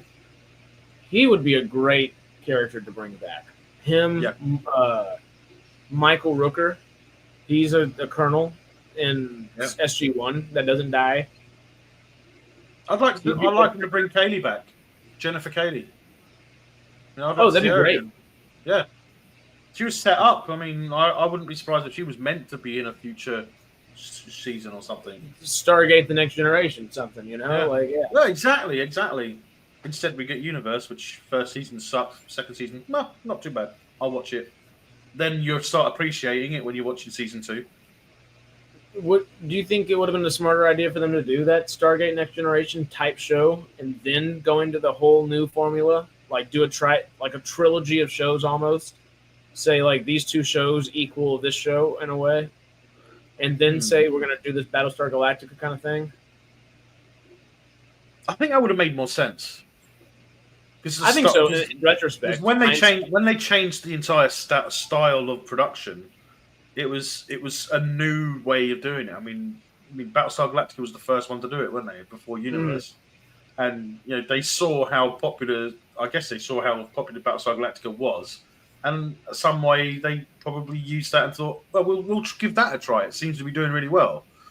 But they take it out of the context where it's a great show in the first place. Whereas you're changing how you make a show that's already great. I mean, why mess with something that's perfect already? I get doing new things, but also do new things, but you had so much set up in the first 2, and I love Universe, and I would, in hindsight, of course, it does make so much more sense to just say, hey, we've literally set up a Next Generation show for the last 12 years, 13 years now. Let's do it. Yeah. And it would have been kind of an A plus B equals C kind of deal. And then you bring in your little... Universe would have been considered almost a spinoff at that point. Why didn't they bring Jennifer Kaylee, who was a lieutenant, at the end of it, wasn't she? Because she was the second time she appeared, she was in that training one, and she was already graduated, and she was already a lieutenant, right? Mm-hmm. So why didn't they put her in Atlantis? Oh, did we just get a donation?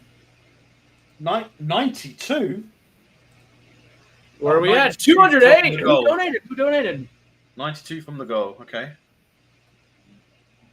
I don't see a donation. Did somebody else donate?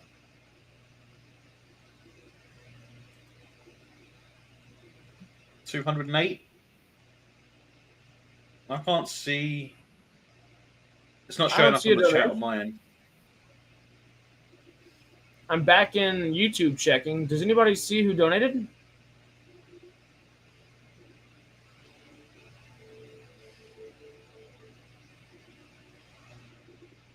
Oh, well, thank you. Whoever donated, big thank you. Let us know if you're here. Because that's awesome. That I'm surprised it hasn't shown up, to be honest. I'm kind of shocked. Here, I'm going to update our banner again. I was scrolling through the chat and I haven't seen it. No, me either. I went all the way back to the Batman Beyond stuff we were talking about. So yeah, well, thanks a lot. It's outstanding. Huge thanks. Thank you all. Oh, Gigwise just donated 5. Actually, that was me. That was you? Yeah, because YouTube wasn't letting me donate. So, and I couldn't set up the Ko-Fi thing and just make it make sense in time, yada, yada. Because I didn't want to send it to my personal account, and we need a sidetrack, actual bank account to send that to. Okay. So I was like, let me get my roommate who's in the other room over there, my soon-to-be roommate in the other room over there, to do it real quick, and I'll just Venmo. Right. Okay. So, woo! Thank you. Yeah, only other room. Chilling in the Basement is live. Heyo. What? What? He said he was gonna come. Aaron. Our boy.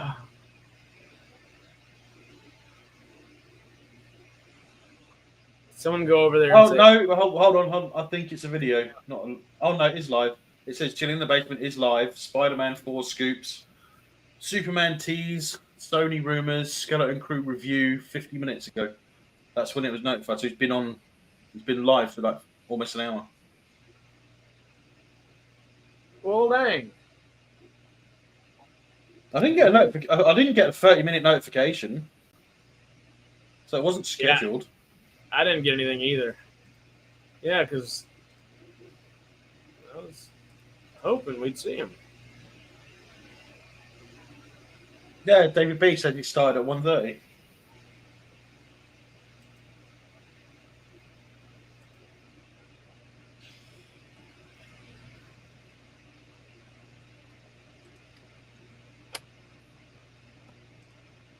Well, damn. Interesting.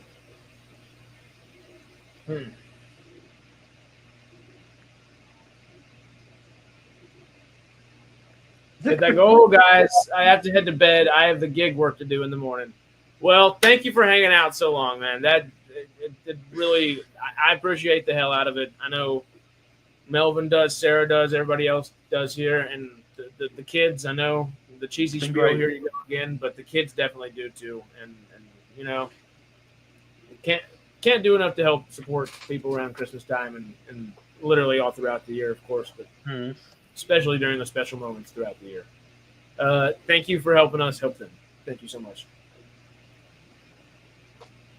And Take care.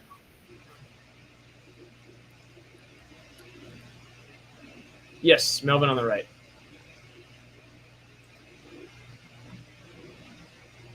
Quest himself. Clown to D-side. the left of me, Joker to the right.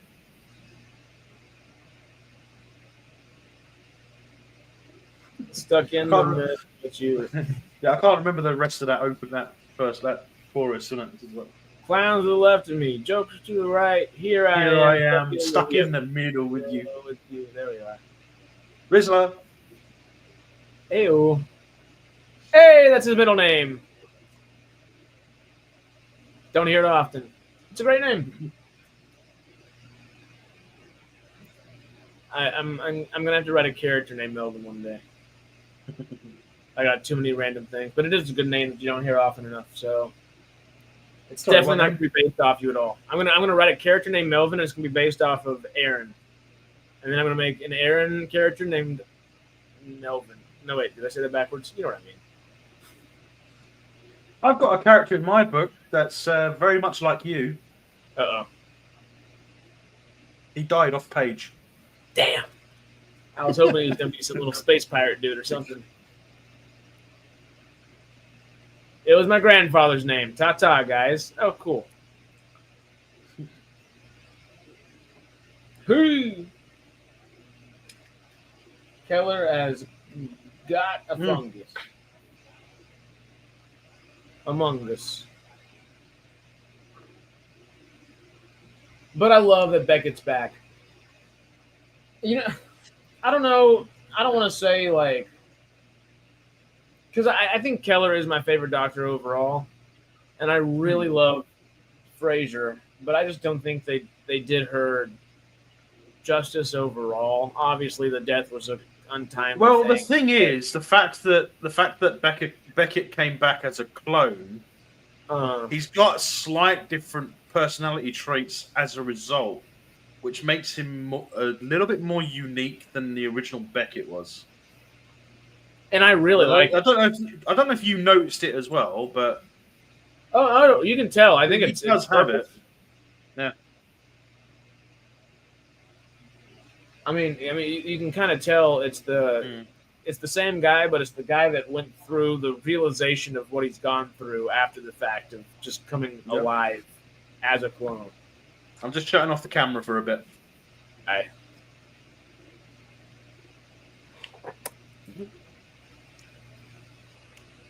Is that the start of a rap song I hear?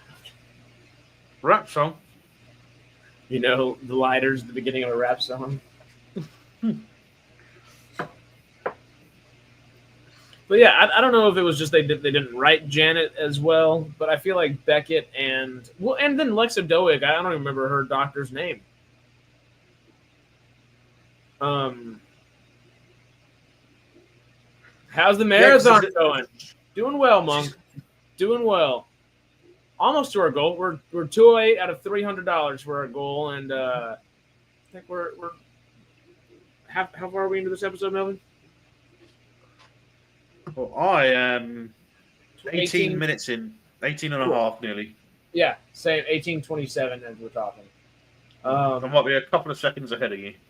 Aye. So we got about an episode and a half left. I think we can do it. It's an 8-hour stream just about right now. I think we've managed to hit a long time. Well, I've been here for at least half of it.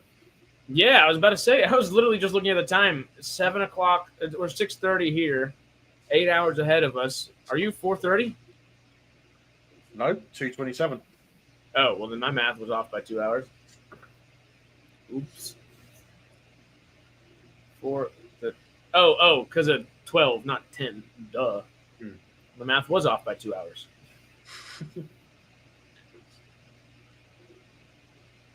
Oh, just imagine waking up and having that cocoon of just fungus around you like that. If we were in Falling Skies, depending on the character, you'd be having a good time. Or a manga movie. Yeah. Only there will be a lot more movement happening and a lot more screaming. This is true. This is very Especially true. some of those old mangas like Urutsuki Doji. I don't know. I've never actually. I don't think I've actually read any manga. No. Well, there's Urutsuki Doji is quite a graphic, adult, demons killed by raping movie. Oh wow. Yeah. Did they ever make anime out of it or no? It was an anime movie. Oh, I see. It's a series of movies. Part of the Demon Womb series. Anime is so confusing to me. It's like the most. It's very childlike and animated, and also extremely graphic and gory at the same time. It does depend on the show, and sometimes they do overlap, and it's very interesting. Anime is, I guess. Attack on Titan is one of my favorite things I think I've ever seen overall. And last year, Netflix did release a lot of really good first seasons of animes. Blue Eye Samurai, Pluto, Onimusha, My Damon. That was really good. That's a little more child-oriented, but it's also really fun. Well, the anime style that I grew up with, I mean, I grew up the original Transformers series, a lot of like Teenage Mutant Ninja Turtles, stuff like that when I was a kid, I went from Fraggle Rock to Battlestar Galactica. Hell yeah. As you do. That is the proper, I guess. Yeah. I mean, when Paddington Peas was on, I was waiting for Battlestar Galactica to come on that evening. And that was like 4 or 5 hours away from when it was actually on. Oh, wow.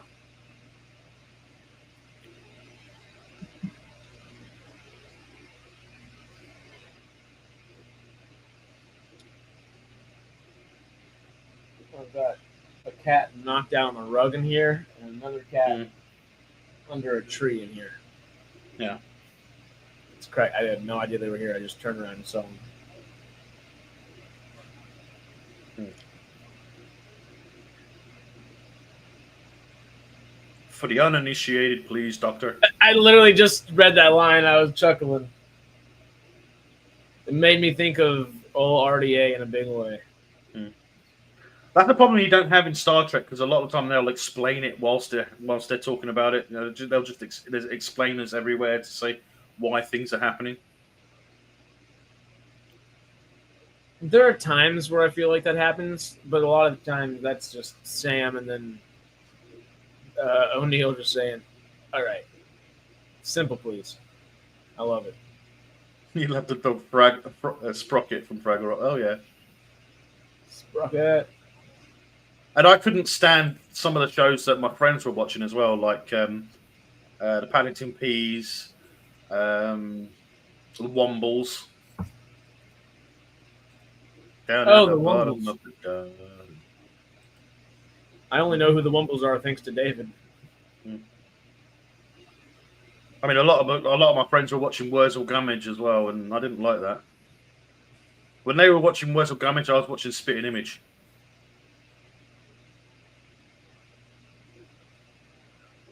Would I be familiar with either one of those? Probably not. No, they're very British. I was trying to think of them. I was like, I don't know. Here's the thing.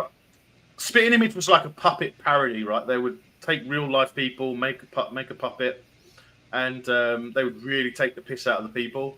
And there was one that they would constantly, every time they would do, every episode they had a skit with the Queen, right? And there's actually reports that it was the Queen's favourite show at the time. She loved watching it, watching people take the piss out of her.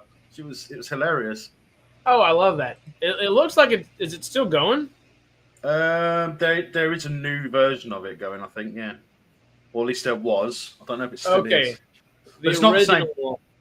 The original 96. Yeah. But there is a new version because there's like Harry and Meghan, and there's a Trump one, and a Hillary, and a bunch of different people. Yeah, but my introduction to anime itself, going back to that, was actually Robotech, or the Macross Saga, as it's more commonly known. Robotech. Which is Which I think it was American anime adapted from a Japanese one. The Japanese, they came out with the Macross, Super Dimension Fortress Macross. Then I think the rights were purchased by an American company, and then it became Robotech. But that was a good show. That was there were long seasons. And there were a few different stories, and each season they would like introduce different aspects of Robotech. It was pretty cool. They even made movies as well, sort of in I think late 90s. No, in the 2000s.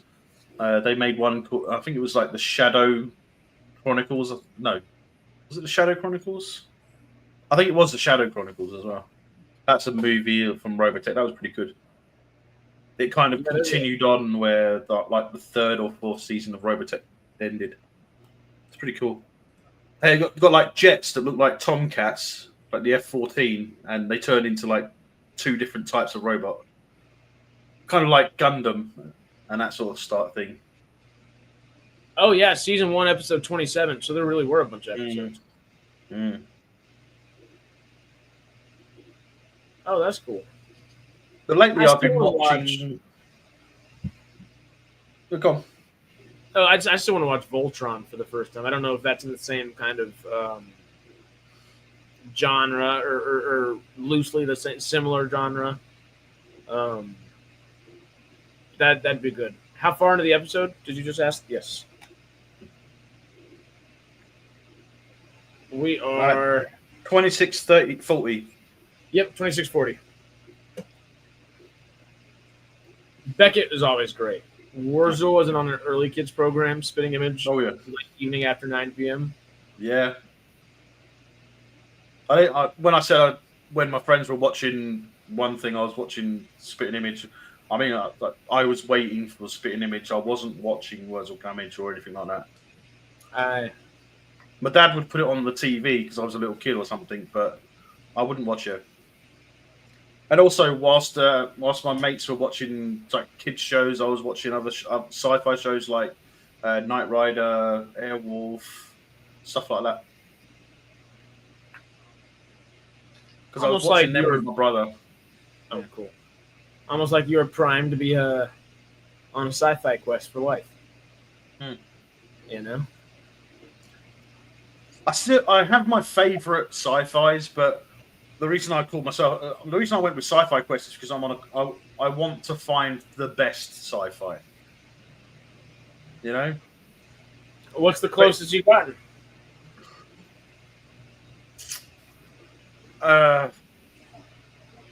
not very close. There's so many different sci-fi shows and movies. It's like for some of the best, I'd say you got to have a look at the classics. You got to look at stuff like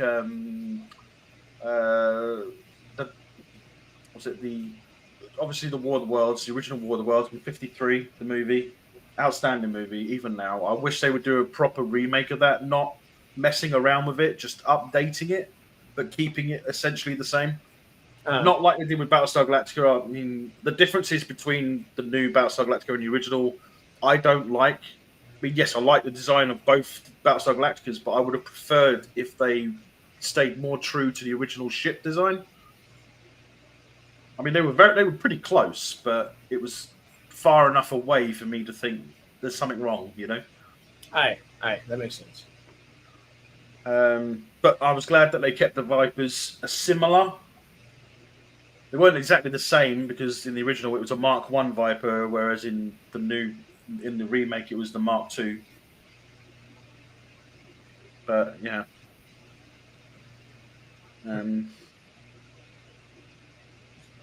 What is Super Grand? Was that another one that was kind of around that time?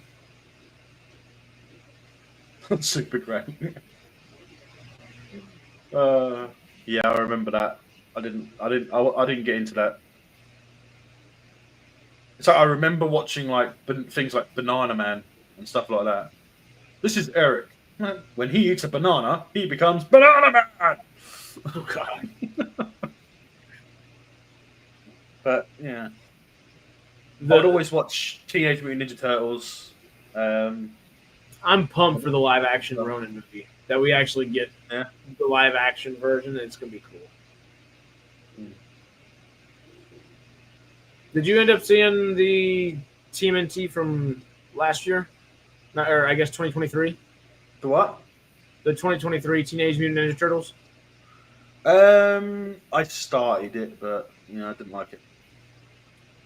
It ended up being. It's definitely not the Teenage Mutant Ninja Turtles I prefer. It's like I didn't bother watching X-Men '97 because, for me, I used to watch X-Men back in the day, and as an adult, I don't want to see any more like it of it because I know it may seem weird, but I have a concern that they'll ruin memories by doing stuff like that.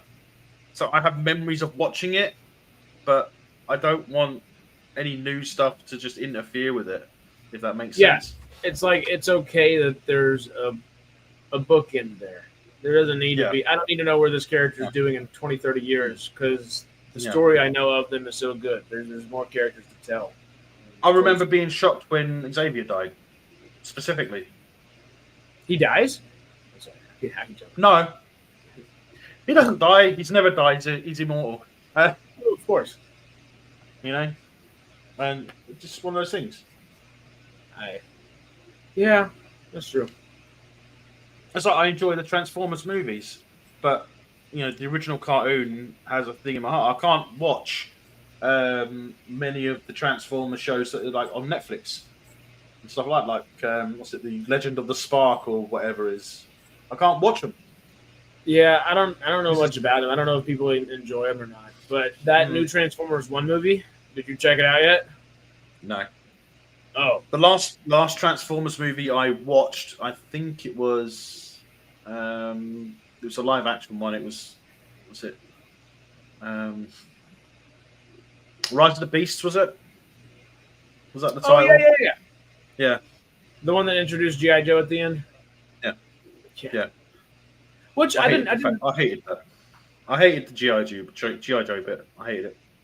I see. They could do it well. I just don't know if they have the intent to do it well. And I didn't dislike Rise of the Beast. I really liked. I just wish they would have stuck with the Beast aspect a little bit more, because it felt like a secondary thing for the title of the film. I was always disappointed that they didn't use the Dinobots as much as I'd like. You know, You got because such a good opportunity. when in the original cartoon, they created the Dinobots as a counter to the insect ones. The I forget what they were called, but I always had a favourite character as well. For the Autobots, I always loved Bumblebee as the Beetle. So when I watched the movie Bumblebee, I saw that he was the Beetle. I loved it. I really do like. I remembered it, you know. And then when they change him from the Beetle to the Camaro, I liked that because because then it made sense for the first movie. Then why he's a Camaro and not a Beetle.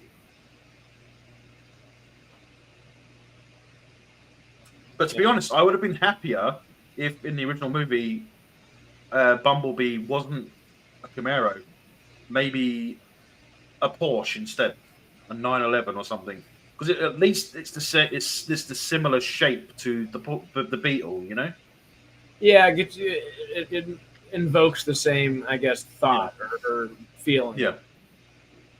I did really enjoy Bumblebee though. Bumblebee I thought was much better, and I do like that. I guess technically, right, the Beast continues that, right? Yeah. That's technically the same one. Technically, I think You would, I believe, I would hope at least, and I think you would enjoy Transformers 1. I saw it twice in theaters, and it was a blast. It might be my favorite Transformers. I enjoyed all of the Transformers movies. Don't get me wrong, I enjoyed all of them. But I recognize, the Autobots or the Decepticons, which I enjoyed growing up. I recognised that I didn't recognise Optimus Prime to start with because it's a completely different shape to what he should have been. Oh, has there been another Dino? There was. Gigwise donated $5 before he left. I didn't even get the chance to say thank you because we were I guess busy talking and hanging out because we were talking about a bunch of different things. I just didn't see you donate. Thank you for letting us know, Sarah. Yeah, thank you, Gigwise. Again, thank you for hanging and all that, and thank you for donating. We are in the end game, they say. Yeah, that's nice. There was we've got one more after this. Is it one more? Yeah. One more and probably 15-ish, 14-ish, 13-ish left in here. Maybe a little left. I wasn't sure if I was going to hang. I wasn't sure if I was going to be able to hang, but I'm not that tired. So, hey, well, I know it's super late, so I will not blame you for half a second if you do need to knock out whenever. But I'm ecstatic to have you here always, especially because it's just been we don't get to stream as much as we used to. It's fun. I was happy to do it for a while at the SG1 one, but now I'm. I've got a friend who's pestering me to do a reaction to the Doctor Who Christmas special trailer. Uh-oh. I'm just not interested. Not interested. It's just turned you off. Monk donated. Hey, thank you, Secular Monk. Y'all are the best. So 218. Here we Outstanding. Go. I'm pumped, y'all. We're getting there. And you know what? I did realize a part of it. We can bring it up and do it again whenever we want to. Yeah. We were going to do quizzes in between rounds and everything, but we've just had a lot of talk about it. We've all been hanging and, so we stopped the quizzes after, I think, the first round. So just so you know, I am actually watching the episodes. As you can see, I'm looking at my other screen, so I am definitely watching them. It's just that we start talking about something different, and we sort of go on and. Yeah. I'm receiving and interpreting a solid 40% of each episode. Otherwise, it will just be us going. Which is what it was last time, and it was great. It's not good. It's not fun. It's not fun for anyone watching, No, and it doesn't encourage donations for all what we're trying to do, and that was kind of the point of the quizzes as well. But also, we've been having such a good time just talking that we haven't needed that, which has been awesome. Yeah. If we want to do them, we can. But I'll get extra good ones ready for SGU. Yeah. Because that way we'll just need extra time as well. Because SGU is a shorter one. When should we do the SGU stream? We can talk about that just a little bit. SGU charity stream. I'd say we kind New of held Year off. probably be better, wouldn't it? New Year probably. Well, is there like a good holiday or something that's going on? Something that's a good thing to donate to, I guess, around a certain time of year. Obviously, Christmas is great, but New Year's right after it. I mean, all I can think of early in the year is President's Day over here. So like, that's not good. Nope. So I don't know. No idea. In the year 2035. We can't get in. Yes, we can. We'll just crash a puddle jumper through the wall. Sod it. Who cares? It's effective. Mm-hmm. One of my favorite quotes from all time, I guess. I believe I have stated it before. A Vidorian told me it, and it's nothing a little brute force and stupidity can't handle. And sometimes it takes the Mensa guy to realize it. Oh, Monk. Monk is saying, if you get a chance, go and get Robert Meyer Burnett's latest project, True Noir. It is an audio drama featuring Michael Rosenbaum, Katie Sackhoff, David Strathairn, and other names we will all know. Very much so. Go support R&B, and every time you see R&B, tell him to come say howdy with Sidetrack, you know? We'll convince him to come meet us one day. We'll meet him. It'll be great. Honestly, I could try to interview him, maybe. We could see if I could try to get an in-person interview. That might be an interesting thing to do if possible. Just for True Noir. That'd be really cool.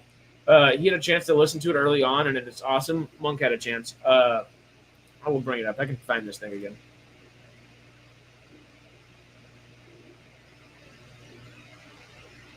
Yeah.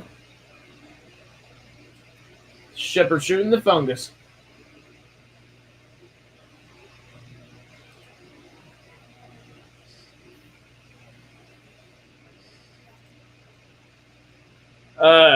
But Monk, is it already out, or is it like a pre-order that you did? Remind me. It's not out yet, is it? Or did it come out like a day or two ago? I was keeping up with it. Obviously not as well as I should have been.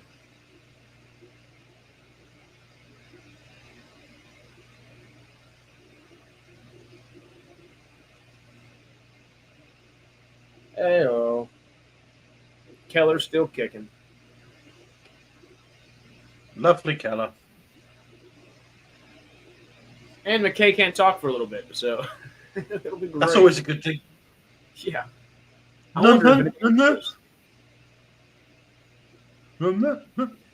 Did you ever watch C? I want to watch C just for Jason Momoa. I did. And the two I of them. did. I watched season 1, but I didn't really like it. I really don't even know what it's about. All I know is just who's in it. Everyone's blind. No one can see a thing. Everyone's blind. So it's like Bird Box, but yeah, literally what it is basically it's about a time when every human loses their eyesight. Oh, Monk helped it back. True Noir. I thought he was saying C for a second. Okay, I don't know if I did or not. Maybe it comes out this weekend. Cool. Okay. Oh, I don't know. Yeah, C just kind of sounds like Bird Box. I've never really thought about it that way, but it just kind of does. Interesting concept. Yeah.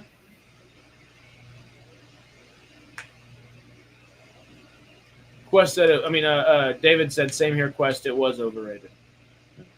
And Monk said he was one of 251 people who crowdfunded True Noir for all R&B over there. That's really cool. I always love good crowdfunded projects. Hopefully, he's actually able to make it into an actual like film project one day as well. I know he mentioned that could be a dream down the road. And it's part 1 of 3, if I'm correct. Correct me if I'm wrong there. And he got the author of the original series to come and write the True Noir audio series as well with him. Welcome to Atlantis, Wolsey. One hell of a first date. Damn right. And you by the end of the episode, you do get bits and pieces of, okay, maybe he will actually. Yeah. He's realizing that it's not as straightforward as he was always believed it would be. Yeah. He's really realizing how tough it can be. What was Even next? after the very last episode for today is Lost Tribe. Episode 11. Yes, sir. Up. There we go. And press and play.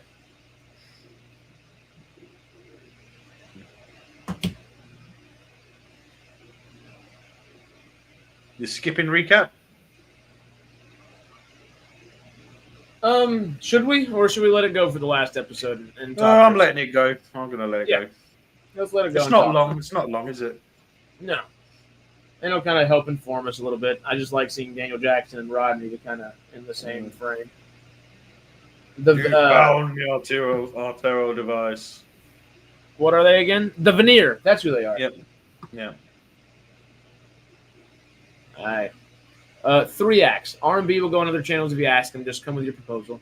I should. I just, I don't know if that'd be just a fun thing to just do like a little stream or something, or because I am in the same city, I could always do an actual in-person interview for a really cool project like that.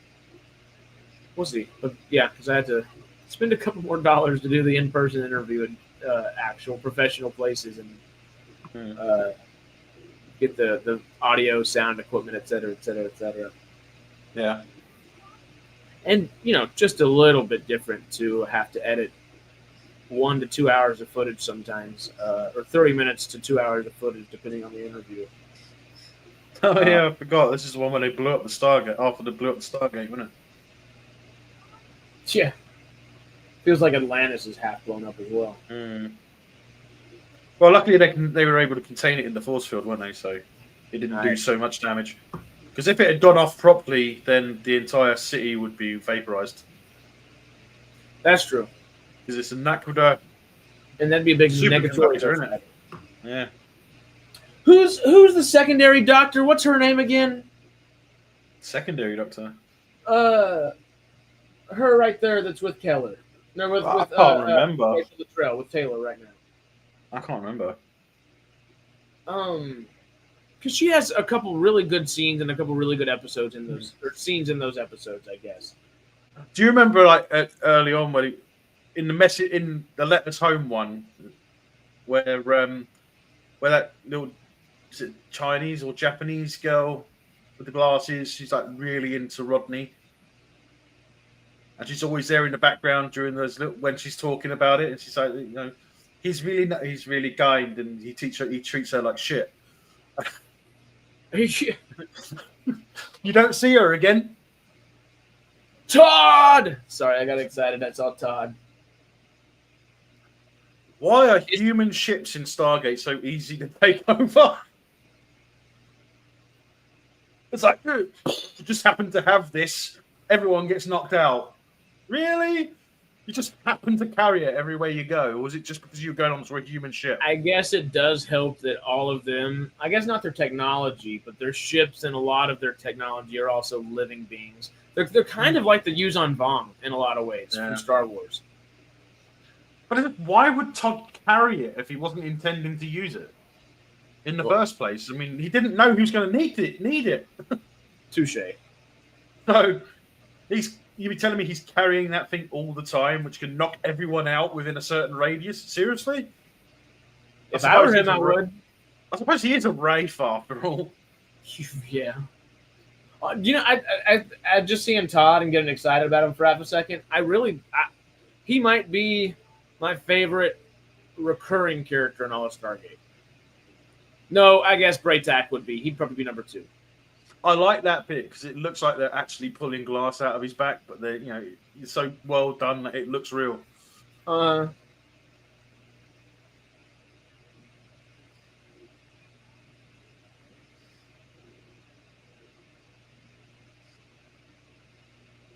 Because someone activated the Altero device. That's why.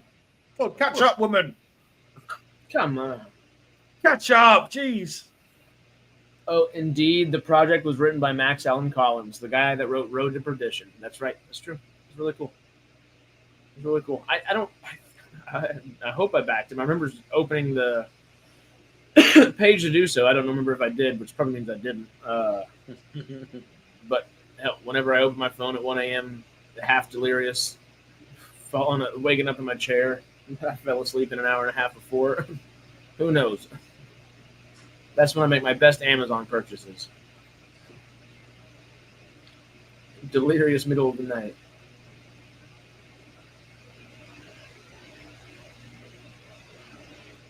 Dr. Daniel Jackson. We never got a sense of aftermath of 6 either, because you're going to tell me that all of a sudden everyone knew not to, all across the Pegasus Galaxy, not to dial the gate. How many Stargates blew up as a result? How come we can't see any result of that? We gave them all phone calls and said, hey, we're going to be off the line for a bit. Yeah. Sure. Oh, look what happened with the Travelers. The first time they ever decided to settle on a planet, and the entire settlement got blown up when the Stargate went up. Yeah. Surprise. Wouldn't you be pissed as well? But what are you doing?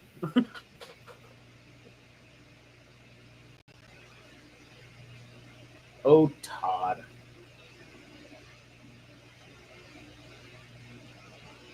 I saw the actor who played Braytac in Merchant of Venice. He played Shylock and was really good.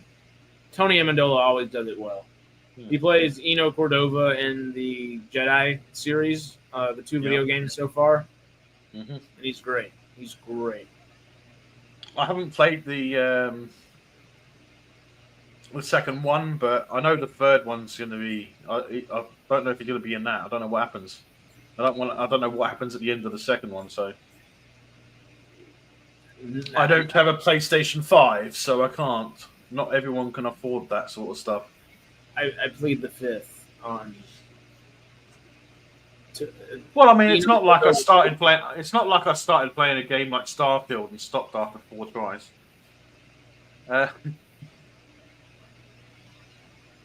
What? You do remember that? Remember that time when you were playing it for like 7 hours? I think that's what got me off of it. And I was there with you the whole bloody time. It was still really fun, but it was pissing me off because it felt like it was going absolutely nowhere.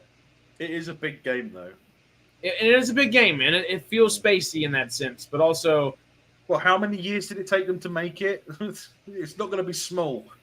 That's true. Yeah. I need a more hyperdrive.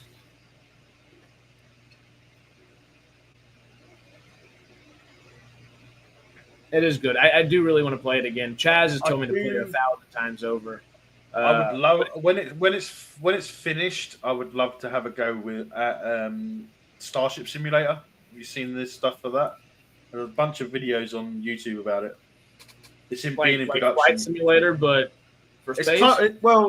It's literally a simulator where you can choose your character, and if you know enough people that are interested in that sort of thing, you can literally have them crew up different stations throughout the ship. You can literally have one of your friends play the navigator, one of them play the pilot, one play your first officer, one play the engineer in the engine room, one playing the doctor in the med bay. And all over the ship, you can have people playing with you, doing just random tasks that you would think you would expect to do on a ship. That's like the actual better version of what's the big old ride at Disneyland and Disney World, where you jump in there and you're a captain and you're either a captain or you're the gunner or you're the so on and so forth. You have a couple different options. I've no idea.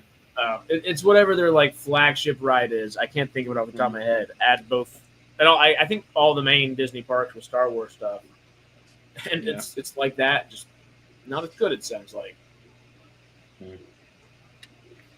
Yeah, but it's supposed to be. It's semi-open universe, so every planet is going to be fully modelled.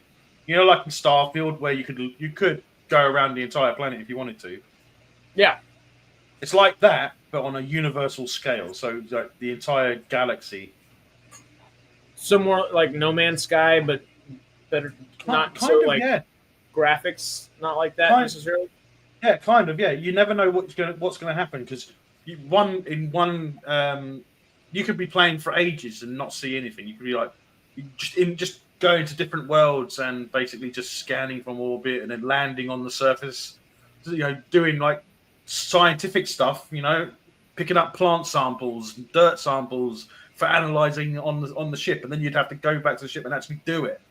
You know, you have to do the analyzing of everything you pick up. And then you could be doing that for like a month. And then you go to a planet and all of a sudden there's a hostile alien ship in orbit. Oh, God. So it's a proper simulator. You could end up being at war with an alien species. Oh, God. See, part of me really likes that, but part of me knows that it's going to be you one live of on those a ship, you start living in a ship, you know? Yeah. But could you imagine if you had like enough friends and you could say, well, we'll do the day shift. So who's going to do the night shift? You know? Yeah. The concept is cool, but it's like you won't know what it's like until you start playing it. You can customize the ships and as well, but it's very Star Trek orientated because the starship is literally just the saucer section of one of the ships in Star Trek. But they haven't finished doing all the design work, so there's going to be different types of ships. Well, we need a Rocinante. And it's on it, I think it's going to be MMO as well, so it's going to be literally open to everyone. So you'll have entire people like crewing ships and fleets working together, and also taking out other fleets and such. No. Interesting. That honestly sounds like the best version of like Age of Empires or Clash of Clans or any of those kind of like traditional. It's something you could imagine them playing on the holodeck in Star Trek. You go into the holodeck and they do that as holographic. Well, I mean, not even playing. That's almost like they're training. You know? Yeah, it's a little bit of both.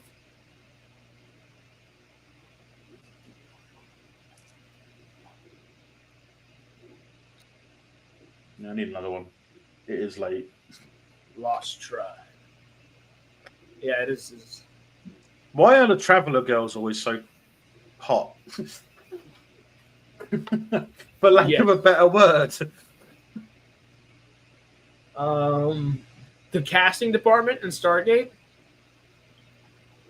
Great job. Always. Yeah. Sorry, we're broing out in just a second, Sarah, but yeah. I don't think Starship Simulator is not going to be its final name either. They haven't figured out a name for it yet. Oh, really? So it's like, is it a beta technically then? It's not even in beta yet. There are testers that are working on it, but it's not even there yet. Oh, wow. So it's almost just an not open source, but open. I think to a degree it is an open source project. But it's a huge project. I mean, you're talking, I don't know, light years of space, you know? Uh-huh. I mean, I don't know how big it is, but there are supposed to be hundreds of planets for you to visit. That's really cool. Because I mean, Starfield was really cool, the fact that you can visit thousands of planets, but you can just, it had to be procedural to do that. And I think the procedural aspect of it does take away some of it. not some of it, some of the, not the depth of the game, but some of the aptness. I'm looking for the right word, I guess. Yeah. Monk was saying, I want to see an old Star Trek versus new Star Trek debate between Jay and R&B. R&B taking the perspective of old Star Trek. Jay couldn't do that. He hates the new Trek. He doesn't hate the new Trek, I guess. He might be able to do that. We'll see. I'll ask him. That might be a fun little thing to do. I don't know if a debate would be the best way to introduce R&B to Sidetrack. I don't know if he's familiar with us at all. It might be fun to do like a little. I don't know. We'll figure it out. I'll try to think of a good way. Message me if you want to, Monk. We'll find a good way. Yeah, I'm just going off camera. Microphone if you want. The Veneer and Dr. Daniel Jackson.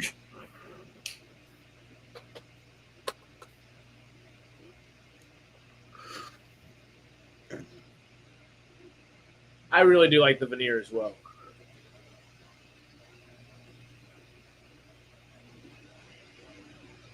The Asgard are just too damn cool, but they're not Asgard. They're Veneer.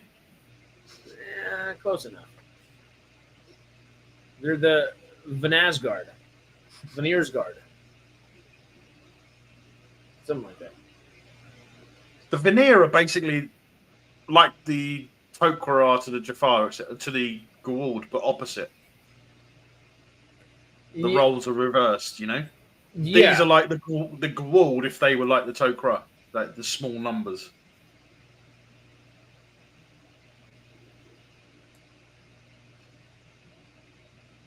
I mean, kind of.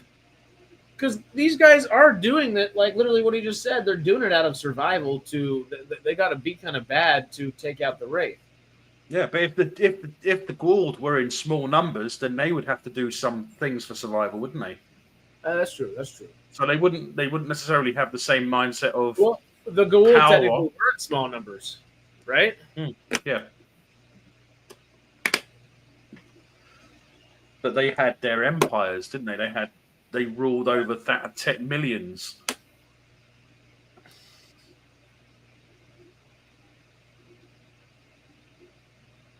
Oh, just be sure to wish him a happy birthday when you see him. It's a running gag over there. Every day is his birthday.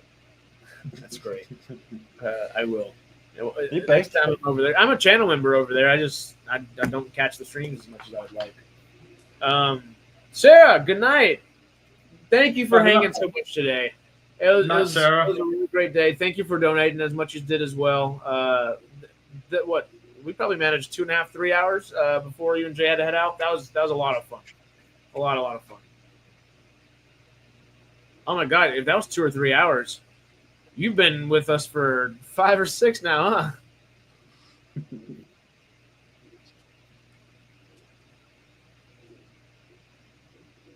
we are.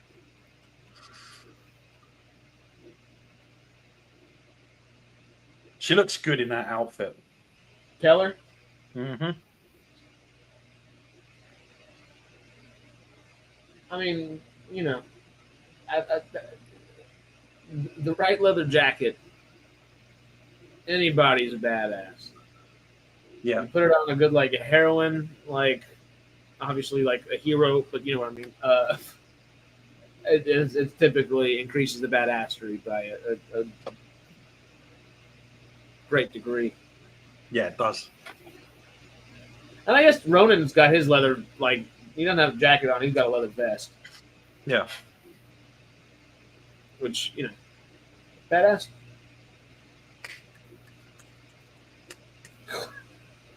That look.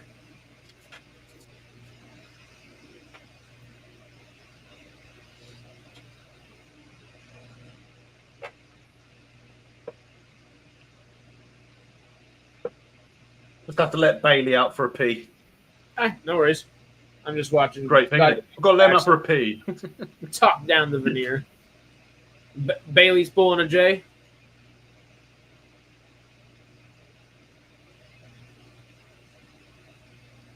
They are Asgardians.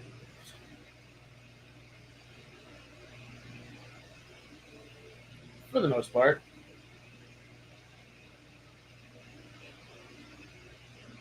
That alone is probably one of the best. I'd have joined earlier, but work. What you gonna do? Hey, can't blame me. Life's life. But thank you for hanging in general, dude. Like, actually, like, I just said like too many times in a sentence and threw me off. But legitimately, it's been a really good stream so far all day. It's been a lot of fun. I'm glad we've earned as much as we have for the great Toys for Tots. And $218 out of $300 so far. The number one donor for today has been Ken Sutherland with 50 pounds, with a very close Sarah with $50. Yeah, we're almost to that $300 mark there, and that would be really, really cool to reach.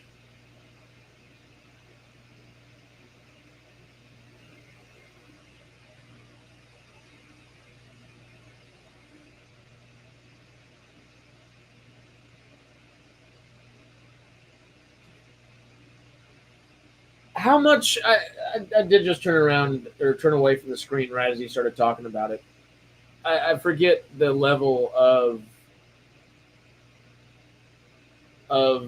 degradation the DNA of the veneer is compared to the rest of the Asgard.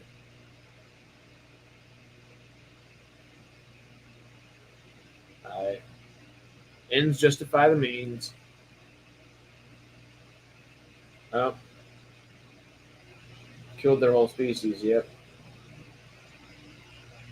That's when Dr. Daniel Jackson realizes, as black and white as he likes to think things are sometimes, and he understands they're gray, but he does have that really good sense of righteousness. The veneer did just kind of throw him up for a loop there. If you could have moved one character from Atlantis or SG-1 to Universe full time, who would you pick and why?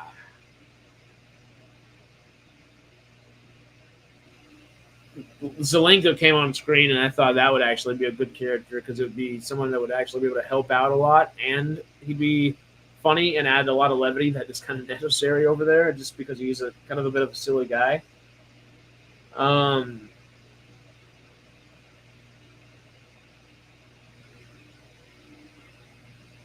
That one makes sense to me, and it wouldn't take away from the other shows.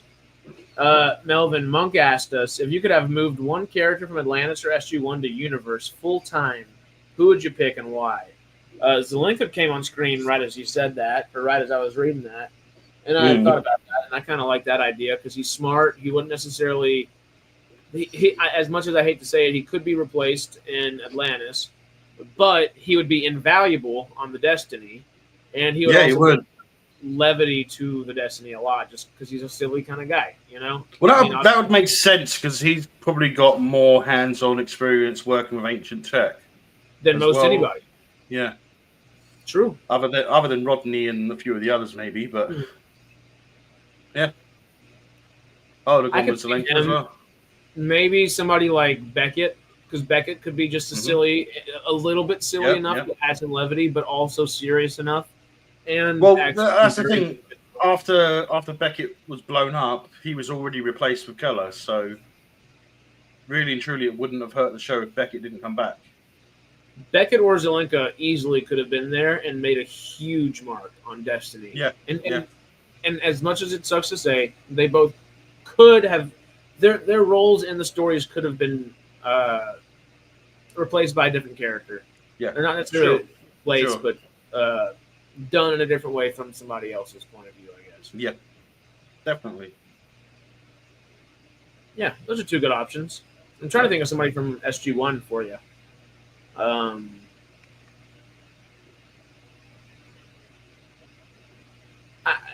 You could say someone like Bill Lee for the same reasons. Yeah, or I would say something like Jennifer Cayley, because she was really smart. In some ways, she's smarter than Sam. That's right. She would have fit in Atlantis, I would have thought. Mm-hmm. It kind of would have been interesting to see a Jaffa of some sort Like maybe not Braytac or Teal'c. I wish there were more Defa that we just knew better. I guess that didn't end up turning evil. Yeah. Because it would be nice to have maybe someone with a lot more wisdom to give. Hey, Bailey. But He's jealous. it'd be nice to have someone with like wisdom to give to them as well. Obviously, the smart people that help with the ship or the medical aspects of things. Mm-hmm. But someone that's been alive for 200 years or 150 years would be able to just give a good. It would be a calming presence that would be very nice for the ship. Yeah. That, hey, we have like an elder statesman to go to. Hey, Monk! Excellent frickin' choice. Jonas Quinn. There we go. Yeah, that's true. He solves every problem we just said. And actually, that is the absolute perfect choice because Jonas learns faster. He's not technically he's an alien. He is human, but he's like human plus in a lot of ways. You know, his species definitely learns faster, and it would be really, really beneficial to have him on board. He would definitely be someone to end up competing with Rush and Eli in term of wits. Well, I don't know. It wasn't very good when he translated that tablet to say that the city of the lost was the lost city. He got it the wrong way around, didn't he? He said it was the lost city, not the city that was lost. Well, that was early on with him, wasn't it? Mm-hmm. So that was almost like he. Well, no, it was just before he left, wasn't it? It was when Daniel came back. He said, "Yeah, you translated it wrong. It's not the lost city. It's the city of the lost." Yeah, because that's what ends up bringing. Or it's not the city of the lost. It is the lost city. It's like literally Atlantis is the lost city. So, and Jonas translated it as the city of the lost, which was the last location that the ancients built the city. Well, even then, he still has the capacity to learn faster, so it would be beneficial to have the guy. Yeah, he's been like because the last city, the final city that they built, which was on that tablet, which was the final one on the gate list that O'Neill put in, which is what Jonas thought it would be the lost city, wouldn't it? And then, obviously, he was wrong. But that was also the world that the plague originated. Yeah. Yeah. So that's why he translated. That's why he got it wrong. That's why he thought it was the city of the Bailey. Come on, man! It's 3:20 in the morning. I can't have you barking. Bailey's like, but I just want to hang out. No, it's like, but the cat's eating my food. Nugget. Yep, you got it right. Nugget was eating his food. Because I remember Nugget. Because remember, my brain went to Nugget, biscuit, Nugget, and a biscuit. That old thing. Not to mention the banter between Jonas, Eli, and Rush would be awesome. It would be great. It would be really good. Jonas would try to be the person of reason, but would also get pissed off every now and then too, and just would snap at both of them in different ways. Yep. I mean, I reckon Jonas and Eli would have got on really well. I think they would have, but I think reckon they would have been friends. Yeah, but I think he would have had just as much respect for Rush. I think he would have been really good at keeping everybody. I think he would have respected Rush, but hated him at the same time, just like Young. Colonel Young. Because at the end of it, Young respects Rush, but he knows that there's something going on, in that head of Rush's. So he recognizes that there's something going on. That he never trusted him. Even after Rush admits to everything and shows them and reveals the bridge to him. Well, he doesn't even do that, is it? Because what's her name does. Mm-hmm. So yeah.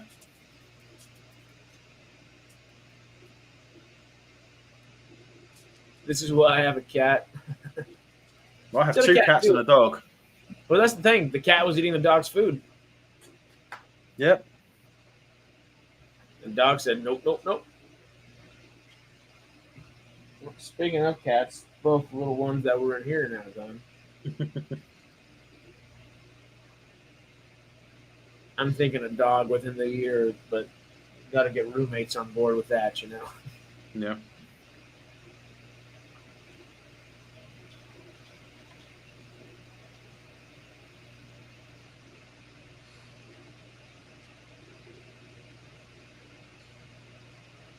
Come out of hyperspace. How did they find her again? I forget. I was looking away whenever it happened. Sorry, what? Was she with the veneer? Who? The good-looking gal?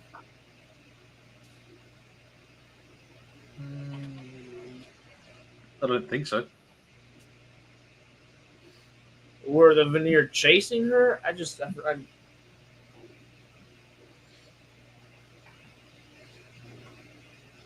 I'm lost. Yeah, that seems like a crucial bit, and I completely did not pay attention to it.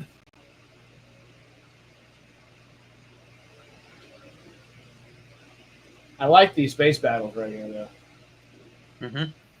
And the scene where the veneer gets out of its suit, I actually might think that it sounds kind of wild for it, but it might be the single best CG shot of all Stargate.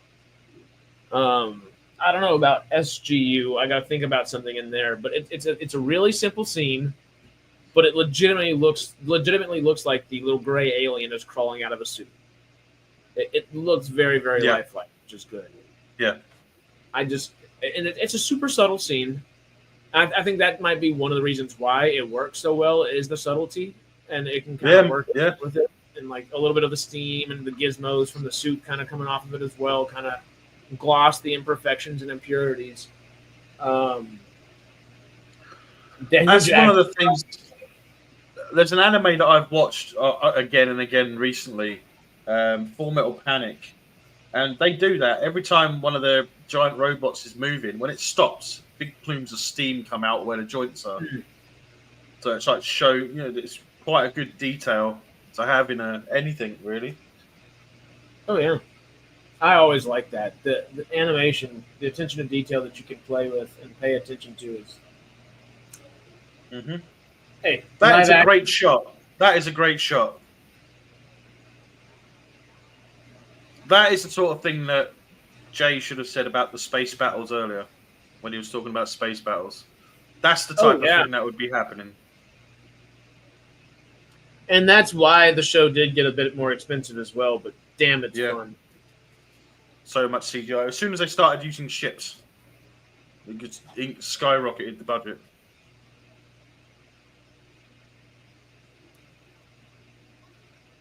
It made so much sense, though. Like, you have to have ships to go through these places. Yeah.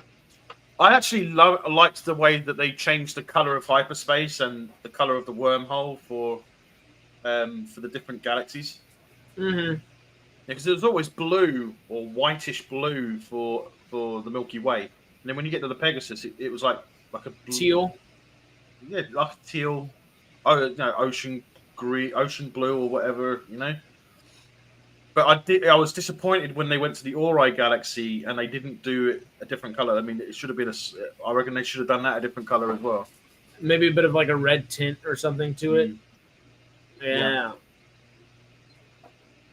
Yeah, I never thought of that. They actually didn't do that. That is a whole other galaxy that they didn't change. Man, okay, it was the Supergate, but even when they went through the gate at the beginning of Atlantis, you see the blue, then it goes to that star field bit where the stars start coming at you. Then when it gets to the Pegasus, it changed color in the same sequence.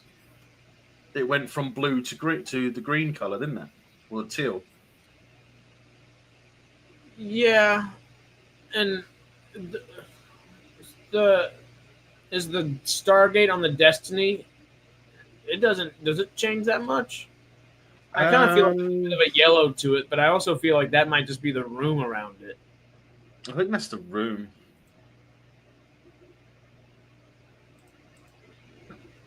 Because there is a bit of yellow to just the way it looks.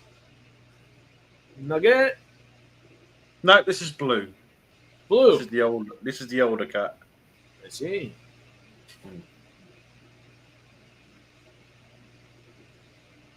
But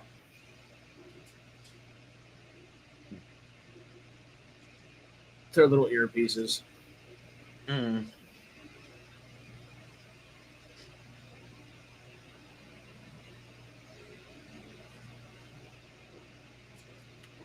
Yeah, no, thinking about it budget-wise, all of SG-1 by the end of it is straight-up ship battles. yeah. And all of SGA by the end of it is... Not all of it, I guess. That's not right to say, but it has a very ships bringing supplies and back... Well, there's a lot of Wraith ships as well. That's very... And I really do like the Wraith ship designs. Yeah. And they also had the ancient ships that they needed to pay for as well as the design. And the sets.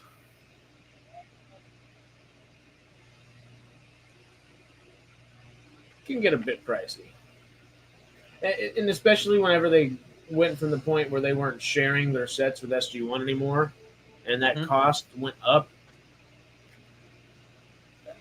Good. Well, for the whole, it went down, but it meant that Atlantis could spend more. And then Universe came along, and the budget just went there. Mm-hmm. Yeah. It's the same with SG-1. You can see when the budget started moving over to Atlantis.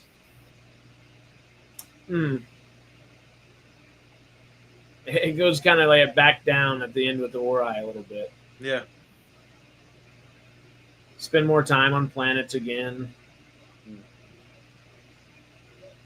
Bunch of character moments between what's his name, Vala's husband. I can't remember his name for some reason. Isn't it like a T?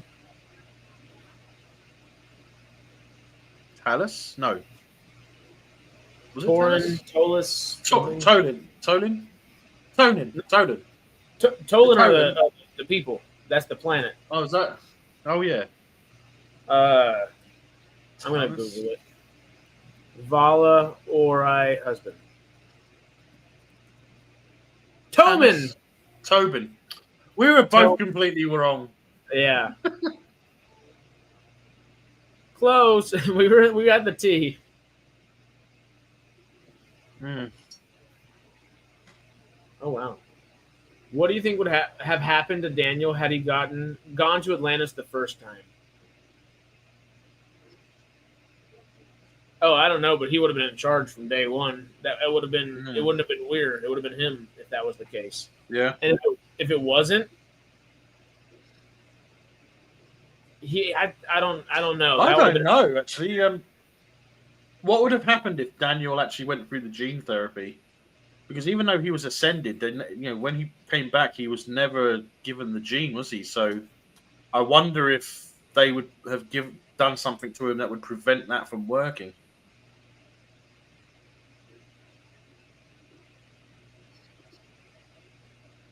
Do you think about it? When in the siege, when the new colonel comes through and all the Marines, they've all been given the gene therapy, and they can all operate ancient tech. So I wonder if the ancients would have done something to Daniel that would make that not work. Yeah. Otherwise, why wouldn't he get the gene therapy? He is an ancient expert, right? I mean, I guess he's not an ancient. He's just an ascended At one being. time, he was the foremost expert on ancient technology because he was the only one that knew about the ancients. Oh yeah. So, he probably still is the foremost, considering he's ascended a few times. But that doesn't necessarily mean he's retained, said information or knowledge. No. Huh. I want you to know. What were you going to say? No, seriously, what were you going to say? You were going to say that you really respect me and. No. Now they've got an armored suit to reverse engineer and build. And they definitely do that. Same thing they did with Ronan's gun. Yeah. Like, or why didn't they ever do anything with the Zat or the frickin' staff weapon or the? Well, they the didn't Wraith have to, weapon? did they? Because they ended up getting the Intar when that in that one with the fake SG teams. Remember the pistols and the MP5s with the red crystal on the bottom. Yeah, Oh yeah. yeah, they got the Intars. That's the one that they You used mentioned to that train. earlier too. Yeah, I forget about that. Well, that would have been much easier to reverse engineer because from the looks of it, it's only the magazine that they need to put in. Because if you remember, there was one where O'Neill takes the training magazine out and puts a live one in. So he takes the stun ammunition out and then puts live rounds in the same gun. Huh. Well, what appear to be live rounds. They're not live rounds. They're blanks. We find out later on because it's a training exercise. Yeah. But it's the same thing. I mean, he takes the Intar magazine out and then puts what was meant to be a live round magazine. So it's just turning an ordinary gun into a stun gun, basically. Mm-hmm. So, yeah. Yeah, that's making me think of Underworld with their various different variations of silver bullets or light bullets or something like that. But yeah, UV tracer rounds. Yeah, actually, yeah. You would have just thought they would have done it earlier or sooner, especially in SG-1. That should have been something introduced in like season 3 of SG-1, realistically. And if we had access to Zats and Intars, why is it that the Atlantis team ended up using tasers on that Wraith when the first time they captured one? They used old school, they used current tech tasers instead of actual stun weapons like the Zat.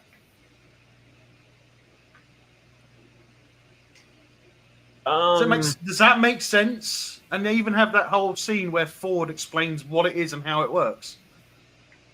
Like, I don't even want to say the words, but if the sad thing happens and we do get a hard reboot, it is stuff like that they better pay as much attention to, and it better be as minute detail as possible, or just keep going with it because we don't really care all that much, obviously. But it is something that did bug me about SG-1 is the fact that when they got the Intars, it's only a matter of changing the magazine to fire real bullets. I mean, wouldn't that be much better than carrying a Zat Nicotel, which, well, we don't know how long the power lasts. We don't know much more about it, We know that 1 shot stuns, 2 shots kills, and 3 shots disintegrates. That's about it. Unless it's not intended in the episode, of course. Of course, yeah. Because I mean, if you shoot the door on a ship 3 times, why doesn't it disintegrate? It's still stunned. It's going through the stunning phase still. Exactly. The door's like, oh, sorry, can't disintegrate. You spooked me. I don't know. That one, and I get bringing it back for something like Stargate Timekeepers, but it also is like another just big scratch on the head too. Is like, okay, make it make sense again, please. And that is totally something. If they do, they're either going to keep the 3 blast disintegrates and lean into it, or completely take it away. Most likely, completely take it away. But if you hit something 3 times and it disintegrates, but what if it's something that doesn't disintegrate? How many times can you shoot it before it does something else? Like the Cold Warriors, you just shoot over and over again. Like what if it's like, obviously 1 shot stuns, 2 shots kill, 3 shots disintegrates organic matter? They could have said that instead. It would have made sense if they said 3 shots disintegrates organic matter. Yeah, that would make sense. And then what would 4 or 5 shots do? Blow up a door? Blow up a building? What? That, yeah. Because what is the level? What is the power of the blast going forward? It's got to be powerful if it's got the ability to disintegrate. Yeah, but you think about how much more powerful is it going from stun and hitting you a second time? What's the difference between the energy that goes into the person? Well, it almost sounds like it's. I mean, it's not necessarily like a phase gun or a laser gun or anything like that. It's almost like a molecular gun. You know, it's almost like a molecule gun in a way. Yeah. It was an odd concept. I can understand why they needed it, because they needed a weapon that could stun, something that wasn't human, something that was very alien-esque. So they ended up in, we had the zap. But it just didn't make sense to keep using it when the Intars got involved. Yeah. It just really doesn't at all. Does make no sense. And even then, it is way late that they are involved. It should be. I mean, because especially if we are going on a year by year. And remember, they can adjust the level the Intars stun at, and each level makes them unconscious for longer. Remember when they shoot Daniel Jackson, thinking that he's taken over the SGC? They set the Intar to maximum. Remember, because he literally says to O'Neill, You told them to set them to a lower level, right? And he said, yeah, sure I did, Daniel. And he didn't. It's on maximum. And it hit harder. So if the unthinkable happens and a hard reboot is the case, y'all better be paying attention. There's a lot of details. There's a lot of details, There's a lot of things that didn't make sense that, you look back now and you think, it's still a great show. Still outstanding show. But amazing. Little things that you realise, you're like, well, why did they do that? I mean, you think back, you watched it multiple times and you think, and you constantly think afterwards, you're like, why? It's like the show forgets to inform itself about what it's already done sometimes. Yeah. Yeah. Or the shows forget to do that. But still an amazing show, and that is why an outstanding show, yeah. We continue to talk about it, and we will continue to talk about it, and why we do 9 hours of a frickin' charity stream 3 times. This is the 3rd time we've done something like this in the last 2 months. And another thing, in universe, why don't they have the anti-cold weapons on their weapons? Because in the SGC, that's standard equipment to have on the security personnel. They would have a P90, and they would have the anti-cold weapon on, the little thing that they mount on the top of the P90. Yeah. So why wouldn't they have? Because something like a similar ARG, anti-replicator gun, on Atlantis. From the moment that they found out that there were replicators in the Pegasus Galaxy, why weren't they sent them in the first place? Why did they take them from the SGC? Yeah. I don't have a good thought process or BS explanation I can pull out of somewhere or anywhere. I love the show. I do. I love all of them. But, maybe Universe not so much. Season 2, okay. But, SG1, Atlantis, I love them. It's just, there are some details. Honestly, doing a little nitpicky video would be fun. You'd be really good at doing that. We'll promote it for you, because that'd be cool as hell, honestly, if you do. Yeah, like the fact there's 9 chevrons and, what did we say, 9... different Stargates, or 6, right? Because it was 6. Yeah, it was 6, wasn't it? Yeah. The other civilization, and then the one in Sam's garage, which technically. And by the way, you need a new toaster. Yeah. Well, if that was an actual ancient who's been alive since those times that did that. Well, I guess he wasn't technically an ancient. because he came from a different planet than Earth and all the other places where like mainstay. I guess ancients we've seen on different planets as well, and we consider them like the same, like Omadasala, where she's from, and all that kind of stuff. So I guess he could be a true ancient. Wherever he's super old and has gone through the process of becoming an ascended being. So he probably has some kind of ancient knowledge that he brings. But he's a member. He's a member of the same race as the ancients. Let's just put it that way. Yeah. So that's Stargate. He might not have grown up on Earth or in Atlantis, but he is definitely an ancient. Oh yeah. So like that Stargate that he built, even though it's modern materials and metals, whatever, et cetera, it's probably pretty close to what it actually originally was. Yeah. You know? Maybe he was part of the original team that built the first prototype of the Stargate. And that could have been it? Yeah. But then again, he's still an ascended being, and the knowledge of the ancients, well, he has access to it anyway. Because they didn't strip him. But he wasn't fully human form, though, was he? He was actually still he ascended, became, doesn't he?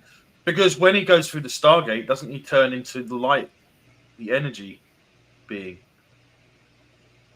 Yeah. Don't they kill him right before that, though? Or they shoot him? I think they shoot him. But and then he ascends again and goes through? Yeah, he ascends before he goes through. But I'm wondering if because that Stargate was pretty small, you couldn't just walk through that. You'd have to literally dive through it. It was tiny. Yeah. So I'm wondering if he was capable of doing that anyway, regardless of whether he got shot or not. That's true. Yeah. Yep. That was like a personal Stargate. Imagine having personal Stargates around. Single use. But if he could, but also the other thing is, if he could ascend like that at any moment, why did he need the Stargate? He could have just floated off. That's true. It was a little bit. He could have floated off. He could have floated off and just used the Stargate at the SGC. Oh, that's true. But it was a little bit of it was a little bit sus. Single use Stargate. I'm showing you what I can do, but I'm not leaving you something you can do yourself. So you can't repair it, you can't build your own because you don't know how it was done, you don't know what happened to make it that capable of working. At that point, sorry, taking the knowledge leaving you with to me. it. I don't blame him. I don't blame him. He saw humans be a little wild. That's one thing I wouldn't like humans to be able to do if when they go ahead with Stargate with the continuation, which I'm hoping they do the continuation, not a reboot. But if they go ahead with the continuation, I hope they don't decide to, we've built our own Stargate now. Because technically, not even the Asgard could do that. So that we know of. Because I think, if I remember correctly, didn't they move a Stargate from somewhere to put on their new homeworld in the first place? I think that sounds right. Because they weren't building it. They took it from their original homeworld where the replicators took over, didn't they? And then they put it on the new one. That could be it. I think that's what they did.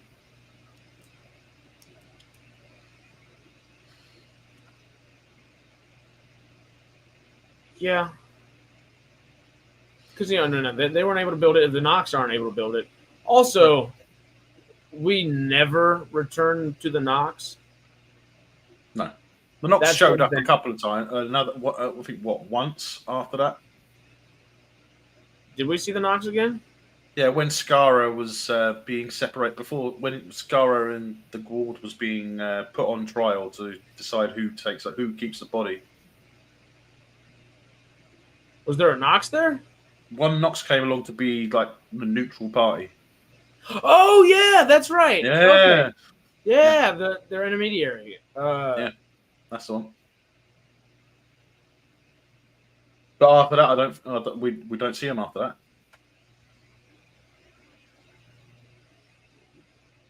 But we also get a nice view of that nice, clean silver Stargate that they built themselves.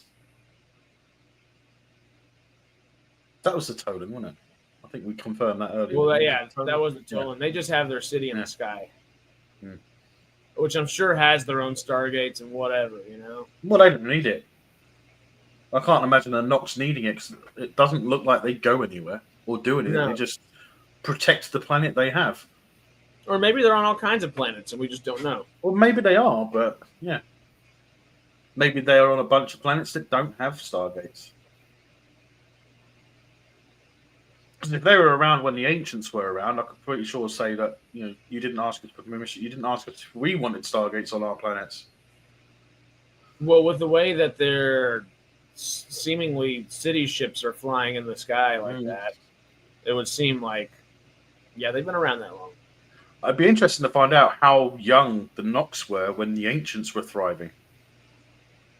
Or even the Asgard. How young were the Asgard when the ancients were ruling the galaxy? They might have still just been like... They might have been fledglings. Yeah, they might have been fledglings. You know? They might not have even left their planet yet. They might have just been putting satellites in orbit. Because how long have the Asgard been degrading? Their DNA kind of going down? I think it was over thousands of years, wasn't it? It was like tens of thousands, I believe, yeah. Not like the millions of years that the ancients were around. Well, no, the millions of years that the ancients weren't around. And the Asgard were around with them, so they were around at the same time. As well, I think it's a million years after a million years ago that the ancients left Earth, wasn't it? Okay. So according like to that. Yeah, I just Googled real quick. I said, how old were the Asgard in Stargate? It says, according to Stargate lore, the Asgard race had a history spanning over 100,000 years, with them beginning to explore outside their galaxy around 28,000 BC, meaning their Stargate technology would be at least that old, if not older, considering their advanced state of development when encountered by the SG-1 team. But we know the first time we see the Asgard, we see a Stargate, the same design as the ancients. It's Oh, the that's normal true. Stargate. And it does say that they stopped reproducing sexually at 30,000 years ago. Yeah. So 30,000 years of DNA degradation. And that's long after the ancients left. Yeah. How long do we have? How old were the ancients? Stargate. Hey, buddy. Put it down. Millions of years. Yeah. Old. They're Millions, they're with their most prominent departure occurring 5 to 10 million years ago. Does it say how old Destiny is?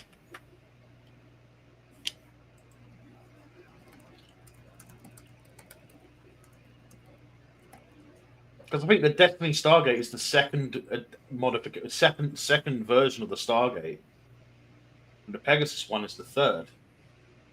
Destiny is a large ancient ship constructed and launched more than 50 million years ago from Earth. Yeah. There's a lot of history there. That's a lot of freaking history. Yeah. Oh, God. I mean, how long would it have taken them to seed the gates on all the worlds in the Milky Way? Yet alone other galaxies, like the Asgard galaxy, because they would have had to have gone there to put the gates in their galaxy as well. Because you can imagine that the Asgard were traveling through the gates in their galaxy. But they didn't build the gates. Yeah.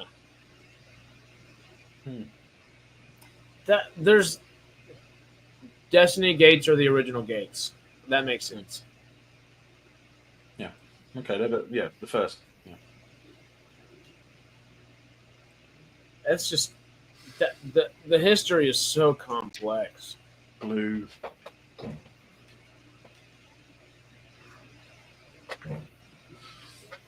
Well, let's check our donation. We have made it all the way to the end here. I believe we're still at $218. Hey, you know what? That is more than we made on either day last time we did one of these things. And hey, it's not too far away from the 300 goal. So. Not at all. Not at all. The 300 goal last time, and we did 200, I think $80, something about that over the course of 2 days. So about 220 in the course of 1 day. For the same amount of time we did only on 1 day last time as well. Not shabby. Not shabby. Well, other Ori. Oh yeah, and I completely forgot about the Ori gates. They're even older. Yeah. Because the ancients came from there. So, or is it just technology that the Ori copied that the Alterians? Were they called? Were the ancients originally called the Alterians? The ancient Alteran, yeah. Yeah. So did the Alterians build the gate? Because don't forget, the Ori were not scientifically thing; they were religious rather than technological. So the ancients, the Alterians, would have been the ones building the gates in the Ori galaxy. I forget. Do they start here and go there and come back, and then they start in the Ori galaxy because they fled the Ori galaxy and found the Milky Way. It was an initial fling. Okay. Yeah, and then they left the Milky Way for the Pegasus galaxy, and then they came back to Earth. So that's okay. That's it. I got you. It's a weird timeline.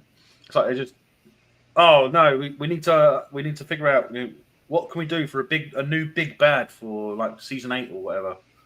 Oh, I know. Let's bring in someone from another galaxy. It's like, yeah, but how can we do that? I mean, we can't bring the Wraith to SG-1 because we got them in Atlantis and they've got a big part there. So what are we going to do? Oh, I know. Let's have it be an ancient race. Oh yeah, that's a great idea, but we already have an ancient race. Yeah, exactly. How do we do that? Well, I know. Let's have the ancients that we know of be a split from another ancient race. So essentially, our Alterans are the Tok'ra or the veneer of the original ancients. Exactly. That's kind of fun. That's kind of fun. That shows literally. But also, if the Stargates in the Ori galaxy are the oldest, why do they look like the most advanced? They've been tinkered with. But the advancement would suggest that they're newer, right? Because the Ori gates are. I think they're silver, aren't they? Yeah. I'm gonna Google. So there's another gate to add to it. So it's not. Because we added the Super Gate, but we didn't add the Ori Galaxy Stargate, did we? So what's that, 7? Yeah, that would be 7. Yeah, because the only gate we added for the Ori was the Super Gate, but there was the Stargates that they have in their galaxy. So yeah, 7. Hey Jay, you got to revise that song, mate. 9 chevrons. 7 gates, 7 different Stargates. Well, leaving from Ori Galaxy at partly by spaceship. Well, yeah, they left by starship, but I would have thought that the Stargates would have been there already. They would have built, I mean, I can't see the Ori doing that because. I mean, you'd think that they would want to restrict transportation. You'd think that they would want to restrict communication from one planet to another one to maintain their power over them. I mean, that's what I would have thought. Well, because also the spaceships were newly built. Yeah. They didn't so have. They're using knowledge that they achieved when they ascended, not knowledge they had before they ascended.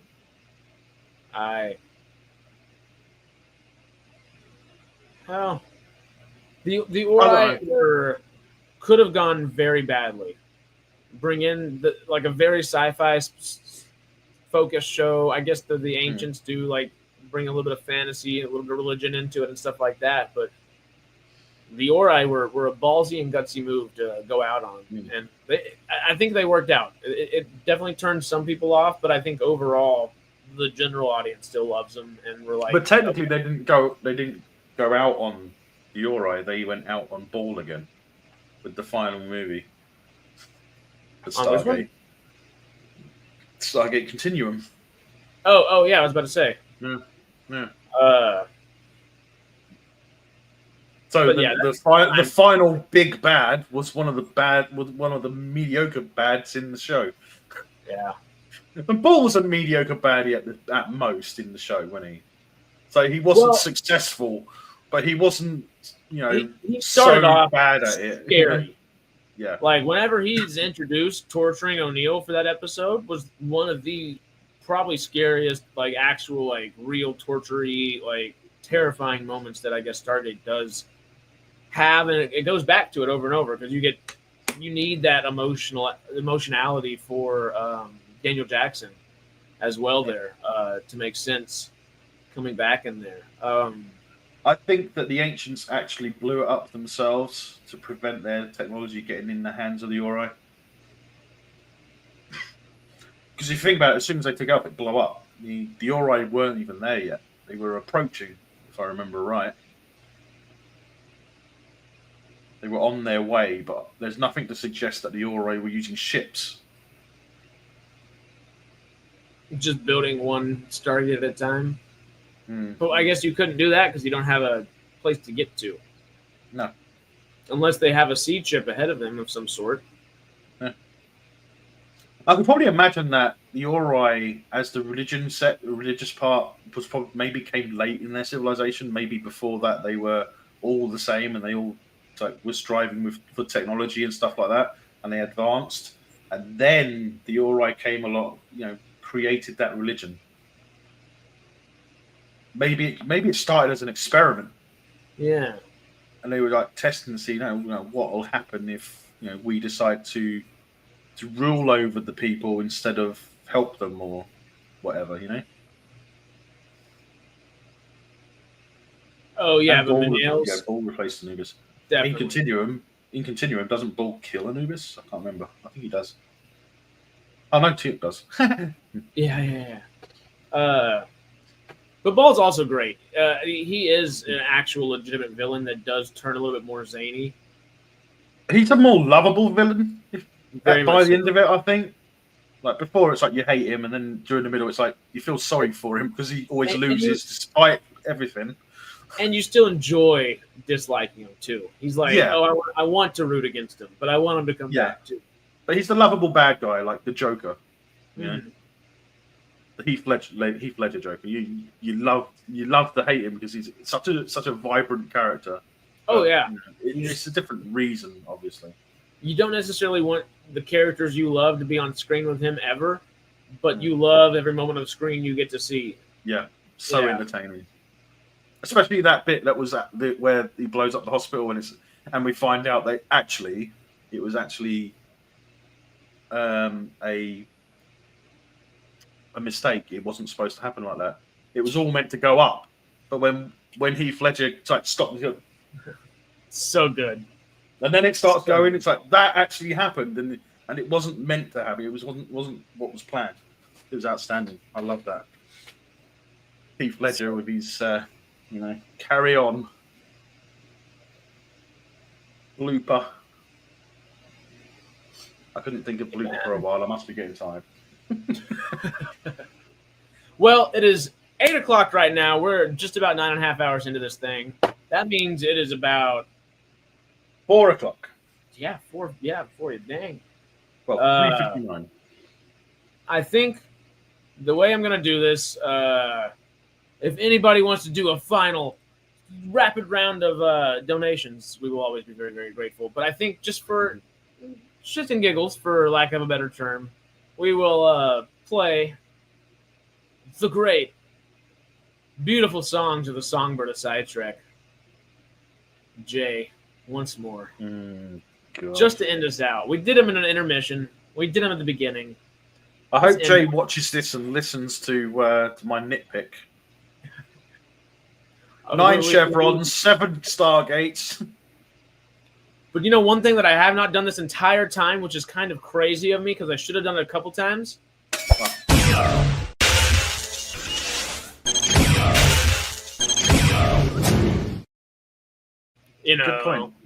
Good point. Oops, it needed the third Zat. There is something like when you end a stream with that, you tend to cut it off short. Yeah, because it's usually, I'm so used to it. It's usually about 5 or 6 seconds, and that's a 7-second one. So it's just like it's right there. I try to press it at 2 seconds, and then it usually is like half a second on us just before the camera cuts out or whatever it is. Yeah. But that's fun. Today, we do not exit on that. We exit with great. Actually, we'll do both of them. Just for the sake. God. Here we go. Obviously, we'll kind of be able to bow out here for a second.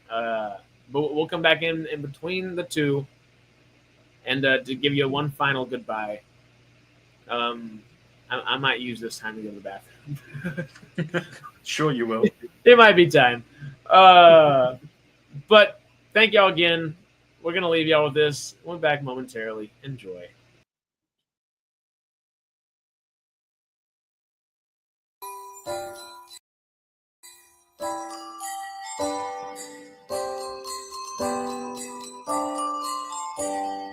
Reality TV is really not for me. Turn it off right now. I need fantasy. Put that show in space with some time travel. Oh, what fun it is to be with a sci-fi show tonight. SG-1, Atlantis, Stargate Universe. Give me some Babylon 5, Star Trek, Star Wars, of course. SG-1, Atlantis, Stargate Universe. Give me some Babylon 5, Star Trek, Star Wars, of course.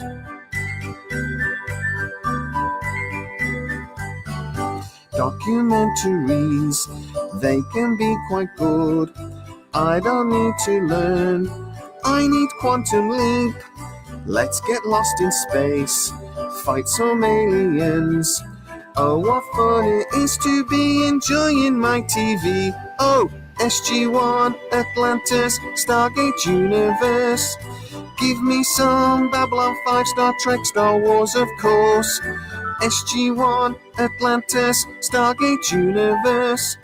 Give me some Babylon 5, Star Trek, Star Wars, of course. Give me some Babylon 5, Star Trek, Star Wars, of course. Of course. And for the final one, the final time, let us listen to the Songbird of Side Trek and the 12 Days of Stargate. Is that the inaccurate Days of Stargate? Slightly inaccurate there. You know. On the first day of Christmas, Brad Wright gave to me. That time Sam blew up a star. On the second day of Christmas, Brad Wright gave to me 2 Jack O'Neills, and that time Sam blew up a star. On the third day of Christmas, Brad Wright gave to me 3 different Stargates, 2 Jack O'Neills, and that time Sam blew up a star.